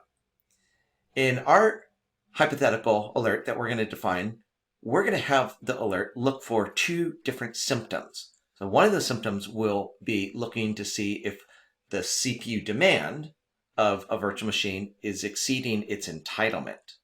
And another is whether or not the virtual machine is experiencing CPU contention. We'll talk about different types of symptoms that you can define, but these are 2 excellent examples. In our hypothetical alert that we're going to define, let's say that the recommendation is going to be that the operator migrate the virtual machine in question to a different host or to an entirely different cluster. And additionally, in our hypothetical alert, why don't we have a single action that will enable the operator to actually perform that migration without having to actually leave the vRealize operations user interface. So again, in the following video, we're going to talk about how you could go about implementing a custom alert that fits this description. Every alert consists of one or multiple symptoms. Those symptoms describe what we're looking for, the conditions that indicate the problem. As you can see on the left side of our slide here, we have a couple examples of symptoms you might define. You could define a symptom that looks at virtual machines and looks at their CPU busy percentage performance metric to see if they are experiencing high ready time. Second example here is host disconnected from vCenter server. Now, part of the reason why we chose those 2 examples is to illustrate a point, which is that some of these symptoms that we're going to be looking at are looking at metrics, either performance metric or super metrics. Others will be looking at properties. So all those different objects that we're monitoring have various performance metrics and they have various properties. CPU busy percentage is a metric. On the other hand, there is a property of hosts that indicates whether the host is disconnected from its vCenter server. So just for right now, right from the beginning, you can see that these things called symptoms are quite flexible. In fact, they're even more flexible than what I'm alluding to here. And we're going to see that in the next few slides. But before we move onwards here, I would like to point out, as you've perhaps already noticed, that there's something else related called conditions. For right now, we're going to focus on symptoms. Symptoms are the traditional way to define what you want the alert to look for. But there is a newer technique that involves something called conditions. We'll talk about those in a few moments. But for now, let's keep focusing on symptoms. If you want to define a symptom, you need to go through the process outlined here on the slide. You're going to start by picking what's known as the base object type. We'll explain what that means in a moment. You'll pick the symptom type. Again, we've already seen two different types. There's metric-based symptoms and properties-based symptoms, plus there are other types. Then you actually define the symptom itself, either specifying metrics or properties, or again, there are more types than just that, by simply dragging and dropping them within the graphical user interface. We'll show you exactly what this looks like here in a moment.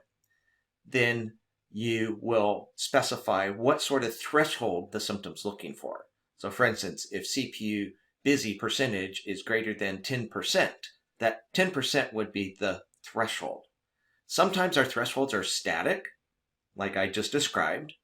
Other times we will use what's known as a dynamic threshold. And a third threshold type is something known as compare. We're going to talk about all three of those in just a moment. Next, you'll name your symptom. And lastly, you have the option of specifying something known as a wait cycle and a cancel cycle. We'll talk about that in a few moments. When you define your own custom symptom, the first thing you need to tell us is the base object type for that symptom. Now, the concept of base object type is actually quite straightforward. The base object type is simply what type of object are we supposed to look at to find the symptom. The virtual machines that you work with have symptoms. The hosts that you work with have symptoms. All the usual vSphere objects have symptoms. And in addition to the vSphere objects, all the objects that vRealize Operations is monitoring, vSphere objects and non-vSphere objects, they all have symptoms. So we need to start out this process by being explicit. Which type of object are we looking at? In our example here in the screenshot, we are using virtual machine as our base object type. As you can see, the next thing that you're going to specify is the symptom type. So here's where you specify the symptom type. Now we're going to pop out of this new symptom wizard for just a moment in the following slide, because we want you to see a more complete picture of what the different symptom types are. Again, we've popped out of the new symptom wizard. Right now we're looking at the main screen. When you go in to look at symptoms, this is the button that you'd click on to create a new symptom. But notice, before you even start creating your new symptoms, you can see all the different types of symptoms that vRealize Operations supports. Now we're focusing our discussion right now on symptoms that are looking at metrics or symptoms that are looking at properties. But as you can see, we also support symptoms that are looking at message events, faults, and metric events. One way to learn more about these different types is if you go looking through the different symptoms that have already been defined, you can open up every single one of them. They're yours for to examine. If you just open up a symptom, you can see exactly how that symptom works, including you can see for all these symptoms which of these different types it is defined to use. So again, if you want to learn about each and every one of these, one way of doing that is just start opening up symptoms. Don't change them, but just start opening up symptoms, and you'll see symptoms that use message events. You'll see others that use faults. You'll see others that use metric events. So there's lots of opportunities for you to learn from the symptoms that we've already defined.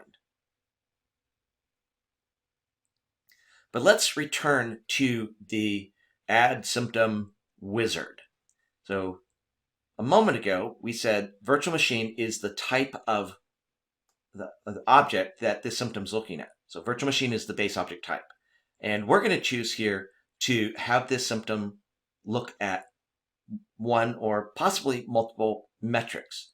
If we wanted it to look instead at properties, you could choose properties from this drop-down list. In this example, we're choosing metrics. So what we'll see down below is a list of metrics that are applicable to virtual machines. And as you can see, they're divided up into different categories, such as CPU, disk, memory, and other types of categories. In our screenshot, you can see that in the category of CPU, we've got lots of different performance metrics, including the one we want our symptom to look at, which is the CPU demand percentage metric. In order to add that metric to our symptom definition, you can either drag and drop that symptom from the right side of the page over to the left, or you can double click the symptom. When you do so, it will create this section here, which is the actual symptom. It will start out knowing which metric. Again, this is right here is just reminding you of the metric that you just dragged and dropped. It will give you the opportunity to name your symptom. And then you've got some questions about how you want the symptom defined. One question is, what threshold type do you want to use? In this example here, we're using a static threshold. In a few moments, we'll talk about dynamic thresholds versus compare thresholds. But a static threshold works like this. With the static threshold, you tell us which performance metric you want us to look at, and you give us a hard-coded numerical value that you want us to compare against. In this specific example, we're seeing if the performance metric is less than our hard-coded number 70. Again, that's an example of a static threshold. Static thresholds use a hard-coded number to do the comparison. Obviously, we don't have to, we're not limited just to doing greater than. We can do greater than, less than, and the usual operations. But with a static threshold symptom, we're comparing the value of the performance metric against a value that you hard-code. Now, if that CPU demand percentage is greater than 70%, according to this here, then the severity level of this symptom will be immediate. vRealize operations defines different severities of symptoms. There's warning, immediate, and critical. By the way, there's also color coding for those three severity levels. So warning shows up as a yellow symptom. Immediate, which we see here, shows up orange, and critical is red. You'll get to see those colors later on, but warning, immediate, critical are yellow, orange, and red, respectively. So as you can see, we have defined a symptom here that's going to use a static threshold. We've specified what the name of the symptom is. We said it's a static threshold. We said we want to compare the performance metric to see if it's greater than, in this case, we hard-coded the value 70, and we indicated how severe the problem is. In addition, there's a section here titled Advanced Settings, which we'll take a look at here shortly. But for right now, we'll keep things simple. In this specific example, you'll notice that we dragged and dropped one performance metric. But if you want to, you can actually drag and drop multiple performance metrics. In doing so, you're creating a more sophisticated symptom that's looking at multiple performance metrics to decide whether the overall symptom triggers or not. Earlier, I mentioned that symptoms are the traditional mechanism that we use when defining alerts. But there is a new mechanism called conditions. When you are actually defining your alert, which is what we see in the screenshot, in step number 2 of defining the alert, you get to choose whether you want to use the traditional symptoms that I just described, or you can use conditions. Conditions and symptoms behave the same in terms of the way you configure them, but the crucial difference between a symptom versus a condition is that when you define a symptom, you can use that symptom in any alert. On the other hand, when you define a condition, that condition is being defined in a single alert, and that condition is only used in that alert. So if you're ever defining something for vRealize operations to look for, if you think you're going to want to look for that same thing across multiple alerts, that's a tip-off that you should create a symptom. That way you don't have to keep repeating the definition. On the other hand, if you're creating an alert and it's supposed to look for something and you don't think you're going to look for that same thing in any other alerts, that would be a great case for using conditions. But once you've set up symptoms, they can be used in any alerts. On the other hand, to use conditions, you actually define the condition within an alert, and that condition is only applicable to that one alert. When you define your symptom, you can specify that the symptom should use a static threshold, a dynamic threshold, or a compare threshold. The way you do that is in the drop-down list over here. In the following slides, we're going to talk about all three of these different types of thresholds.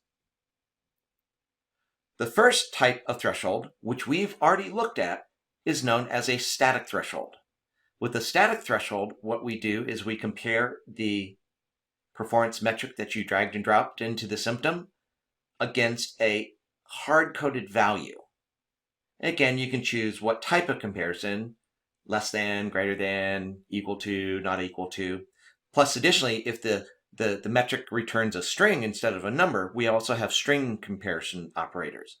But in a static threshold definition, you say, this is the metric we're looking at, this is how we're going to compare it, and this is what we're going to compare it to, a value that you're hard coding.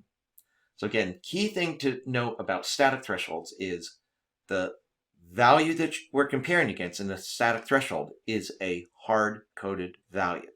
It's not going to change unless you come back into the symptom and change that hard-coded value.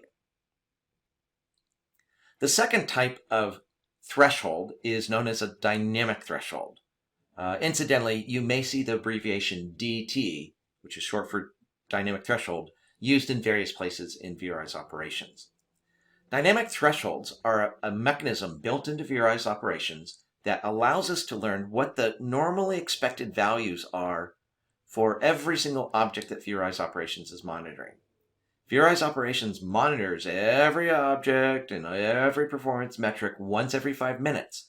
And as we do that, every 5 minutes, hour after hour, day after day, week after week, vRealize operations learns what the expected values are for every single performance metric. And if we see that a performance metric's value is above where we expect it to be, we can use that information. Or if we see that the performance metric value is below where the dynamic threshold expects it to be, we can use that information. We can use that information in a variety of ways, including in our symptoms. So here in this example, you can see that we have chosen that this symptom is going to be based on a dynamic threshold. So like a static threshold, we're still going to specify which performance metric we want to look at, but notice there's no hard-coded value here. We're not comparing against the number 70. We're not comparing against any number that you and I are specifying. Rather, we're comparing the value of the performance metric against what the dynamic threshold says the value ought to be. Again, the dynamic threshold is a range of expected values. If we're outside of that range, then this symptom will trigger. And you'll notice in this drop-down list and also in this bullet list over here that when using a dynamic threshold, you can say this symptom triggers if the value of the performance metric is above where we expect it to be or below. Abnormal means either. If I say abnormal, that means if the value of the performance metric is above or below, then the symptom triggers. Another way of thinking of abnormal is if the value of the performance metric is outside of the expected range, then the symptom will trigger.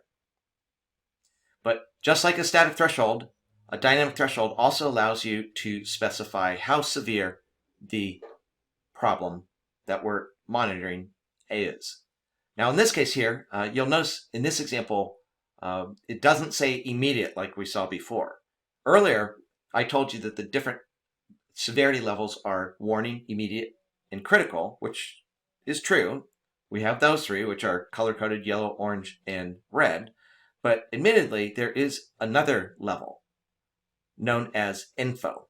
So info, as its name suggests, is the least severe, if severe at all. It's the least severe of all the different severity levels. For me personally, I tend to shy away from creating symptoms using info as the severity level, simply because the more symptoms and the more alerts get triggered, the more it's possible that I could overwhelm the operators. So for me personally, you don't have to do it this way. This is just my own personal approach. I tend to use very few, if any, info level symptoms or alerts. Because if I have a symptom or an alert that's triggering, I want it to be something that really needs that operator's attention. Again, I'm not saying that there's anything broken with the info level. It works exactly as advertised, but you might consider whether using info level is going to be optimal from your operator's perspective. But again, it's up to you. The third type of threshold that we can work with is known as the compare threshold. In the two previous threshold types, static and dynamic, there was a single performance metric that was being looked at. But with compare, we're going to work with two performance metrics. So there'll be the performance metric that we dragged out initially. Then if you choose compare, it will ask you to specify another performance metric. Again, static and dynamic, it's just one performance metric. But here with compare, it's two separate performance metrics. And you pick both of those. And additionally, you're going to pick what kind of comparison you want us to do. In the example here in the screen, you can see that we are testing to see if CPU demand percentage is greater than the CPU effective limit.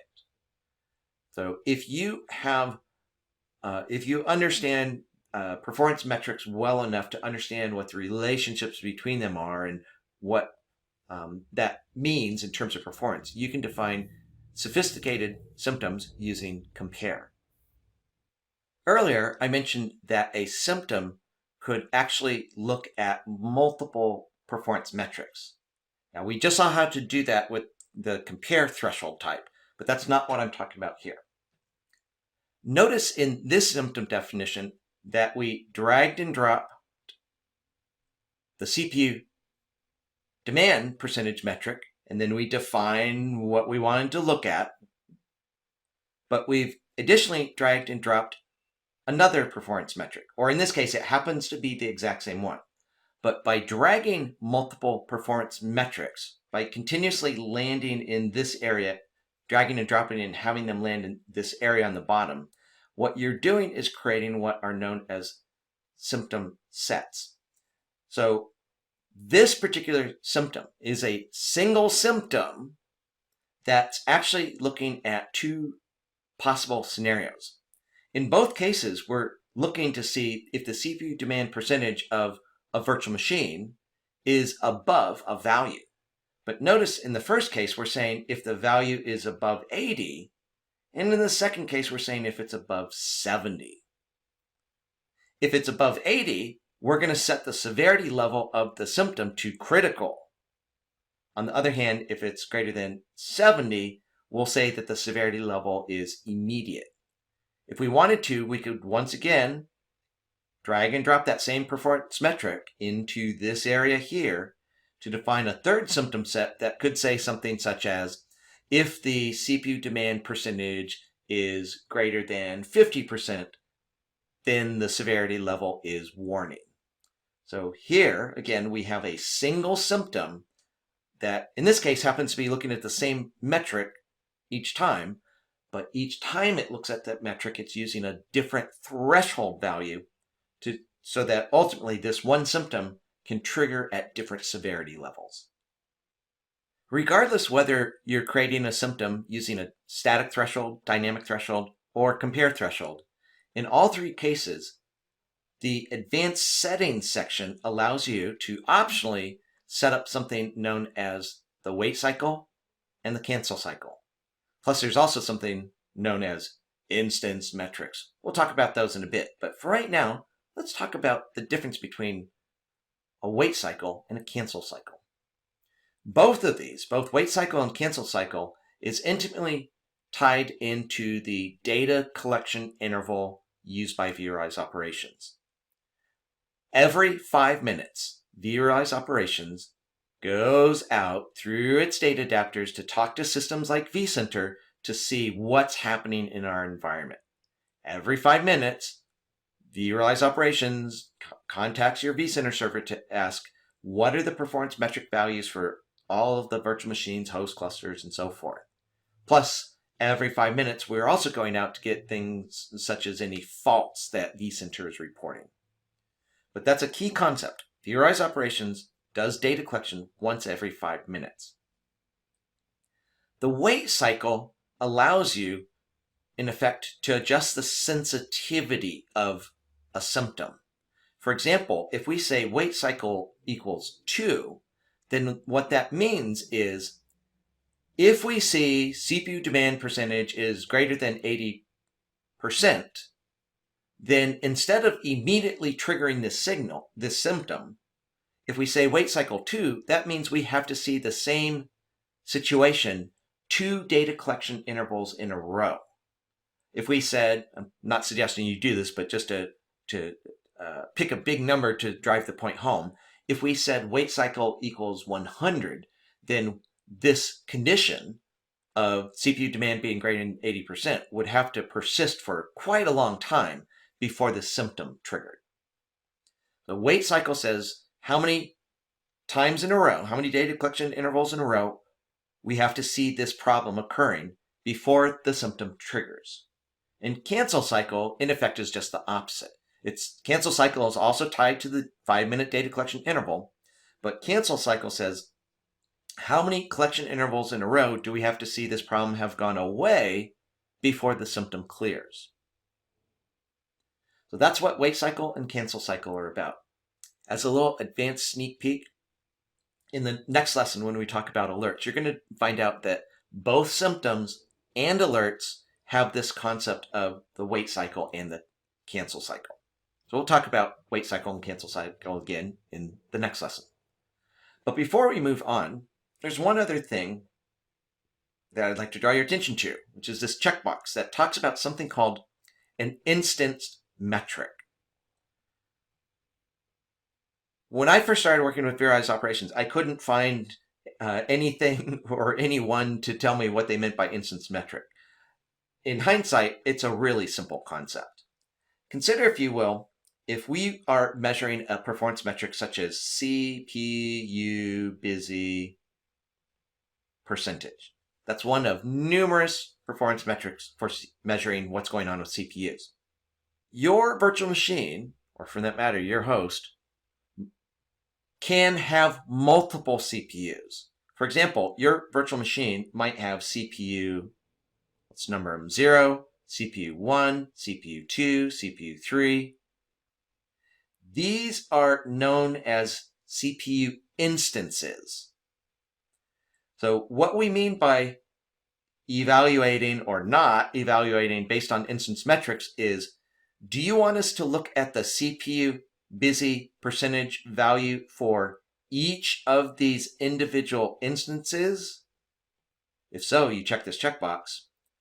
Alternatively, if you leave the checkbox unchecked, then we're going to look at the overall CPU busy percentage across all of the CPUs. In other words, some of the metrics are instance metrics, which we see over on the right, and other performance metrics that are intimately related are aggregate metrics.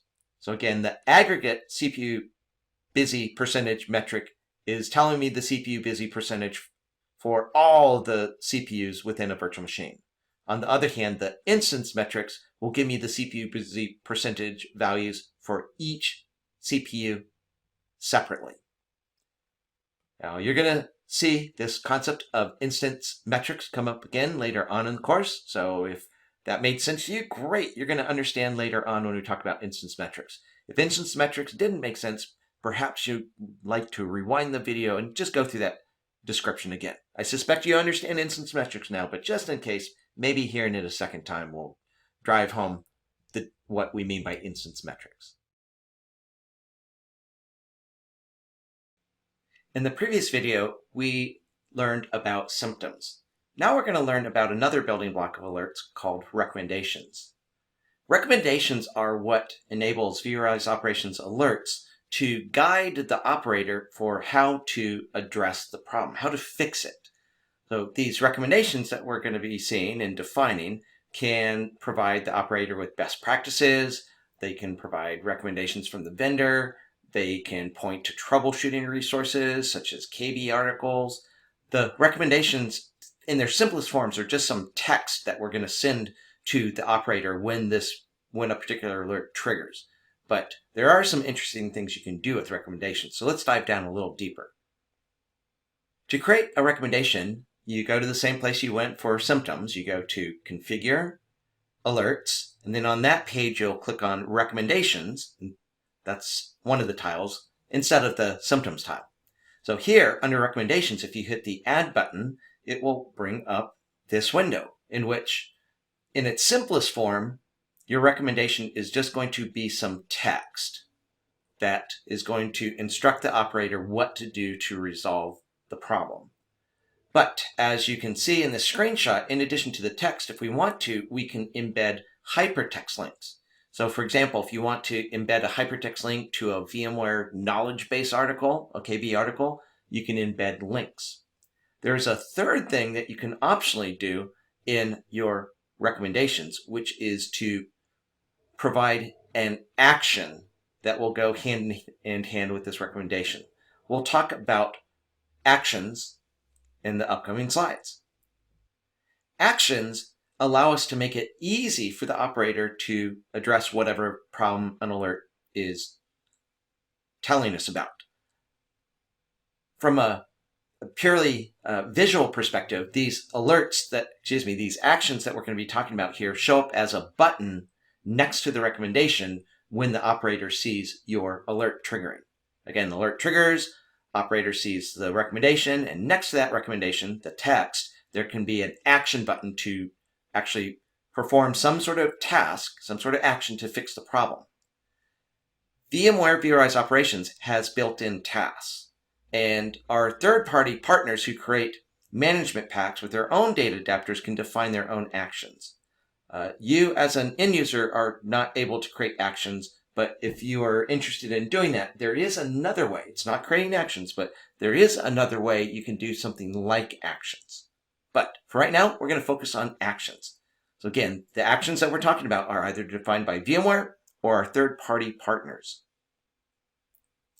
If you'd like to see the actions defined by VMware and our third-party partners, if you go to the alerts page and click on the actions tile, you will see a list of all of the actions.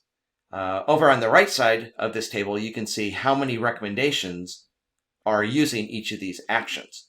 But as you can see here, different data adapters define their own actions. For example, the vCenter data adapter has these and other actions that they will perform for you.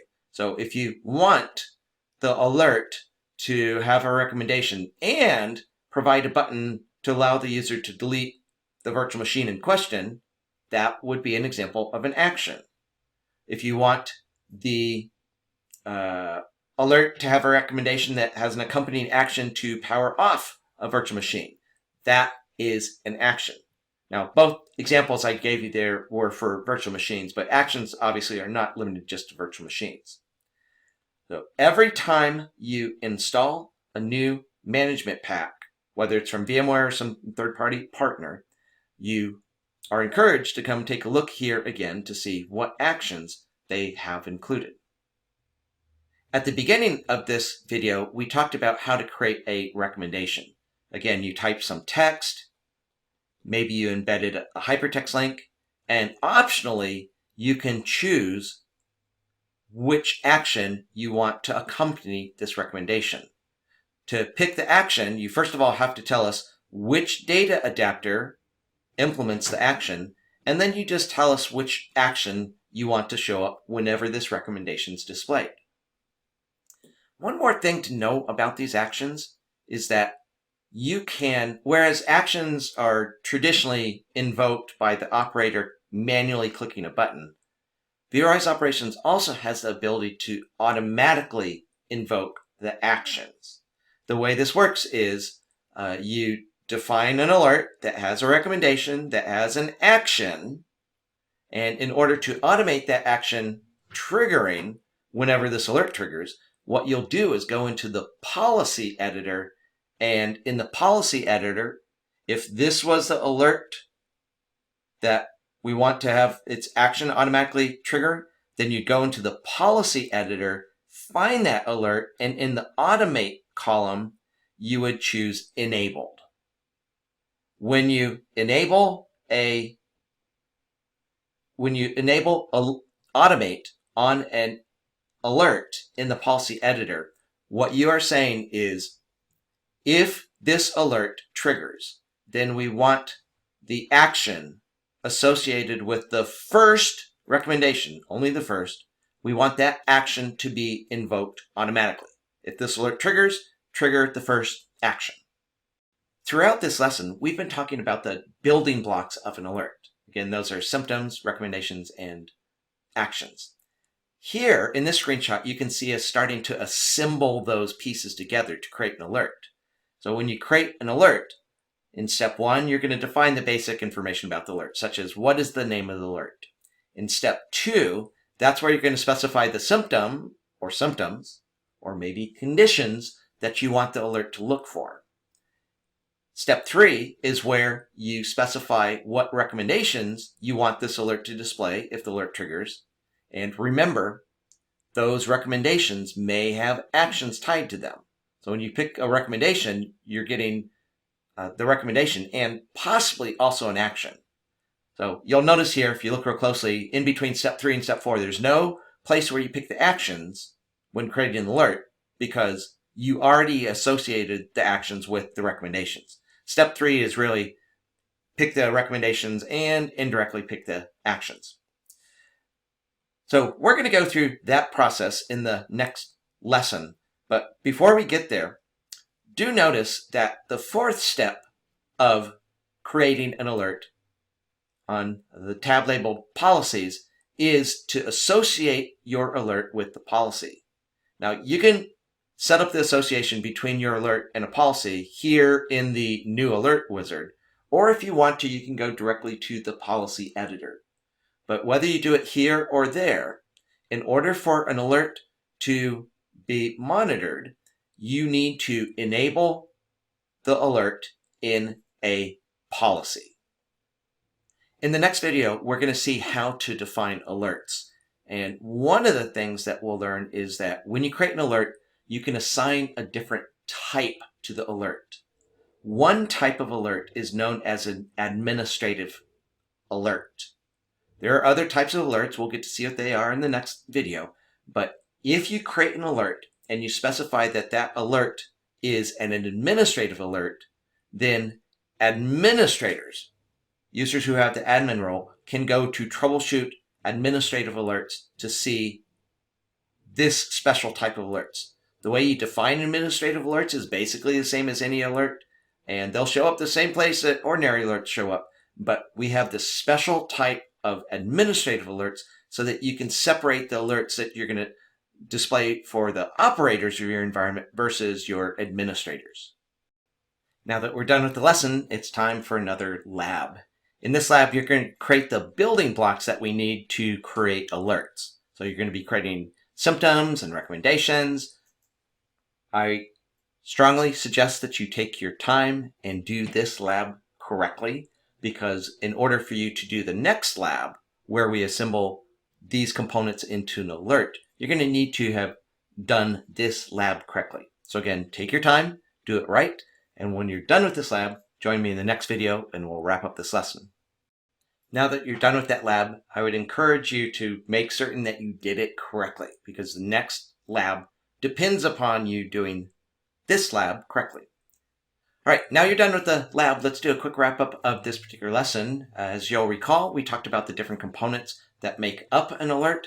Again, those are symptoms, recommendations, and actions. Additionally, we did a little bit of exploring into how you associate your alert with a policy. Again, your alert might be enabled in multiple policies, but until you enable your alert in at least one policy, your alert's not going to do anything. All right, when you're ready, join me in the next video, and we're going to see how to assemble these components together to create alerts. In the previous lesson, we learned how to create the building blocks of alerts. Those were symptoms, recommendations, and actions. In this lesson, we're going to learn to assemble those together to create alerts. In this lesson, we're going to talk about the components that go together to create alerts.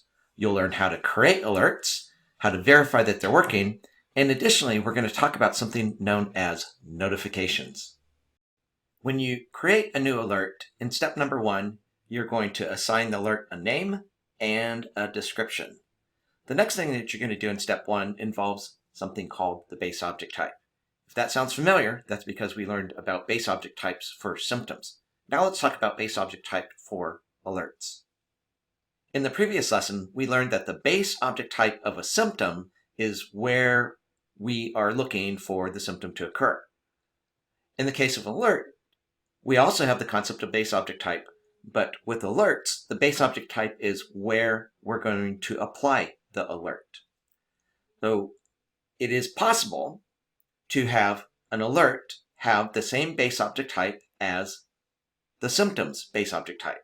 For example, the base object type for each could be virtual machine. On the other hand, it's oftentimes the case and very useful to have them be different. For example, you could say that the symptom is base object type is virtual machine, but the alert base object type is cluster. That way, when we use the alert will look at all the virtual machines within a cluster and see if those virtual machines are exhibiting the symptoms. So as you can see here in this particular example, we're going to select that our base object type for the alert is host. After you set the base object type, there are advanced settings that you can set. The first is the area of impact for the alert. There are 3 different areas of alert. There are health alerts, risk alerts, and efficiency alerts. Traditionally, when you create an alert and make it a health alert, that's because the alert is describing an immediate problem, a problem that's going on right now. So again, health alerts are traditionally for issues that are going on right now. Risk is for issues that aren't necessarily a problem right now, but we can see a problem is developing. And then efficiency alerts are traditionally used to point out to the operator places in the environment where some optimization could result in more efficient performance. Again, 3 different levels: health, risk, and efficiency. After setting the impact level of the alert, you specify the criticality or the severity of the alert. And as you can see, our first 4 choices here map directly to exactly what we saw with symptoms. So once again, we have info, warning, immediate, and critical, plus alerts have a 5th criticality setting, which is symptom-based. If you say that the alert's criticality is symptom-based, then the criticality level of the alert when it triggers is based on the symptom that triggered and what its criticality level is set to. The next thing that you set is the alert type and subtype. At the tail end of the previous lesson, we learned that one alert type is administrative. By creating an administrative alert, then that means that the only users who are going to see that alert are administrators. But as you can see here, there are a bunch of alert types and subtypes that you can choose from. Strictly speaking, the bold character entries here are the types, and then the unbolded entries beneath those are the subtypes. So you, as you create your alert, should look through this list and find whichever combination makes the most sense. So for example, if you're creating an alert and that alert is reporting something to do with the performance of an application, you could choose performance. In doing so, you're picking not just the subtype, but you're also indirectly picking the alert type. So how do these get used? The alert type, as we've already seen, if it's set to administrator, means that only administrators can see your alert. So that's one functional thing that alert type and subtype does. Another thing that happens from a functional perspective when you choose your alert type and subtype is that alert type and subtype can be used in your notification rules to make your alert behave differently. We'll talk about notifications and notification rules at the end of this lesson. But the first way you're likely to see these alert types and subtypes come into play is when you see the list of all the alerts, whether you're looking at the definitions of the alerts or you're looking at alerts that are triggering. When you look at the list of all the alerts, one of the columns will be alert type, the other will be subtype, and you can sort your alerts by sorting those columns. We'll get to see that here in a few moments. After setting the alert type and subtype, you can set the alert's wait cycle and cancel cycle settings. Now, again, if this sounds familiar, that's because symptoms also have a wait cycle and a cancel cycle. The wait cycle and cancel cycle for alerts works the same way as it does for symptoms. For me personally, I generally either, if I'm going to set the wait cycle and or cancel cycle, I usually do so either on the alert or the symptoms. You can combine them together, but I generally do one or the other. All those settings that I just described take place in step 1 of the wizard. But as you can see, in step number 2, you're going to pick the symptom or symptoms that you want this alert to be monitoring. When you set the symptoms, the first thing that you're going to do is say, where is the symptom defined? Is this a symptom that is for virtual machines? Is it a symptom for hosts? Well, you'll notice here in this drop-down list that those are not the choices they give you. You are ultimately going to pick symptoms that are related to virtual machines or host or some such object, but you don't pick a type of object from this list. Rather, you choose either self, parent, child, descendant, or ancestor. Those terms are relative to the base object type that you set on the alert. So for example, if our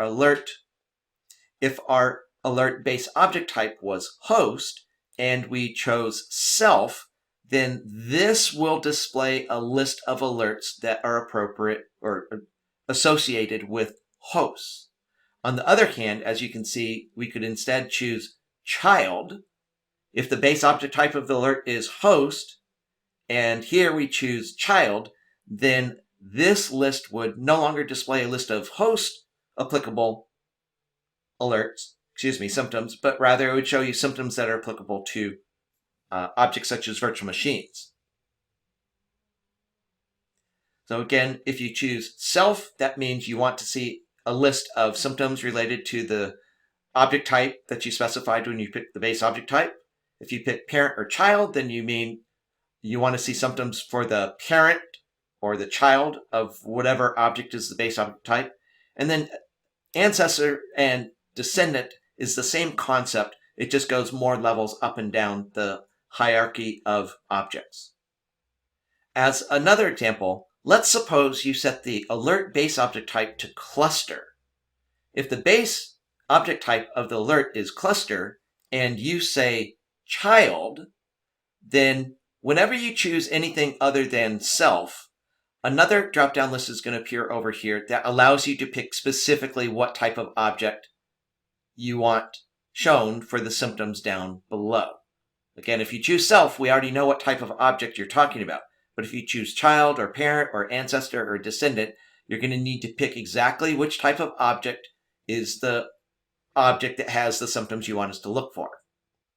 The next thing that you'll do in this drop-down list is specify what type of symptoms you're looking for. Again, in all of our examples, we've been working with symptoms that are based on metrics or properties. But as you saw in lesson number 1, there are also symptoms that are based on message events, faults, and metric events. So here, in our ongoing example, we're going to choose metric/property.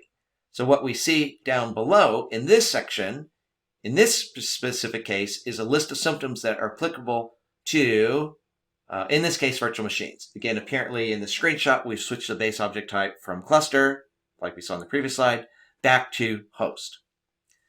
So once you've gone through picking where the symptoms define, specifying exactly what type of object, and telling us whether you're looking at metrics or properties or faults or event topics or metric events, after doing all that, you've got a list of symptoms, and your job at that point is to drag and drop one or more of these from the right side of the page to the left side. And notice, by the way, when you drag multiple ones, you can drag and drop them onto this area here to create something called a symptom set. We'll talk about what that is in a moment. After you've dragged your symptom from the right side of the page to the left side, you then will see a summary of what that symptom's about down here. So notice, for example, here, it's looking at the symptom called virtual machine CPU demand is at critical level. And it reminds us what the definition of that symptom is. So this is the symptom that we just selected. It's the symptom that we defined earlier. But in addition to seeing the symptom, you also see this line up here, which allows you to say things like we see here, where we're saying that this will trigger if the symptom triggers, but only if greater than 95% of the virtual machines are exhibiting this symptom. You can also add multiple symptoms into this single symptom set and say things such as whether they all have to trigger or if just one of them triggers, whether this symptom set triggers. And additionally, as I mentioned before, if you drag and drop a symptom into this area, that creates an additional symptom set, which itself can have multiple symptoms. And by having multiple symptom sets, you can apply Boolean logic to them. So for example, if I had two symptom sets, a symptom set up here and another one down below, I could say this symptom triggers if both of those symptom sets have triggered. Alternatively, I can say the alert triggers if either of the symptom sets have triggered. Again, there's a difference between a symptom and a symptom set. As you'll recall, as an alternative to using symptoms, you can use what are known as conditions. So if you want to have your alert look at symptoms, you select this tab. On the other hand, if you select the conditions tab, that instructs vRealize operations that you are going to define the conditions that we want to look for. Instead of dragging and dropping a symptom, you're just going to define what the conditions are. Now, as you can see, the way you do that is you drag and drop the performance metric or the property that you want to look at over here, and then you just type what the condition is. As a reminder, if you create a symptom, then whatever you define that symptom to be can be used in any of your alerts. You could have multiple alerts all using the same symptom. On the other hand, when you create a condition, that condition is just for this one alert. In step number 3, you will select one or more recommendations that you want your alert to display when your alert triggers. You'll recall from the previous lesson that you can optionally associate actions with your recommendations. When you define the recommendations, if you assign an action, then when you pick that recommendation here, you're getting not just the recommendation, but also the associated action. Again, there's no special step here in the new alert wizard. There's no step where you pick the actions. Instead, by picking the recommendation, you're also getting the action associated with that recommendation if there is such an action. Once you're done defining your alert, you can always go back and look at your alert or any of the alerts. All the alerts are wide open for you to open and investigate. If you want to learn how other people have defined their alerts, come into the alert definitions screen and you can open up any of these. One of the things I'd like you to see in this list of alerts here in the screenshot is we've got quite a few here, but if you look real closely down on the bottom, you might have hundreds and hundreds and hundreds of alerts. Being able to find your alerts when there are hundreds and hundreds of them could be challenging. If we force you to scroll through page after page after page to find the one that you're looking for, that would be challenging.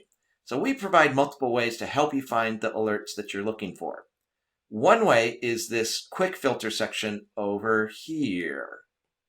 In the quick filter section, if you know the name of the alert, you can type the name of the alert here in the quick filter section, and that will help you to quickly find the alert. On the other hand, sometimes you don't know the name of the alert. You know it's out there, you kind of know what it does, but you don't know its name. So you need another way. Besides filtering on the name, you need another way to find the alert. And that's one of the other ways that the alert type and subtype comes in handy.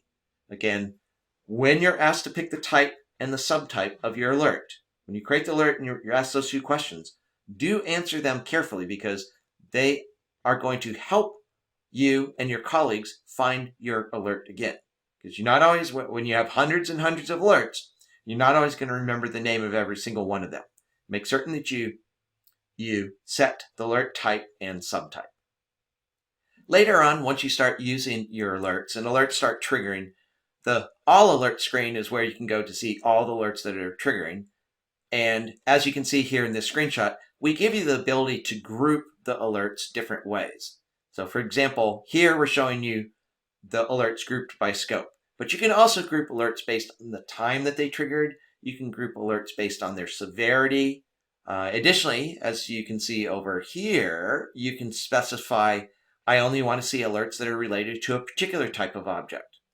But one way or another, once you find an alert that you want to respond to, you can either click on the name of the alert, in which case we will show you more information about the alert, or if you're interested in investigating information about the object that triggered the alert, you can click the name of the object here in the third column.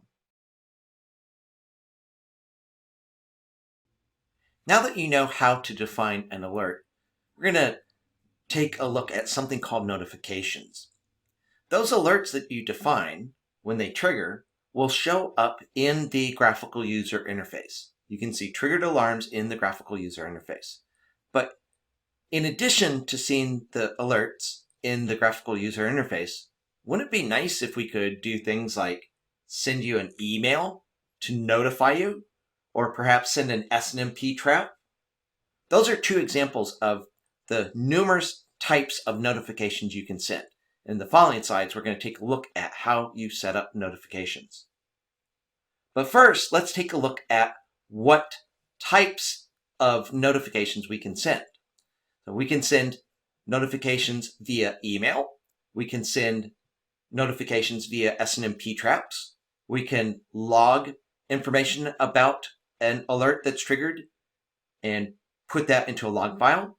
We can send a notification making REST calls to whatever sort of external device that you have that knows how to speak REST. If you have EMC Smart SAM, we can send notifications via that mechanism. We can notify you that an alert has triggered by updating a file in a network file share. If you have ServiceNow, we can notify you via that mechanism. And in fact, there are even more types of notifications than just what you see here in this table. So let's continue onwards. I will show you the full list here shortly, but we're going to continue onwards here so that you can see how to configure notifications. So we already know about alerts, and we know that alerts can send notifications. But for us to send notifications, you are going to need to do two things. You're going to need to set up notification rules that let us know the conditions under which you want us to send notifications, and additionally, things such as, do you want one notification per alert, or do you want repeated notifications? Additionally, you have to set up something called an alert plugin. Each one of those alert types that I just described in the previous slide has a plugin that implements that functionality. So if you want to have an email notification, you have to configure the email outbound alert plugin. If you have multiple email servers, you would need to do that once for each email server. So let's focus in the next few slides on how we set up those notification rules and how we configure the alert plugins. We'll start with the alert plugins. These things called outbound alert plugins are applicable not just here when we're talking about alert notifications, but these same alert plugins will show up later on in the class under a different context. So let's make certain that we learn how to set these up here so that later on you'll already know what these are and how you set them up. When you create an outbound alert plugin instance, you're going to first of all tell us what type of, in this case, what type of notification we want to send. For example, perhaps you want to choose log file. The second thing that you're going to specify is something called the instance name. Now, I think when we talk about mail notifications, instance name would make more sense if I describe it there. So I'm going to postpone talking about instance name. But for right now, you can just think of instance name as describing, oh, this is the log file notifications. And then depending upon what type of alert notification you've selected from this drop-down list, you will need to configure it. For example, if you picked the login file plugin, then you're going to need to tell us the folder where you want the log file to appear. On the other hand, if you chose an email notification, you'd have to give us different information. So again, if you want to have your triggered alert show up as a notification in a log file, you need to create an outbound instance for log files. So we've selected log file here. And again, you give each instance a name. In a moment, we'll talk about email, and instance name will make even more sense.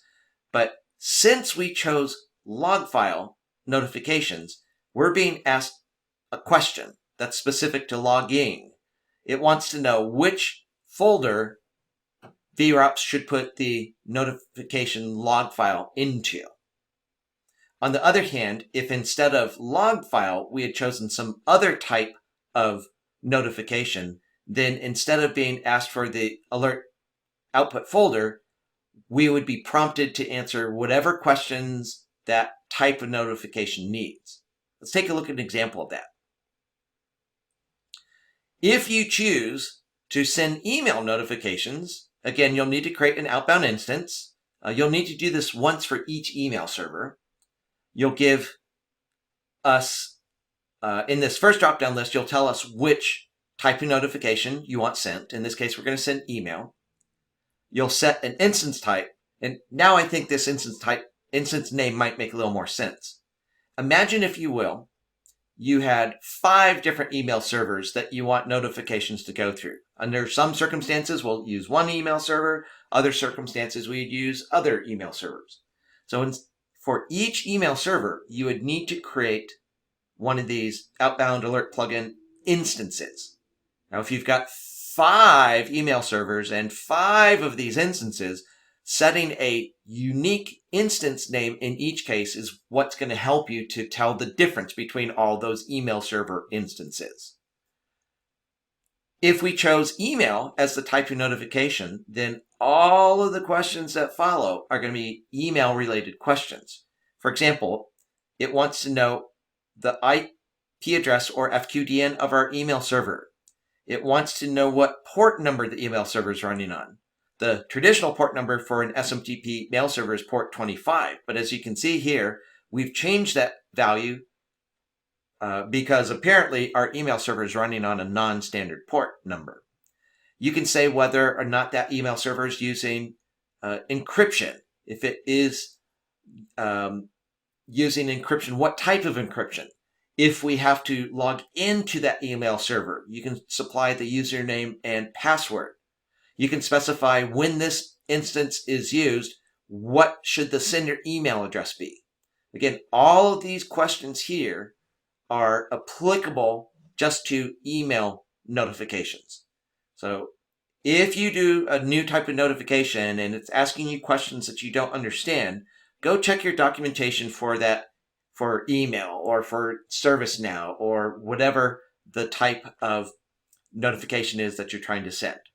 Which reminds me, let me go back a slide or two here to show you this more complete list of plugins. So we've talked about the log file plugin, we talked about email and so forth, but there's actually two more entries here that I want to draw your attention to. If you are familiar with Slack and the notion of a Slack channel, we can send alert notifications to a Slack channel. Alternatively, if you have some hardware or software system that understands webhooks, we can send the notification via a webhook. So as you can see here, we have a whole slew of different techniques that we can use when performing notifications. In addition to creating your outbound alert plugin instance, you also need to create notification rules. With these notification rules, in effect what you're doing is specifying under what conditions you want this type of notification to be sent, and additionally you're specifying information such as how frequent you want the notification sent for the same alert. You could say, I just want the alert notification once, or you could say I want it once every hour, or whatever time period you happen to choose. So again, you also need to set up notification rules. When we send different types of notifications, we're going to include a lot of useful data in that notification. For instance, if we're sending you an email notification, we're going to send you a lot of useful info. That info arrives in what's known as the payload. You can define what information is going to appear in that payload by creating something called a payload template. So for each of the different types of notifications, you can create a payload template to tailor exactly what information you want showing up for each of the different types of notifications. In this lab, you're going to create alerts. Make certain that you did the previous lab, because in that lab, that's where you're defining the symptoms and alerts that we're going to be using. When you're done with this lab, join me in the next video and we'll wrap up this lesson. Now that you're done with the lab, let's do a recap on this lesson. So in this lesson, we talked about the different components that you assemble to create an alert. We learned how to actually create alerts. We learned how to verify that the alerts are functioning properly. And additionally, we learned about notifications, notification rules, and outbound alert plugin instances. That wraps up another module. If you'd like to, you can hit pause and review these key points. When you're ready, join me in the next video and we'll start up the next module.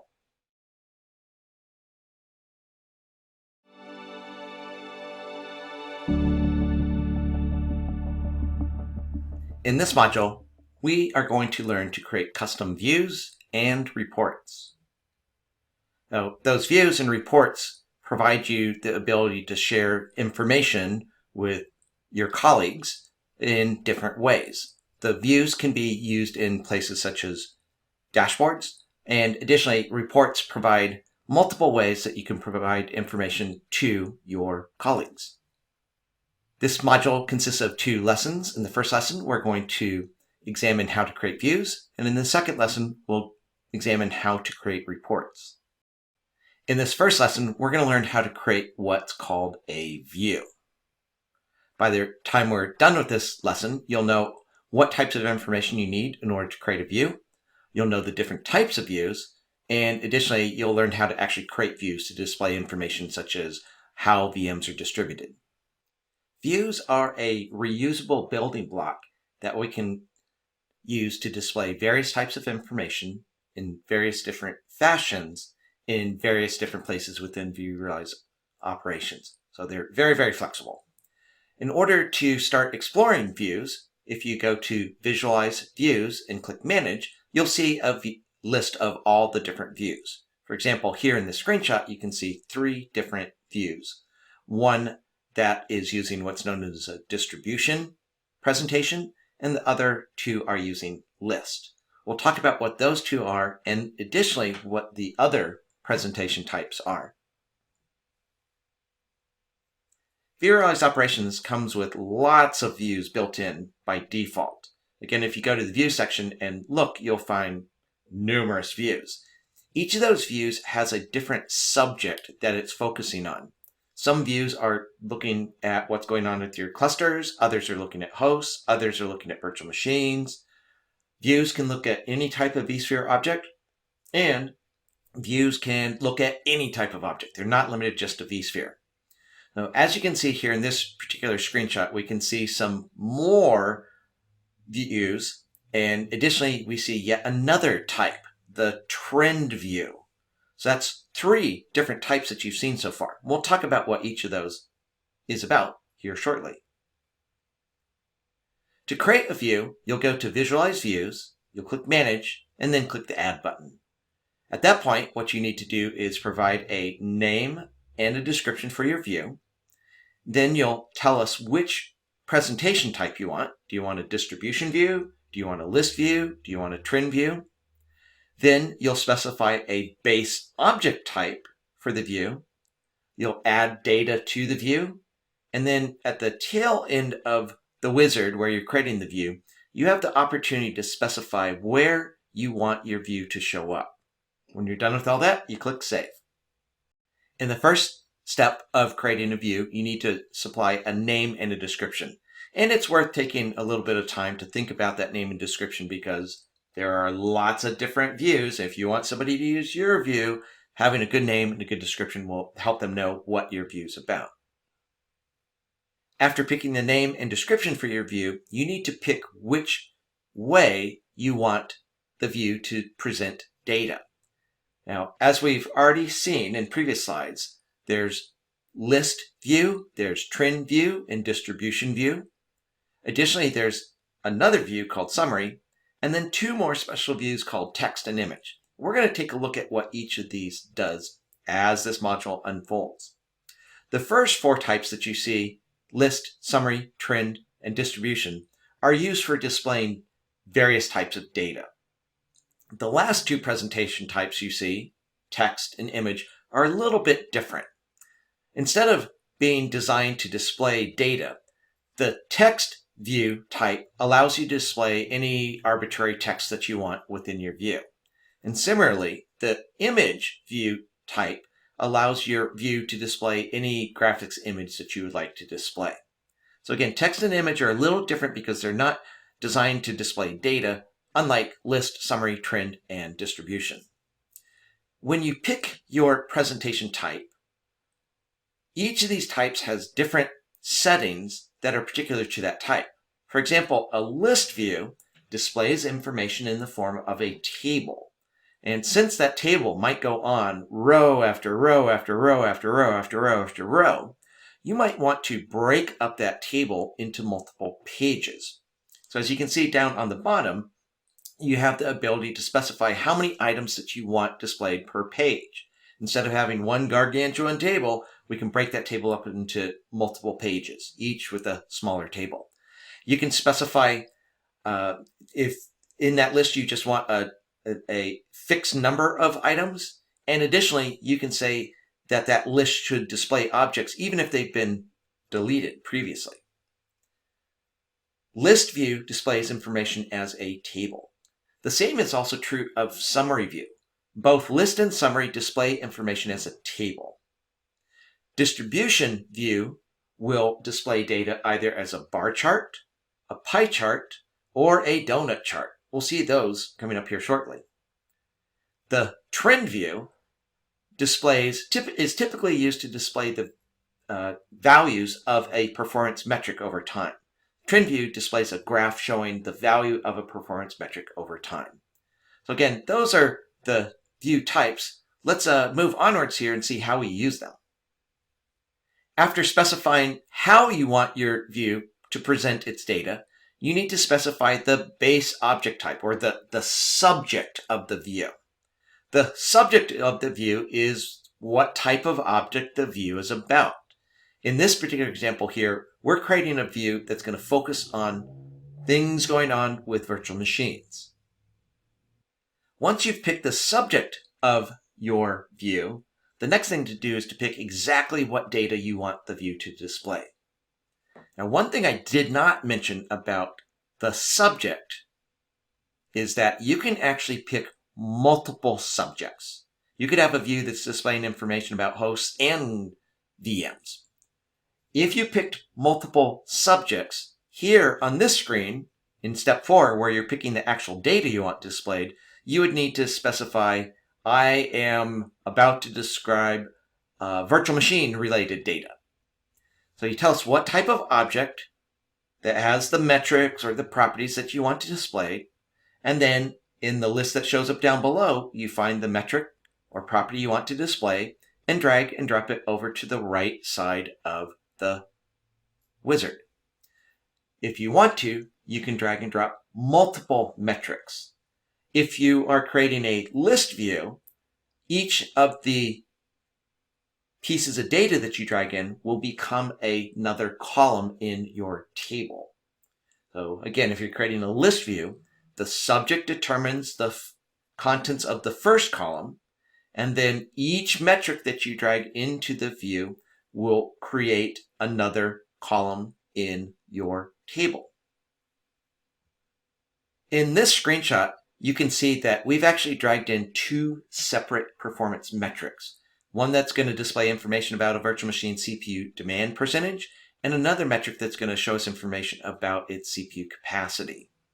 For each performance metric that you dragged into your view, you can configure exactly how that metric is going to behave in your view. For example, if you're creating a list view, each metric is creating a new column in your table, and by default, the label for each column is the name of the performance metric. So we'll remind you here what the name is of the metric. That's the default value for the column for this piece of data. But you may not want that to be the label that the user sees. Perhaps the performance metric name is confusing for the end user, and you want an easier name that the user will understand. Well, that's what you can do with the metric label. The metric label allows you to override the default and label the column with whatever label you want. After specifying the label, you can specify what unit the performance metric is measuring. In this example here, the performance metric is measuring percentage. So we've selected percentage. But instead of being a percentage, perhaps your performance metric is measuring something in megahertz or kilobytes or milliseconds. For each of those, you can specify what the unit is. So, for example, you might say the unit is milliseconds or microseconds. If it's measuring speed, you might choose megahertz or gigahertz. If the performance metric is measuring quantity, you might say kilobytes, megabytes, gigabytes. Again, choosing the units is going to assign that unit measurement in the table or the graph that we're displaying. You can sort your table, and additionally, you can apply what are known as transformations. Here in our example, you can see we're using the last transformation and the current transformation, but there are other transformations. For example, you can say, I want to apply the average function as the transformation for this piece of data. So when we display a performance metric such as CPU demand percentage, we don't just display one value. We display a series of values that we observe for that particular performance metric. By using the average transformation, you can change that to display just the average of those percentages, or the average of the megabytes, or the average of whatever data. There are different transformations, including the 2 you see here on the screen, the average transformation, and other such as count and minimum and maximum. Consult the VMware vRealize operations documentation to learn about more of these transformations. At the tail end of the wizard, where you create your view, the last question is, where do you want your view to show up? You can say, I do or don't want my view to be visible in dashboards. If you don't want somebody else to use your view in their dashboard, you can uncheck this first checkbox. In addition to being used in views, in addition to being used in dashboards, views can be used in reports. So our second checkbox allows you to say whether you want your particular view to be usable in a report. Then the third checkbox has to do with something known as the Details tab. Now we haven't seen this just yet, but next time you're in the lab environment, go into the object browser, select an object such as a virtual machine, and when you do so, you'll see a bunch of tabs. There'll be the Summary tab. What else is there? There's the Summary tab, the Capacity tab. There's a bunch of tabs, including a tab labeled Details. All of the objects have a Details tab. If we check this checkbox, then this view, if we check the third checkbox, this view will show up by default on the Details tab for every single object. When somebody's in the object browser and looking at an object, if we check the third checkbox, they will see our view. On the other hand, you might want the Details tab to show your view, but only for specific types of objects. So on the very bottom section of step number 5, using the blacklist, you can say, yeah, I want my view to show up in the Details tab for objects, but not these types of objects. So that, step number 5, is the final step in creating your view. But before you leave the view editor, take a few moments and you'll notice that while you're in the view editor, you can actually see the view in action. You don't have to use the view editor to create the view, then go someplace else to test it, realize it's not right, then come back to the editor, then test it. You don't have to keep flip-flopping in and out of the view editor. While you're in the view editor, as you define your view, you can use this preview section to see your list view or your distribution view or whatever type of view. In this example here, we're seeing a list view. In order for the preview to work, you need to click on the Select Preview Source link, which will bring up a window in which you pick whatever type of object that has the data that you want to preview. Again, this preview comes in real handy because you can make certain that your view is working before you even leave the view editor. Now that you know how to create a view, let's take a closer look at how you can configure the different types of views. Again, we mentioned the types, list, summary, trend, distribution, and so forth. Let's take a look at distribution and see some of the settings you can set for it. When you choose distribution, you can instruct us to display a bar chart, or a pie chart, or a donut chart. And furthermore, once you tell us that, there are even more things that you can specify. After telling us which type of chart you want, you can use the coloring setting to control what your chart's going to look like.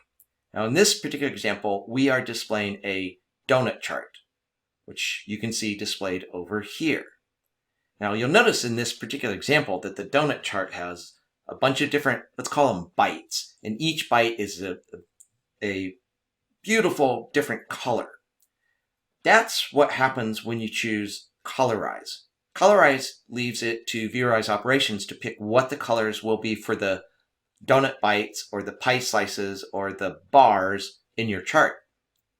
On the other hand, if you choose Select Color, for example, if we were to pick, why don't we say blue, then instead of having a bunch of different colors here, what you would have is a donut chart where the different bytes are different shades of blue.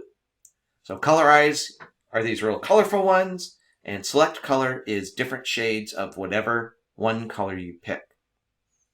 Now, we're going to go onwards and continue talking about these different settings that we have here, but I would like to take a few moments here in this donut chart to talk about what all these numbers are that are being applied to these different bytes in our donut chart.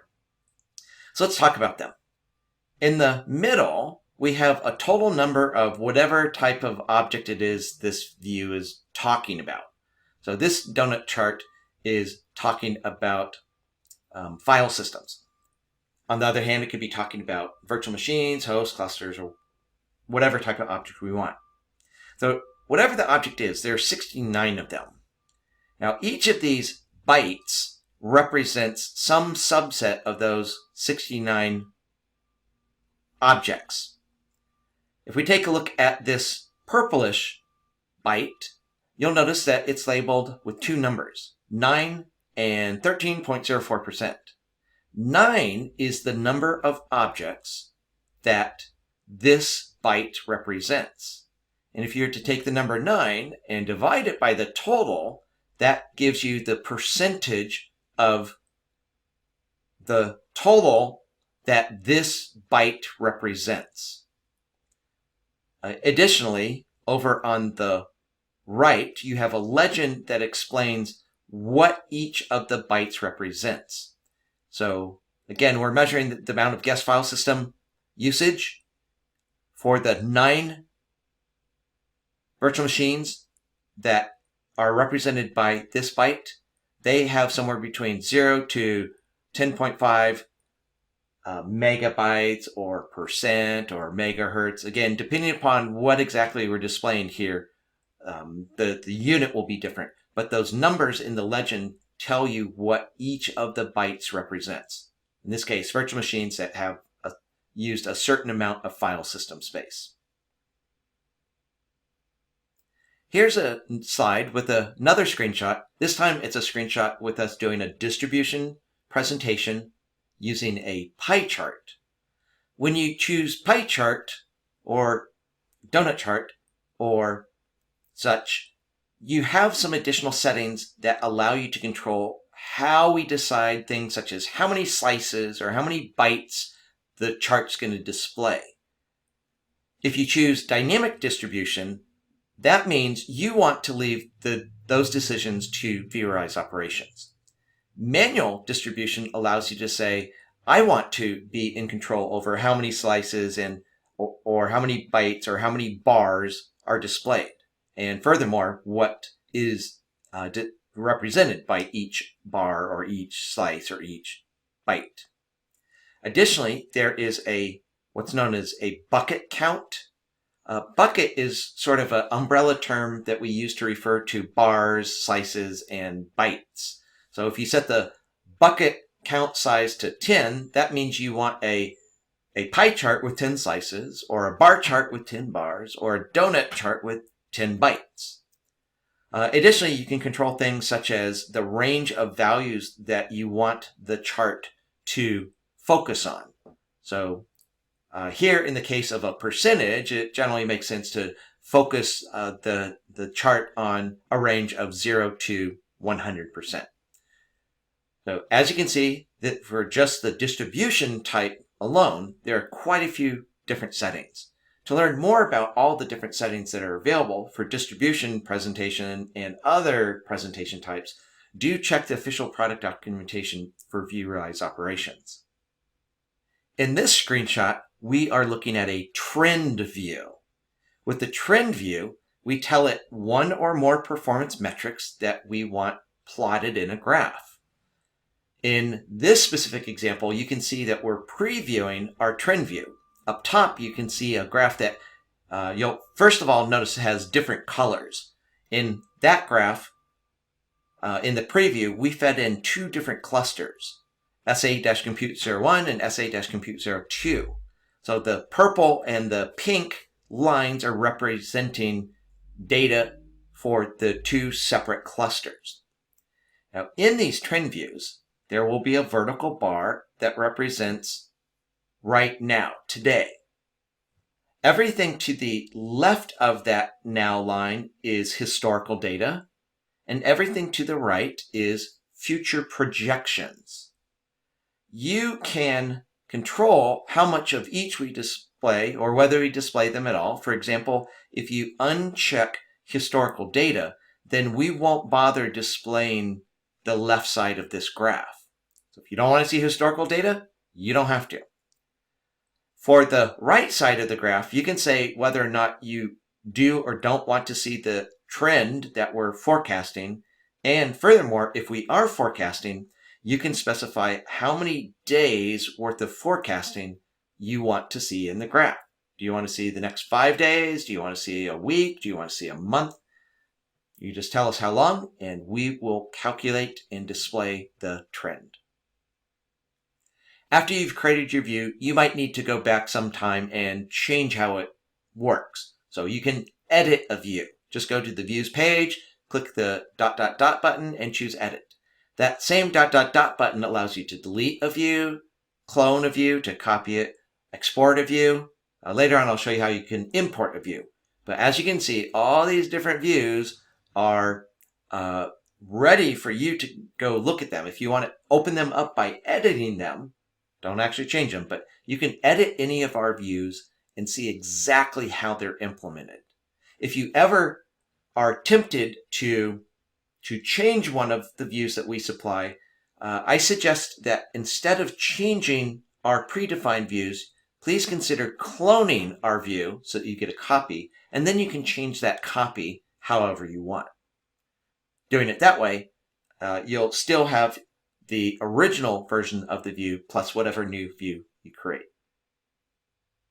One more thing to note about these views. The views that you create and the reports that we'll create in the next lesson are owned by whoever creates them. However, the ownership could change over time.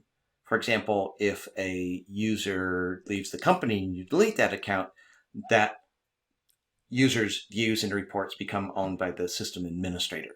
So if you want to know at any given point in time who owns a particular view or a particular report, you can see that in the product UI. Once again, it's time for lab work. In this lab, you are going to create views and see them in action. When you're done with this lab, join me in the next video and we'll do a quick recap of this lesson. Now that you're done with the labs, let's do a quick recap of this lesson. So in this lesson, we talked about views, what they are, what they look like. We talked about the type of information that you need to create a view. We talked about the different types of views. And additionally, we showed you how to actually create the views. In this lesson, we are going to explore how to create custom reports. So we're going to talk about how to create custom reports. We'll talk about the different types of reports you can create and what information you need in order to create reports. Let's get started. This lesson is about reports, but strictly speaking, it's about more than reports. It's about reports and report templates. Now those two names sound the same, but they're related to each other, but they're not the same thing. In order to create reports, you first have to define your report templates. vRealize Operations has lots of report templates defined already, but if you want to create your own report, you're going to have to create your own report template. To do so, you'll go to Visualize Reports, and if you then click on Manage, you'll see a list of all the report templates that already exist. From the Report Templates page, you can see all the report templates. You can open up any report template to see how it works. You can create report templates. You can delete them. You can clone them. You can run them. You can schedule them. And you can import and export them. So there's lots of things that you can do on this page. But for right now, we want to talk about creating reports. When you create a report template, you'll do so by going to Visualize, Manage, Reports. Then on the Report Templates tab, you'll click the Add link. And at that point, we're going to take you through a multi-step wizard that will ask you questions so that you can define your report template. In the first step of this wizard, it's going to ask you to give a name and a description for your report template. In the second step of the wizard, this is where you actually build the report itself. Your report is built out of pre-existing building blocks. Those building blocks can be views, which we talked about in the previous lesson, and you can additionally use dashboards, entire dashboards, as building blocks in your report templates. Now, we'll be talking about dashboards later on in class, but the same technique that we're just about to show you here for adding views to reports also works for adding dashboards to your reports. So if you want to add a view to your report template, you'll go to Data Type and choose Views. On the other hand, if you chose Dashboards, you could add dashboards. But here we've chosen Views. You'll see a list of views. You can use the filter to find the view that you're looking for. But your job here is to drag and drop one or more of these views from the left side of the screen over to the right side of the screen. Again, just by dragging and dropping the views and or dashboards that you want, you are actually building your report template. And as you build that report template, you can see what the report template's going to look like by simply looking over on the right side of the screen. In step 3, you're going to specify the output format of your report template. Your report template can generate a report that's either in PDF format or CSV. So PDF format produces a glitzy looking, colorful report that you can send as a PDF to your colleagues, who perhaps your manager or someone like that. On the other hand, CSV is another format. As I'm sure you already know, CSV stands for comma separated value.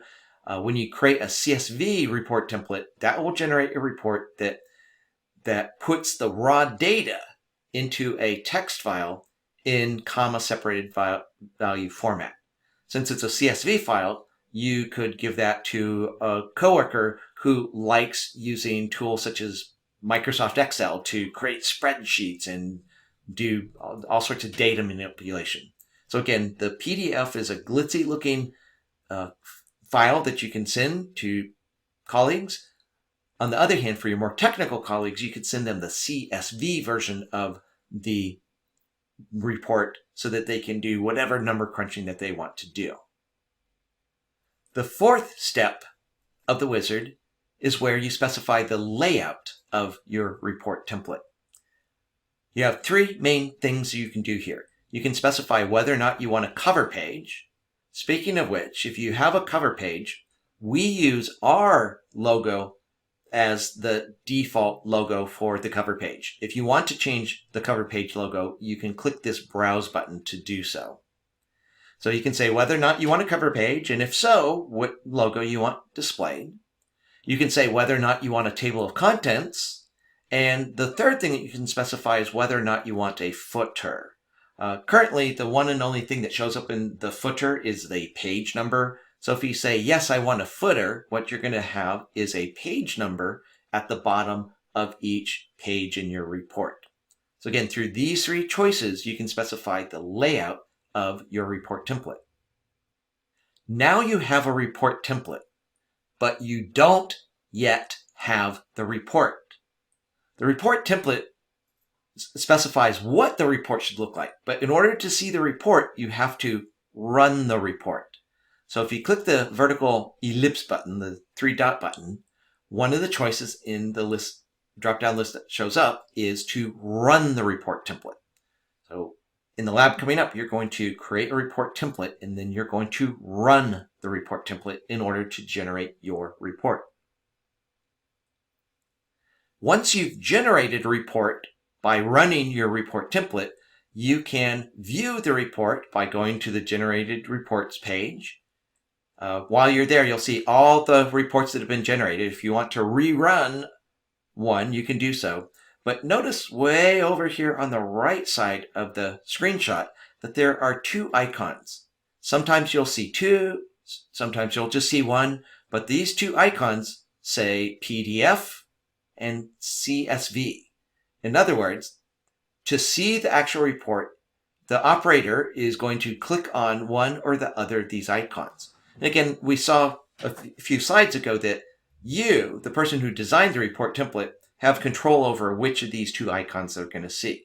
So if you want to, you can just display the PDF icon, and then they'll only be able to download a PDF. Or you could say CSV, or you can say both.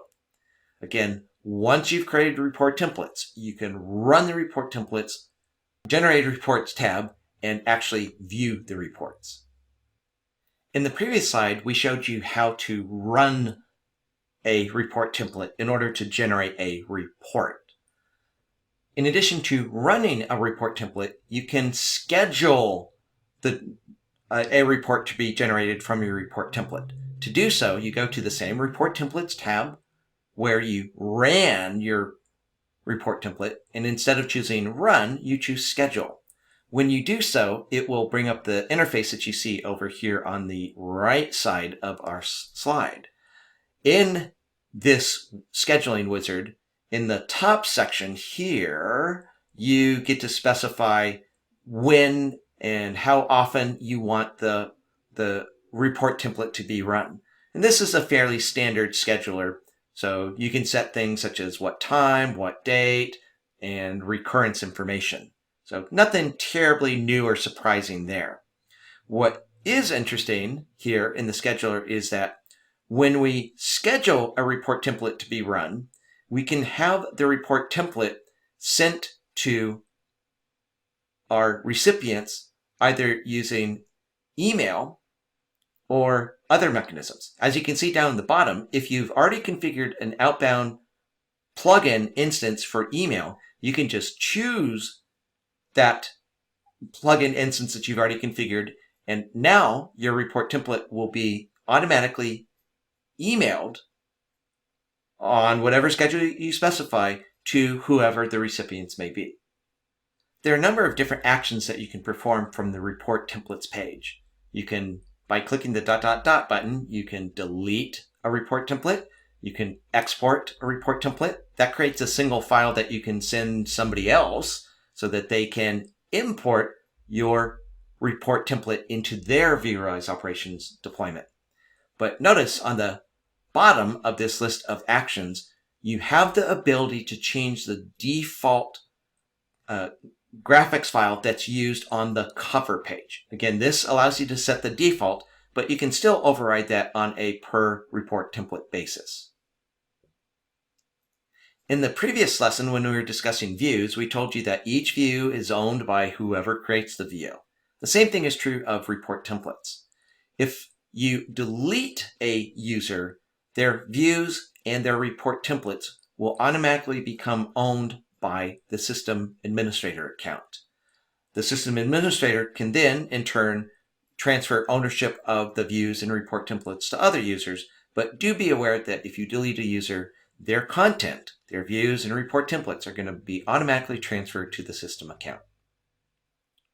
To wrap up this lesson, let's just focus on a few best practices with using views and reports.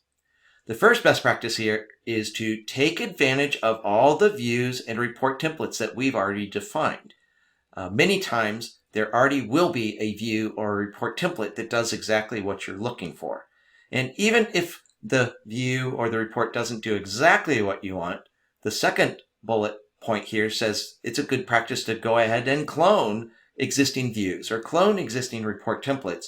Change your copy so that you can have a copy of the view or the report template that does exactly what you want. But ultimately, our final best practice here is whether you're using the views that we've pre-created or reports we've created, whether you're using the ones that we created or the ones that you created, use these customized views and reports in order to provide you and your colleagues with the data that you need from vRealize operations. Okay, now that we're done with the lesson, it's time for you to put that knowledge into action in this lab. In this lab, you are going to be working with reports. You're going to create your own report template, then generate a report from your report template. When you're done with this lab, join me in the next video and we'll wrap up this lesson. Welcome back. Now that you're done with the labs, let's do a quick recap of this lesson. As you'll recall, this lesson was all about reports, report templates. You learned how to create report templates. You learned how to generate reports from those report templates. You learned about PDF style reports. You learned about CSV style reports. So now you're ready to go out into the world and create reports for you and your colleagues.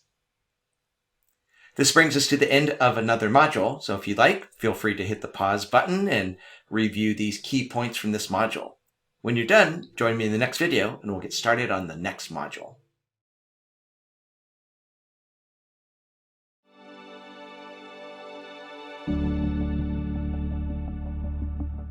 In this module, we're going to learn how to create custom dashboards. vRealize Operations comes with loads of dashboards built in, and as you install more and more management packs, you get more dashboards. But in addition to the dashboards that we and our third-party partners provide, you can create your own custom dashboards to meet the specific needs of different audiences within your company or organization. In this particular module, we have 2 lessons. In the first lesson, we'll learn how to create dashboards, and then in the second lesson, we'll learn how to manage those dashboards. In this first lesson, we are going to learn how to create custom dashboards. We'll learn how to create custom dashboards. We'll learn about something called widgets. We'll learn how to configure those widgets in your dashboard. We'll learn how to create your dashboard out of those widgets. We'll learn a very important technique called widget interaction.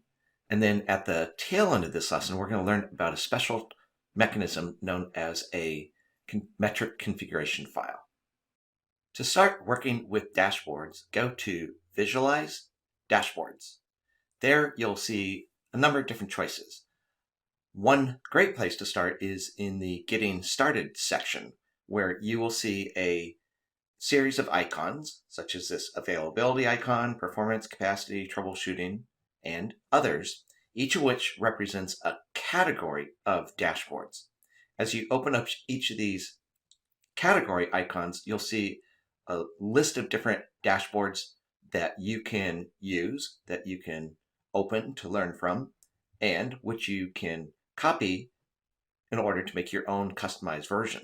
Or if you want, you can create a new dashboard from scratch.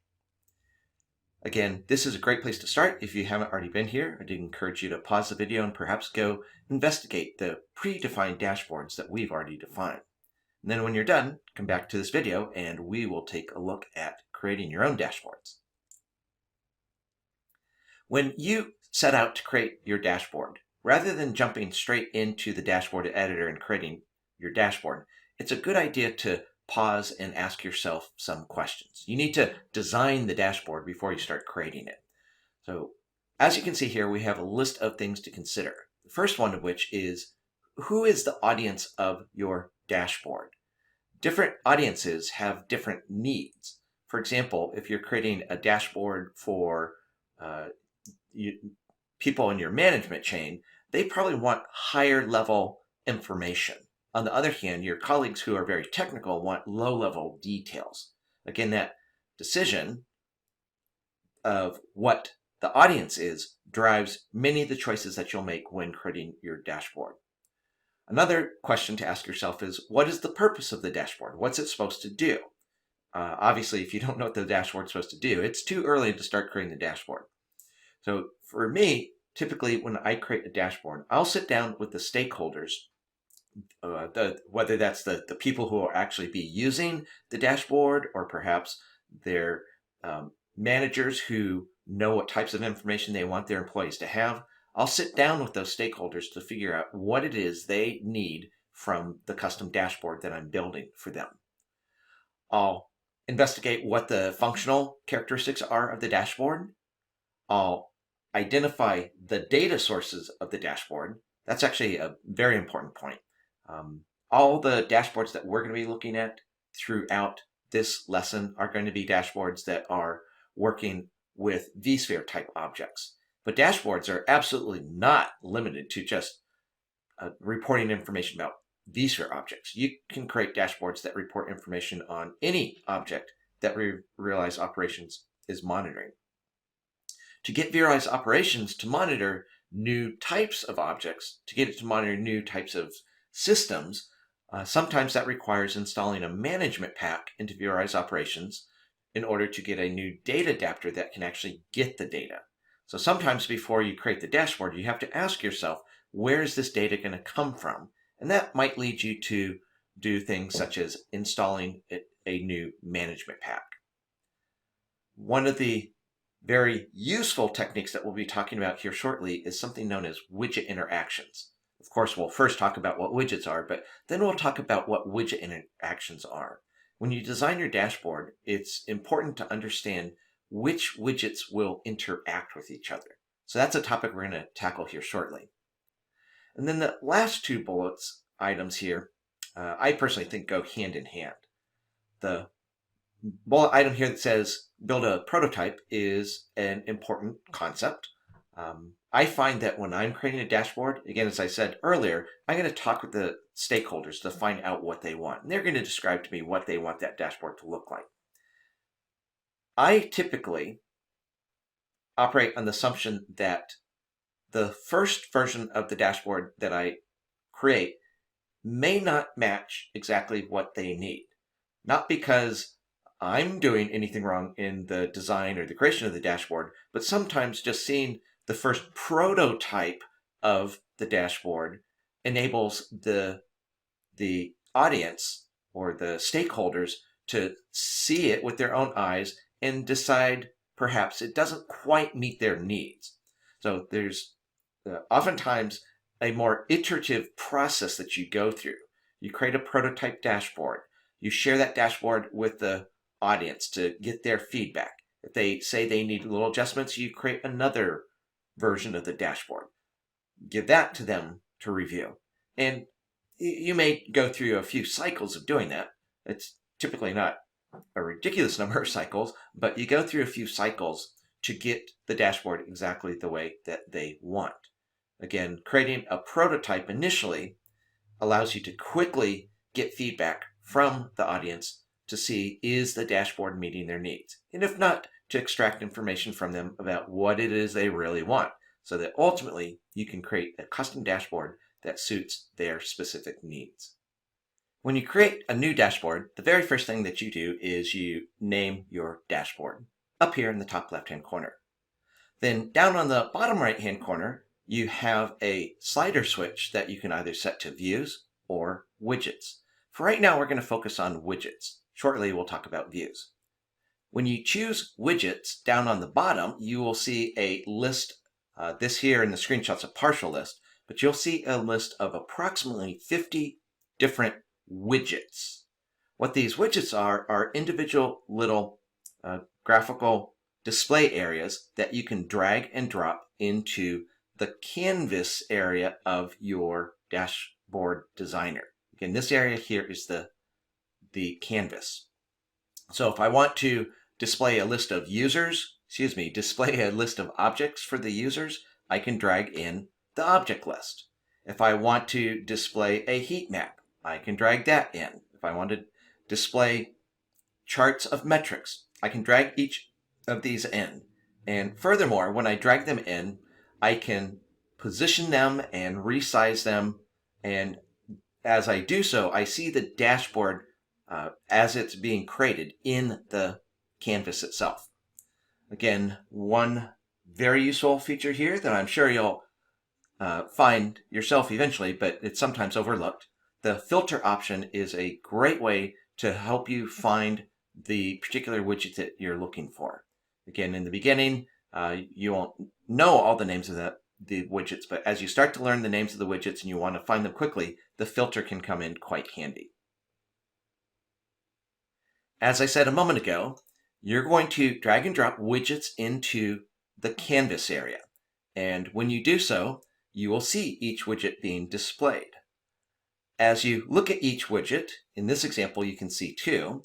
Up here in the top left, we have the object list widget, and over on the right, we have the relationship widget. Each widget has a title bar. For instance, this one says object list, and the title bar also includes a number of different buttons that you can click on. This first button allows you to collapse or expand the widget. The second button, which we're going to be talking about extensively here in a few moments, is the button that allows you to edit this specific widget. The question mark icon opens up the documentation. The eyeball icon opens up an additional bar. We'll talk about that bar here in a moment. And then the X icon is obviously used to delete this widget from this specific dashboard. So as you can see, we've got a number of different buttons that we can click on, but other things that you can do in here that may not be immediately obvious include the fact that you can reposition these widgets by simply grabbing them by their title bar and moving the widgets around. Another thing that you can do is resize the widgets. Now, in other computer contexts, there are resize handles all over these window looking widgets, but in the case of vRealize operations, you can resize the widgets, but be aware that the only place you can grab to resize a widget is this lower right-hand corner in each case. So there's a resize handle here, there's a resize handle here, there's a resize handle on the bottom right-hand corner of every widget. On the previous slide, I showed you the Edit widget. When you click that Edit widget, it's going to allow you to configure the settings for that specific widget. The very first thing that we allow you to do is to supply a label for this widget. Again, this label here, whether you call this the label or the name or the title, this is what's displayed on the title bar. So each widget has a default title, but you can change that quite easily. As you configure your widgets, you will find that there are several configuration settings that are common across most, if not all, of the different widgets. For example, most widgets allow you to turn on content refreshing.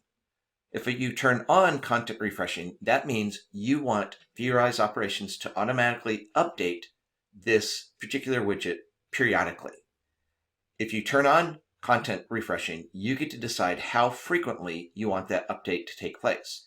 For example, here, 300 seconds would mean every 5 minutes, this specific widget will update.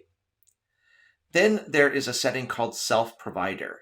The Self-Provider setting is going to come in very handy. In fact, it's crucial when you set up widget interactions. So again, we'll talk about widget interactions in a bit, but for right now, if you can, file away in the back of your brain that if you want a widget to receive an interaction, the receiving widget needs to have Self-Provider turned off. Again, we'll talk more about widget interactions here shortly. Many of the widgets display information in a table. The next option that we see here, Auto Select First Row, does exactly what it sounds like. It selects the first row of the table. That is useful in particular when you're setting up widget interactions. Oftentimes, the sending widget will be a table of objects, and so that sending widget will always send something to the receiving widget, we can say auto select the first row on, so that the moment the dashboard starts, something's already selected in the sender widget. Therefore, the receiver widget will automatically update. As you can see, those are some of the basic configuration items. You'll learn others as you work with more widgets. Widgets also have an input data section that allows you to specify where the data that the widget's going to display comes from. Again, that could either be by configuring the widget itself, or data can come in from a widget interaction. The data that's coming into the widget can be transformed in various ways.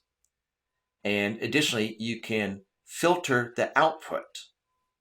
Plus, for the widgets that display tables, the additional columns section here allows you to add more columns to the table that your widget's displaying. So again, when you drag and drop your widgets into the canvas, you will likely need to edit the settings for each of those widgets to configure them to behave and look exactly the way you want. At that point, you could potentially hit the Save button and be done creating your dashboard.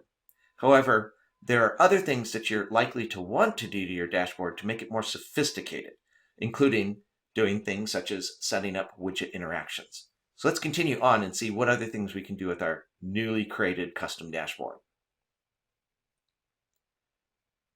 One very commonly used technique when creating your dashboard is to use something called widget interactions. And though you may not have heard them called widget interactions, I am very confident that you have already seen multiple dashboards in which there are widget interactions. Again, a widget interaction involves a dashboard with multiple widgets in which when you click something in one widget, that something is sent to another widget, or perhaps sent to multiple widgets. So we are going to talk about widget interactions, and the very first thing, before we even look at this screenshot, the very first point that I want to drive home right from the get-go is that when doing widget interactions, a widget interaction involves two widgets. One, which I call the sender, and the other, which I call the receiver. There's a sending widget and a receiving widget. In order to be able to successfully set up widget interactions, it's important that before you try to set up the widget interaction, that you actually stop and think about and understand what the relationship is between the widgets.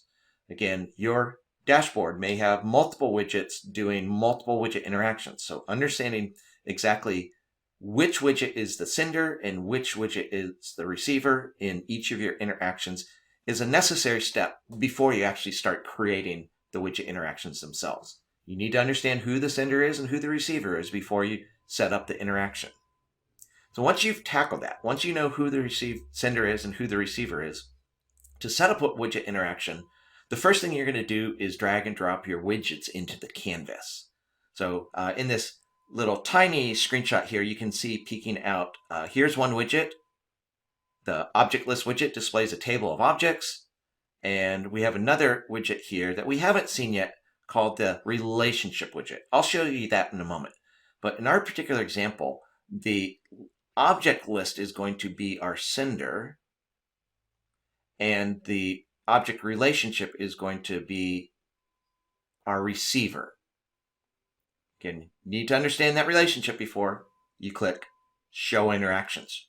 Show Interactions will change the way the canvas appears. Instead of showing you, here's what the widget looks like, it will show you the same widgets. So here's our first widget and our second widget. But instead of showing you the data the widget's displaying, it's going to show you these icons. Now here in the screenshot, we've labeled these a connector icon and a receiver icon. I personally like to use slightly different terminology. I like to refer to this icon as the sender icon. All it takes to set up a widget interaction is to go to the sender widget, go to its sender icon, and drag and drop onto the receiver widget in the receiver widget. You just drag and drop using the correct icons from the sender to the receiver. Again, that's all it takes to set up the widget interaction with one little twist. You'll recall earlier that I showed you a widget setting called self-provider. By default, self-provider is set to on. Self-provider on means this widget is not going to receive the data it's going to display from a widget interaction. Self-provider on the receiver says you're not going to receive a widget interaction. So if you want to set up a widget interaction, it's essential that you go to the receiving widgets settings, and on the receiving widget, you need to say self-provider off. The receiving widget needs to say self-provider off. So now you know how to set up a widget interaction between two widgets. If you had multiple widgets, you could repeat this process for each of the widgets that are interacting with each other.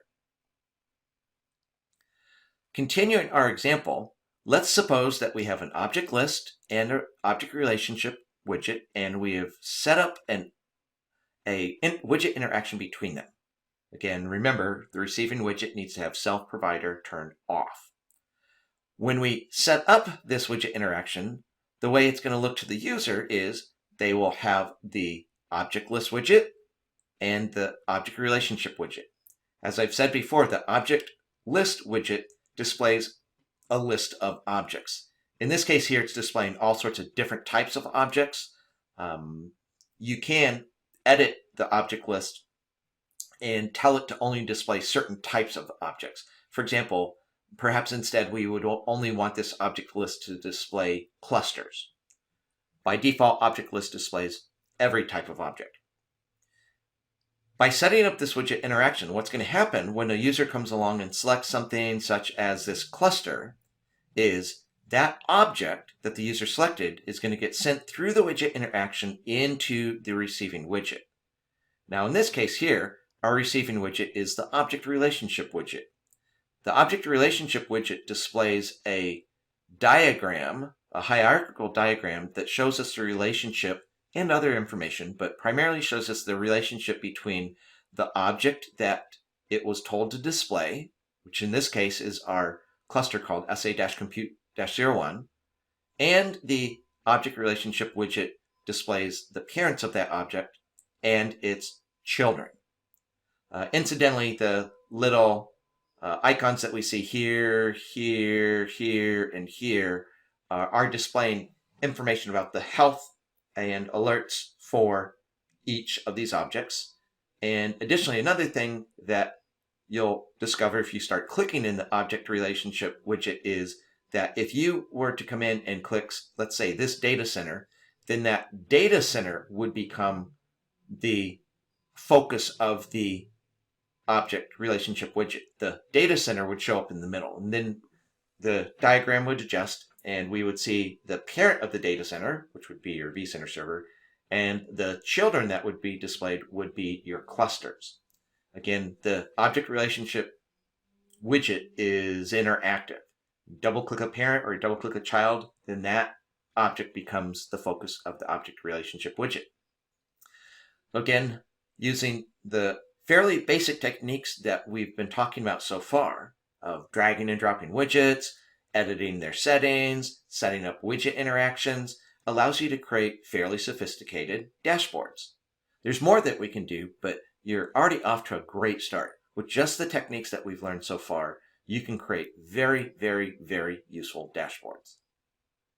As your dashboards get more and more complex, it's quite likely that you're going to set up multiple widget interactions.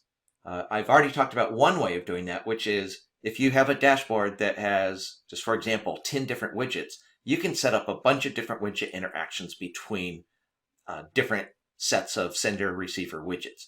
But in addition to that, you can have a single sender, like this heat map, sending its object. By the way, that's what the blue indicates, as we see here in the legend. We can configure the heat map, which is our sender, to send its data to multiple receivers. In this example here, by following the blue lines, you can see that our heat map sender widget is sending the object that gets selected to both the object relationship widget and the metric chart widget. Again, just following the blue lines there. So we have one sender in this example, the heat map, but two receivers, object relationship and metric chart.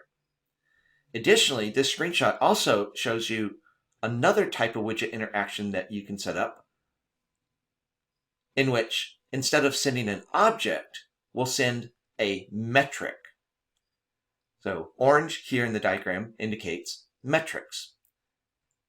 Instead of, or in addition to sending objects, you can send metrics from a sender widget to one or more receiver widgets by dragging and dropping between the orange icons. So again, by adding a multitude of interactions, you can make the dashboard very interactive for your users. Another technique that you can use in your dashboards is called dashboard navigation. Dashboard navigation is like widget interactions. It's just taken to another level. As you know already, widget interactions involve sending objects or metrics between widgets in the same dashboard.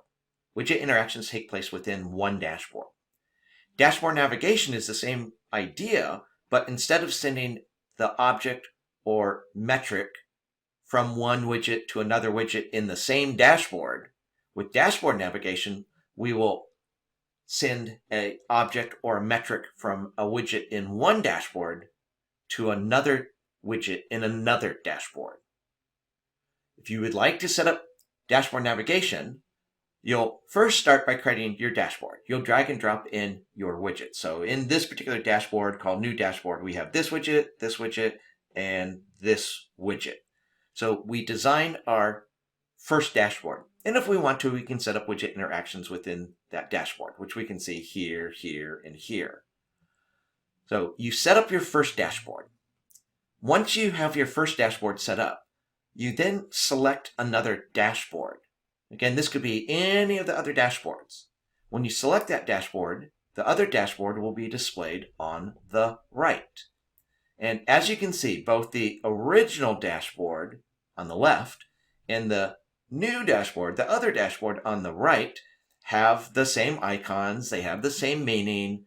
Again, we've got the sender icon, the receiver icon. We have blue icons. We have orange icons. So the icons mean exactly what they did before. But now that you have two dashboards side by side, you can drag and drop to create connections between the dashboards. For example, in our screenshot here, you can see that in our dashboard called New Dashboard, we have configured the heat map widget to send whatever object is selected, not just through a widget interaction to this widget and another widget interaction to this widget. We have additionally set up a dashboard navigation between the two dashboards.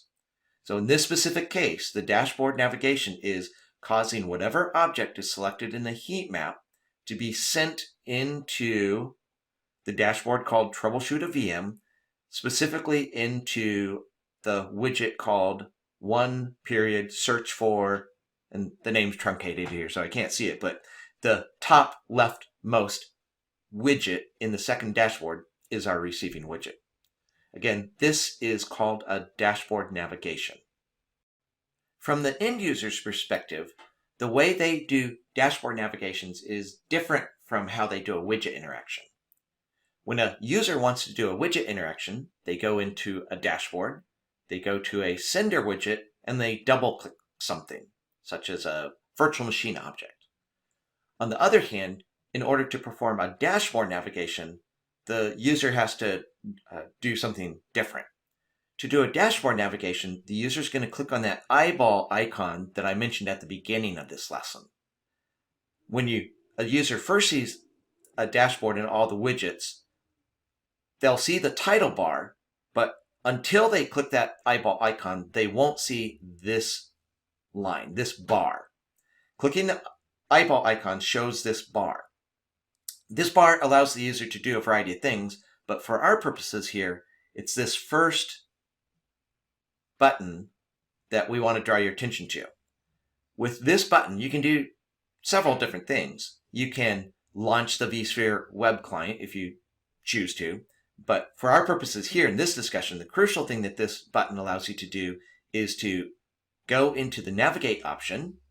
That will bring up a submenu that will list all of the other dashboards that we can navigate to. So this is not a list of all the dashboards, but rather just the dashboards to which we can do a dashboard navigation. So again, from the end user's perspective, a widget interaction is just double click, but for dashboard navigation, they need to click the eyeball icon, click the menu button, go to navigate, and select the dashboard that they want to navigate to. Earlier, when we first introduced how to create dashboards, I showed you what you would do if you were adding widgets. Again, by default, the slider will be slid to the right, and the list on the bottom of the screen will be a list of widgets. But as you can see, that slider can be slid to the left, which says, instead of displaying widgets down here, I would like to see a list of views. Now, views, as you'll recall, is a topic that we've discussed earlier in this course. Views are reusable components that you can use in reports and dashboards. Those views allow us to display information in a variety of different ways. Earlier, we talked about how we could display a view using a list view, or a summary view, or a trend view, or a distribution view. Distribution view is pie charts, donut charts, and bar charts.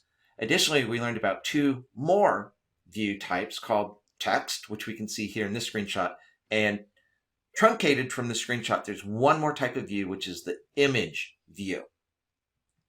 So just like widgets, you can drag and drop these views into your canvas area. And you can, if you choose to, you can combine together in a single dashboard. You can combine together views and widgets. They interoperate just fine. So if you want to add in a view, your first step is to slide the slider to the left to say, I want to see views.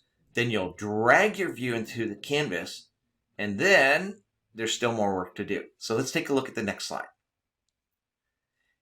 It's not enough to simply drag the view into the canvas area, because those six view choices that we saw in the previous slide, what were they? List, summary, trend, distribution, text, and image. Those are not the actual views themselves. Those are just types of views.